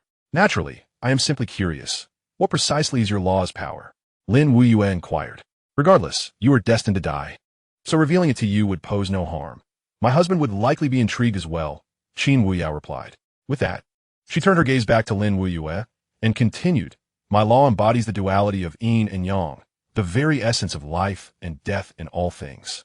Upon hearing these words, Lu Ran was left dumbfounded, while Lin Weiyue's eyes widened in astonishment. Such a law exists? Life and death. Lin Weiyue's law represented an absolute domain, a realm where he held the final say. Yet, Qin Weyao's law governed the cycle of life and death, a matter subject to her every thought. This was nothing short of a flaw in the system. My dear, let us depart, Qin Weiyao remarked, shaking her head, unwilling to squander further time. She grasped Lu Ran and continued towards the main hall. Halt! Our affairs are far from concluded. You have slain numerous individuals of my Tianfu. Do you truly believe this matter is settled? Before she could finish her sentence, Lin Weiyue's pupils suddenly dilated, his body weakened, and with a resounding thud, he collapsed to the ground, lifeless. Lu Ran turned to glance back. Lin Weiyue was dead, his presence utterly extinguished. Gulp! Lu Ran swallowed hard. This is the power to command life and death. It is akin to being a living king of hell. A mere thought can dictate the fate of any being. Lin Weiyue's demise was tragic, as was that of Tianfu. Despite leading so many celestial emperors, Lin Weiyue's law of absolute domain, nearly invincible, was no match for such a brazen fool. Yet, in Qin Weyao's eyes, Lin Weiyue and his companions, including those celestial emperors, were essentially no different from a colony of ants on the roadside. Given the ability to kill directly, what then was the purpose of the previous method of accelerated aging? Lu Ran inquired with curiosity. The cycles of birth, aging, sickness, and death are but natural occurrences. They merely become more. Qin Wuyo spoke to Xianxia and then vanished into the grand hall with Lu Ran. The massive stone doors of the hall thundered shut behind them. Lu Ran narrowed his eyes slightly. The hall, devoid of windows, was instantly enveloped in darkness once the doors closed. Yet, neither he nor Qin Wuyo was affected, as they were both celestial emperors. What do you wish to show me? Lu Ran inquired. Chapter 135. I will help you become the Tao of Heaven. Qin Wuyo released Lu Ran's hand and took a few steps forward. With a wave of her hand, a series of blue lights erupted around the dark hall. Beneath their feet, a colossal formation began to slowly activate. Lu Ran glanced down in astonishment. This formation was immense and intricately complex. In that moment, he could not discern its purpose, and even his mastery of formations left him feeling somewhat at a loss. However, dismantling the formation was not beyond the realm of possibility. It would simply require more time. Simultaneously, a humanoid sculpture began to rise before the formation. Lu Ran looked up and felt a chill run down his spine. The sculpture bore an uncanny resemblance to him. Crafted entirely from a translucent stone that shimmered with a spectrum of colors, appearing utterly natural. At that moment, Lu Ran experienced a peculiar sensation, an unsettling feeling as if every hair on his body stood on end. Qin Wuyo's expression also turned peculiar. She turned to Lu Ran and said, "My dear, do not be afraid. The process will be swift." "What?" Lu Ran replied, taken aback. "What do you mean? What are you planning to do?" Just as he intended to step forward, he was astonished to discover that his body had become immobile. The great formation beneath him, with Lu Ran at its core, terrifyingly shackled everything around him, as if the very fabric of space had solidified. He could not draw upon his spiritual power. His entire Dantian felt like an unyielding block of ice. He looked at Qin Wuyo in bewilderment. She continued, "When I ascended to the spirit realm, I waited for you year after year. My own realm continued to rise, but I realized that the spirit realm is not fundamentally different from the lower realm." Lu Ran shared this sentiment. The same cruel survival of the fittest prevailed, the same harshness, the same cultivation. However, the distinction lies in the fact that in the spirit realm, the end is all too clear. Becoming a celestial emperor is the terminus. What lies beyond that? The path ahead is cut off, leaving no aspirations, merely a languid existence until death. Even after tens of thousands of years, one ultimately returns to dust.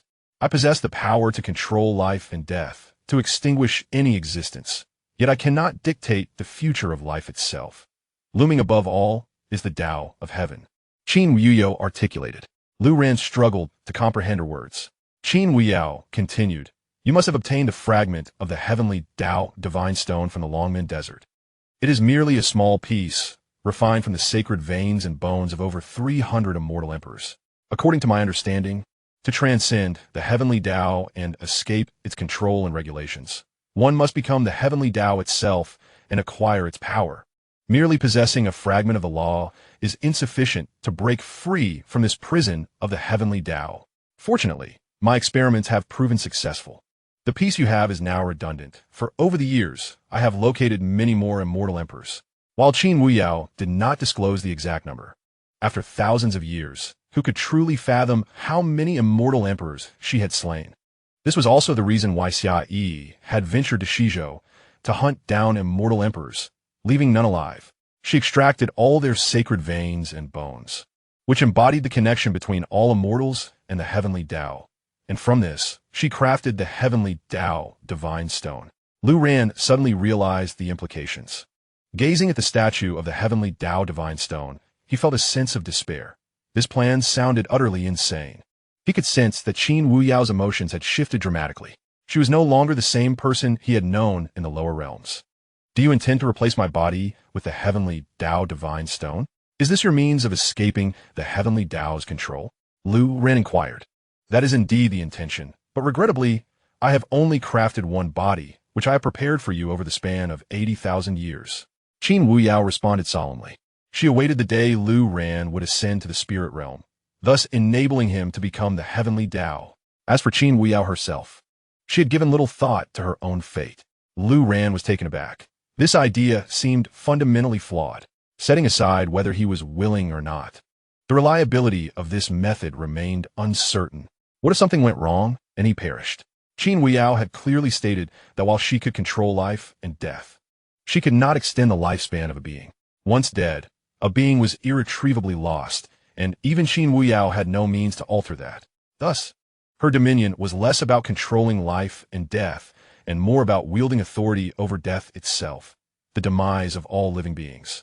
My dear, there is no need for such drastic measures. What if something goes awry? What if I die? Lu Ran questioned. There will be no issues. I am confident. However, I understand your reluctance to take risks, so I must take the responsibility of deciding for you, Qin Weiyao replied.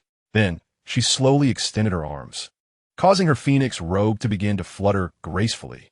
The entire formation accelerated in its operation. Lu Ran could feel the surrounding pressure intensifying.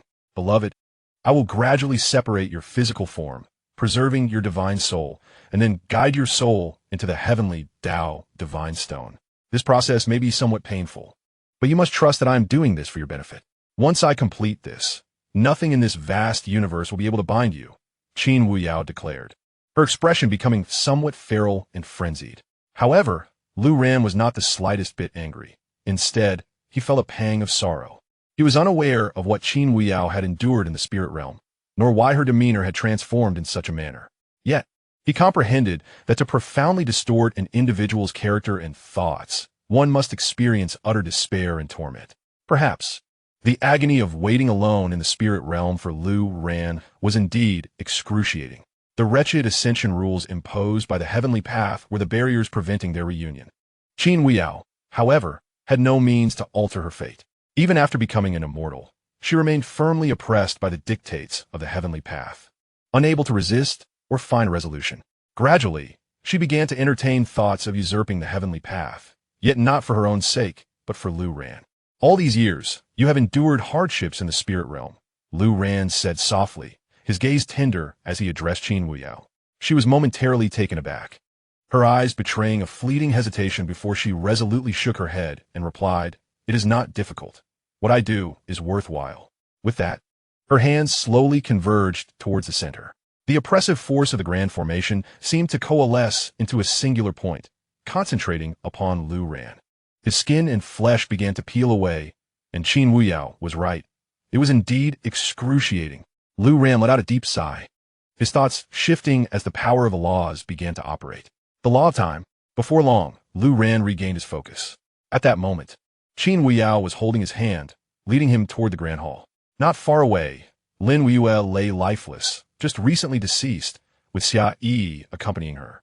Just as they were about to enter the hall, Lu Ran suddenly halted in his tracks and said, "Wait, I have something to say." Upon hearing this, Qin Weiyao paused.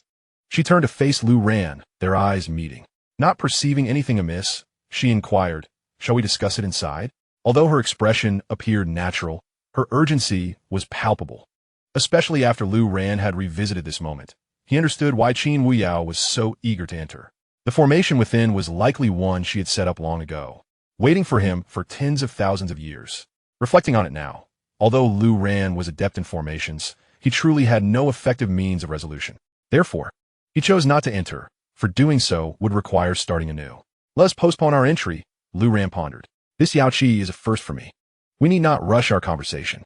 Let us first explore the Xianxia. After all, it is a sect you have nurtured over the years." Initially, Lu Ran intended to confront Qin Weiyao directly, yet when the moment arrived, he found himself at a loss for words, feeling rather awkward. Qin Weiyao furrowed her brow slightly, glancing at the grand hall behind her, and chose not to press the matter further. Instead, she nodded and said, "Very well, let us meander for a while. I shall show you around the Xianxia fairyland." Lu Ran let out a sigh of relief. At least Qin Weiyao was no longer insisting. He planned to subtly and gradually shift her perspective.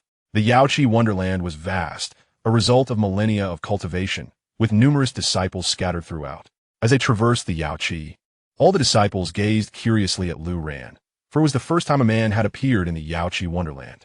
Indeed, the Xianxia did not accept female disciples. But it was more than that. No man was permitted entry. Those who dared to intrude upon the Xianxia would meet a swift and certain demise. The sudden appearance of Lu Ran became the focal point of everyone's attention. As Lu Ran walked away, even his thick-skinned demeanor felt somewhat out of place. Upon passing a pavilion, he and Qin Wuyao took a seat, with Xia Yi attending to them nearby. Qin Wuyao flipped her wrist and placed a delicacy on the table, saying, "Do you remember this pastry? I've become quite adept at making it now." Lu Ran cast a glance and was momentarily taken aback. Their acquaintance had begun with this very pastry, and since then, they often reminisced about those moments, occasionally indulging in it for a taste of nostalgia. It was not merely because of its delightful flavor, but because it carried the weight of their shared memories. Lu Ran picked it up to examine it. Indeed, it was exquisitely crafted. He had no idea how long it had taken her to make, as time had no meaning in storage space, and it would not spoil. After taking a bite, Lu Ran's eyes brightened. "This is the flavor. I never imagined you could recreate this. You should have some too. It tastes just like it did back then," he remarked with a sense of wonder. Qin Wuyao shook her head, her expression tinged with melancholy. Gazing at the horizon, she murmured, "In the past, I often sat here in silence, gazing at the night sky, hoping to comprehend the truths of the universe. Now that you are here, I need not endure solitude any longer." Lu Ran felt a complex swirl of emotions. Observing Qin Wuyao's forlorn figure, he nodded and assured her, "From now on, we shall never part." Yet, as soon as the words left his lips, Qin Wuyao shook her head, saying, "We will still part." Huh? Lu Ran was taken aback. Qin Wuyao continued, "With the existence of the heavenly way, we will inevitably separate. Life brings forth aging and mortality, even if one becomes an immortal emperor. Thousands of years are but a fleeting moment in a vast expanse of time, and we must ultimately part ways." Lu Ran found himself at a loss for words. How could this be a topic of discussion? Wasn't thousands of years sufficient? He felt it was quite commendable. Thus he spoke, "There is no need to look so far ahead. In these thousands of years, we can find ways, whether to prolong our lives or to break free from the constraints of the heavenly way. There is no need to rush." His implication was to allow Qin Wuyao's thoughts to settle.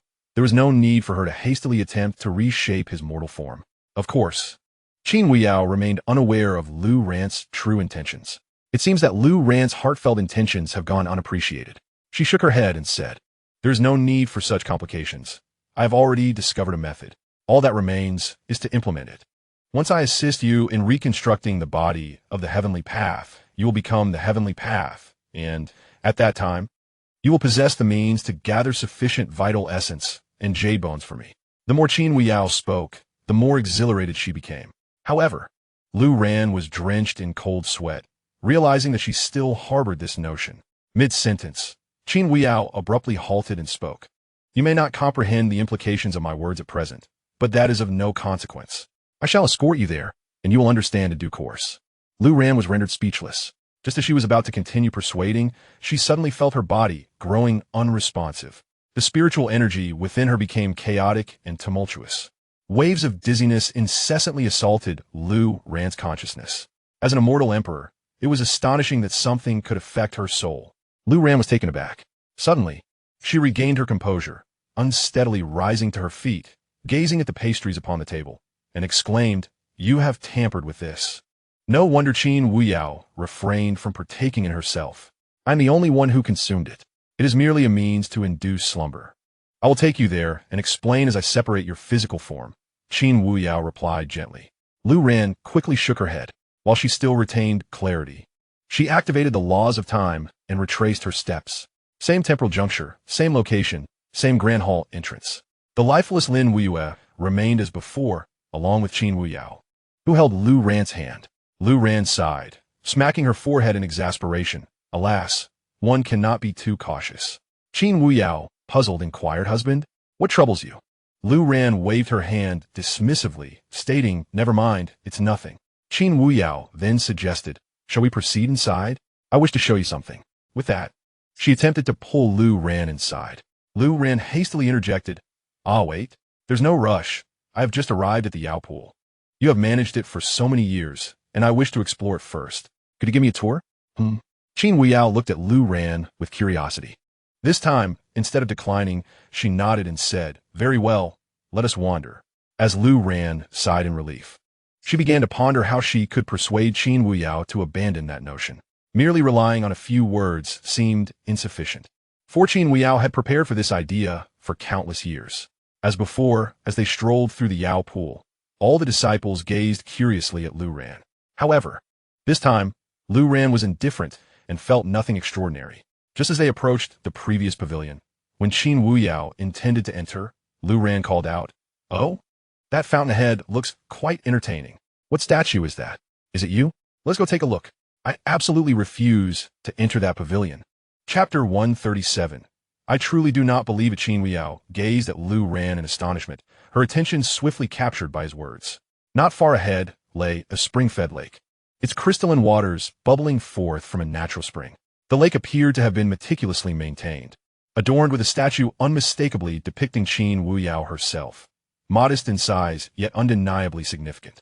The beauty of Qin Wuyao was evident even in the stone likeness. This was merely one of the many springs in the Yaoqi, of which there were a total of 28. Qin Wuyao explained in essence that this trivial sight was hardly worth admiration. After speaking, she cast a glance back at a pavilion they had just passed, seemingly fixated on it. Lu Ran interjected timely. "After all, it is our first encounter. It is quite lovely. Let us continue our exploration." With such encouragement, Qin Wuyao felt compelled to respond positively. She offered a sweet smile and replied, "All right."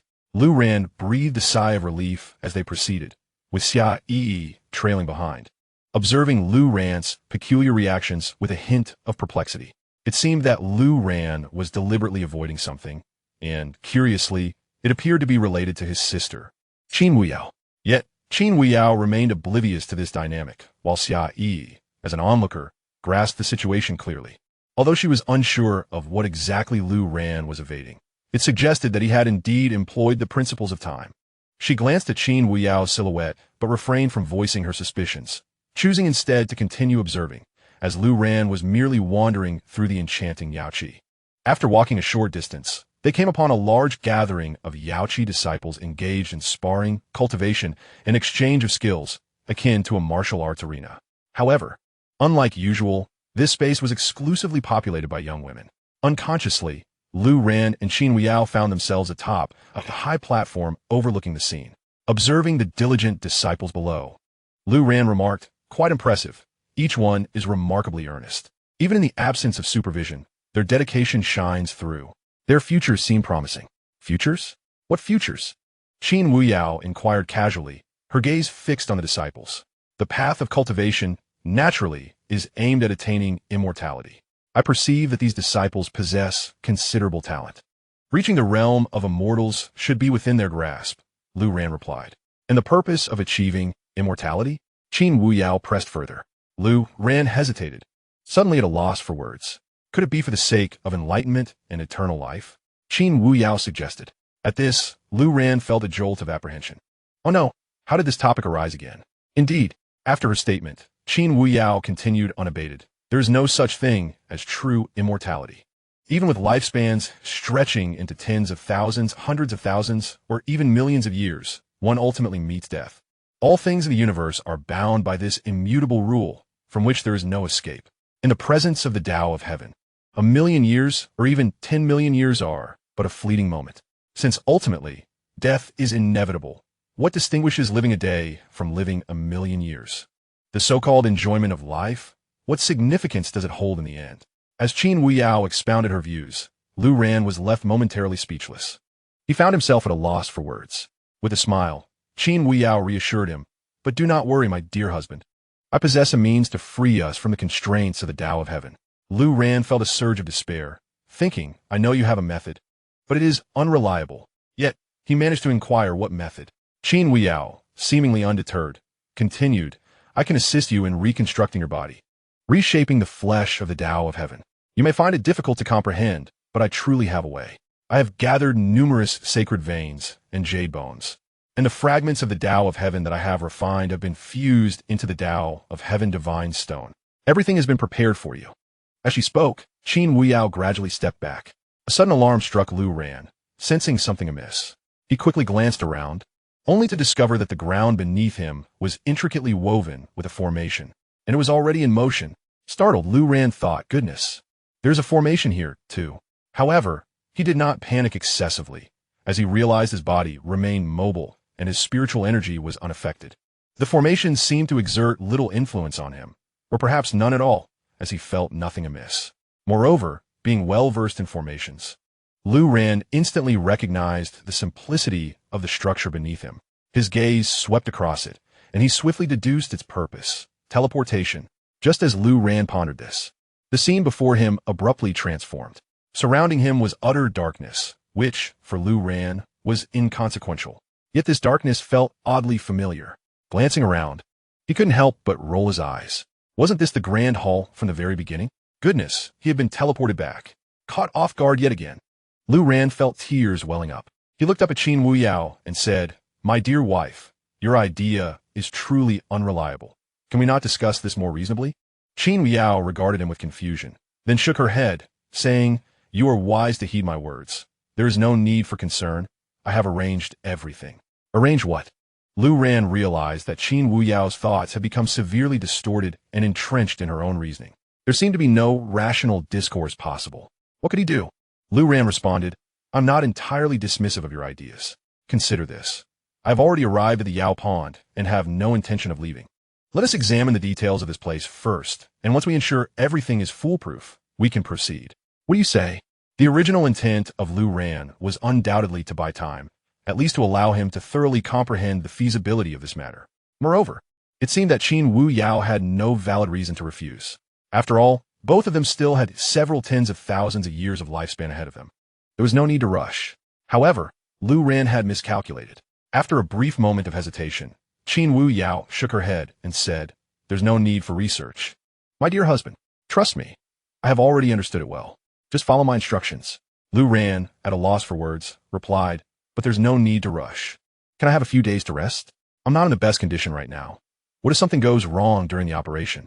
Qin Wuyao firmly shook her head, stating, "There won't be any problems. As long as your spirit is intact, there will be no issues. Why are you so stubborn?" Lu Ran wished to say more, but the formation beneath his feet had already begun to activate, immobilizing him in place. Meanwhile, Qin Wuyao commenced her operation. The manifestation of himself, crafted from the heavenly Tao divine stone, gradually appeared in the distance.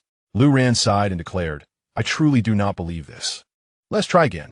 With that, he initiated a time rewind, returning to the exterior of the Grand Hall. This time, he was resolute in not entering the hall, determined not to fall into Qin Wuyao's trap. Chapter 138. I promise you the familiar scene, the familiar place, the familiar imagery. Lin Wei was already dead. Qin Wuyao was pulling Lu Ran, preparing to enter the Grand Hall, while saying, "Husband, I want to show you something inside." However, Lu Ran halted in his tracks, stating directly, "As for the physical body of the heavenly Tao, regardless of its reliability, there's no need to be in such a hurry, right?" Lu Ran was disinclined to continue rewinding time and intended to be forthright. Upon hearing this, Qin Wuyao froze momentarily, turning to look at Lu Ran with surprise. Yet, she quickly regained her composure and mused, "I see. The power of the laws is not constrained. Your heavenly Tao law is time." Lu Ran nodded, affirming, "Exactly. I believe we need to have a serious discussion." Qin Wuyao inquired, "How many times has it been?" Lu Ran casually replied, "3 times. It's not that I don't want to, but we need to talk things over and plan for the long term, right?" Qin Wuyao's expression dimmed slightly, as she responded, "Very well, then let me take you to the Yao Pool for a visit." Lu Ran, at a loss for words, waved his hand dismissively, saying, "There's no need. I've already been there. The pastries you mentioned, I do remember and have tasted, but that doesn't affect my ability to rewind time." Qin Wuyao paused, her wrist flicking to reveal a piece of osmanthus cake in her hand, which she offered to Lu Ran. However, Lu Ran shook his head. Yet, Qin Wuyao seemed to understand Lu Ran's concerns and explained, "This one is normal and poses no problem. Since you can rewind time, I shall not waste effort on such matters." Upon hearing this, Lu Ran felt slightly relieved as he accepted the osmanthus cake into his hands. Gazing at Qin Wuyao, he casually picked up a piece and placed it in his mouth. This time, unlike their previous encounter in the pavilion, Qin Wuyao also took a piece and shared it with Lu Ran. Her eyes narrowed slightly as she wistfully remarked, "It was the osmanthus cake that brought us together. Do you remember?" Lu Ran nodded affirmatively. However, Qin Wuyao's expression suddenly darkened as she lamented, "Alas, our time together was far too brief." Brief? To an ordinary person, a few decades of life would hardly seem short. Yet, for cultivators, the perception of time is dramatically altered. The fleeting moments before Qin Wuyao's ascension felt like mere seconds. She continued, "After ascending to the spirit realm, I longed for your swift ascension. I held on to hope, waiting day after day, year after year, yet your absence persisted. Thus, I remained in waiting for a millennium, then a myriad of years. Through this lengthy and cautious waiting, I gradually came to understand certain truths. I squandered my finest years. After tens of thousands of years in the spirit realm, my disposition matured, and the youthful heart I once possessed has long since vanished. Countless times, she pondered whether, even if Lu Ran ascended, it would still hold any significance for them to be together. This was only one of her many thoughts, compounded by the relentless decree of the heavenly path. Everything was shackled beneath its dominion. Nothing could escape its control. The celestial emperor represented the pinnacle of the spirit realm, living out the remainder of their lifespan in a state of languor. During Lu Ran's several reflections, he had indeed grasped some of Qin Wuyao's sentiments. Yet he was taken aback by the depth of her turmoil. He stepped forward, taking a deep breath, and said, "My dear, we have ample time ahead of us. I have now arrived in the spirit realm, and we have both attained the status of celestial emperors.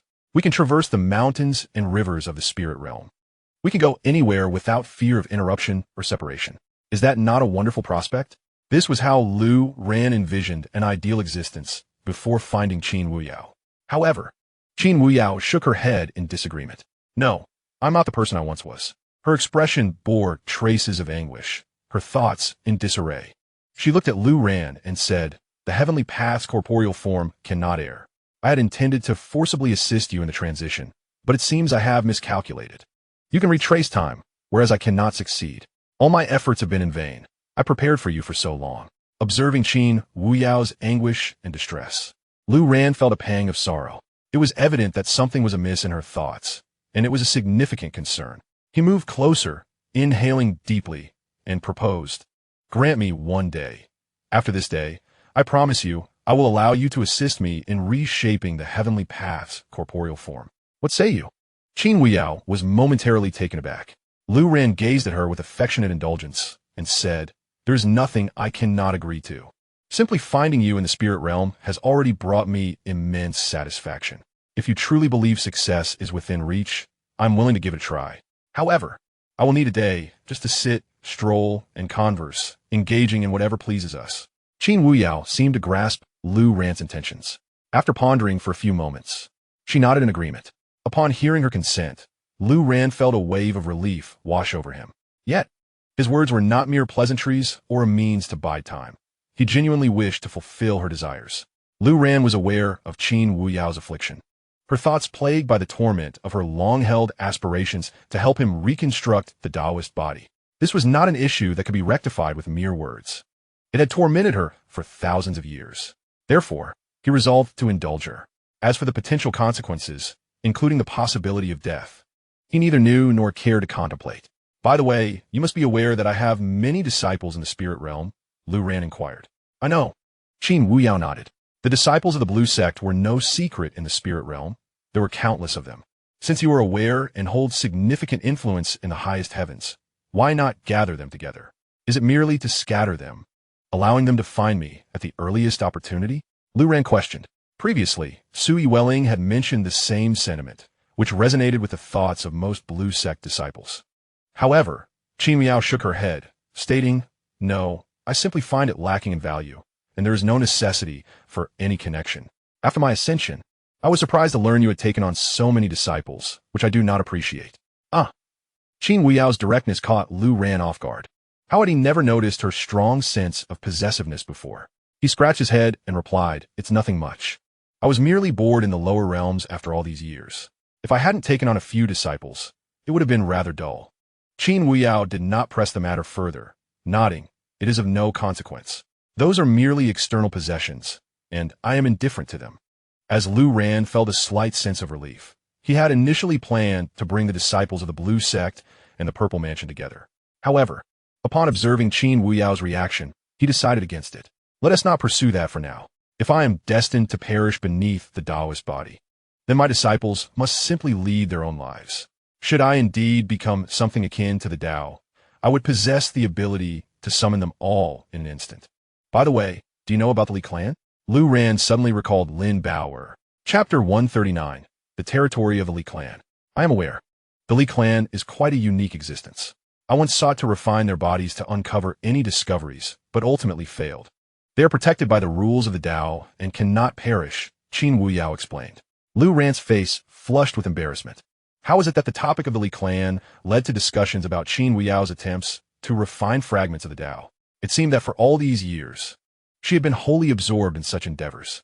Since you are familiar with the Li ethnic group, do you know that in Xiaxia, they seldom live beyond the age of 18? However, it appears that this is not the case in Zhongzhou. Lu Ran inquired. Indeed, I cannot ascertain the exact reason. But in Zhongzhou, the Li people do not face such a limitation, Qin Wuyao replied. After speaking, she cast a glance at Xia Yi as if recalling something, and said, I remember that Yi mentioned a Li girl in your company. It seems her time is approaching as well. Upon hearing Qin Wuyao's words, Lu Ran immediately released Lin Bei'er from the mountain and river fan. As Lin Bei'er was still somewhat dazed, she suddenly spotted Lu Ran and her eyes brightened instantly. Qin Wuyao was slightly taken aback, observing Lin Bei'er, and nodded, affirming she is indeed of the Li ethnicity. Without waiting for Lu Ran to respond, she continued, I know where the Li people are. If you wish to assist her, I can guide you. Lu Ran was somewhat astonished, thinking to himself, truly, Qin Wuyao is remarkable. A true partner. She has discerned my thoughts and even considered the next steps for me. Very well, let us go and see. Lu Ran nodded in agreement. Having pledged to Qin Wuyao, he would not retract his promise. Thus he had only one day at his disposal. He hoped this day would suffice to aid Lin Bei'er. If they could liberate her from the Li people's curse of dying at 18, she would indeed attain immortality. Qin Wuyao nodded and turned to Xia Yi, stating, Yi, please escort us there. Lu Ran had initially anticipated a long journey through mountains and rivers. While they were all celestial emperors and could travel swiftly, he felt a sense of urgency with only a day available, forgetting the presence of Xia Yi. For her, who wielded the laws of space, reaching any destination required merely a thought, unless obstructed by the heavenly rules governing the ancient bronze door in Zhongzhou. She could arrive at her desired location in the blink of an eye. Upon hearing this, Xia Yi approached the group, grinning widely, clearly pleased that her abilities could be of assistance. Then let us proceed. The territory of the Li people lies in Huadai Valley. We can go directly there. With that, she stepped forward, effortlessly tearing open a rift in space, revealing a spatial passage. The other end of this passage led directly to the location of Huadai Valley. As set by Xia Yi's spatial laws, Xia Yi entered first, followed by Lu Ran and Qin Wuyao, who exchanged a glance, while Lin Bei'er climbed on a Lu Ran's back, resting her head on his shoulder. The trio stepped into the teleportation array. As the surrounding space began to warp, they experienced a brief moment of dizziness, after which the temperature around them suddenly increased. Looking around, they found the place bore a striking resemblance to the Yaoqi fairyland, albeit slightly warmer and with less concentrated spiritual energy in the air. Xia Yi pointed towards the valley ahead and said, that is Huadai Valley. The territory of the Li clan lies within. We can proceed directly without concern. Although the Li people are formidable, they are inherently amiable and will not strike without provocation. With that, she led the way, followed closely by Lu Ran and Qin Wuyao. Huadai Valley, much like other sect territories, was expansive and bustling with activity. However, it bore a significant distinction. There were no protective formations in place. The group entered with ease. As they walked through, Lu Ran observed numerously people around them, engaged in farming and textiles, with villages sporadically dotting the landscape. The local customs were simple and unpretentious, reminiscent of mountain dwellers one might encounter deep in the hills. Of course, this was only assuming they did not take to the skies. Despite their archaic attire, each individual was a celestial emperor. Indeed, as Lu Ran traversed this land, he noticed that even those tilling the fields were celestial emperors. Those beneath the former emperor were merely children by comparison. This power was truly awe-inspiring. Moreover, the Li people possessed an invincible, immortal form and boundless lifespans, which could easily be equated to the heavenly Tao body mentioned by Qin Wuyao. Even the heavenly Tao could not bring them to ruin. Upon reflection, it was understandable. After all, the Li people did not perish, and with endless time at their disposal, they could cultivate at their leisure, eventually attaining the realm of celestial emperors. The prevalence of celestial emperors was thus quite normal. It was fortunate that the Li people adhered to no particular faith. Otherwise, such power could sweep across the 9 realms and unify all races. As they continued onward, a middle-aged man suddenly approached the group. He glanced at Lin Bauer and remarked, "Is this girl from the Li clan? It seems the curse has yet to be lifted. Where does she hail from?" Lu Ran's heart stirred. The curse he mentioned was likely the rule of certain death by 18. He quickly replied, "We come from Xia Prefecture." She is indeed of the Li clan, but in Xia Prefecture, she cannot survive past 18, and time is running short. You're all Li people. Yet it seems you do not face this issue. Furthermore, the curse you spoke of, could it be the one that guarantees death at 18? Do you possess a means to resolve this predicament? The barrage of questions left the middle-aged man momentarily speechless. With a mix of amusement and exasperation, he replied, "Fear not. It is merely a trivial matter." He then stepped closer to Lu Ran, reaching out to take Lin Bauer from his back. Startet, Lin Bauer gaspet. No one besides Lu Ran had ever touched her without consequence. Sensing her apprehension, the middle-aged man reassured her, "Do not be afraid. You are within the Li clan's domain, and I can resolve your issue. My touch will not harm you." Despite his words, Lin Bauer remained tense, casting a pleading glance at Lu Ran. He reassured her, "We are in the territory of the Li clan. You are safe." With that, he gently set Lin Bauer down. A middle-aged man approached, gently taking Lin Bauer's hand, and said softly, "This girl must have endured considerable hardships while alone in Xiaozhou." He then lifted his gaze towards Lu Ran, his curiosity piqued, and inquired, "As you are not of the Li ethnic group, how is it that you were able to interact with them?" Lu Ran glanced at his dantian, noting that there was still a considerable amount of qi remaining to be transformed, yet he found himself at a loss for words. Thus, he simply shook his head and replied, "It is merely a coincidence. Is it very troublesome to resolve Bauer's predicament?" The middle-aged man responded, "It has already been resolved." Huh? Lu Ran's eyes widened in disbelief. "What do you mean it has been resolved?" The man explained, "It was merely a trivial issue. That curse could be effortlessly erased, but only we, the Li people, are capable of doing so." "She's fine now." Lu Ran had not anticipated such an effortless resolution. "Let us proceed. I will show you around Huadai Valley." The man offered hospitably, but Lu Ran declined, stating, "No, I have other matters to attend to. Bauer can remain here. You Li people should be able to take good care of her." He wished to cherish this day with Qin Wuyao, indulging in their time together, and subsequently intended to have her experiment with him as a subject. On that day, they were not disturbed by anyone. Lu Ran and Qin Wuyao did not engage in any earth-shattering activities. Instead, they strolled leisurely through the enchanting Yaoqi, pausing occasionally to rest and gaze at the sea of clouds on the horizon, lost in thought. At times, they soared beyond the 9 heavens, marveling at the fleeting clouds and radiant hues surrounding them. Lu Ran felt no sense of boredom. Rather, he experienced an exquisite sense of contentment, a sensation he had not encountered in 100,000 years in the mortal realm. At the precipice of the highest heavens, they sat side by side, gazing down at the magnificent landscapes of Zhongzhou, entranced in silence. "How have you spent these 100,000 years in the mortal realm?" Qin Wuyao suddenly asked. Waiting for Ascension seemed an endless endeavor. I even began to lose hope. "To pass the time, I took on some disciples," Lu Ran replied casually. However, realizing that Qin Wuyao disapproved of his choice, he fell silent. Qin Wuyao remained momentarily speechless.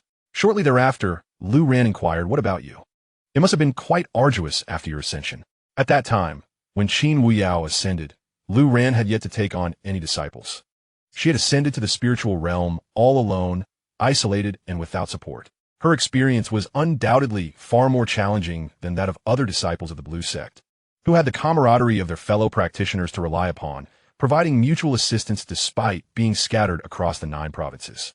In a world governed by the principle of survival of the fittest, Qin Wuyao must have faced significant hardships. Upon hearing Lu Ran's question, Qin Wuyao seemed momentarily taken aback. Nodding, she remarked, "It is indeed arduous. Each day, I must remain vigilant against countless harassments and dangers, treading carefully. Yet, my innate talents are commendable, and my path in cultivation has been relatively smooth, ultimately leading me to become the immortal emperor." Qin Wuyao spoke with simplicity, but the thousands of years preceding her ascension were undoubtedly fraught with hardship. Lu Ran wished to offer solace, yet found himself at a loss for words, and an awkward silence enveloped them. It was at that moment that Lu Ran began to grasp the depth of Qin Wuyao's suffering. In her earlier years, she had been spirited and ambitious, soaring to great heights during her youth, but instead of sharing that journey with Lu Ran, She endured the trials of the spirit realm in solitude, facing near-death experiences. Nearly 100,000 years had passed. Qin Wuyao was no longer the same person she once was. Her thoughts had twisted and transformed. Lu Ran understood that deep within her heart, she harbored a certain bitterness, not towards him, but towards the heavenly Tao. The wretched heavenly Tao had kept Lu Ran from her for nearly 100,000 years. As a girl, the most beautiful years of Qin Wuyao's life, the most perilous times, were spent apart from the one she cherished. This anguish was palpable. Lu Ran felt a profound ache for her. Had she been any other girl, she might have long since turned her affections elsewhere, forgetting him entirely. Yet, Qin Wuyao remained steadfast, preparing everything for him even before his ascension. Though the plan involving the heavenly Tao's physical form was somewhat reckless, it was evident that Qin Wuyao had exerted great effort. Once I successfully replace the heavenly Tao's physical form, regardless of whether I become the Tao or break free from its constraints, as long as I'm alive, I will take you on a journey through vast rivers and explore the mountains of this spirit realm together, Lu Ran mused. Upon hearing this, Qin Wuyao turned to him, blinking as she inquired, "Are you trying to compensate me?" "Compensate?" Lu Ran shook his head, saying, "Not quite. For this is something I have envisioned countless times during my time in the Immortal Realm. It is the idyllic life I consider to be the ultimate destination of cultivation." Qin Wuyao offered a wry smile, replying, "I wish I could tell you I am willing, but after all these years, you are no longer the person you once were. And regrettably, I am no longer myself either." She still harbored some resentment. The current way of life seemed to have arrived too late. Having become the immortal emperor, merely wandering the landscapes of the 9 regions felt like an endpoint. And what lay beyond? Still shackled within this realm, bound to the spirit world, with no hope for liberation. Thus, Qin Wuyao had long contemplated these matters. She was unwilling to resign herself to being trapped here. The solution she envisioned, the heavenly Tao's physical form, was meant for Lu Ran, while her own fate had become inconsequential. Lu Ran sighed deeply. The Qin Wuyao of the past was undeniably not the same as the one before him now. Once there was a spirited young girl, brimming with curiosity and an indomitable spirit, who was enchanted by the path of immortality. Alas, she is no longer present. How wonderful it would be to return to those days. Regrettably, such a wish is but a fleeting thought. As Lu Ran pondered this, he suddenly paused. What others deemed impossible, he could indeed achieve, for he possessed the power of the laws of time. However, the ability to reverse time is limited. He can only turn back the clock by a few days at most. Such a brief span was insufficient, leaving him yearning for more.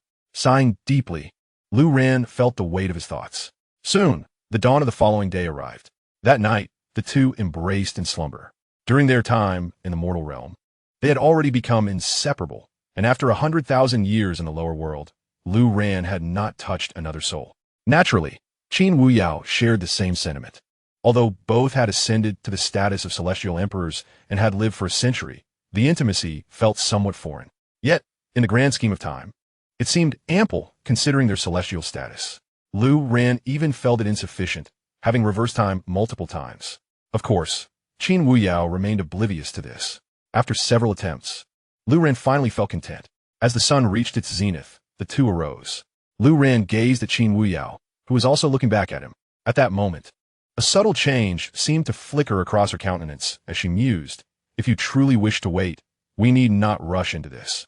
Lu Ran immediately shook his head, declaring, "Let us commence today." No matter the reliability or likelihood of success in fulfilling Qin Wuyao's long-held desire, Lu Ran remained indifferent. Having made a decision, they would proceed without hesitation. Qin Wuyao, resolute and determined, nodded firmly. "Very well, let us begin." In an instant, they vanished, appearing outside the grand hall. This familiar space no longer evoked resistance from Lu Ran. He exchanged a glance with Qin Wuyao and stepped inside. Upon reaching the center of the formation, he halted. Qin Wuyao hesitated momentarily, as if to glance back at Lu Ran, but ultimately resisted the urge and proceeded to the perimeter of the formation. As the formation activated, Lu Ran's celestial body gradually materialized. Though he had witnessed it before, seeing it again sent shivers down his spine. He nodded at Qin Wuyao, who inhaled deeply and stated, "I will begin to separate your physical form. This process may be quite painful. You must endure, for it shall pass swiftly. Afterwards, I will guide your soul into the celestial body." Lu Ran nodded in understanding, bracing himself against the overwhelming pressure of the formation, gritting his teeth to withstand the ordeal. Chapter 141. Embodiment of the Celestial Tao. Qin Weiyao was not mistaken. This process was indeed excruciating. Although Lu Ran had ascended to the rank of Immortal Emperor, the pain he experienced transcended mere physical suffering. It was as if his corporeal form and soul were being forcibly severed, akin to 1,000 blades slicing through him. Flesh and bone, sinew and meridian, were mercilessly torn apart, subjecting Lu Ran to an agony that rendered him both alive and dead. His body lay motionless, incapable of speech, confined to silently endure this torment. Though the powers of the laws were still at his disposal, Lu Ran had no intention of reversing time. As time slipped away, Lu Ran's consciousness began to blur. The intensity of the pain gradually diminished, while the clarity of his soul became increasingly pronounced. It was a mystical sensation, one he had never encountered before. It felt as though he were projecting his consciousness outward to observe his surroundings, relying solely on his soul's perception, as if it were merging with the very essence of the universe, causing his thoughts to drift into ethereality. At that critical moment, Qin Weiyao, who had been attentively monitoring Lu Ran's condition, extended her hands forward, murmuring incantations. Suddenly, a new formation materialized outside the original array, taking the shape of an inverted bowl that enveloped Lu Ran within. His dispersed soul began to coalesce once more. The almost transcendent feeling of merging with the cosmos vanished, replaced by a reassuring solidity that allowed Lu Ran to exhale in relief. However, when he glanced downward, he was taken aback, though he retained his awareness. His physical body had ceased to exist. Chunks of flesh, bones, and sinews, along with Lu Ran's artifacts, had been stripped away, scattered around him, rendering him utterly incapable of exerting control. He found himself in a state of invisibility, as if he were neither alive nor dead, suspended between the realms of yin and yang. Qin Weiyao's eyes sparkled with realization, and she swallowed hard before deftly manipulating the formation. What was initially a suppressive array began to function in an entirely new manner, seemingly transporting Lu Ran's soul, continuously infusing it into the nearby Taoist flesh. A wondrous scene unfolded. The semi-transparent, kaleidoscopic Taoist divine stone began to generate flesh, sinews, blood vessels, hair, and skin as Lu Ran's soul flowed into it, as if a living body were being conjured into existence. Yet this body was not merely human. It was a manifestation of the Taoist flesh. Lu Ran could sense this miraculous process, even feeling the emergence of his own flesh and blood, an astonishing experience that instilled him with a sense of hope. He began to believe that Qin Weiyao's plan might indeed bear fruit. As seconds turned into minutes, the transformation of the Taoist flesh accelerated, paralleling the infusion of Lu Ran's soul. Eventually, he lost track of time. When Lu Ran regained his ability to perceive the world around him, he was startled to discover that his senses had diminished. He could see nothing, hear nothing, and smell nothing. A sudden shock coursed through his heart, leading him to believe that he had met with failure. However, moments later, Lu Ran opened his eyes, and all perceptions returned. Within those eyes, it was as if the ancient stars of eternity twinkled in an instant. His divine consciousness swept forth, instantly enveloping the entire realm. There was no need for exertion. With but a single thought, he could traverse the vast cosmos. With merely a thought, he could condense the primordial chaos. He possessed the power to transform a flower or blade of grass into an immortal being in the blink of an eye, or to bring death upon any celestial emperor at the farthest reaches of the earth. He could revive the lifeless and restore flesh to bones. He could merge his being with the heavens and the earth, perceiving the grand celestial phenomena of the Tao. All of this was merely a singular thought, an idea. In that moment, Lu Ran felt utterly omnipotent. Turning his gaze, he beheld Qin Weiyao not far from him. The woman, who had lived for 100,000 years, now appeared exceedingly anxious. She cautiously observed Lu Ran, sensing the unfamiliar aura emanating from him, worried whether her endeavors had indeed succeeded. If she had failed, then whose consciousness was now controlling Lu Ran's Tao body? If he had truly failed, then Lu Ran would be irrevocably lost to death. For millennia, centuries, and eons, the existence of Lu Ran would dwindle into oblivion. As this thought crossed her mind, Qin Weiyao's face turned pale. She stared at Lu Ran, momentarily too apprehensive to speak or seek confirmation, until at last Lu Ran took the initiative and said, "My dear has succeeded." Instantly, Lu Ran's gaze sparkled with brilliance. Excitedly, she asked, really? Have you now freed yourself from the control of the Tao? Lu Ran, almost instinctively, comprehended Qin Wuyao's thoughts. Or rather, it was not merely comprehension. He could perceive anything he desired to see. He was capable of everything. With a mere flicker of thought, he and Qin Wuyao vanished from the Grand Hall. They stood high above the clouds, suspended in the void. Lu Ran gazed down upon the spirit realm, stating, "This spirit realm is but a small world within the vast expanse of the Tao's myriad realms. It is not the ultimate end. Yet, for ordinary cultivators, there truly exists no means of escape. You are correct. This is the bondage and the rules of the Tao. All must adhere to the regulations of the Tao to exist. It is not solely the constraints placed upon immortals by the Tao, but also the processes of cultivation, the acquisition and transformation of spiritual energy, and so forth. Everything is designed and evolved by the Tao, even this world itself." Lu Ran spoke eloquently. Yet Qin Wuyao found herself struggling to grasp the entirety of his discourse. Her concern was singular. Have you completely escaped the Tao's control? Will you still face death? Lu Ran chuckled softly and replied, "I'm not the Tao. The Tao is merely a term, a construct created by humanity. I am who I am, but I embody what humanity perceives as the Tao." With that, Lu Ran extended his hand towards the horizon. In the next moment, from the heavens above, the celestial ranking board crashed down with a thunderous roar, shattering into a cascade of vibrant light, ultimately vanishing from sight. Qin Wuyao's expression shifted subtly. She had not anticipated that Lu Ran had become so formidable. With a mere gesture, he could obliterate the celestial ranking board. "What I am capable of transcends this," Lu Ran remarked with a smile, his gaze profound. Before Qin Wuyao could grasp the full implication of his words, Lu Ran surveyed the surrounding world.